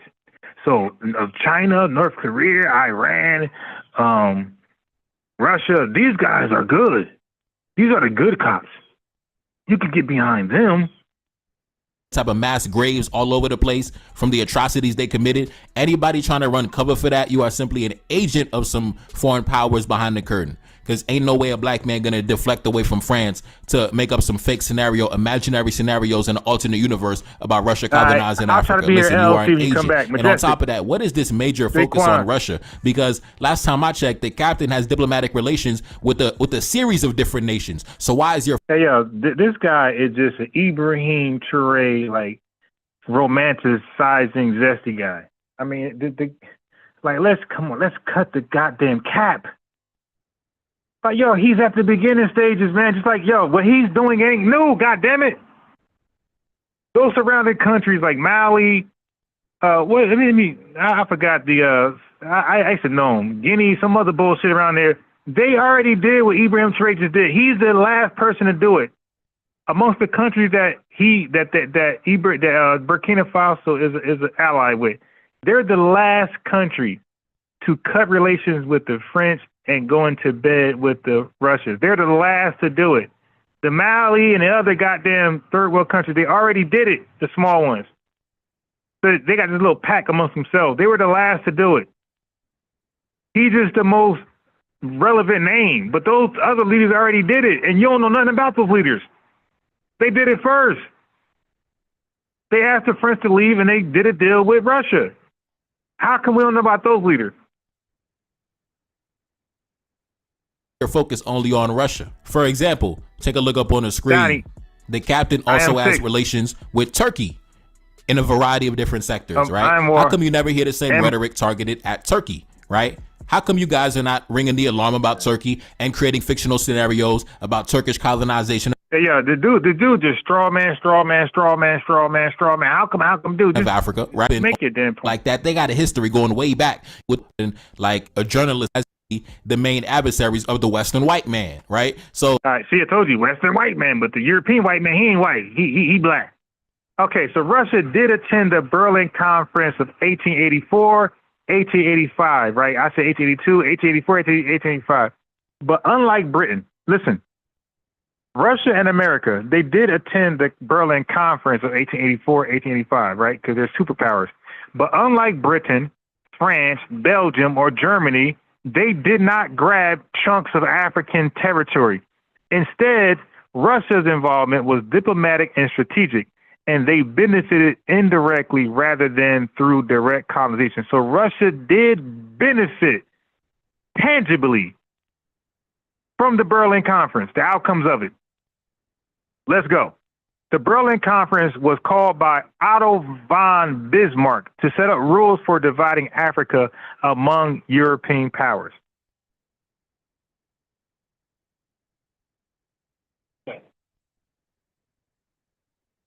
Okay.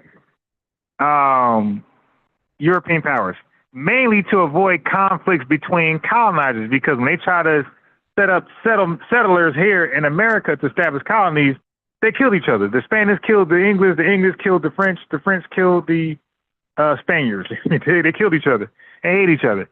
So they said, okay, let's learn from that. So they set up rules to avoid those type of conflicts. So Russia attended largely as an observer like America and to protect its geopolitical interests in Europe and the Middle East, not to carve out colonies. What did Russia do? They protected. They attended the conference to protect its geopolitical interest in Europe and the Middle East, not to carve out colonies. They had no major African navy. They had no major African navies. What Tariq said. They had no real trade network in Africa and were more focused on Central Asia expansion at the time. Their main goal, ensure no colonial arrangements harmed their access to warm water, trade routes, or friendly relations with colonial powers. So they was making sure none of these European powers going to fuck them over. That's why they went. Even without colonies, Russia gained in several indirect ways. So they didn't have to go colonize Africa to benefit from Africa. First of all, they strengthened alliances and diplomatic leverage. So attending showed Russia was a great power with a say in global affairs. So you had to attend because this was the master of the minds of the masters.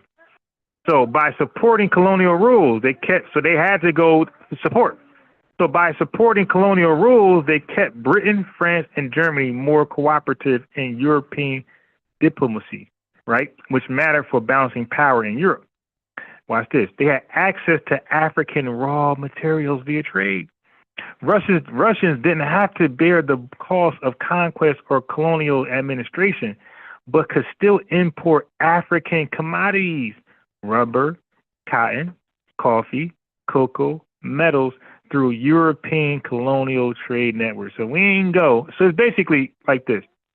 Family, I'm not going to Walmart to steal with you. But whatever you steal, I'm down to buy it for the low. So I'm still against Walmart. I encourage you to go steal so I can purchase it for the low, whatever you stole for the low. So if you stole a lawnmower for $200, I want it for $90. So I'm encouraging you to go and steal from Walmart so I can secondhand steal by paying a cheaper more than half off price. That's what Russia did. They bought African goods from, listen, am I lying? They bought African goods from British, French, and Portuguese ports without the burden of ruling those territories. So British, French, and the Portuguese, they all ransacked Africa and took shit. for the Lolo, and they sold it to Russia for the Lolo. So Russia benefited the British, French, and Portugal from robbing, ransacking Africa.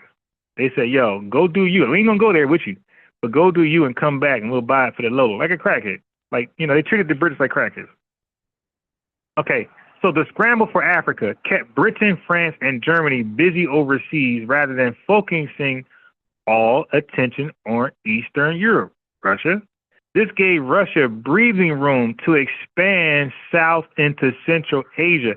So basically, yeah, y'all go ransack Africa so we can expand to Central Asia without going unnoticed. Turkmenistan,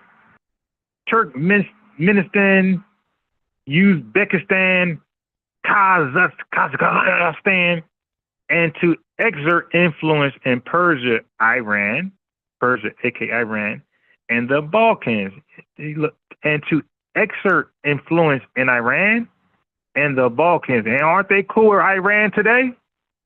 Naval and port access opportunities.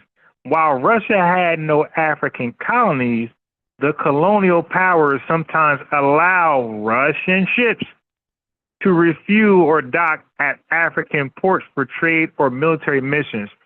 You see? So, you see that?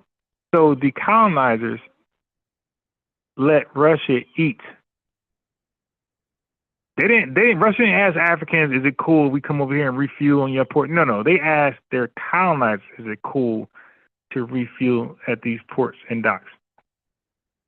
This was especially important before Russia built up its own Pacific and Far Eastern port network. So why didn't Russia colonize Africa? Geographic limitations. They lack close maritime bases in the Atlantic or Indian Ocean. It's kind of what Tariq Nasheed said. He ain't never lied. Okay, what else? What else? Economic focus elsewhere. Their resources were going into railroads, Siberian development, and Central Asia. Central Asia. Internal issues, political instability, serfdom's recent abolition, 1861, and economic reforms made overseas empires less practical, and then strategic priorities. Africa wasn't an immediately important to Russian geopolitical goals as the Ottoman Empire, Persia, Iran, and Asia, Central Asia. So yeah, they had no direct colonies, but Russia gained diplomatic influence and access to African goods via colonial trade. So they don't gotta go colonize Africa. We're gonna get y'all shit for the Lolo. And strategic breathing room to expand elsewhere. They essentially let the other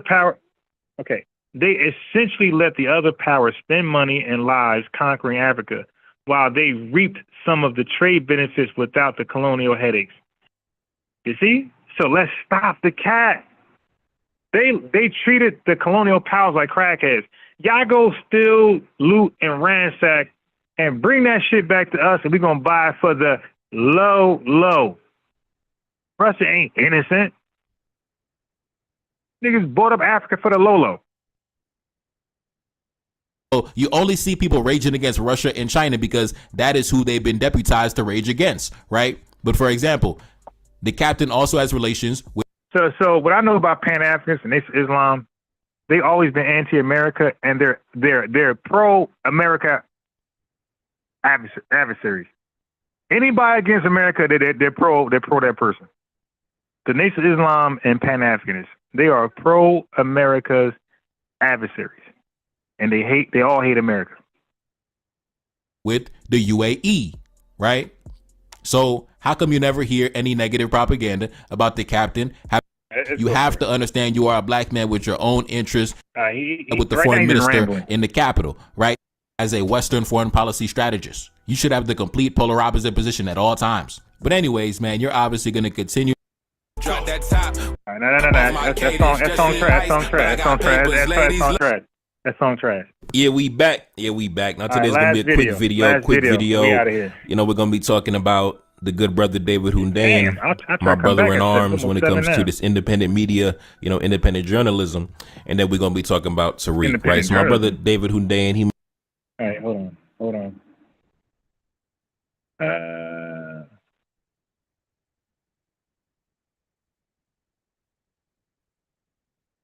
Okay.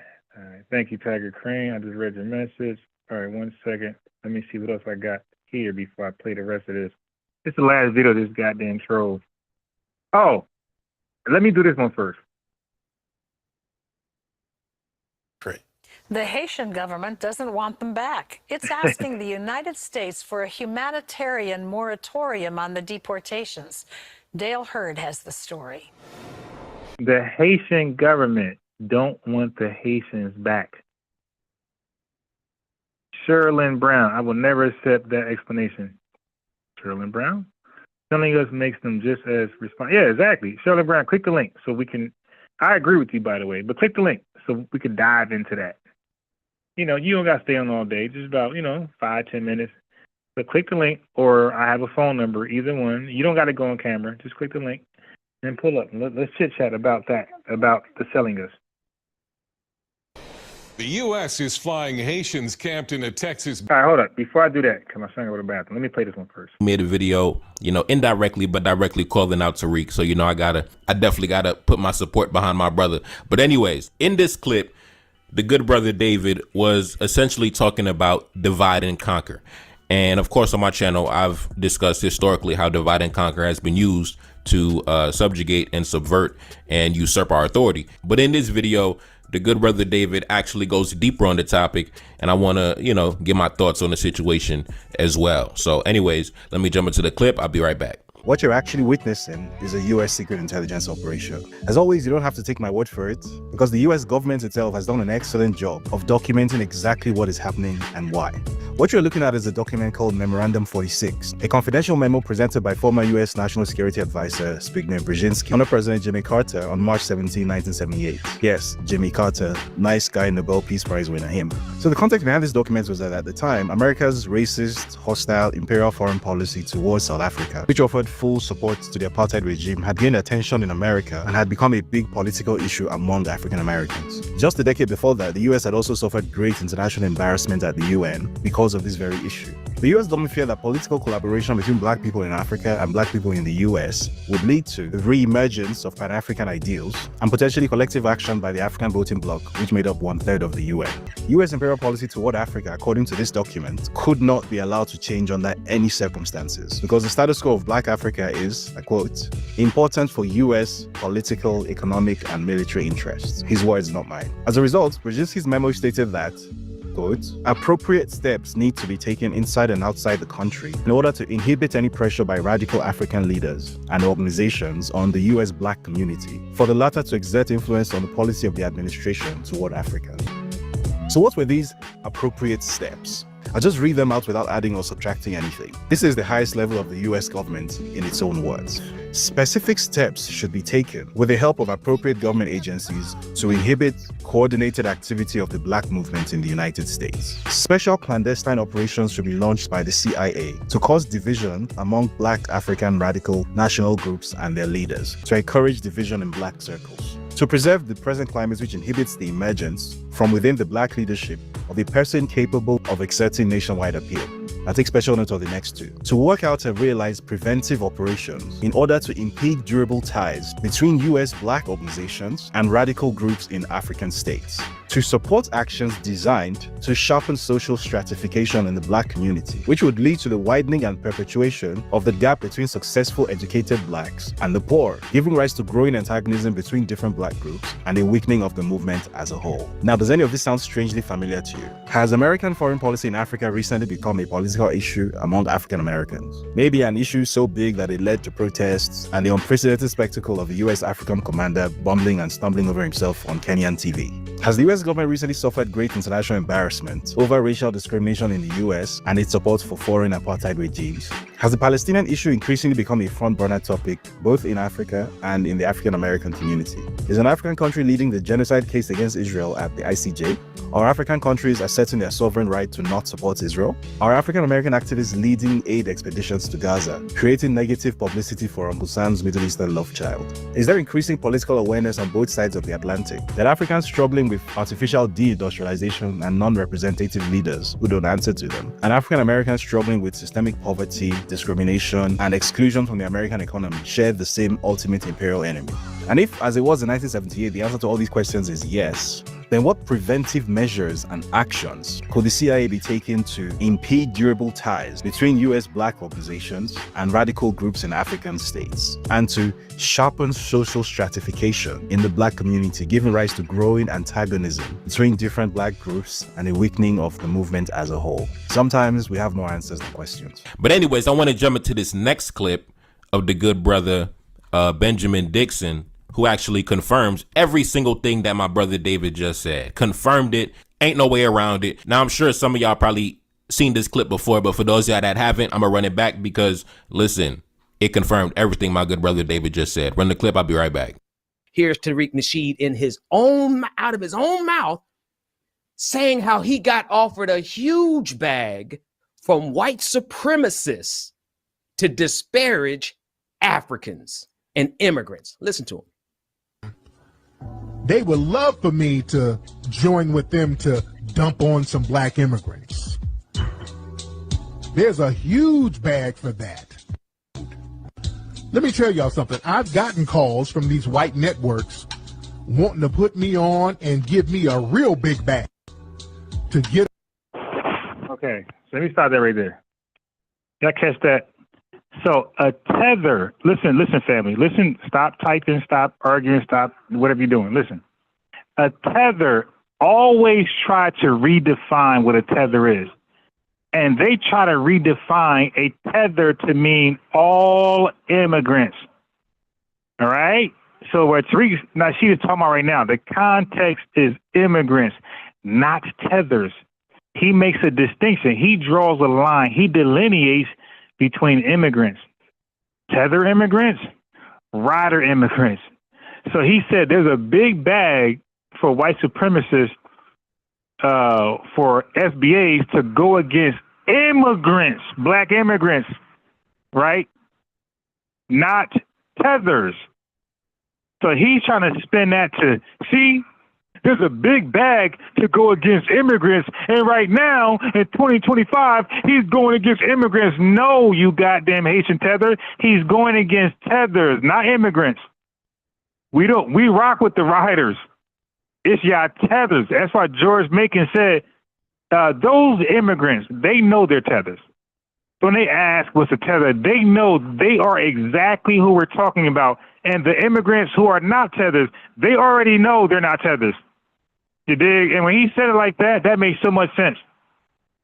That just makes so much sense. Like certain immigrants, you ain't got to explain what a tether is. They already know what it is because they met them. They know them. Like we know our cone class.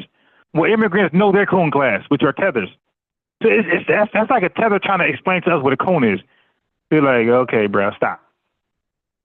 So you see that real fast?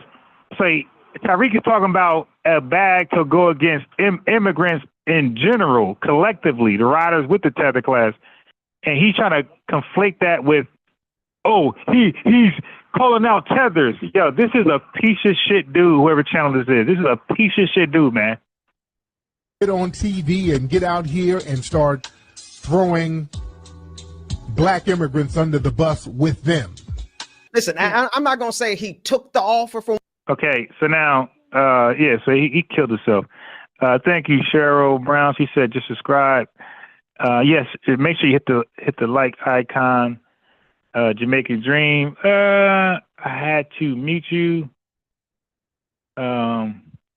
Not that you were not making sense, but I think you just like you got the majority spirit, bro. Like your spirit is off, man. It just you can read facts, but when your spirit is like that, it just comes off. It just comes off as a lie. Even though you're reading facts, your spirit is so off cold that you can make a truth a lie. White supremacists, but I am going to say this. Why white supremacists feel comfortable enough calling you and offering you a big bag to betray black folks? White supremacists know good and well they could never call me. You have no influence and you're a nobody. Who are you? Who are you? Your name's not even like, okay, I see Destiny for Glory. Who are you? What's your name? Most likely you're an immigrant. And in your case, you're most likely a Tether. They could never offer me nothing. They can never say, Dixon, I got a huge bag for you to do what? To do what? Slap you upside the head? Okay, I'll do that for free. Yo, who the hell is Dixon? Dixon, what country is your family from, my boy? You should establish that first. And all y'all can do, you, Jamaican Dream, all y'all can do is just put FBAs in your title, put Tariq Nasheed in your title, and you just hope you get a large following. And that ain't working. That play is played out. Those who it worked for, they got lucky. But you guys afterwards, you guys gotta produce original content. You dig? Or you're just done. Yeah, we back. Now, I want to jump into another clip, this time from Phil Scott from the African Diaspora news channel, which I told him, change the name of that garbage channel, right? The inarticulate grifter with the Mexican wife, right? The so-called Pan-African. Yeah, it doesn't matter. If you're FBA, you got a Mexican wife, you got a Mexican husband, you got an Asian husband, Filipino wife. That's your prerogative, Bobby Brown. You can do what you want to do. You dig? You're still FBA. Your wife might not be, but you are. And we ain't going to disown you because you decided to have an interracial relationship. You know, some of us might have felt like you should have stayed with, an FBA system, but, we know that's not realistic in everybody's case. So it's whatever. And plus, you're going to date your demographic. So if you're a black woman, FBA woman, and you're born in an Asian school, predominantly Asian neighborhood, you're going to date Asians, Indians. You're going to date pretty much whoever you grew up around. That's a fact. Same thing with white women. White women, Indians, Spanish women, Asian men. If they grew up around FBAs, they're going to date FBAs. All right. So I ain't that judgmental. Okay. So Mexican wife, all right. Okay, got a Mexican wife, but he's on code though. You dig? He ain't let that relationship make him off code. So now, if you let your interracial relationship make you off code and become a coon, or a tether, then now we gotta call you out. Africanist, right? Fake Pan-Africanist, like I said.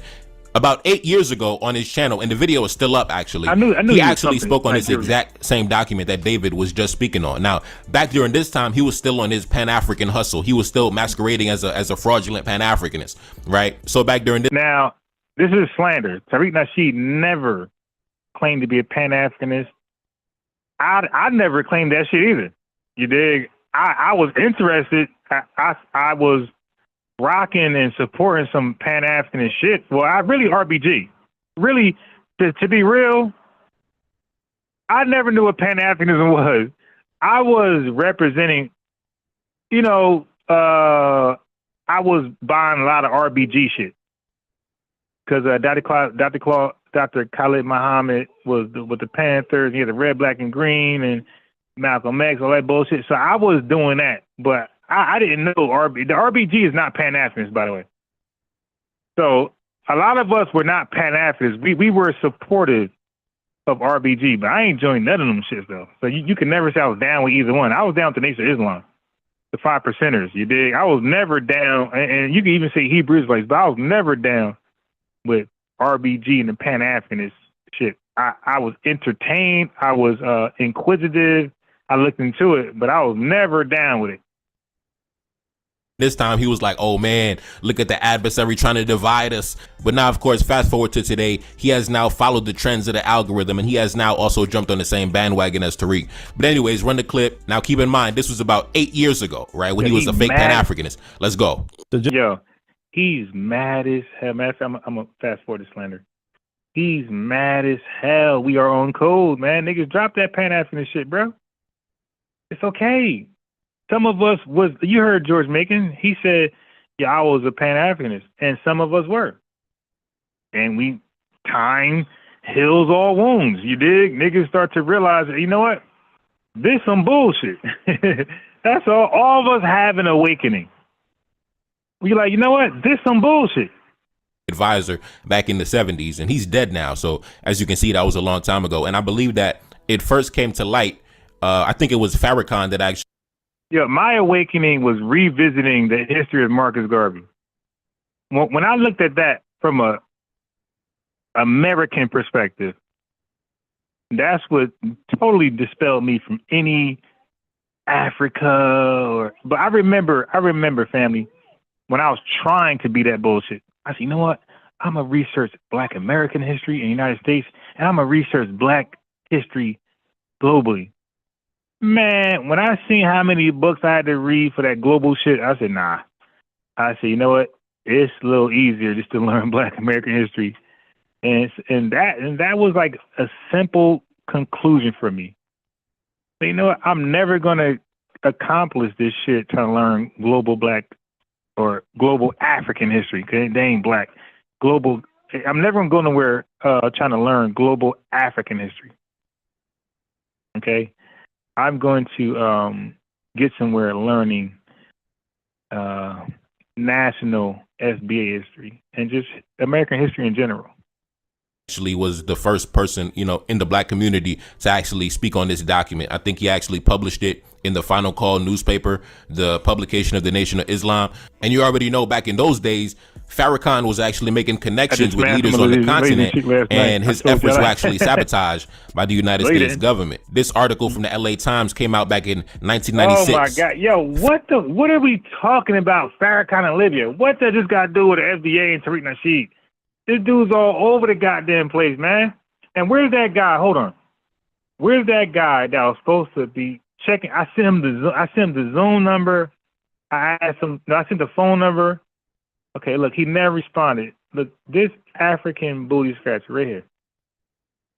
This was 10 a.m. He said, can we do it in 2 hours from now? I shall be home then. That was at 10 a.m. Look, it says 8 hours ago, family.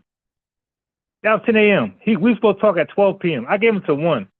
And look, I responded in between. This African booty scratcher never responded in between. Just left me hanging. Then he gonna respond like 1 a.m., 4 a.m. and act like, oh, I was caught up. Like, man, get the fuck out of here, dude. Oh, let me play this one here first. Border town back to their homeland and trying to block others. The United States for a humanitarian moratorium on the deportations. Dale Hurd has the story. The U.S. is flying Haitians camped in a Texas border town back to their homeland and trying to block others from crossing the border from Mexico. Gotta go. Planes left the airport in Del Rio.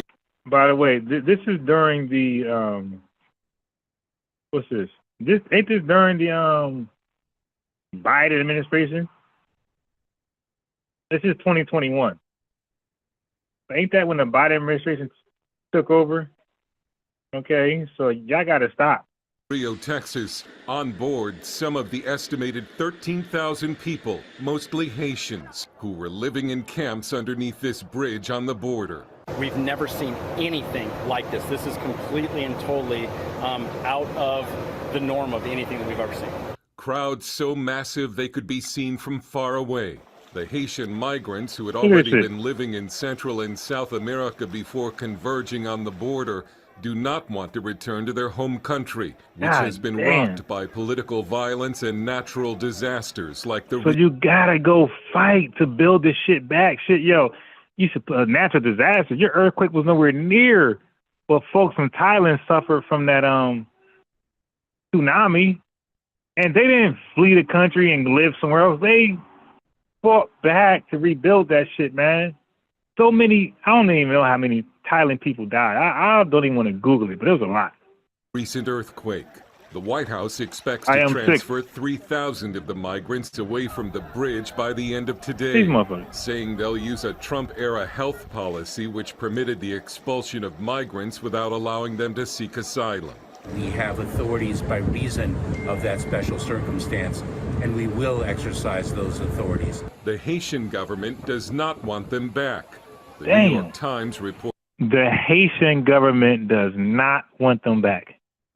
Haiti is asking the U.S. for a humanitarian moratorium on the deportations. But overnight, Homeland Security Secretary Alejandro Mayorkas announced 600 more border agents are being sent to Texas to expedite the expulsion. Hey, yeah. Oh, so that's what George Maker's talking about. Those are the guys with the whips on the horses.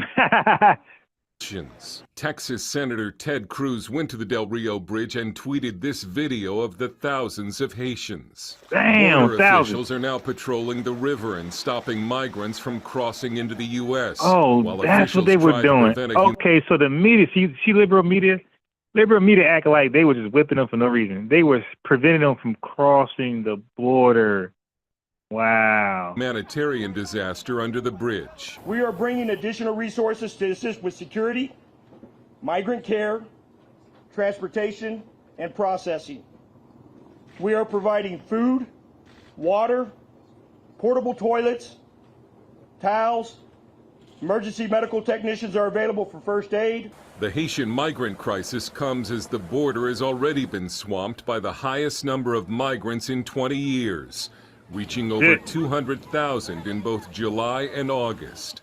Meanwhile, Haiti the Senate doesn't want Haitians parliamentarian back. has blocked the Democrats' push to include a pathway to legal status for illegal migrants in their social. You heard that? The liberals. Spending plan, a big blow to the party's goal of immigration reform. Dale Hurd, CBN News. Well, these are absolutely incredible stories that we're hearing about this current administration. This is the 700 Club. I think they're getting an absolute pass from the news media. I've never seen anything like this. And we've been reporting on the migration crisis since April and calling to account, why aren't we enforcing our own border? And that was back when it was 160,000, 170,000 a month. We're now topping 200,000. 200,000. Here's what happened. You had news media on Friday afternoon covering this, covering with helicopter shots to show the direct link between Mexico, how they're crossing that river right by that spillway and then pooling around underneath that bridge. And the numbers that you could clearly see were enormous. What does the administration do? Well, they institute a no-fly zone. Imagine the Trump administration doing that. What kind of coverage would we see? Right. And that's a great point. And that was under the Biden administration. But let's move on. Back to this clown. Farrakhan has been denied a $1 billion loan from Libya. The federal government has denied the Nation of Islam leader Louis Farrakhan permission to accept a $1 billion gift from Libya, right? So Gaddafi was going to send, Farrakhan $1 billion like... Hey, yo, so let's be real. Minister Louis Farrakhan won't gonna do shit with that but blow it. Okay? He ain't had no real plan. I ain't gonna lie. And I rock with the minister. But he had no real plan for $1 billion other than to put in his pocket. Okay? He had no real plan for Black America with that Billy.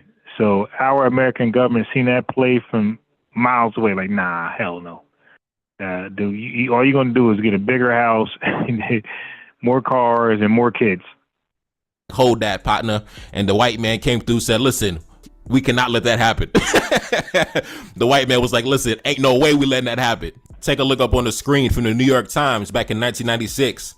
I mean, what does it got to do with anything? What are we talking about? This dude's all over the fucking place. U.S. officials come in and say, nah, we're not letting that happen. We're not letting the transaction take place. You're not allowed to accept this money. Now, the reason the United States gave was they said, yeah, Amin Ra Muxix LLC says Scientology does not permit aid to blacks and Africans.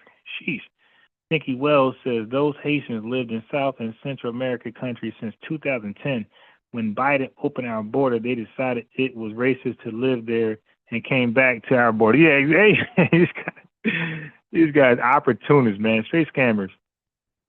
Gaddafi was a state sponsor of terrorism, right? But obviously, Gaddafi was not trying to fund terrorism. That money probably would have went to business ventures for the nation of... No, the hell it wouldn't. So he had a Million Man March 1, 2, and 3. And that money then goes to no business ventures. This is the Tether just talking. Islam schools, that money would have went towards economic empowerment. Hey, yo, no, it wouldn't. Stop saying schools. That school shit is played out, bro. That's that Umar shit. Stop.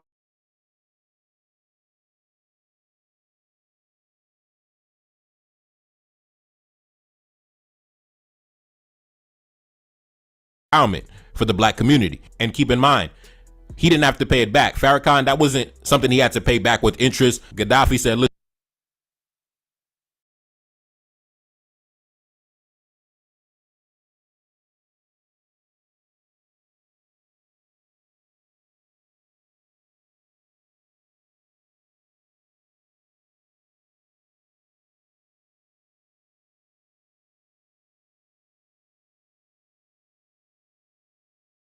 listen, take this money, hold that, bro, you know? And Bill Clinton said, hell nah. And keep in mind, the Nation of Islam, especially at that time, was functioning as, I hate when I'm talking on mute now. I don't even remember muting the damn thing. as a nation within a nation. So that would have went to, No, the Nation of Islam should have been blocked. Farrakhan ain't gonna do shit with that money, man. Besides putting in his pockets, bro. He had hella chances to do something. He did absolutely nothing. Okay, there's no business. There's nothing you can look back on. There's nothing you can look back on right now that was produced by Nation of Islam where you could say, wow. Even during the time of Elijah Muhammad, there's nothing you can look back right now and say, wow, that's the Nation of Islam. Nothing.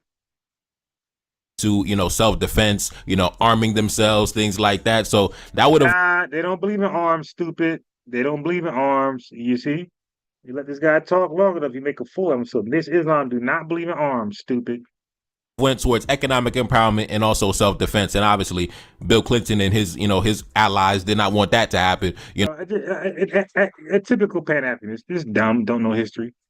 You know, a self-sustaining, self-contained unit that can defend itself and feed itself and, you know, provide goods and services to its own community. That's obviously against U.S. national security interests. So yes, they blocked that $1 billion gift from Gaddafi. And that falls right in line with what was stated in the document, right? Exactly. This is the most important part to me. It says to preserve the present climate, which inhibits the come on, dude. Russian agent. He's selling out to Russia, things like that. Basically repeating. He never said he was selling out to Russia. He asked the question, is Ibrahim Traoré selling out to Russia? And the answer is yes. He traded one European power for another. He traded the French for Russia.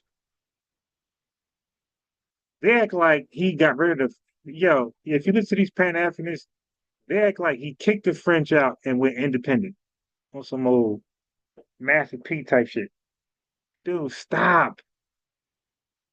He knew he couldn't get shit done without white people. So he traded one white person from France to another white person that's in Russia. That's all.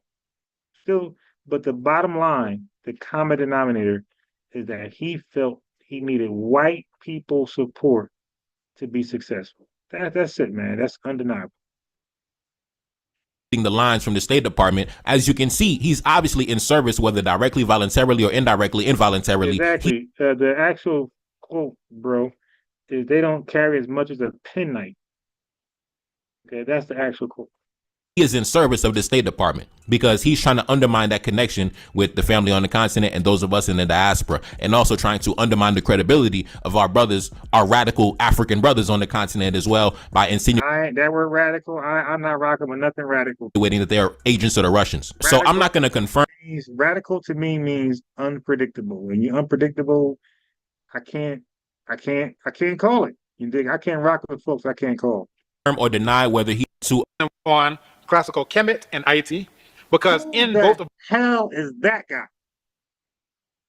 Those places, that's where you found black people came together on the basis of being black, and we fought collectively against our non-black enemies. You understand? That's a goddamn lie. This guy's holding on to some bullshit over here. Who is it? So this guy just playing anybody. This is confirmation bias research. He's playing anybody who agrees with him. So in IT, you have people who are being shipped to IT. Some were calling themselves Fon, and the Fon, of course, were fighting against the Yoruba, and the Yoruba were fighting amongst each other. AKT doesn't like Oyo doesn't like Ondo. Yeah, What happens, and what can happen, let me put it like this, is that when you run back to a fragment, you get yourself back into the exact same position that led to us being overrun in the first place. So what I would like for us to do is focus less on the fragments that we were taken from and focus on the times that we had victories, like in IT, because again, in IT, all those fragments were there, but when you read down Yeah, listen, man, I would love to have a conversation with anybody who feel like the Haitian revolution was a W for Black people globally. Okay, I say no. I say that was a L. All right. So listen, and I'm trying to be. Listen, it's gloves off. The Haitian Revolution was a bunch of bullshit. It's romanticism at its best. That was not a W. Everything about it was not a W. When I read that bullshit, for real, like, oh, this is what they talking about? Like, wait a minute. This sounds like some bullshit. Like, this can't be true. From what I heard from Blackology, the Haitian Revolution, 1804, was a bunch of bullshit. Okay? It's an L. It's an L overall. The link is at the top. Click the link. If you think the Haitian Revolutionary was something great for Black people globally, I say it was a terrible thing for Black people globally. Click the link. Let's talk about it. Because you guys be talking, but you really don't be reading shit. Okay, so click that link. Let's talk about the Haitian Revolution 1804. That ain't nothing. That's not a sign of nothing great. That's a sign of a bunch of cowards. If y'all want to know about some great shit, some great Black excellence, you will research 1863 when George Washington passed a law that allowed foundational Black Americans to fight in the Civil War against the powerful Confederates, a European powerful nation, to gain their citizenship. And also we negotiated the 40 acres and a mule out of that whole, decision to fight. So that's what you want to go in study. You want Black excellence, not the Haitian Revolution 1804. That was some coon sambo, backstabbing, sabotage, jump, catch you off guard. Nobody respects that, man. In war, nobody respects that. What? Jean-Jacques Dessalines' constitution, he says that all of us are les noirs, les nègres, we're all the blacks. You understand? And that's the basis on which we were able to defeat the French, we were able to defeat the British, and we were able to defeat the Spanish, is because imagine if it was like, well, only the Fon, this is a Fon corner, so only the Fon-based speakers are going to fight against the British. It's going to get us the exact same, condition. All right, we back now. Listen, it's your boy Nefakari Dessalines back in the building. Yes, indeed. 21 Cannon's first single. Exactly, Carlos. How you going to win this surrender? The Haitian Revolution is the biggest romanticism, Blackology bullshit ever. When y'all really read what happened with Dessalines, what's the other guy named Dessalines? What's the other fake hero? Dessalines and what's the other guy name? Y'all know these names better than me. The other guy, Dessalines and other fake hero. Like, listen, this is this is a bunch of garbage. This is not Black excellence. This is not a W. This is a whole L. This is the Haitian Revolution is what not to do when you're trying to get a W over white supremacy. They gave the blueprint what not to do. Okay. I have read your note, Tiger. Yeah, I respect that. Yeah, I have a whole different perspective on the Haitian Revolution. Okay, and I do not respect it at all. When I looked at it, when I researched it and looked at it, I didn't get what Dr. Umar got and what Baba Smalls got and Brother Reggie and all these clowns. I didn't get what they got out of it. I got, like, wait a minute, that happened? So he took power and enslaved the Haitians to get them back in slavery to rebuild their hate. Wait, what? So he forcibly forced Haitians back to slavery and servitude? And this is a W? And they were mad. Listen, they were mad. They thought he was a slave master. I think that's which one of those damn leaders who first led the revolution? Yeah, the Haitian public thought he was a coon because he put the Haitians into forcible slavery, slave labor. Toussaint. Okay, yeah. Damn. So who was first? Was it Toussaint first or Dessalines? Whichever one. Hey, I think Toussaint was first. Yeah, Toussaint was first. Toussaint was a coon. Okay, so the Haitians feel like he was a coon, Sambo, wannabe slave master, cosplaying as a slave master. Okay, that's how the Haitian people feel. That's not unbiased Ron. That's not FBA News Updates. The Haitian public felt like Toussaint was a white supremacist cosplayer. They didn't like him. They thought what he did was excessive, unnecessary, and goofy.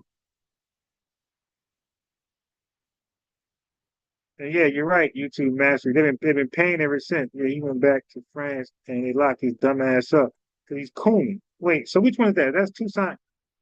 Somebody confirm to me. I think Toussaint is the guy that led the revolution. Yeah, Toussaint is the Sambo nigga, the Uncle Tom. That made that he embarrassed Haiti.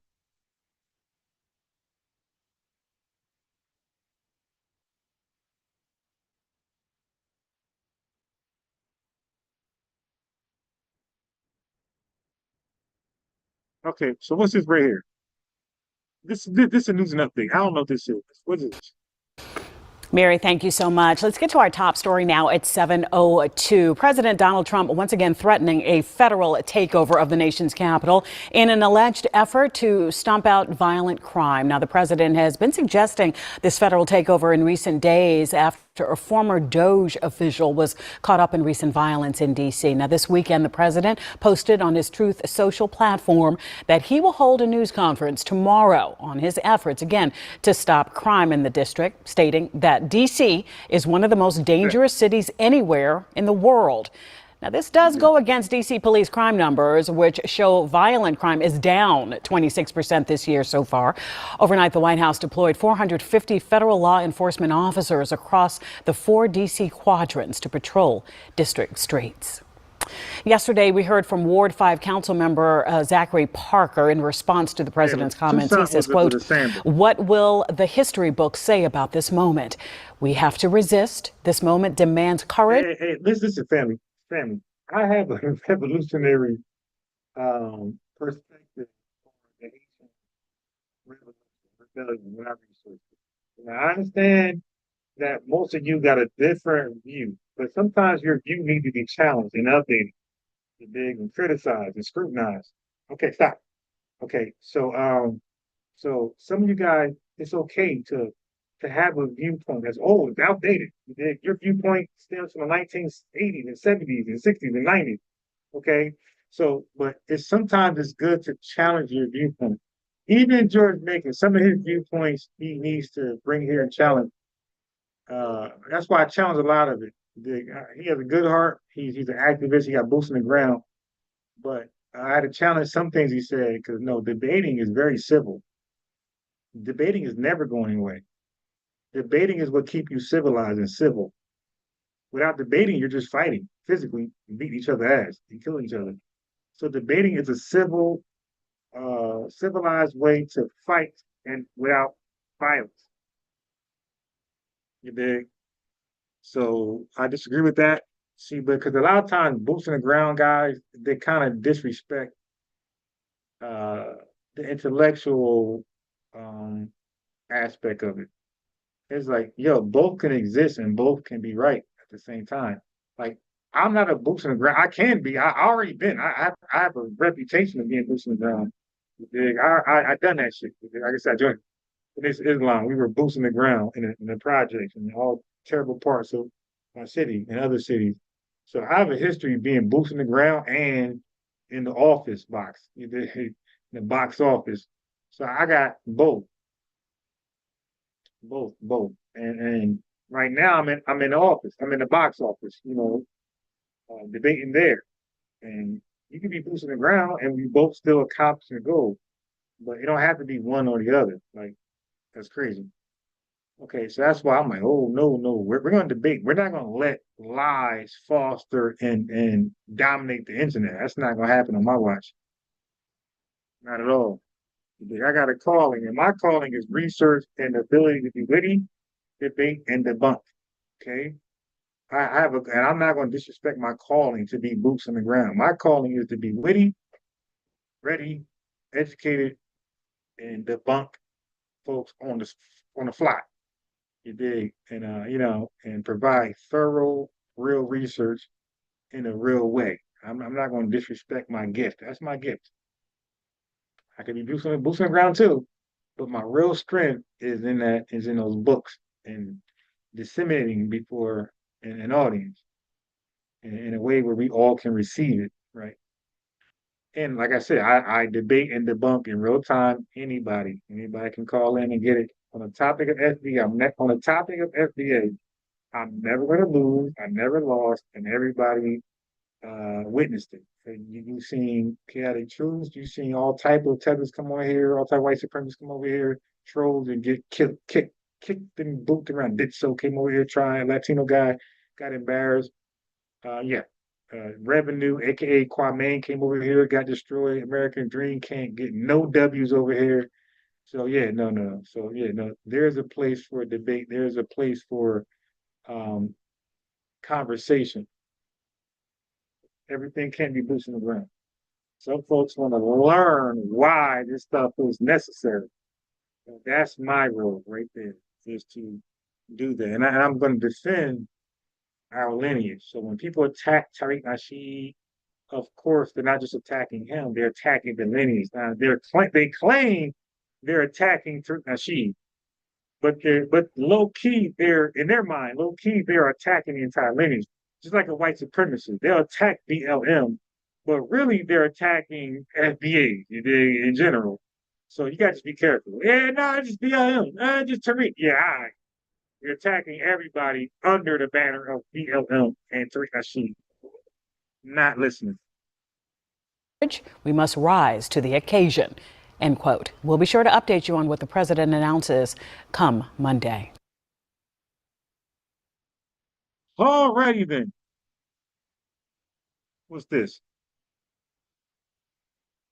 Black actor, and you've spoken in the past about how you don't like the term African American. No, I don't mind the term African American. I don't want to be called African American.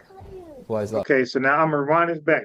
So we had Mayweather, we had Raven Simone, we had Smokey Robinson, all saying, "Don't call me African American. I'm American or Black American."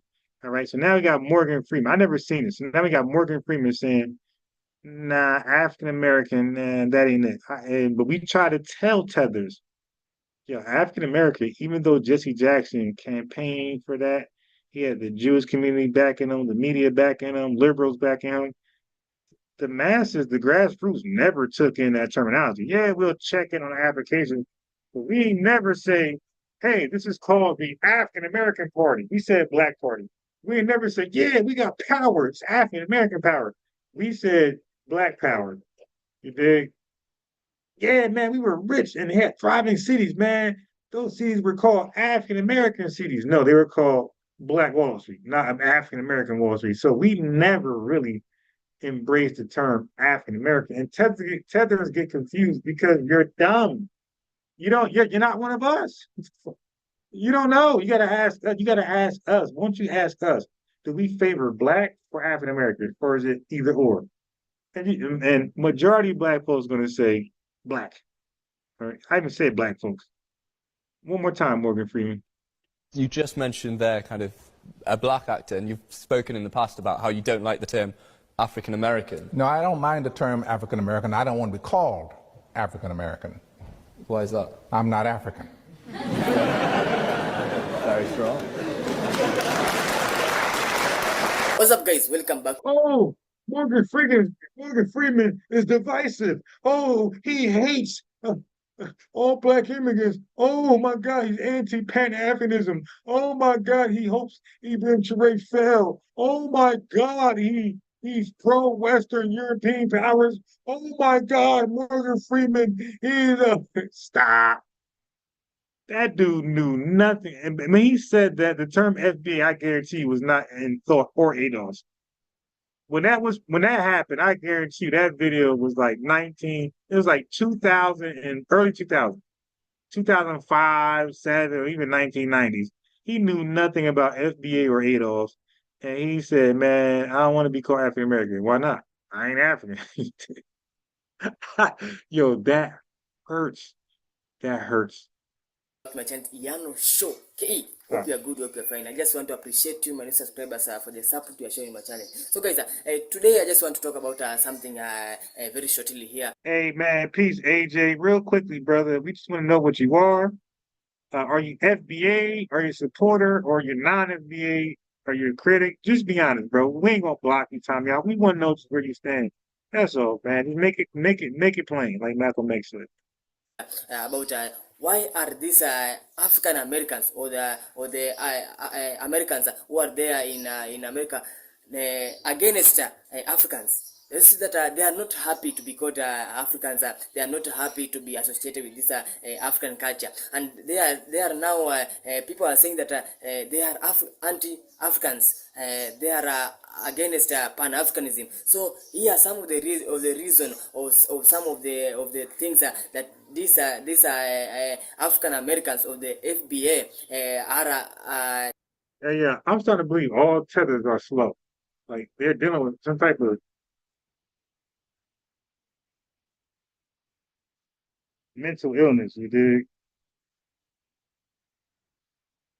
What the heck? Stop, because my finger got pinched by something. Oh yeah, yeah. So now we're just because we're delineating, that means we're anti-African. Like, are these guys stupid on purpose? Are they purposely stupid? Like, when did we say, hey, man, we're delineating, we hate all Africans. We're against all diasporan blacks, Africans. We're against all of them. When did we make that claim? They're making that claim for us, and they're passing it around like it's the truth.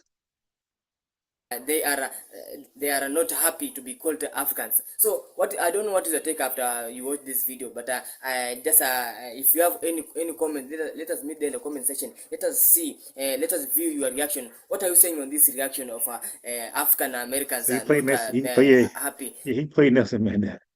Or they are anti Pan-Africanism. So don't go anywhere, just subscribe, like, comment, and share. You just mentioned there kind of a black actor, and you've spoken in the past about how you don't like the term African American. No, I don't mind the term African American. I don't want to be called African American. Why is that? I'm not African. Very strong.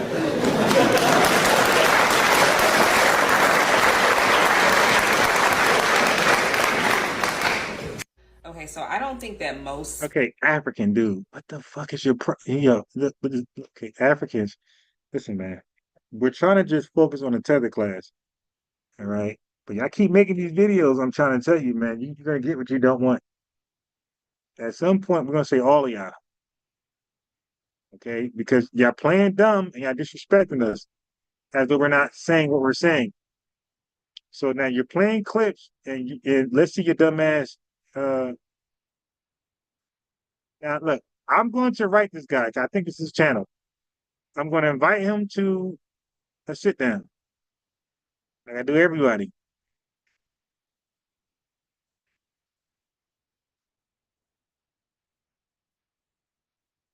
Yo, AJ, just fuck you ain't gonna talk. So he's just playing clips. Oh, what the? Yeah, this dude is nuts. Hold on. Not AJ. Who this dude?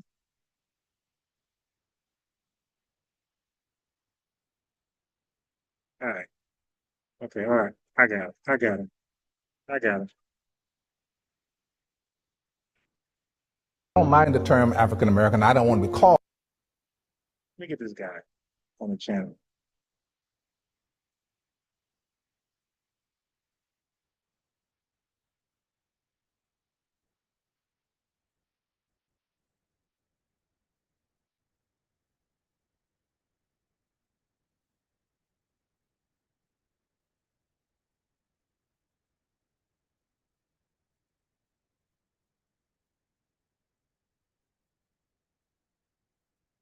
But this is my nice way to get them on.